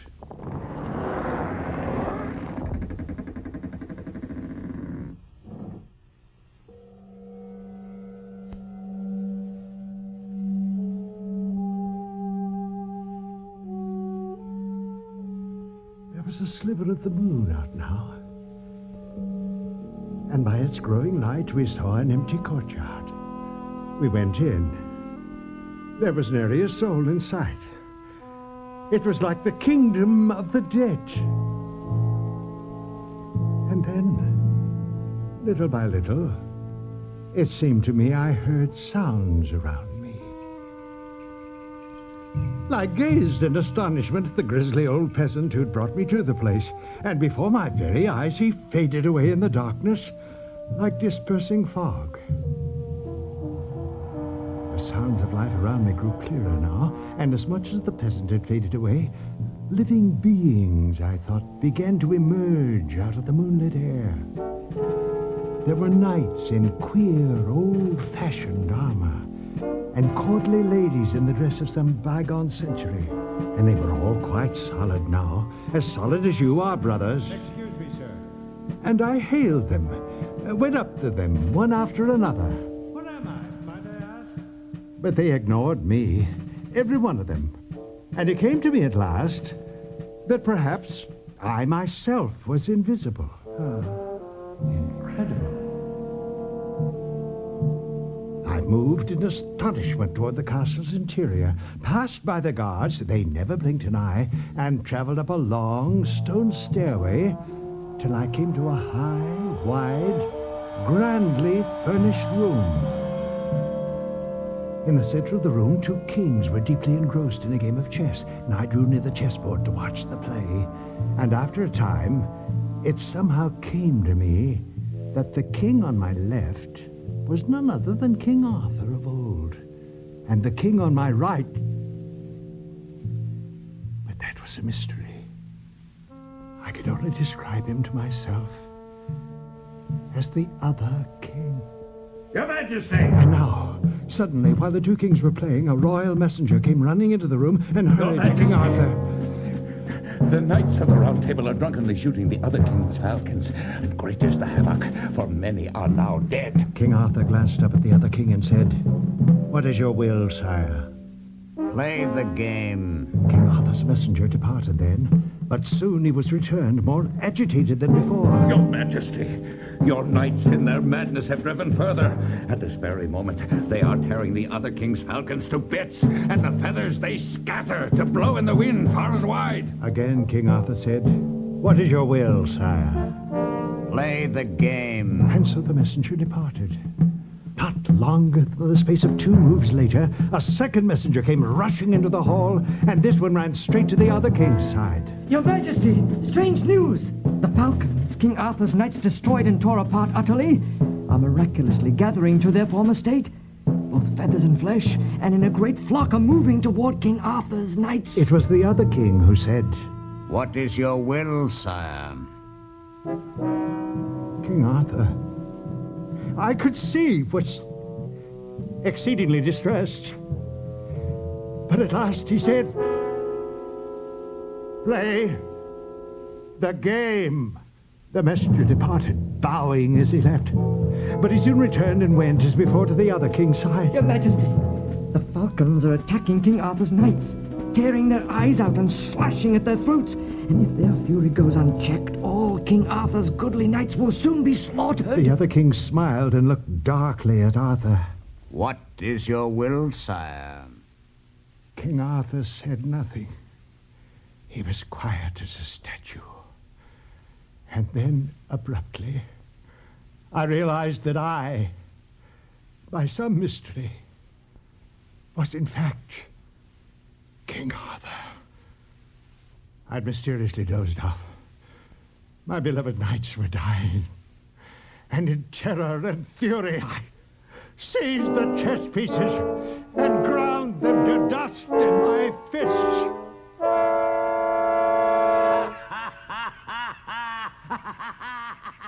The same instant, the other king was transformed to a creature with dark red eyes that had hair in them. Ah, God preserve me!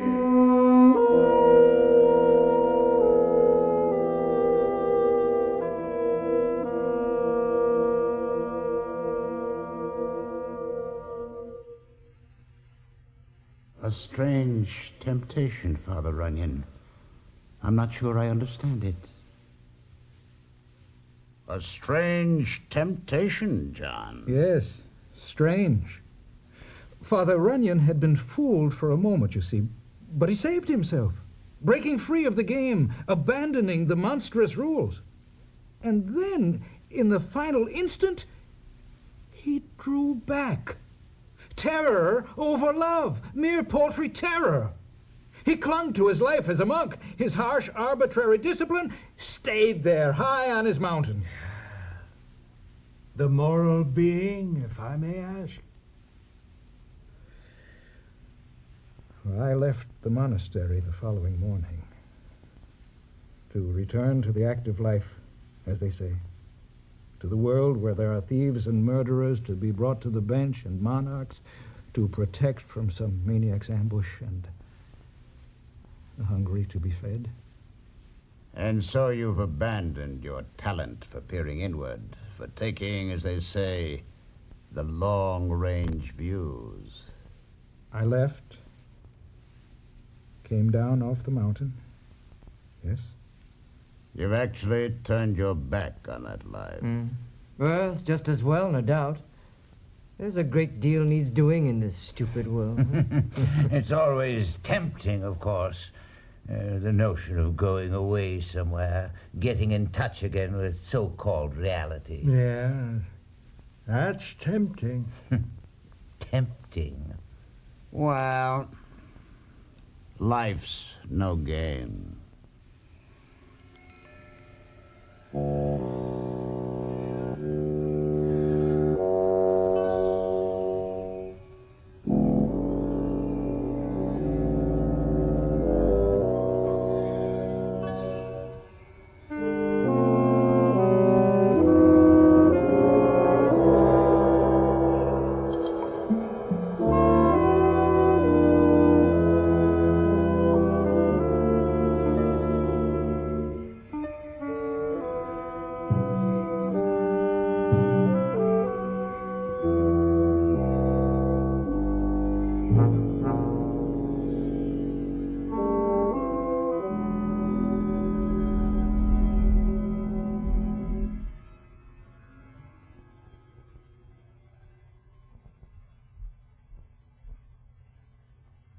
The Temptation Game by John Gardner. Russ Reed was heard as John Furley. Ralph Bell played Thomas and the first monk. Ray Owens, Oswald, and the second monk. Denny Spence, Ives, and the third monk. Paul Ballantyne, the innkeeper and Father Runyon. James Lawless, the peasant, and John McKinley, the girl. Original music for The Temptation Game was composed by Herb Pilhofer. The play was directed by Carl Schmidt, with technical realization by Tom Vagley for Earplay, the Radio Drama Production Center for Public Broadcasting. Sit down. Thanks. Who are you? Charles Lang. Okay, what can I do for you? I want to patent something. What? You're a designer? Yes. You working? Yes. Where? Dietz and Federley? As what? A designer. And you've got what? A new engine. Mm-hmm. Good to see it. You bring it with you? No. Plan? No. I keep it hidden. Our talk is privileged? Yeah. So what is it? My engine runs on water. What are you telling me? It runs on water. It uses water as its only fuel. It makes 8 horsepower. Yeah. The man with the postal processor is there. Tell him no. Are you kidding me? No. Where is this thing? Hidden? Where? When can I see it? I can see it. Yes. When? This evening. Where? Do you know this address? Yeah. Meet me there. What is it? It's a candy store. Okay, when? 10:15. He wants to know if... No! Okay, I'll see you this evening. Good. Goodbye, Mr. Lang. Goodbye. Just close the door behind you. Thank you. What have I got on this evening? Down. Going down. Down, mister? Down. Yes. Excuse me. Mind the doors now. Well, she said Roosevelt had let him in the cell. But who told you? My cousin. How does she know? Her brother worked there. At the prison? No, the paper. He let him in his cell? Yes. Lindbergh? Yes, he told her that the warden said that Lindbergh was allowed to be alone with him until the execution. And whatever he wanted to do with him was fine. No. Just as long as he lived. And so what did he do to him? They handcuffed him to the bars. No. Yes, and then Lindbergh came in with this doctor's bag, and they put up these curtains and left him alone there with Hauptmann. No. Till the execution. He was chained to the bars? Yes, and that's why they didn't allow the photographers. You know, I wondered about that. Ground. Where's your telephone? Right there, sir. Thank you. And he was hardly breathing when they pulled the switch. You going to feel? Yes, for the sale? Yes.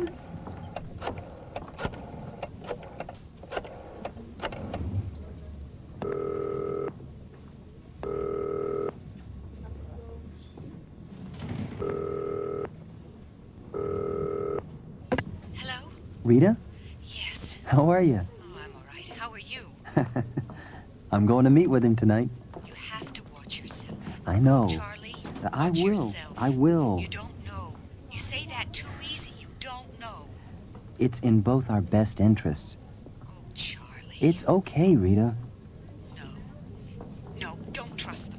I don't. You can't. I won't. How are you? I'm fine. Are you? Yes. We're going up. Anything I can get you? No, Mrs. Ferrar will be down. I'll see you later then. You be careful with these people. I will, Rita. This car up. Thank you very much. Yeah, so long. So long. Come back again. You want another cup of coffee, Mr. Lang? No, thank you, Mr. Wallace. You want a donut? No. Have you seen the thing that they have over at the fair? The Hall of Science? What? The human stomach. No. You been there lately? No. Well, you should go. I went last year. Chucky, he loves it. But it's not as good as last year, is it, Chucky? Nah. Nowhere near as good. The one thing that I like, though... What? The Hall of Science. Me too. Yeah, some of the things there I cannot believe. Oh. They're in the future. Yeah, but they got them now. They got them now. They're not just in the future. Yes, sir. It's all right. He's meeting me. How much do I owe you? 30 cents. Thank you. Chucky, we're closed Where now. are we going? Not far. I'll see you tomorrow, Mr. Wallace. Good night. Come on, Chucky. Where are we going? Not far. You live around here? Not far. I looked you up. Uh-huh. I know where you live. Yeah. We aren't going there. No. Tell me, how many people know? Me and a friend. You? Checked up on you. Yes. What's your company, Dietz? Just, how long do you think it will take us to receive a patent? That depends. On what? On many things. You want to know what they said? In my company? Yeah. No. This is it. Should I light a match? No, I'll get the lights. I got to. Who paid for all this? Sit down. It's all yours, this laboratory, the Yes, equipment, sit down. too? Yeah, don't touch that, please. Sorry. Is that it? Yes. See it. All right. Told you I called at your factory. Uh-huh. They told me what you do there. Yeah? Why did you come, then? And this is water. Can I taste it? You want to taste it? Yeah. Okay. Okay. They told you I ran a punch press? What's this thing? A battery. I use an electric charge for ignition. Oh. Ready? They told you I run a punch press? Now, you're telling me this is running on water? Yes! Is this a hoax? No! You know, I knew it when you walked in. You did? Yeah, I knew you had what you said. Good. We're going to be very rich. Yeah? We're both going to be very rich. Yes, we are. Christ, if you're hoaxing me, I'm going to kill myself. Are you? Will we have trouble with a patent? Well, that's something else again. You got something to drink? Yes. Hold on. We're going to be rich. We're going to make McCormick look like dirt. Do you know how rich we're going to be? Here. What is it? It's liquor. Good.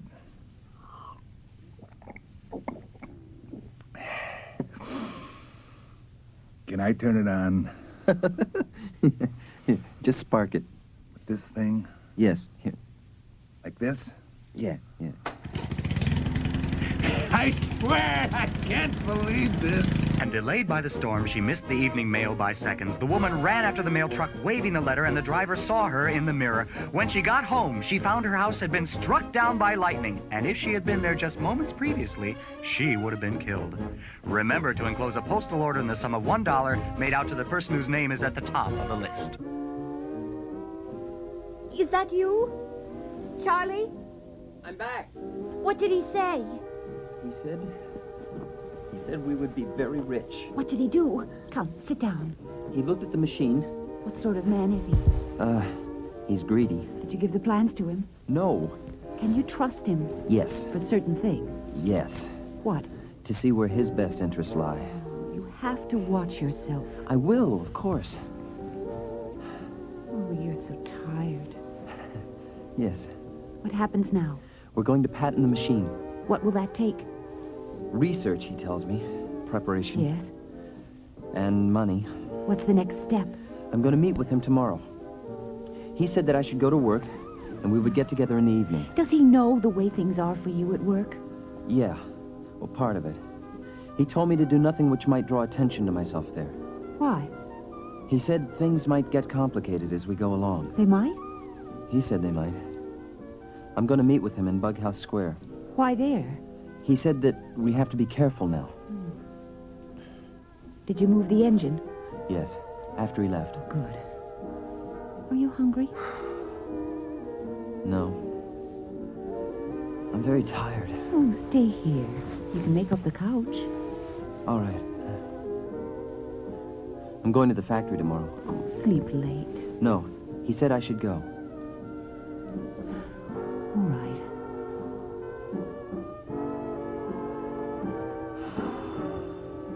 This concludes another evening of the music that you love to dance to. Coming to you from Chicago's famed Aragon Ballroom on the Great North Side. Until next Wednesday at this time, then, this is Aurthur Riddle wishing you good night, good luck, and The terror of the cities of the night is stilled by commerce. Demons and the fears of sleep have been eradicated by the watchmen of the modern order. Send the letter on. Hey, Lang! What? Are we gonna get these mock-ups done today? I don't know. Deep was down here. What do you want? Calipers. Here. What did Deets want? Well, he wanted to see you. What for? I don't know. I didn't ask him.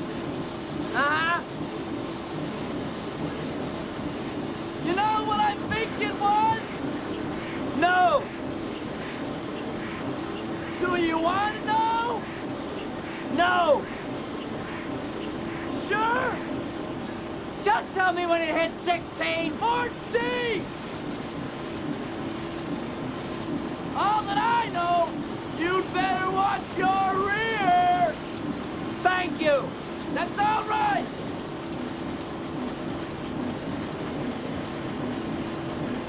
What's the reading?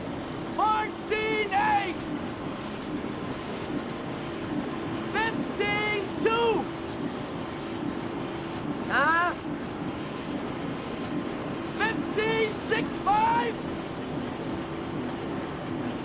16.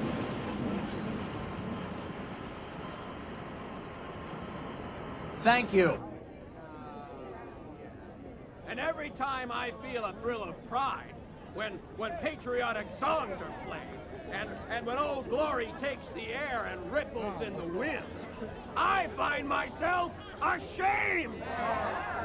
Ashamed! We must learn! We have got a to smoke, learn, pal? Americans, Vet. my I'm friends! sorry, what? You got a cigarette? No. Impressions. Do you know what time it is? Quality of our impressions. And patriotism. Oh, yes, it's real. It's a real feeling. Yes, oh yes, we feel it. Do you know what time it is? Feel it No. in our breastbone, in our heart. Our spirits rise. We feel it. And it serves the cause of death. Wait. Lang! Is there so Lang, over here. attractive in these Come on. tearful, Where? love-filled This way. ceremonies? What is so seductive? How are you? I'm fine. Good. Go to work today? Yes. Good. Where are we going? The car over there. You ever come here? What, Bughouse Square? Yeah. No. Well, I do. I like to hear the speeches. Uh-huh. I want to introduce you to someone. To who? Friend of mine. He's in the car. Come on. Who is he? Someone who may help us. Here. Mr. Lang. Is this your friend? Mr. Lang? Yes. Charles, this is Lawrence Oberman. I'm glad to meet you. Who are you? Lawrence, I'm going to stop back down at my office. Who are you? Who's Friend this of man? mine, a lawyer. A patent lawyer? In a way. Get in, Mr. Lang. Wait. Are you leaving? I have things I've got to wrap up. Don't you worry. You're in the best of hands. You take good care of him, Lawrence. I will. I'll call you in the morning. Good. Don't you think you should stay with us? Really isn't necessary. It isn't, really. Come in tomorrow morning. Can you come in around 10? Yes. Good. I want to see you then. All right. 10 o'clock. All right. You take care of him, Lawrence. I will. I know you will.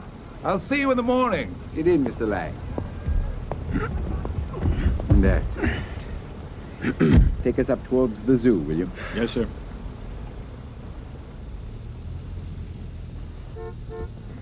Well, how are you? I'm fine. Good. You get up to the zoo much? No, not in years. Who are you? Well, I'm a friend of Morton's. Gross. You work with Gross? I have. On what? You're a lawyer? Yes. For whom? No, take the lake route. Yes, sir. Who are you a lawyer for? Well, Mr. Lang, I hope that I'll be a lawyer for you. Me? Yes. I have a lawyer. So who are you a lawyer for? Well, Mr. Lang, I represent some individuals, some interests concerned with this new machine of yours. Oh. Now, Morton Gross and I have had, I may say, quite successful dealings in the past. Yeah? And he thought, when he discovered the real value, the potential value of your engine, he thought it would be best for all concerned, for you and him, to avail yourselves of aid I feel I'll be equipped to offer. What does that mean? Just that, Mr. Lang. No more, no less. He called you? Morton? Yes. In your own best interests. If you will, as a consultant. A consultant? For my advice, for another opinion. What do you want? We want, my principals, we wish to take this engine of yours, take this marvelous discovery. I don't think that I have told you just how much respect, I may say awe, I have for you, for your discovery. The work, the genius. I'm not a mechanic. I'm babbling. I'm sorry. What do you want? We want to take your engine and develop and market it in such a way as to make phenomenal profits for ourselves and for you. Can I be more direct? You represent who? Certain interests. That's all you'll tell me? At this time, yes. Why? Your protection. Mr. Lang, you are going to move very rapidly from a world which you may find difficult, but which is, after all, predictable, to one you will find quite as difficult and absolutely strange to you.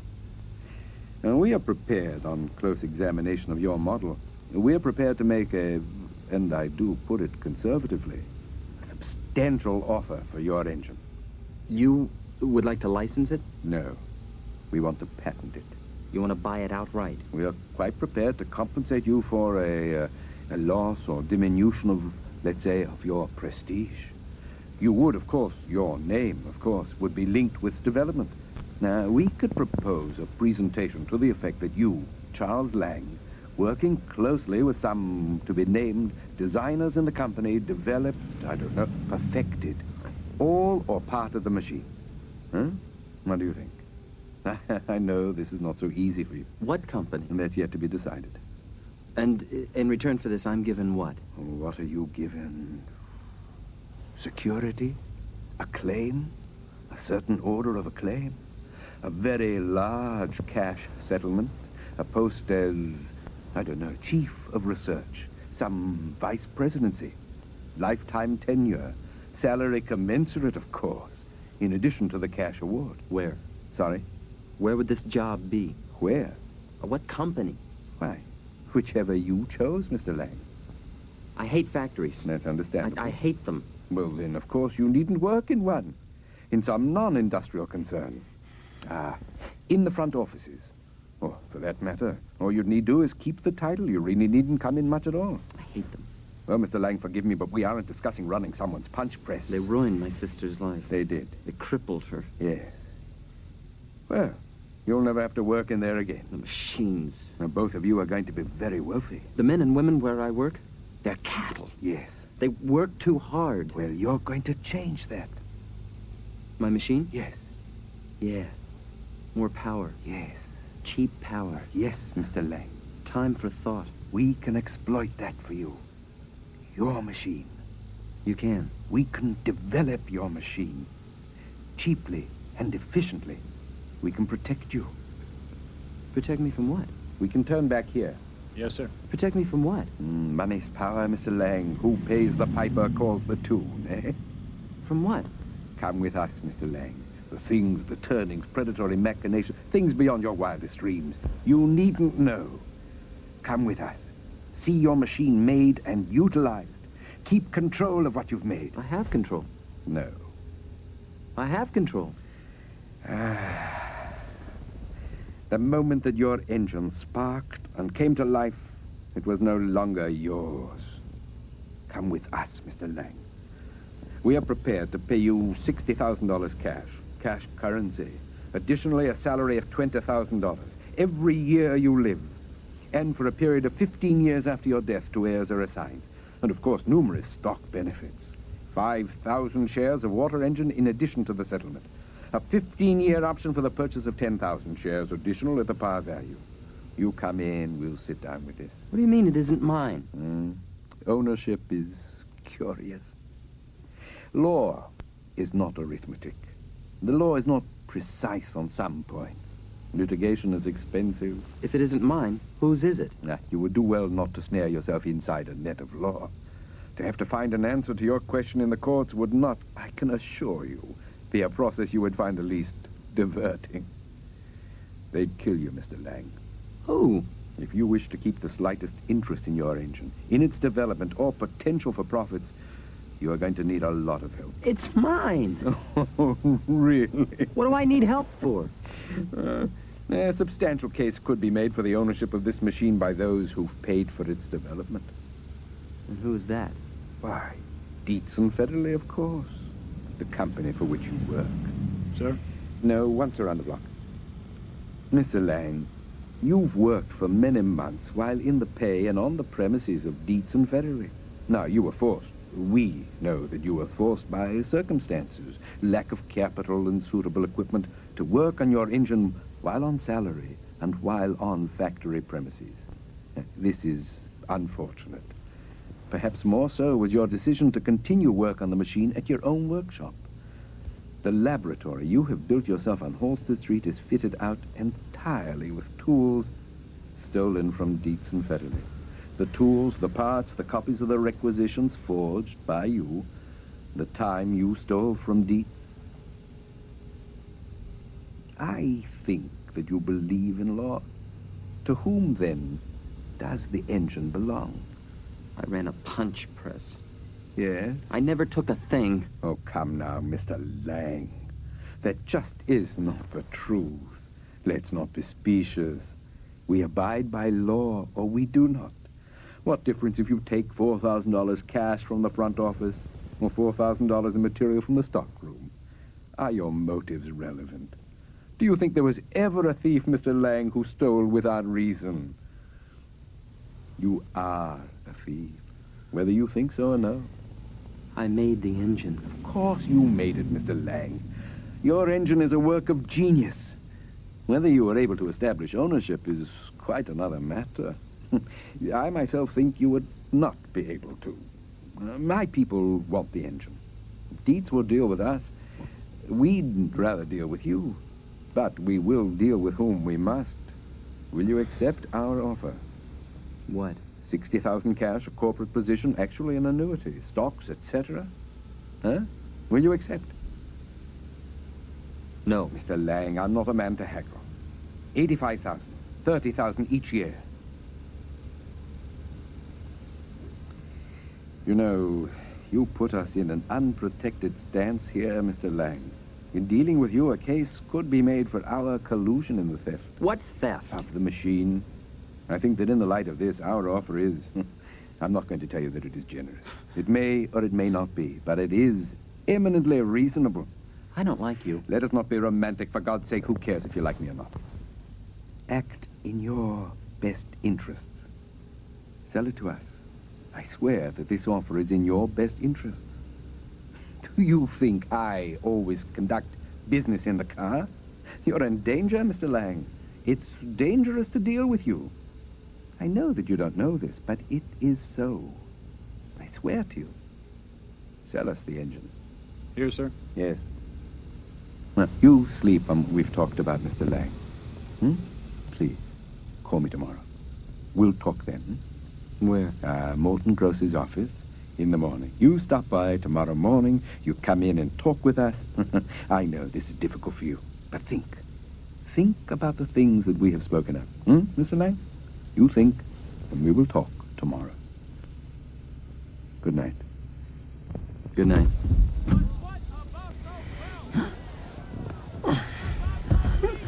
Take me home. Yes, sir. Good night, Mr. Lang. Good night.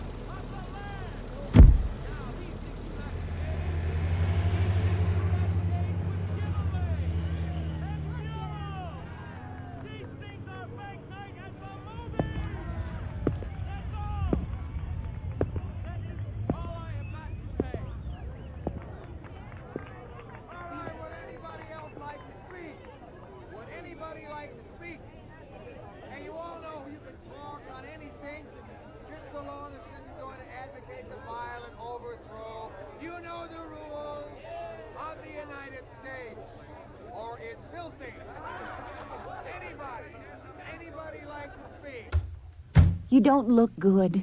You stay here tonight. I have to get those things from the lab. You get them in the morning. All right. How did it go? I'm tired. Are you hungry? No. How did it go? I don't know. Oh, sit down. You sit down and I'm getting you something to eat. All right. And then you'll tell me. All right.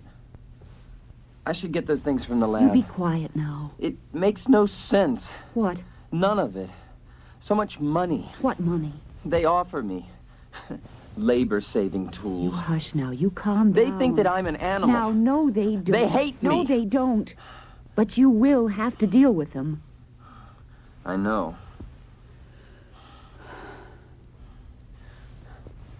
We'll be out of here. Oh, I know we will. I know how you don't like it here. It's all right. We'll be out. You know, I wonder What? about machinery. You hush now.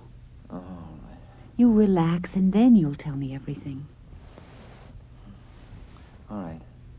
We'll talk. A Russian prince deposed and penniless in Paris sent the letter on, and 2 weeks later saw an advertisement in the local paper placed there by his long-lost brother who he thought was dead. He received his just inheritance at last. An older woman who had been a nurse received $200,000 in a trunk she purchased at a railroad auction. One man, a missionary deep in China, was handed a telegram which said his fiancée had died. The last act of his life before entering a monastery was to pass the letter on. Get up. I'm sorry, Mr. Gross. He wouldn't wait. Get up. Hey, you're early, Charles. Oh, Mr. Gross, I'm sorry. Close that door, please.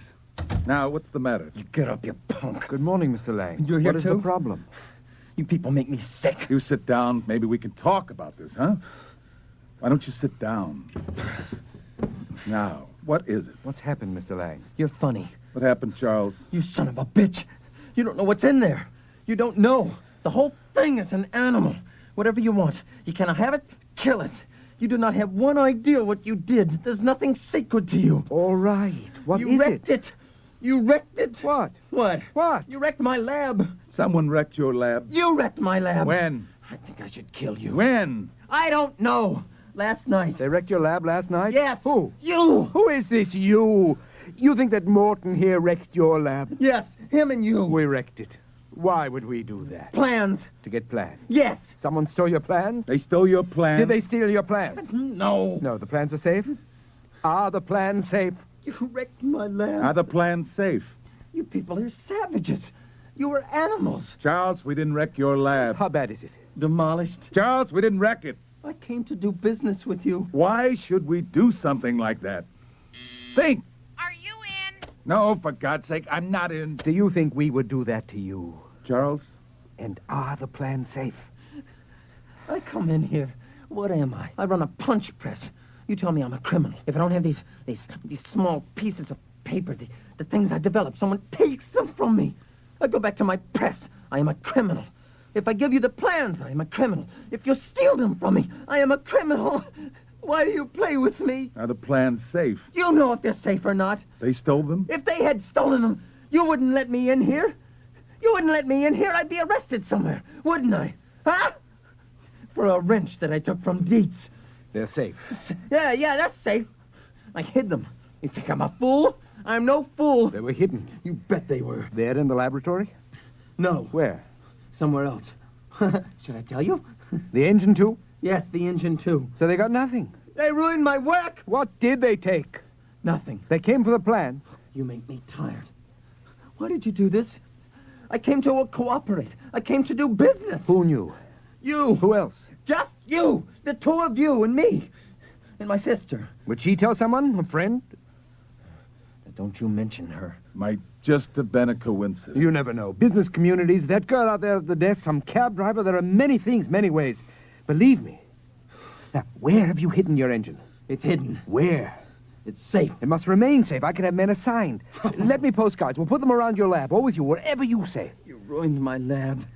Charles, where are you going? Mr. Lang. Then just stay out of my way. Sit down, Mr. Lang. You don't threaten me. Don't threaten me. You are scum. You are nothing. Now, I'm leaving. I'm going. Maybe I'll come back. If I come back, you'll meet my terms. My terms. Oberman, I go to your company. I say how badly you've wrecked this up. I make a deal. I can make a deal. Over your head. Both of you. Where you come in and you wreck my experiments. I say I want all the money, and we throw you to the wolves.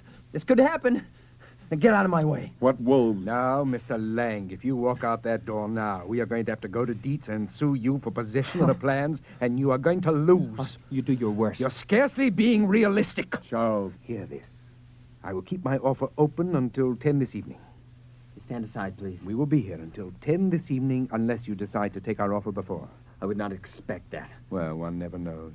Excuse me. If for any reason you find that you wish to talk with us, we'll be here until 10. Till, say, 11. We'll be here, eh, Morton? We'll stay waiting for your call until 11 tonight. We will take no action until then. You're scum. You're scum. Good morning, Mr. Lang. Oh, Christ. Who said that if everyone just acted in his own best interest, this would be a paradise on Earth? Where is that bitch? Yes? Where in the hell were you? I was just on Buzz the lobby. Tell them our friend just left. Which friend? Just buzz them, for God's sake. Just do what I tell you. Make sure you send the letter to someone who you trust will send the letter on. All people are connected. Do not send cash. Ground floor. Your name Lang? What? Your name Lang? Step over Yes. here, fella. Up against it. What? Plus, you come in nice and quiet, nobody be hurt. Come He's in clean. where? Let's go. Come inside, lady, please. Help me! Help me! These people are Just be taking calm, me. fella. Hold the door. They're taking me. All right. All right, in the car. No! No! Bastard! I'll go after him. You call Gross. Stop that man! Police, stop that man! Goodbye, Mr. Rudich. Yeah. And so anyway, on the train, they found this man who had been the designer. Of the train? Yes, Chucky, of the train. He built it? He designed it. Uh-huh. Yeah. So they said they're late. And no one in the crew could fix the engine. Yeah? Yeah, they tried and tried. Uh-huh. And so this man said, let me have a look at it. And so he took a light and looked all at the engine and he said, give me a hammer. He took the hammer and he found this one place, and gave it a little tap. And boom, the engine started up. And the next week comes a letter for the president of the railroad, a bill from this man who had fixed the locomotive. How much? Well, that's what I'm telling you. $15,000. No. He telephones the man. He says, how come you charge me $15,000 for one little hammer tap? Hello, Mr. Lang. Where have you been? Hello. We haven't seen you. How are you? I'm fine. Good. Do you have change for $1? Sure, Chucky. Yeah? Change for $1. Have you been to the fair since we spoke? No, I haven't, no. Thank you, Chucky. You're welcome. You're working hard. Yes. Is there a telephone book? Sure, in the booth. Close the register, Chucky. I'm That's all right. Where was I? 50,000. Yeah, the president of the railroad gets a bill. Yeah? So the man said, well, I fixed your locomotive, and the president of the railroad says...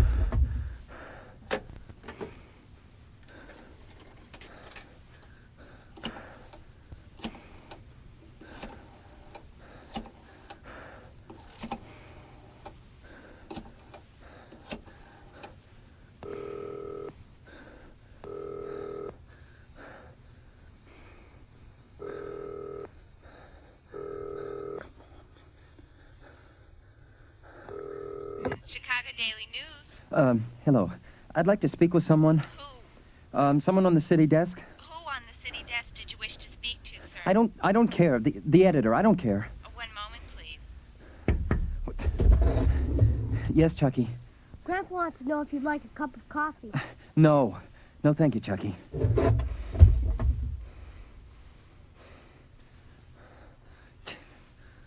I can ring now. Thank you. City desk. Yes. Who is this? This is Dave Murray. What can I do for you? You're a reporter? Yeah. What can I do for you? I'd like to speak with you. All right. About what? About something. Who is this? My name is Lang. L-A-N-G? Yes. I'm an inventor. Uh-huh. Of what? Of things. Of things. I'm in some trouble. What kind? I've invented something. Mr. Lang, are you sure you don't want the science editor? Yes. No, I don't want that. I've invented an engine. Some people are stealing my engine. Who is this? This is Charles Lang. And, who, wants this machine of yours? A man.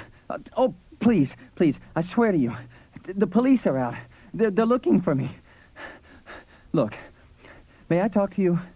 I have to talk to you. All right. This is not a prank. Okay, let's talk. Can you come in here? No. Can you meet me somewhere? Private? Yes. Yeah, okay, yeah. Tell me where. Say at, 9 o'clock. You can't meet me before that? No. If you want to come in here, No. The zoo? Meet me near the zoo. 9 o'clock. on the Clark side. Yes. Okay. Thank you. At the main gate. Thank you. I have red hair. Thank you. His name is what? Lang, Charles Lang. No. What does he look like? Got a blue suit on, about your build, 30, 31. Yeah, red hair. Yeah. He comes in here. You seen him lately? Yeah, he comes in here a lot. When? This morning. Got a phone? It's broken. Thanks. No. What? Stay inside the booth there, Mr. Lang. He's right across the street and he could see you in the window. Is he by himself? He just met with another fella. Who are those guys? They said they were policemen. Okay, they're gone. You can come out now. They're gone. Are they policemen? I don't know. You're in a little trouble. Sort of. Chucky! What? Come in here. What, Grandpa? He'll take you to the cellar out the back. I have nowhere to go. What? What, I have nowhere I can go. They're after me. You want me to Well, what did you do?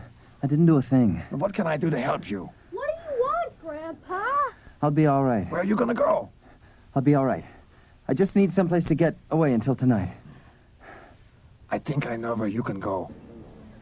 And now we leave the Hall of Science, the hub of our Century of Progress exposition. Science. Yes, the greatest force for good and evil we possess. The concrete poetry of man. Our thoughts, our dreams, our aspirations rendered into practical and useful forms. Our science is ourself. What are our tools but our wishes? And the things we build are indications of our feelings of inadequacy. Much is known, and much will yet be known, and much will not be known. Those wishing a re-entry to the hall at half price, come and get a ticket from me. This is our last tour tonight. They're good tomorrow, though. You're closing? Closing up. Oh, You've been here since this afternoon. yes. You all right? I'm a scientist. You all right? Yes. Well, listen, they're locking up the gates in 20 minutes. Yes, So well, let me punch out. I'll walk you to the gate. I'm all right. You don't look good. Well, I'll go punch out. I have to make a call. Where's the phone? Oh, right behind you on the wall, bud. What time do you have? 8:15. I'll meet you back here.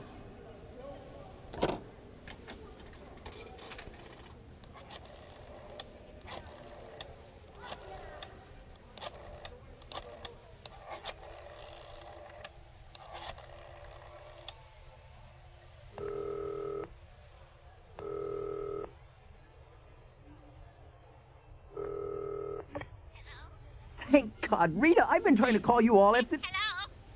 Who's this? Hello? Who is this? It's Charles Lang. Oh, Charles. Who am I talking to? Who's this? This is Mrs. Ferrick Mrs. Varick. from upstairs. Where's my sister? You better come over here. Where is she? Something went on. What? Well, you better call the cops. What happened? Call the police and they'll tell you. Tell me, please. They took her. They took her? Yeah. Who took her? I don't know. What happened, for Christ's sake? They came in here. Who? We don't know. I told them already. What? We heard these noises. Yes? Yes? What? Heard this screaming. My husband, we came down. The door was broke. There was nobody here. Did the police come? They came. They said you should call them at the precinct. You want the number? I got it right here. The 18th precinct. No. Or just tell me where you are. They'll come and get you. What? They'll come and get you. No. I'm only down here cleaning up. No. Thank you. Why should they take a poor, nice girl like that?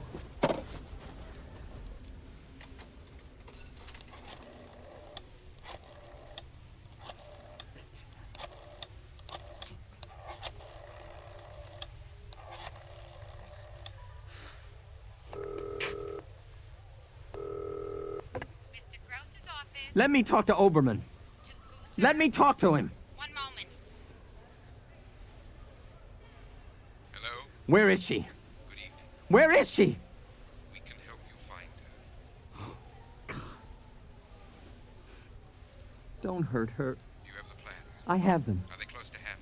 I have them. Bring them. Just don't hurt her. Now, we understand that you had tentatively scheduled an appointment for this evening with a representative of the press. No, I won't. You won't see him. No, I won't see him. Where are you? I'll come, and I'll meet you. We'll pick you up. No, I'll come there. And you come with my sister, and I'll bring the plans. I feel a meeting with the press is not advisable for you at this time. I said I wouldn't meet with him. Good. You bring the plans, and we shall bring your sister. Where would you like to meet? Where we met last time. At the square. At Bughouse Square. All right, what time? At midnight. We will be there. The fair is closing. Please proceed to exits on the north and west We off? sides of the What? You done? Oh, yes. Good. Come on before they lock us in. All right. The exhibitors and employees of the Century of Progress Exposition. You look like the dog died, bud. What? You don't look good. No.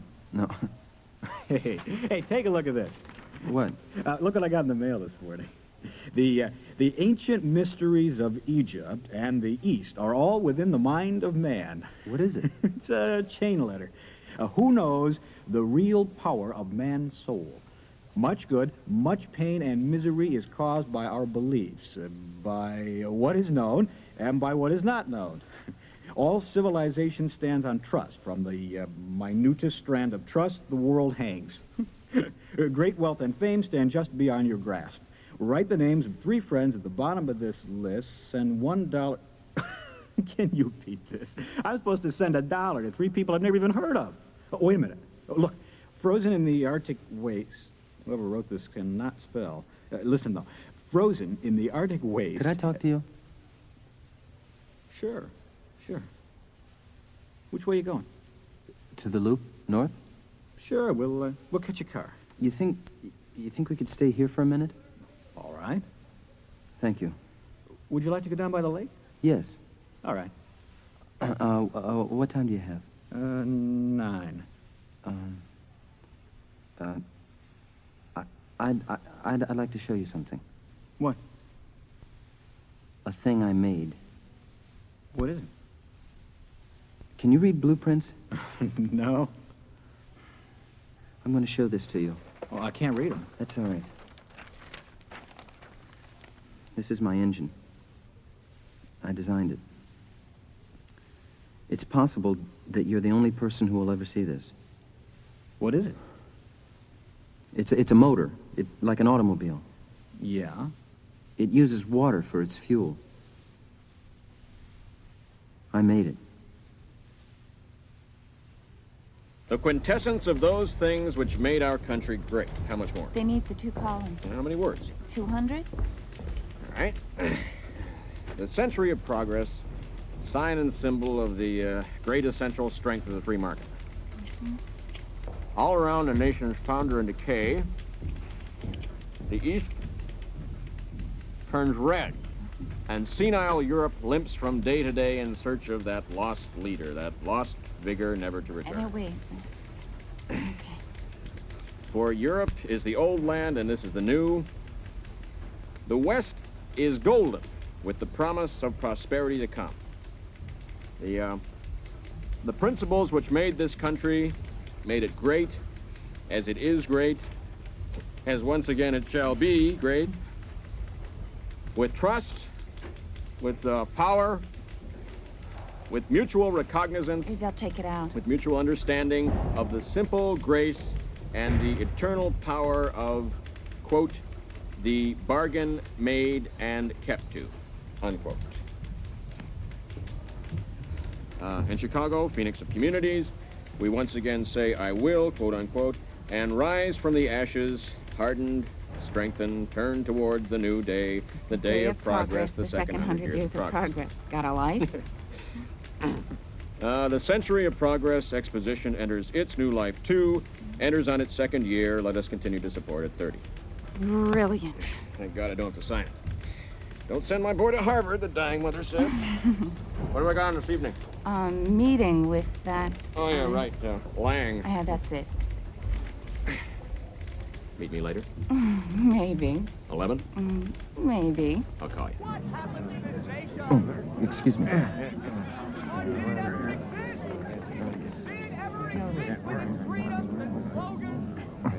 Excuse me. Why don't you go, will you?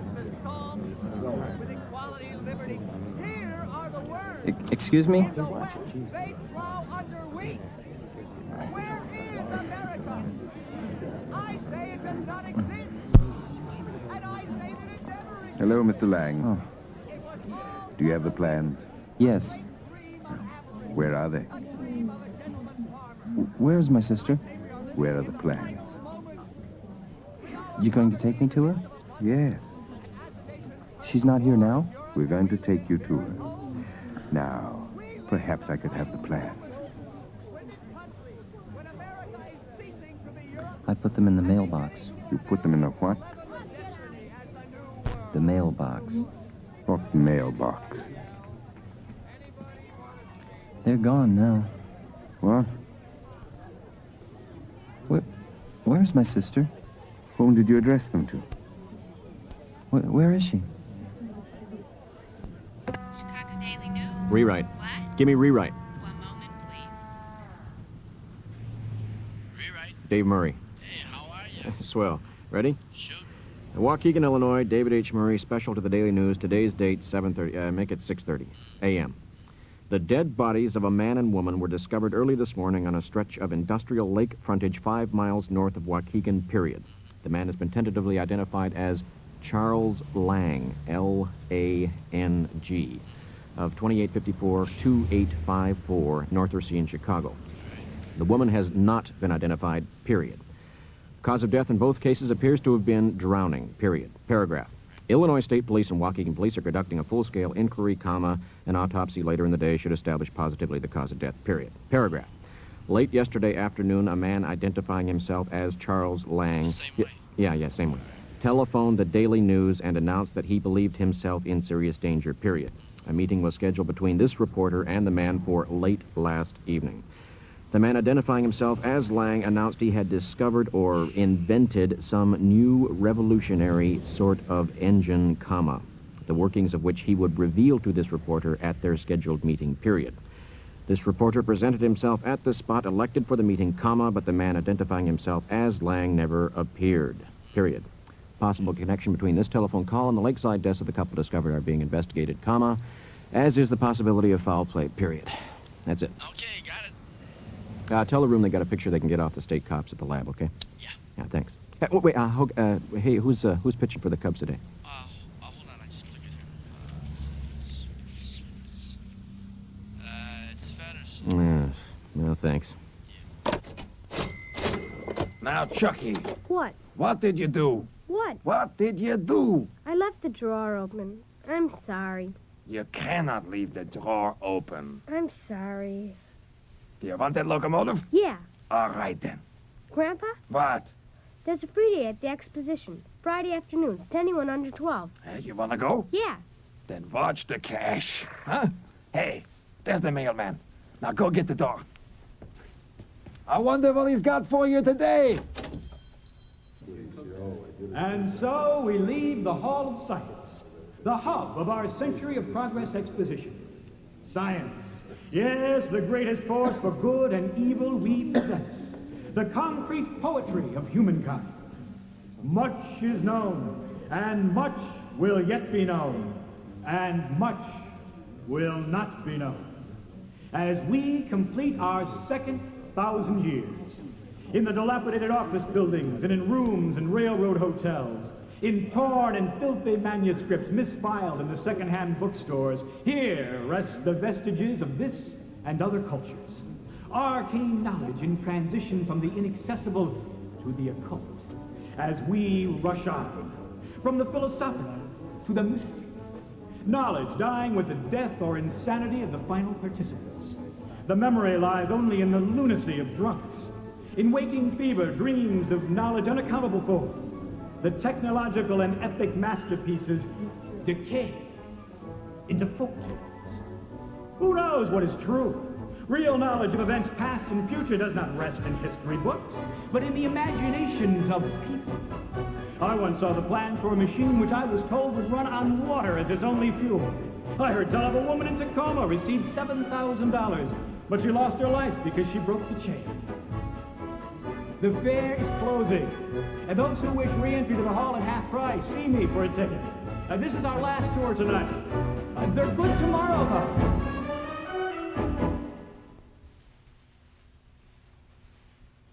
The Water Engine by David Mamet. W.H. Macy was heard as Lang, Linda Kimbrough as Rita, J.J. Johnston Gross, Mike Nussbaum Oberman, John Cusack Chucky, and Warren Lemming, Mr. Wallace.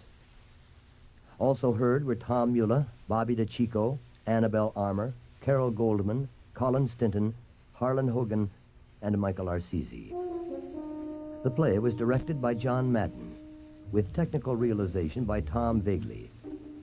It was produced in cooperation with the St. Nicholas Theater Company in Chicago for Earplay, the Radio Drama Production Center for Public Broadcasting.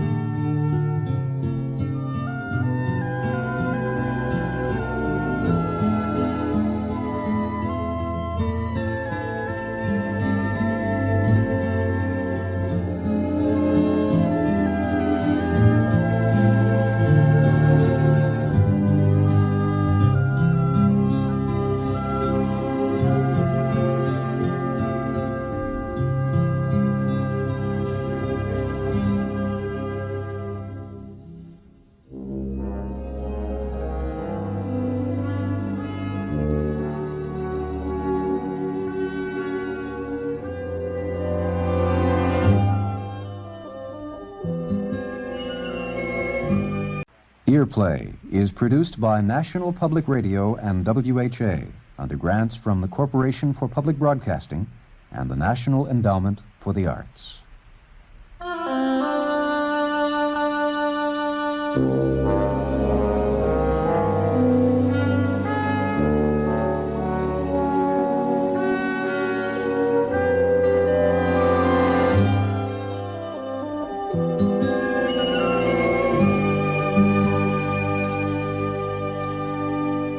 Earplay presents Dancin to Calliope by Jack Gilhooley. Jack Gilhooley is a prolific playwright whose work has been performed at many New York and regional theaters. In New York, his plays have been produced by the Circle Repertory Company, the Manhattan Theater Club, and the Public Theater, and recently the Phoenix Theater presented his play The Elusive Angel. The Folger Theater in Washington, D.C., and the Schubert in Philadelphia have also produced Gilhooley's work, and in 1979, the American Conservatory Theater in San Francisco presented his play Afternoons in Vegas. Gilhooley has received a Schubert Fellowship, a MacDowell Colony Fellowship, and a grant from the National Endowment for the Arts. Dancin to Calliope by Jack Gilhooley.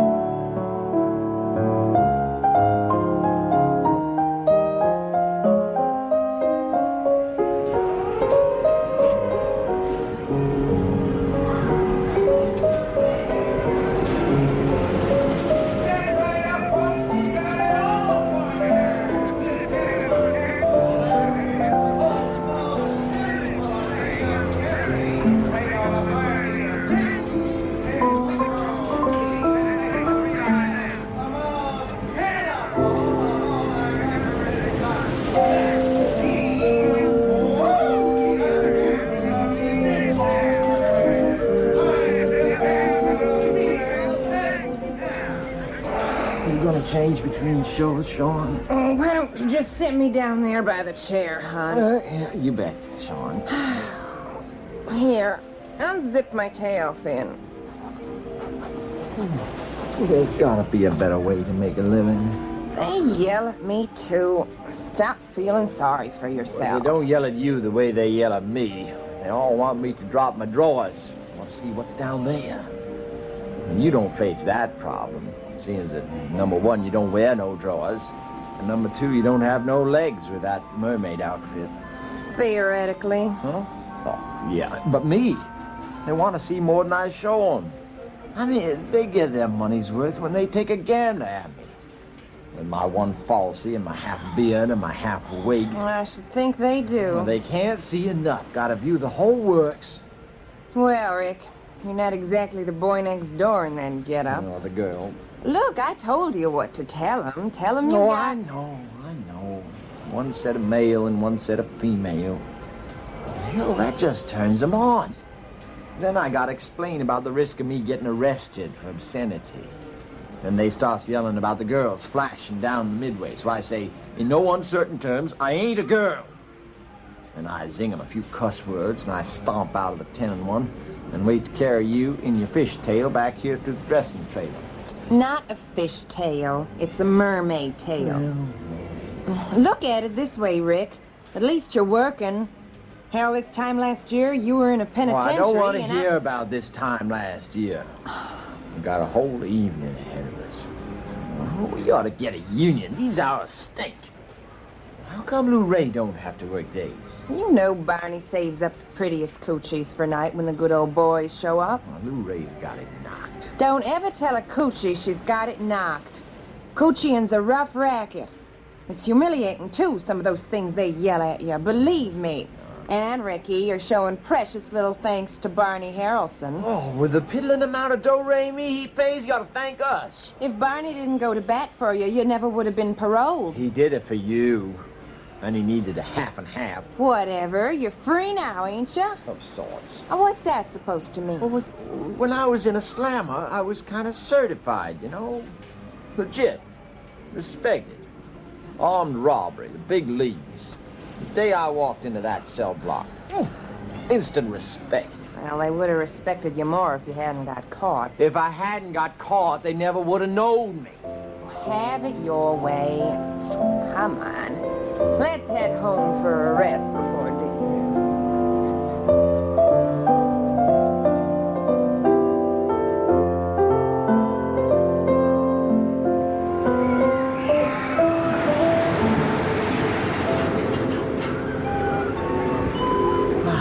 Here we are at our little home on wheels. No sign of Lou Ray. Relax, she can handle herself. Maybe Beasley done to her what he done to me. She may only be a kid, but no guy's gonna outfox her. Yeah, well, I'm not aware that any guys put a 38 to her head either. Anyway, that might have been an unnecessary trip we sent her on. I know he's there. Guys like Beasley stay put when they know they can get away with anything and everything. Yeah, he pulls that stuff anywhere else. He'd be swinging from a tree faster than you could say Jack Robinson. Well, maybe he tried it with a local girl and her man come down and blew his head to smithereens. We ain't that dumb. Hope not. Then I'd be cheated out of my vengeance. But we'd be able to live. Nobody else got him. He rules a roost in that town. I was just trying to think optimistic. Oh, here you go with your dancing. Well, you're rocking the boat. Swaying the trailer is more like it. I was raised on Calliope. It's in my blood. Oh, you told me. You're jealous, Ricky Roo-Roo. All of that country and westerns corroded your taste for pure music. Well, Calliope's okay, but in small doses. I can't fall asleep till it stops. Oh, see? It's cast a spell over you. You don't realize it, so you can't admit it. We even got married to Calliope, like true carnies should. Spinning around and around on a merry-go-round. Carousel. Damn it, Ricky. Merry-go-round is what they call it, not us. Nobody trusts you because you talk like a mark, so they think you're a mark. Carousel. Going round in circles, getting nowheres. That's carny, all right. And how legit is our wedding by Reverend Barney? He's more than a reverend. The carny boss conducts everything. Weddings, bust-ups, births, burials, the works. Well, the law don't recognize a carny wedding. Yeah, we don't recognize the law. No comment. My mama told me that I didn't take my first step. I danced it. I started out in life dancing to Calliope. I often wonder how we got together. You were never true carny. I'm carny. Yeah. As soon as I spotted your full set of pearly whites, I says to myself, this guy's no carny. As soon as I got to know you, I knew I wasn't first to man no more. I done what I done because I loved you. I pulled a caper so's I could treat you in style. Only I got nabbed and was off to the pen. 2 to 7 years for loving you. Hey, now, don't go blaming me. Now, don't you ever forget it. Lord, how could I? Cooching across the states and into the provinces waiting for you to get sprung. I figured quick money was the way to your heart, like with most girls. I figured a stick-up was a good way to get you to notice me. You did it of your own accord, Ricky Roo-Roo. I didn't ask you to stick up that drive-in. We were doing okie-dokie. Me cooching and you running the hanky-pank. But you had to go and get greedy. I wanted to load you down with furs and other assorted finery. Trips to Europe, fast cars. You should have robbed a bank. You're gonna flop big. Still, I must admit, I was flattered.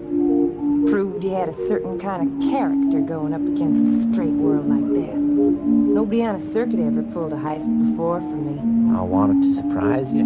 You did that all right. It's a wonder you didn't hold up the carnival. That's a super taboo, but I wouldn't put it past you. Thought about that for a while. If you thought of anything for a while, you wouldn't have gone to jail.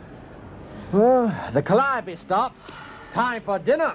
No Lou Ray in sight. Now, that's not like her. Want to practice? Practice? Oh, a little, what do you call it? Ritual. Yeah. Oh, somehow it seems to me you don't practice a ritual, you rehearse a ritual. I guess so. What about a ceremony? I'd say that a ceremony is the result of a rehearsal. I suppose so. I'm convinced. What about a pageant? Rehearsal. You still don't have it down yet after all of the times we've been over this. I got the basics down. But you keep changing things. Changes bug me. Well, we gotta get this right. We only get one crack. I still say we ought to torture him. I don't believe in torture. He didn't torture me. He didn't. Not physically. Not physically. Rape? Sodomy? I think we ought to take him out in the woods and tie him down and pour sugar all over him and let the insects eat him alive. It was mental torture. Like it's gonna be for him when I aim that gun. Oh, where's my gun? Here it is. Well, we can tie him down in the desert for the vultures. Prop his eyes open with matchsticks so that the sun burns out his irises. Impossible. There's no deserts hereabouts. How about if we hang him upside down and slice a little hole in the top of his head and let him bleed to death, drop by drop? How come when it comes to atrocities you're so imaginative? Oh, I'll pick it up. Here, there, jail. They're pretty good sauces. They torture you in jail? Not me. I was a model con. but others got it. The guards are very good at torture in the joint. Well, no torture. It's against the rules of war anyway. What, are we fighting a war? Of sorts. I just want to zap him face front so I can see the expression as I pull the trigger. Okay? Let's get started. Ready? Couldn't be more so. A simple yes or no will do. All right. Well, are you ready? Yeah. What do you think I'm doing here? Driving a bus? Okay. Roll 'em. It's movie lingo. Well, we ain't in the movies. You can say that again. Look, restrain your cutesy expressions when we're up against the nitty-gritty. Begin. Come up the works. Start. Throw me out of whack. You are out of whack. Commence. No, don't get excited. If you panic like this, when the time comes, the jig's up.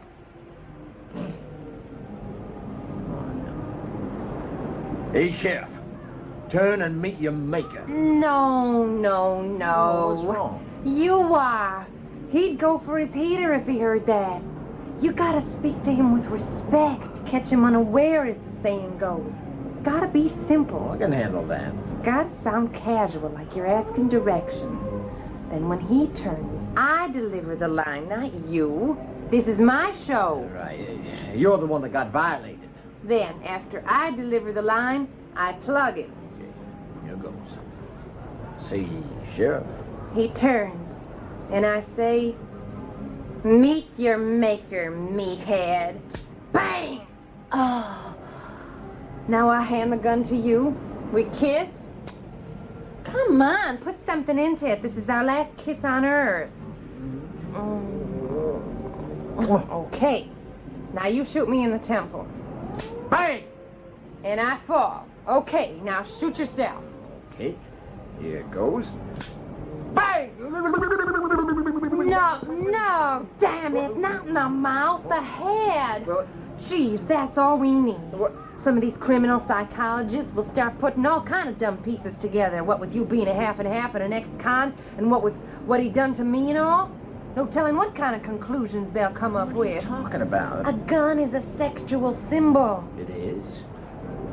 Oh, go on, Sean. Now you're full of beans. Look, what we're aiming for here is a simple murder and love-suicide in that order. That's all. Nothing complex. I was just trying to put some life in it. Forget it. Just do as I tell you. If I wanted to jazz this thing up, I'd have sent for Albert Hitchcock. Okay. Nothing ventured, nothing gained. All right, let's try it again. Yeah. Say, Beasley. Sheriff Beasley. Let him think that you respect him. Well, that won't be easy, but I'll try it. Say, Sheriff Beasley. He turns. I say, meet your maker, meathead. Bang! Ugh. The kiss. Oh, this is fun. We're not here to have fun. Continue. Here's the gun. Bang! Oh, God, why me? Why me? Oh. You shoot me first, not yourself. Oh, yeah, I forgot. Have you got a mental block against this? Well, yeah, I might just have one against killing myself. We could always scratch this routine if it's not working. I was trying out an experiment. Well, get the fundamentals first, then you can experiment. I was just wondering what would happen if I went first. Beasley goes first. I mean, first between the two of us. That's impossible. Well, what's impossible? I just showed you how it could be done. I never thought I'd have to say this to you, because I never thought the possibility would arise. But just don't get any bright ideas. Well, what would happen? It'd screw up everything. Maybe, maybe not. What would you do if I went first? I might just flip out. That'd leave you and Beasley on ice and me climbing the walls of the funny farm. Then we'd be in a hell of a fix. Then I'd be in a fix, Ricky Roo-Roo.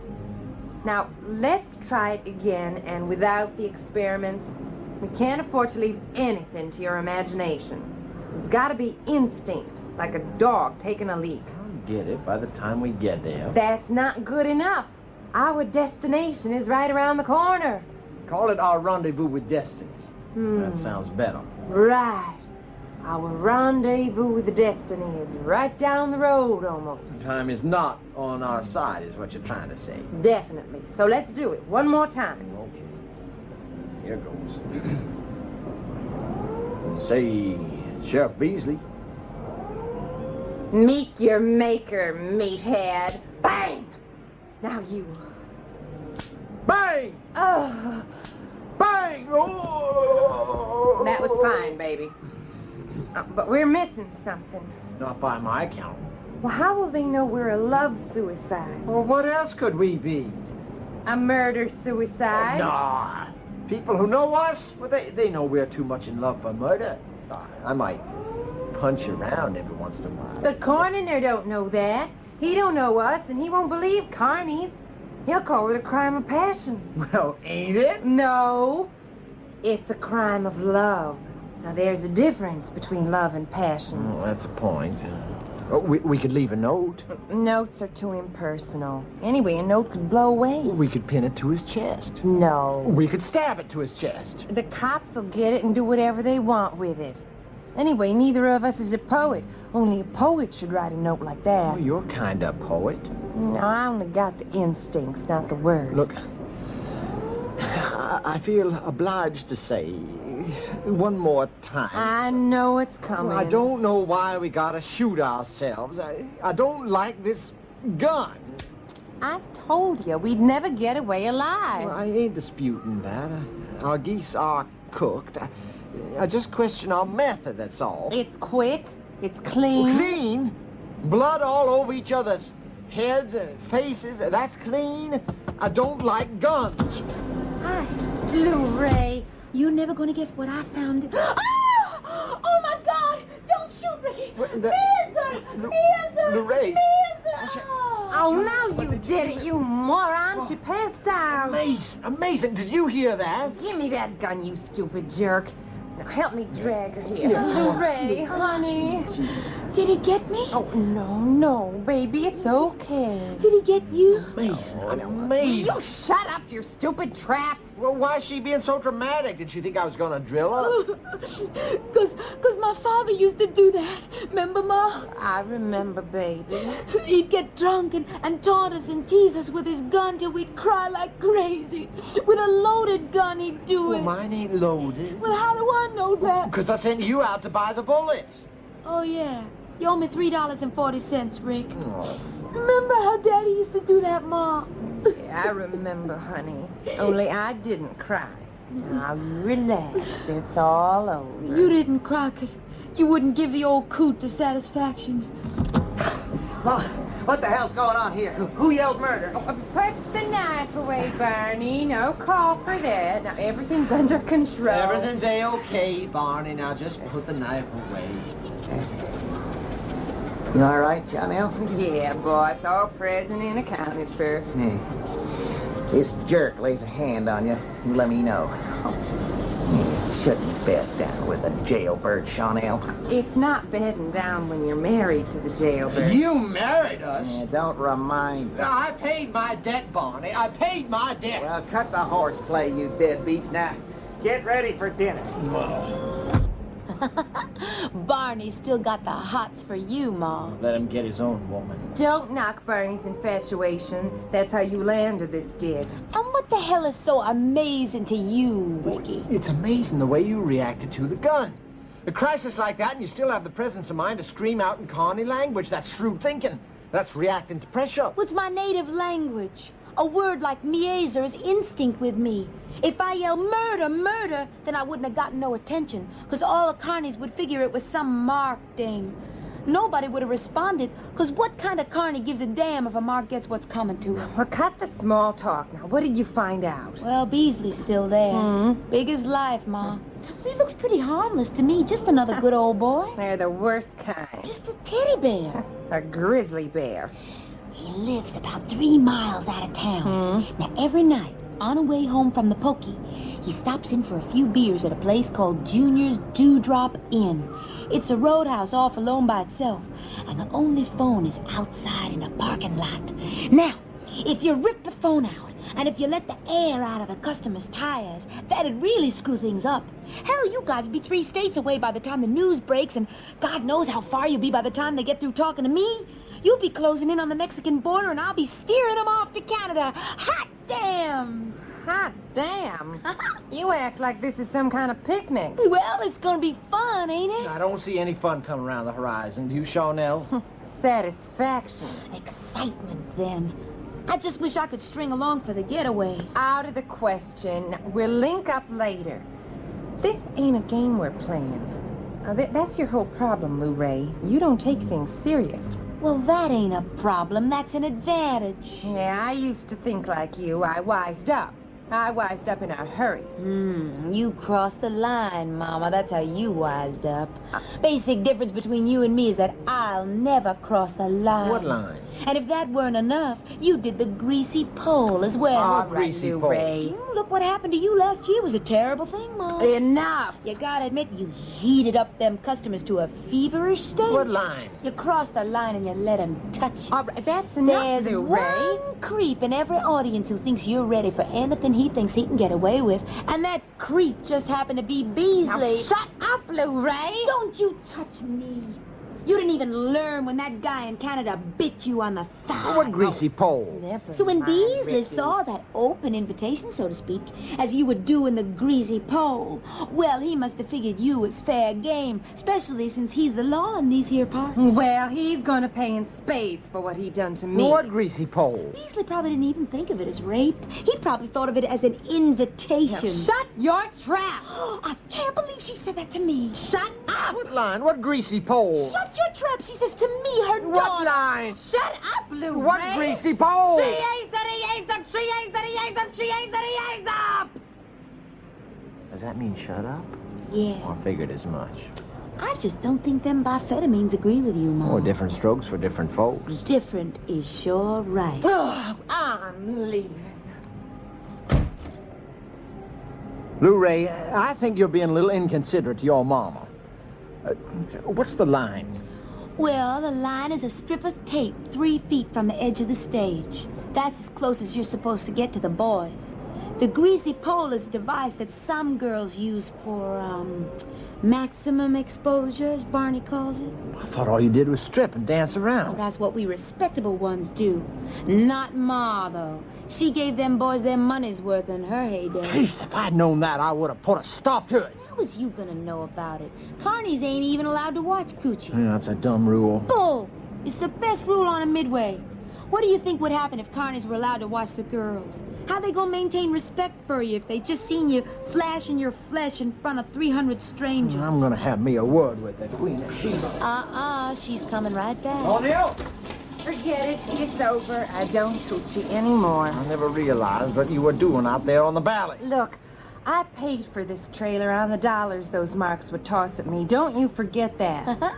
Why don't you tell them how you picked them dollars up? Don't you forget it neither, little big mouth. It's only a matter of time before I get my own trailer, and then you won't have to listen to little big mouth. Well, it can't come soon enough for me. The only problem is the way you cooch, you'll never earn enough money for your own trailer. You got a great body, hun, but you don't know how to use it. You can't even bump and grind. I can so bump and grind. You look like you're suffering from stomach cramps up there. You grind like you just got out of traction. And that expression on your face. I mean, can't you pretend you're enjoying yourself? I am enjoying myself. Oh, you're stoned out of your skull. We're all stoned. Well, I didn't have to get stoned when I coochied. Dinner time. Now let's head for the Z-Tower. I love to eat. How was your trip, Lou Ray? Swell. We were only 3 stops away from Beasley's town. Boonesville County Fair, Maple Grove State Fair, then we went on. I know. I memorized the route. Well, that shames me. If you can get that route down in your head, there's no reason I can't memorize the ritual. Come on. Let's get some victuals. What ritual? Well, the ritual that me and Charnel... Get your button gear, Rick. Oh, come on, you two. What ritual? Are you coming to dinner? Yeah, I'll just be a few minutes. See ya. What ritual?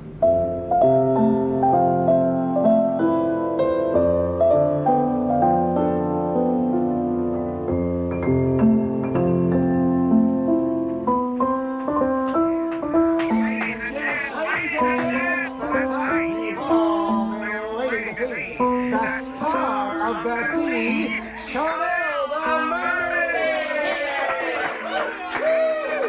Ain't she a beautiful girl, folks? Girl, she ain't no girl. Lady there, huh? Neither is your wife. Well, you're right there, sir. She's one of nature's true mysteries. This is just the way we found her off of a coral reef close by a South Pacific island. Hey, Mr. Barker, man, didn't we see her in a coochie show last year? In the show before that, before that, dude.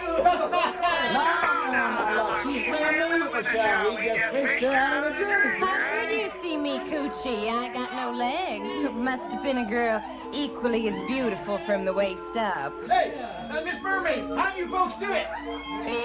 No, but that's enough, Sean. Oh, how do you make love? Beautifully. Sean? Well, maybe I'd just like to get a little sample of your technique. Don't bother unless you want a divorce. Okay. You make it with me, you'll never go back to your wife. Sean, how many times I have to tell you that don't talk to me? Hey, I'm coming up with a new Hey, now wait a minute. Off of that stage, mister. Now wait a minute. A joke's a joke. Hey, don't you touch me. Ricky. Ricky. Ricky. Don't you touch me. Hold on, boys. Hold on. Hold on. I'm coming, baby.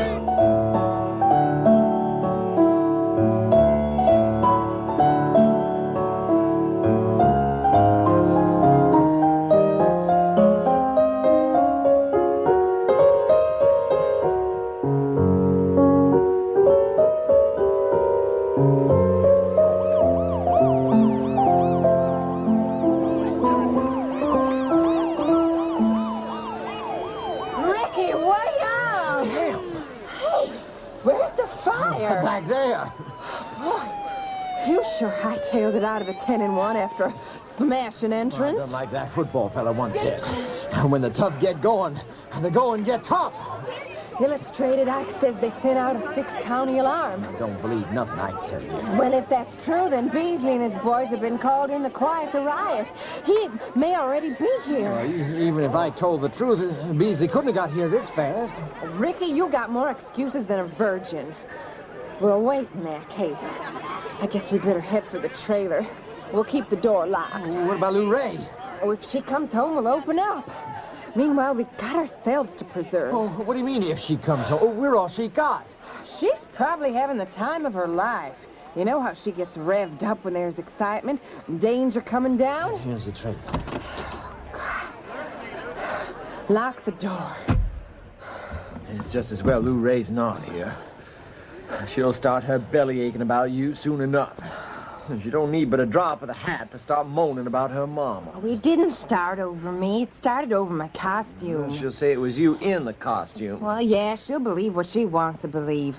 I'll protest my innocence to my dying day. Oh. I mean, I'll protest to beat the band. It was fate done it. Fate dealt Carney's a cruel blow tonight. Oh, I ain't been that scared in a year. It's like I was facing a tent full of Beasleys all at once.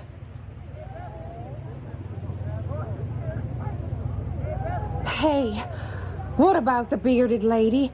Was she at the G-top? I don't know. You don't know? I didn't see her. What about Triclops? I didn't see him neither. Oh, I hope they found each other. If either one of them is harmed, we're going to use that heater before its appointed time. What makes them so special? The three-eyed man and the bearded lady are almost sacred carnies, almost legendary, like saints.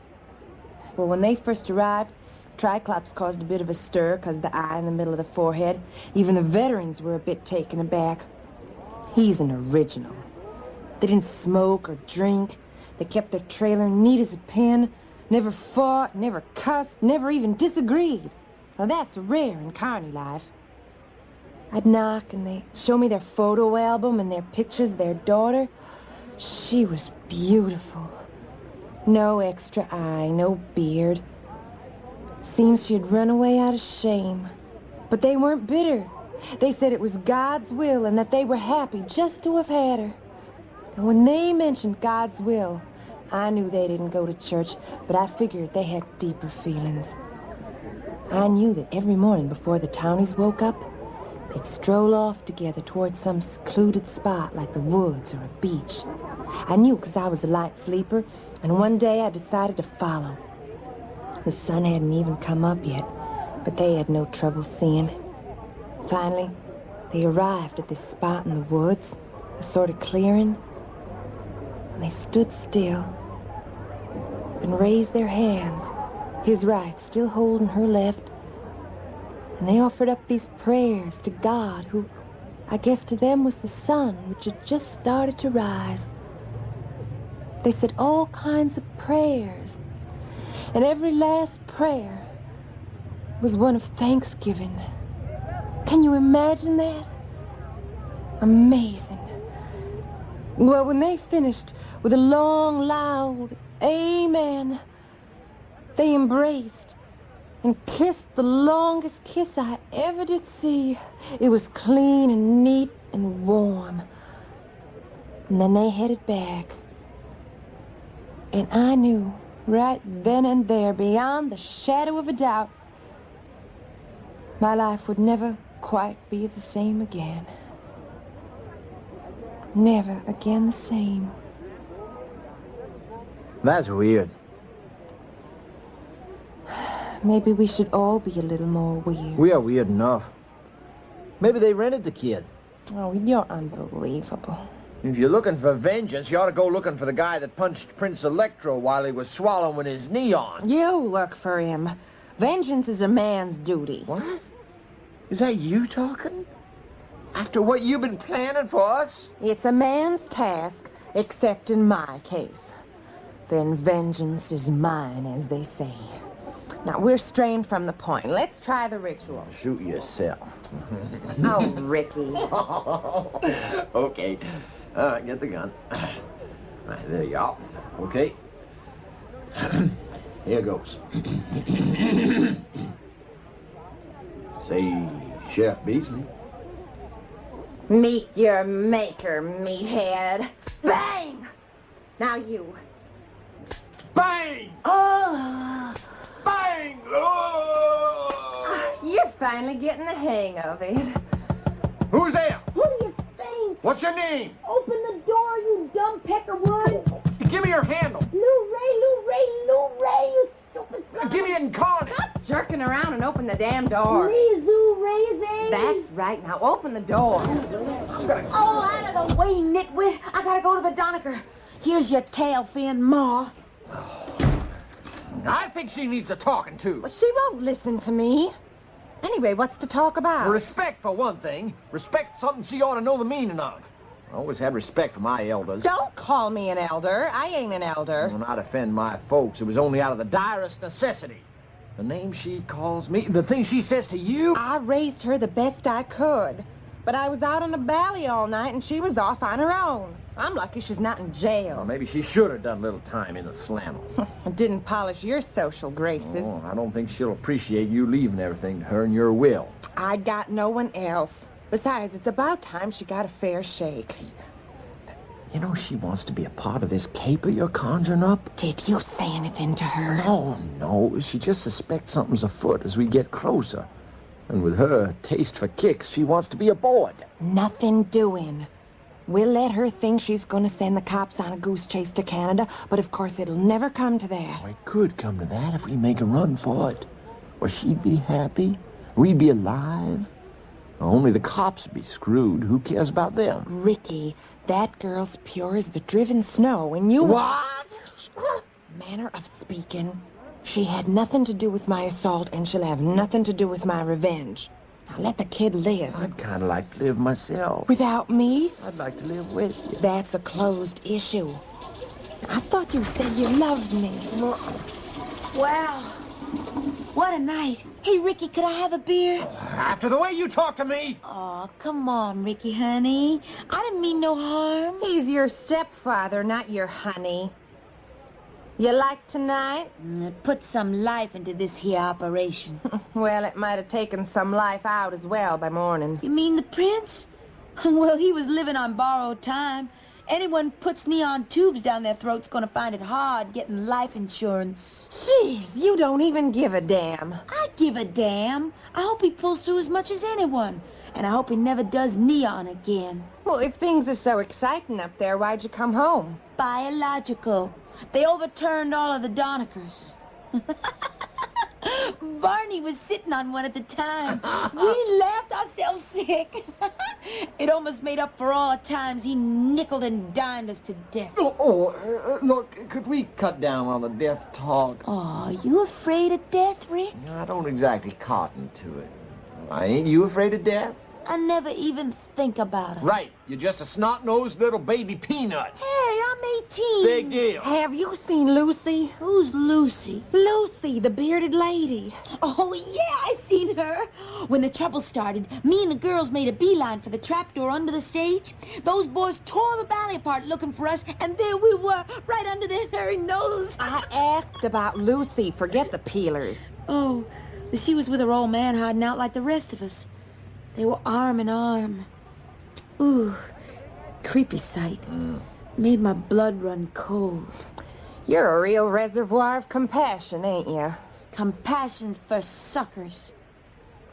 You know, I think the three-eyed man is a faggot. Oh. Well, why else would he be attracted to a beard? There's more to her than a beard. Given his situation, New Ray, I don't think he could pick and choose.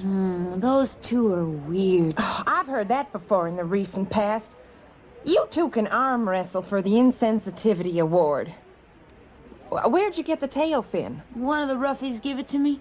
Found it in the trash. Oh, it's not enough you get molested. They throw your outfit out as well. You could thank me for making this special trip. Thank you. And it wasn't a special trip. You had to take a leak. Well, if I didn't bring it, you couldn't finish a night. Finish the night? You gotta be kidding. Yeah. Barney says everything's under control. We're going back. I ain't going back out there. They outnumber us 10 to 1, 20 maybe. Oh, relax. Barney greased the cops' palms. They come over to our side. That's why we gotta do a late show. Barney figures we owe him. Well, he says we forced him to blow the bundle. We owe him nothing. I'll be right back. I gotta talk to Barney. Hey, hon, I don't think he's itching to see you. Maybe I should go... You stay put. We've been through enough for one night. Now hold the fort. Hold the fort? If this was a fort, we wouldn't have to worry about the marks. I hope she steers clear of Beasley. Beasley? He out there? Think so. I seen him from a distance. Tubby guy. Wears sunglasses even at night. He have on his outfit? Uh-huh. Well, all sheriffs look alike. It probably wasn't Beasley. And don't mention him to her. What'd she do this time? Well, she was a victim, that's all. We're all victims. What makes her so special? Well, you wouldn't understand, not being a man. Boy, you sure are under her thumb. A man'll do anything for a little lovin'. Hogwash. I hear what goes on at night while I lay on this foldaway. Drives me halfway up the wall. I toss and I turn and I squirm till I'm burning up inside. And you know who I'm thinking of all the time? It's you, Mr. Ricky Ruane, who sets my fantasies into gear. I got feelings too, you know. Passions, hungers, drives, lusts, emotions, appetites. You name it. You pretty well covered it. So what's to keep you from finding a guy? You're a good-looking girl. What guy? Some hophead, junkie ride boy? Some syphilitic wino bindle stiff who can't do more than strike the lot on closing night? Give me a little dignity. I'm practically a virgin. Well, it ain't by choice. There's no unattached carny I dig. And of course I can't stand marks. You're young. Right guy'll come along soon enough. Soon enough is right now. I told you, Rick. I hear what goes on. You're man enough for both of us. Why, Lou Ray, for shame. Chanel's your mama. I may steal, but I don't cheat. It was only a carny wedding. Anyway, I don't mind if you're married to her. You don't mind? You care if your mama minds? I admire your faithfulness, Rick. Rare quality nowadays. Especially for a dude with a larcenous instinct. But what are you gonna do when Ma's number's up? What number? She's lucky she's alive after last year. After tonight, even. What happens to you when she goes too far? What's she saying to you lately? Nothing. I've just been observing her for a long time. And if I ever seen a case of self-destructiveness... Well, that ain't true. Don't talk like that. How come she just made out a will, then? What's a healthy woman like Ma doing making out a will? Barney stashed it. He said he'd turn it over when the time came. Why give it to an old goat like Barney unless you figure on going soon? If she got you tied to one of her crazy schemes, you're getting shafted. You made it through NAM, through jail, and not a mark on your pretty face. No, Sean's too smart to do anything dumb like that. Well, suit yourself. Some folks just can't see the handwriting on a tombstone. She's right for a change. He wants us out there. Are we gonna do the show? We gotta. We can't blow our cover. We're too close. Oh, that Barney's a greedy pig. He don't care one whit or iota about his employees. I don't know what you're complaining about. You brought all this on yourself. Butt out, Big Mouth. Go make up. Big Mouth is right. I had to talk the strippers that are coming down here and lowering the boom on you. They'll have to lower the boom on this gun to deal with me. Ma, you get a little crazier every day. Look, your profession calls. Go into the Donecker and freshen up. Well, this won't take long. A natural beauty don't need much makeup. Oh, she's starting to talk just like you. Clam up, Ricky. You're not gonna believe this. He's here. Who's where? Beasley. Beasley? What's he doing here? Did you say anything to him? No. Smart thinking. But I will. We can do it tonight. Do what tonight? The ritual. The ritual? Tonight? Oh, no, Sean, it ain't ready yet. It's a perfect situation. A lot of newspaper people are going to be covering the riot, and they'll write us up, too. I don't think I'm ready, Sean. Why can't we... What a terrific combination of circumstances. Terrific combination of circumstances. One last rehearsal, then we're off to the 10 and 1. I'll make it a point to get to see him. I'll tell him I'll meet him down by that ravine. What ravine? Where you and I got it on the other night after the show. Oh, that ravine. Oh, that's perfect, too. I can't believe the luck we're having tonight. Luck. So let's go. One more time before she comes out. Then you load up the gun and meet me at the 10 and 1, where we'll do our last show. Last show? Yeah. Let's give them their money's worth tonight. Oh, we'll give them that, all right. Okay, let's go. Give me a say, Officer Beasley. Say, Officer Beasley. Now give me the gun. Atta boy. Hey, don't be so nervous. Meet your maker, meathead. Bang! Then the kiss. Then the gun to my head. Bang! Then the gun to your head. Go ahead. I can't. Ricky, I'm gonna kick your butt if you don't pull that trigger. Now, here, hold it to your temple. No, Now squeeze. Squeeze! Oh, no. Come on, you almost got it. Good boy. Forget it. Now load up with the real McCoy and meet me on the Midway. Where's Ma? Gone. Gone in the head, Rick. Not like me. I'm steady and stable. Ah! Is that thing loaded? Don't point it at me! It's empty. So's your head. I gotta warm up before going to the ballet. It don't do you no good, Lou Ray. You'll never learn to grind. Well, I may not be coochieing much longer, see? But you won't have to worry, Rick. There must be plenty other things I can do. I'll take care of you, since you don't have a profession but for stealing and you flopped at that. Look, I'm half her age.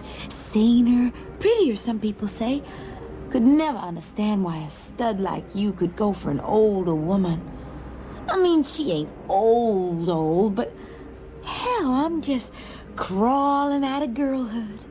So you can drop your gentlemanly brotherly ways. I'm a woman now, full-blooded. You and me is all each other needs. Just you and me. Kiss me.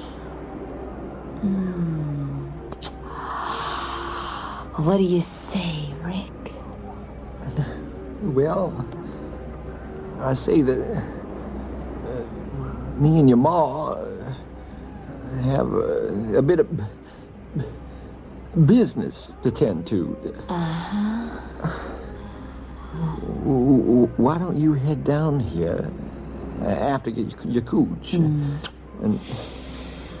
drive the car and trailer down the road a piece to that gas station, and you sit there with the motor running in case we got to make a quick getaway. Damn, sounds exciting. Well, sounds like fun. Well, it ain't gonna be fun, because we'll only need you if things go wrong. Now, skedaddle up to the valley. I got business to tend to. You betcha, baby. And don't forget how I feel about you. Don't forget.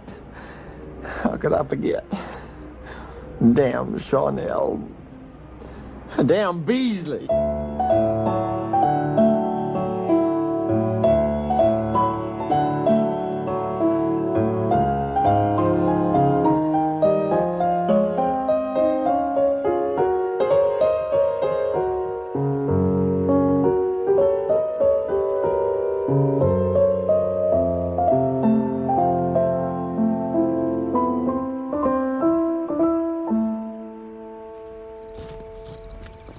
With me, Rick? Well, sure. Where stopping? I don't know, but you sound like you want to fly the coop. Oh, what gives you that feeling? There he is. Big as life and dead ahead. Oh. Sorry. Straight ahead. Well, let's get a few yards closer so we don't miss. How you feeling? I'm cool as a cue. Never mind, I get the message. I don't suppose I could go through the Donna curve. There's a ways more. You got the gun ready? Yeah. Okay. Then let's do it. Say Sheriff Beasley. Say Sheriff Beasley? Well, who's out here at this hour? Well, Chanel, is that you? Well, sure it is. Say, I was waiting for you. I bet you were, Alvin. Alvin? Wanted to make sure you was all right with all this rowdiness and mayhem. I can take care of myself. Oh, sure you can. So what's the gun for? It's for last year. For what you done to me. What I done to you? Yeah, sure. It was in your trailer, even. What was done reciprocal. Me and you just naturally got it together when we... Meet your maker, meathead. Did you see that look on his face? What's that word mean, reciprocal? I don't know. It's some cop word like interrogate. What's the difference? Who cares? Well, I care.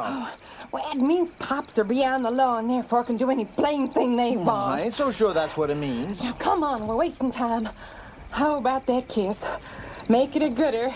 It's our last one on Earth. Oh, wow. That was super. Next one we'll have will be in paradise and in just a few minutes. Do you really believe that stuff of nonsense? Come on, get hold of yourself. You're shaking like a leaf. Here. Now raise the gun to my head. Ready? Aim. Fire. Fire.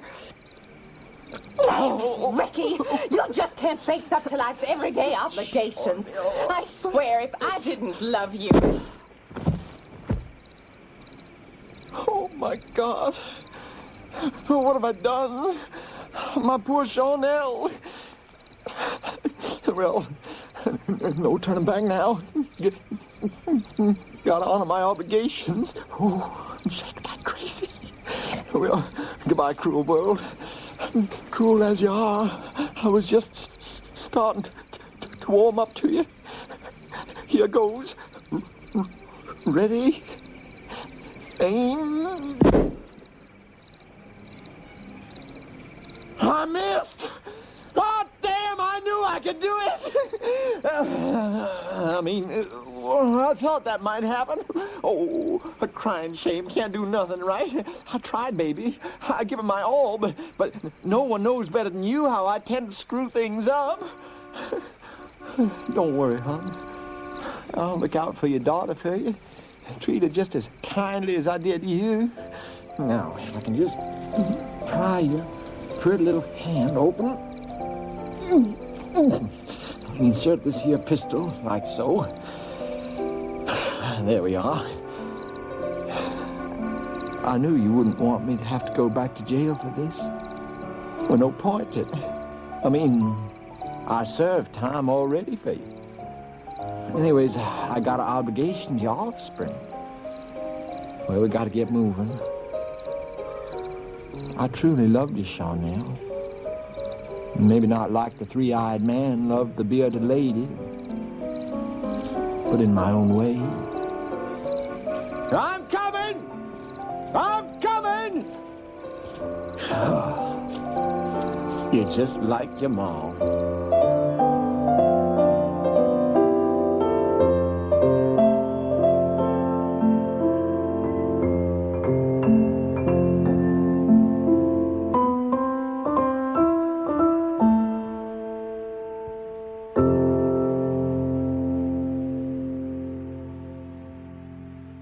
Dancin to Calliope by Jack Gilhooley.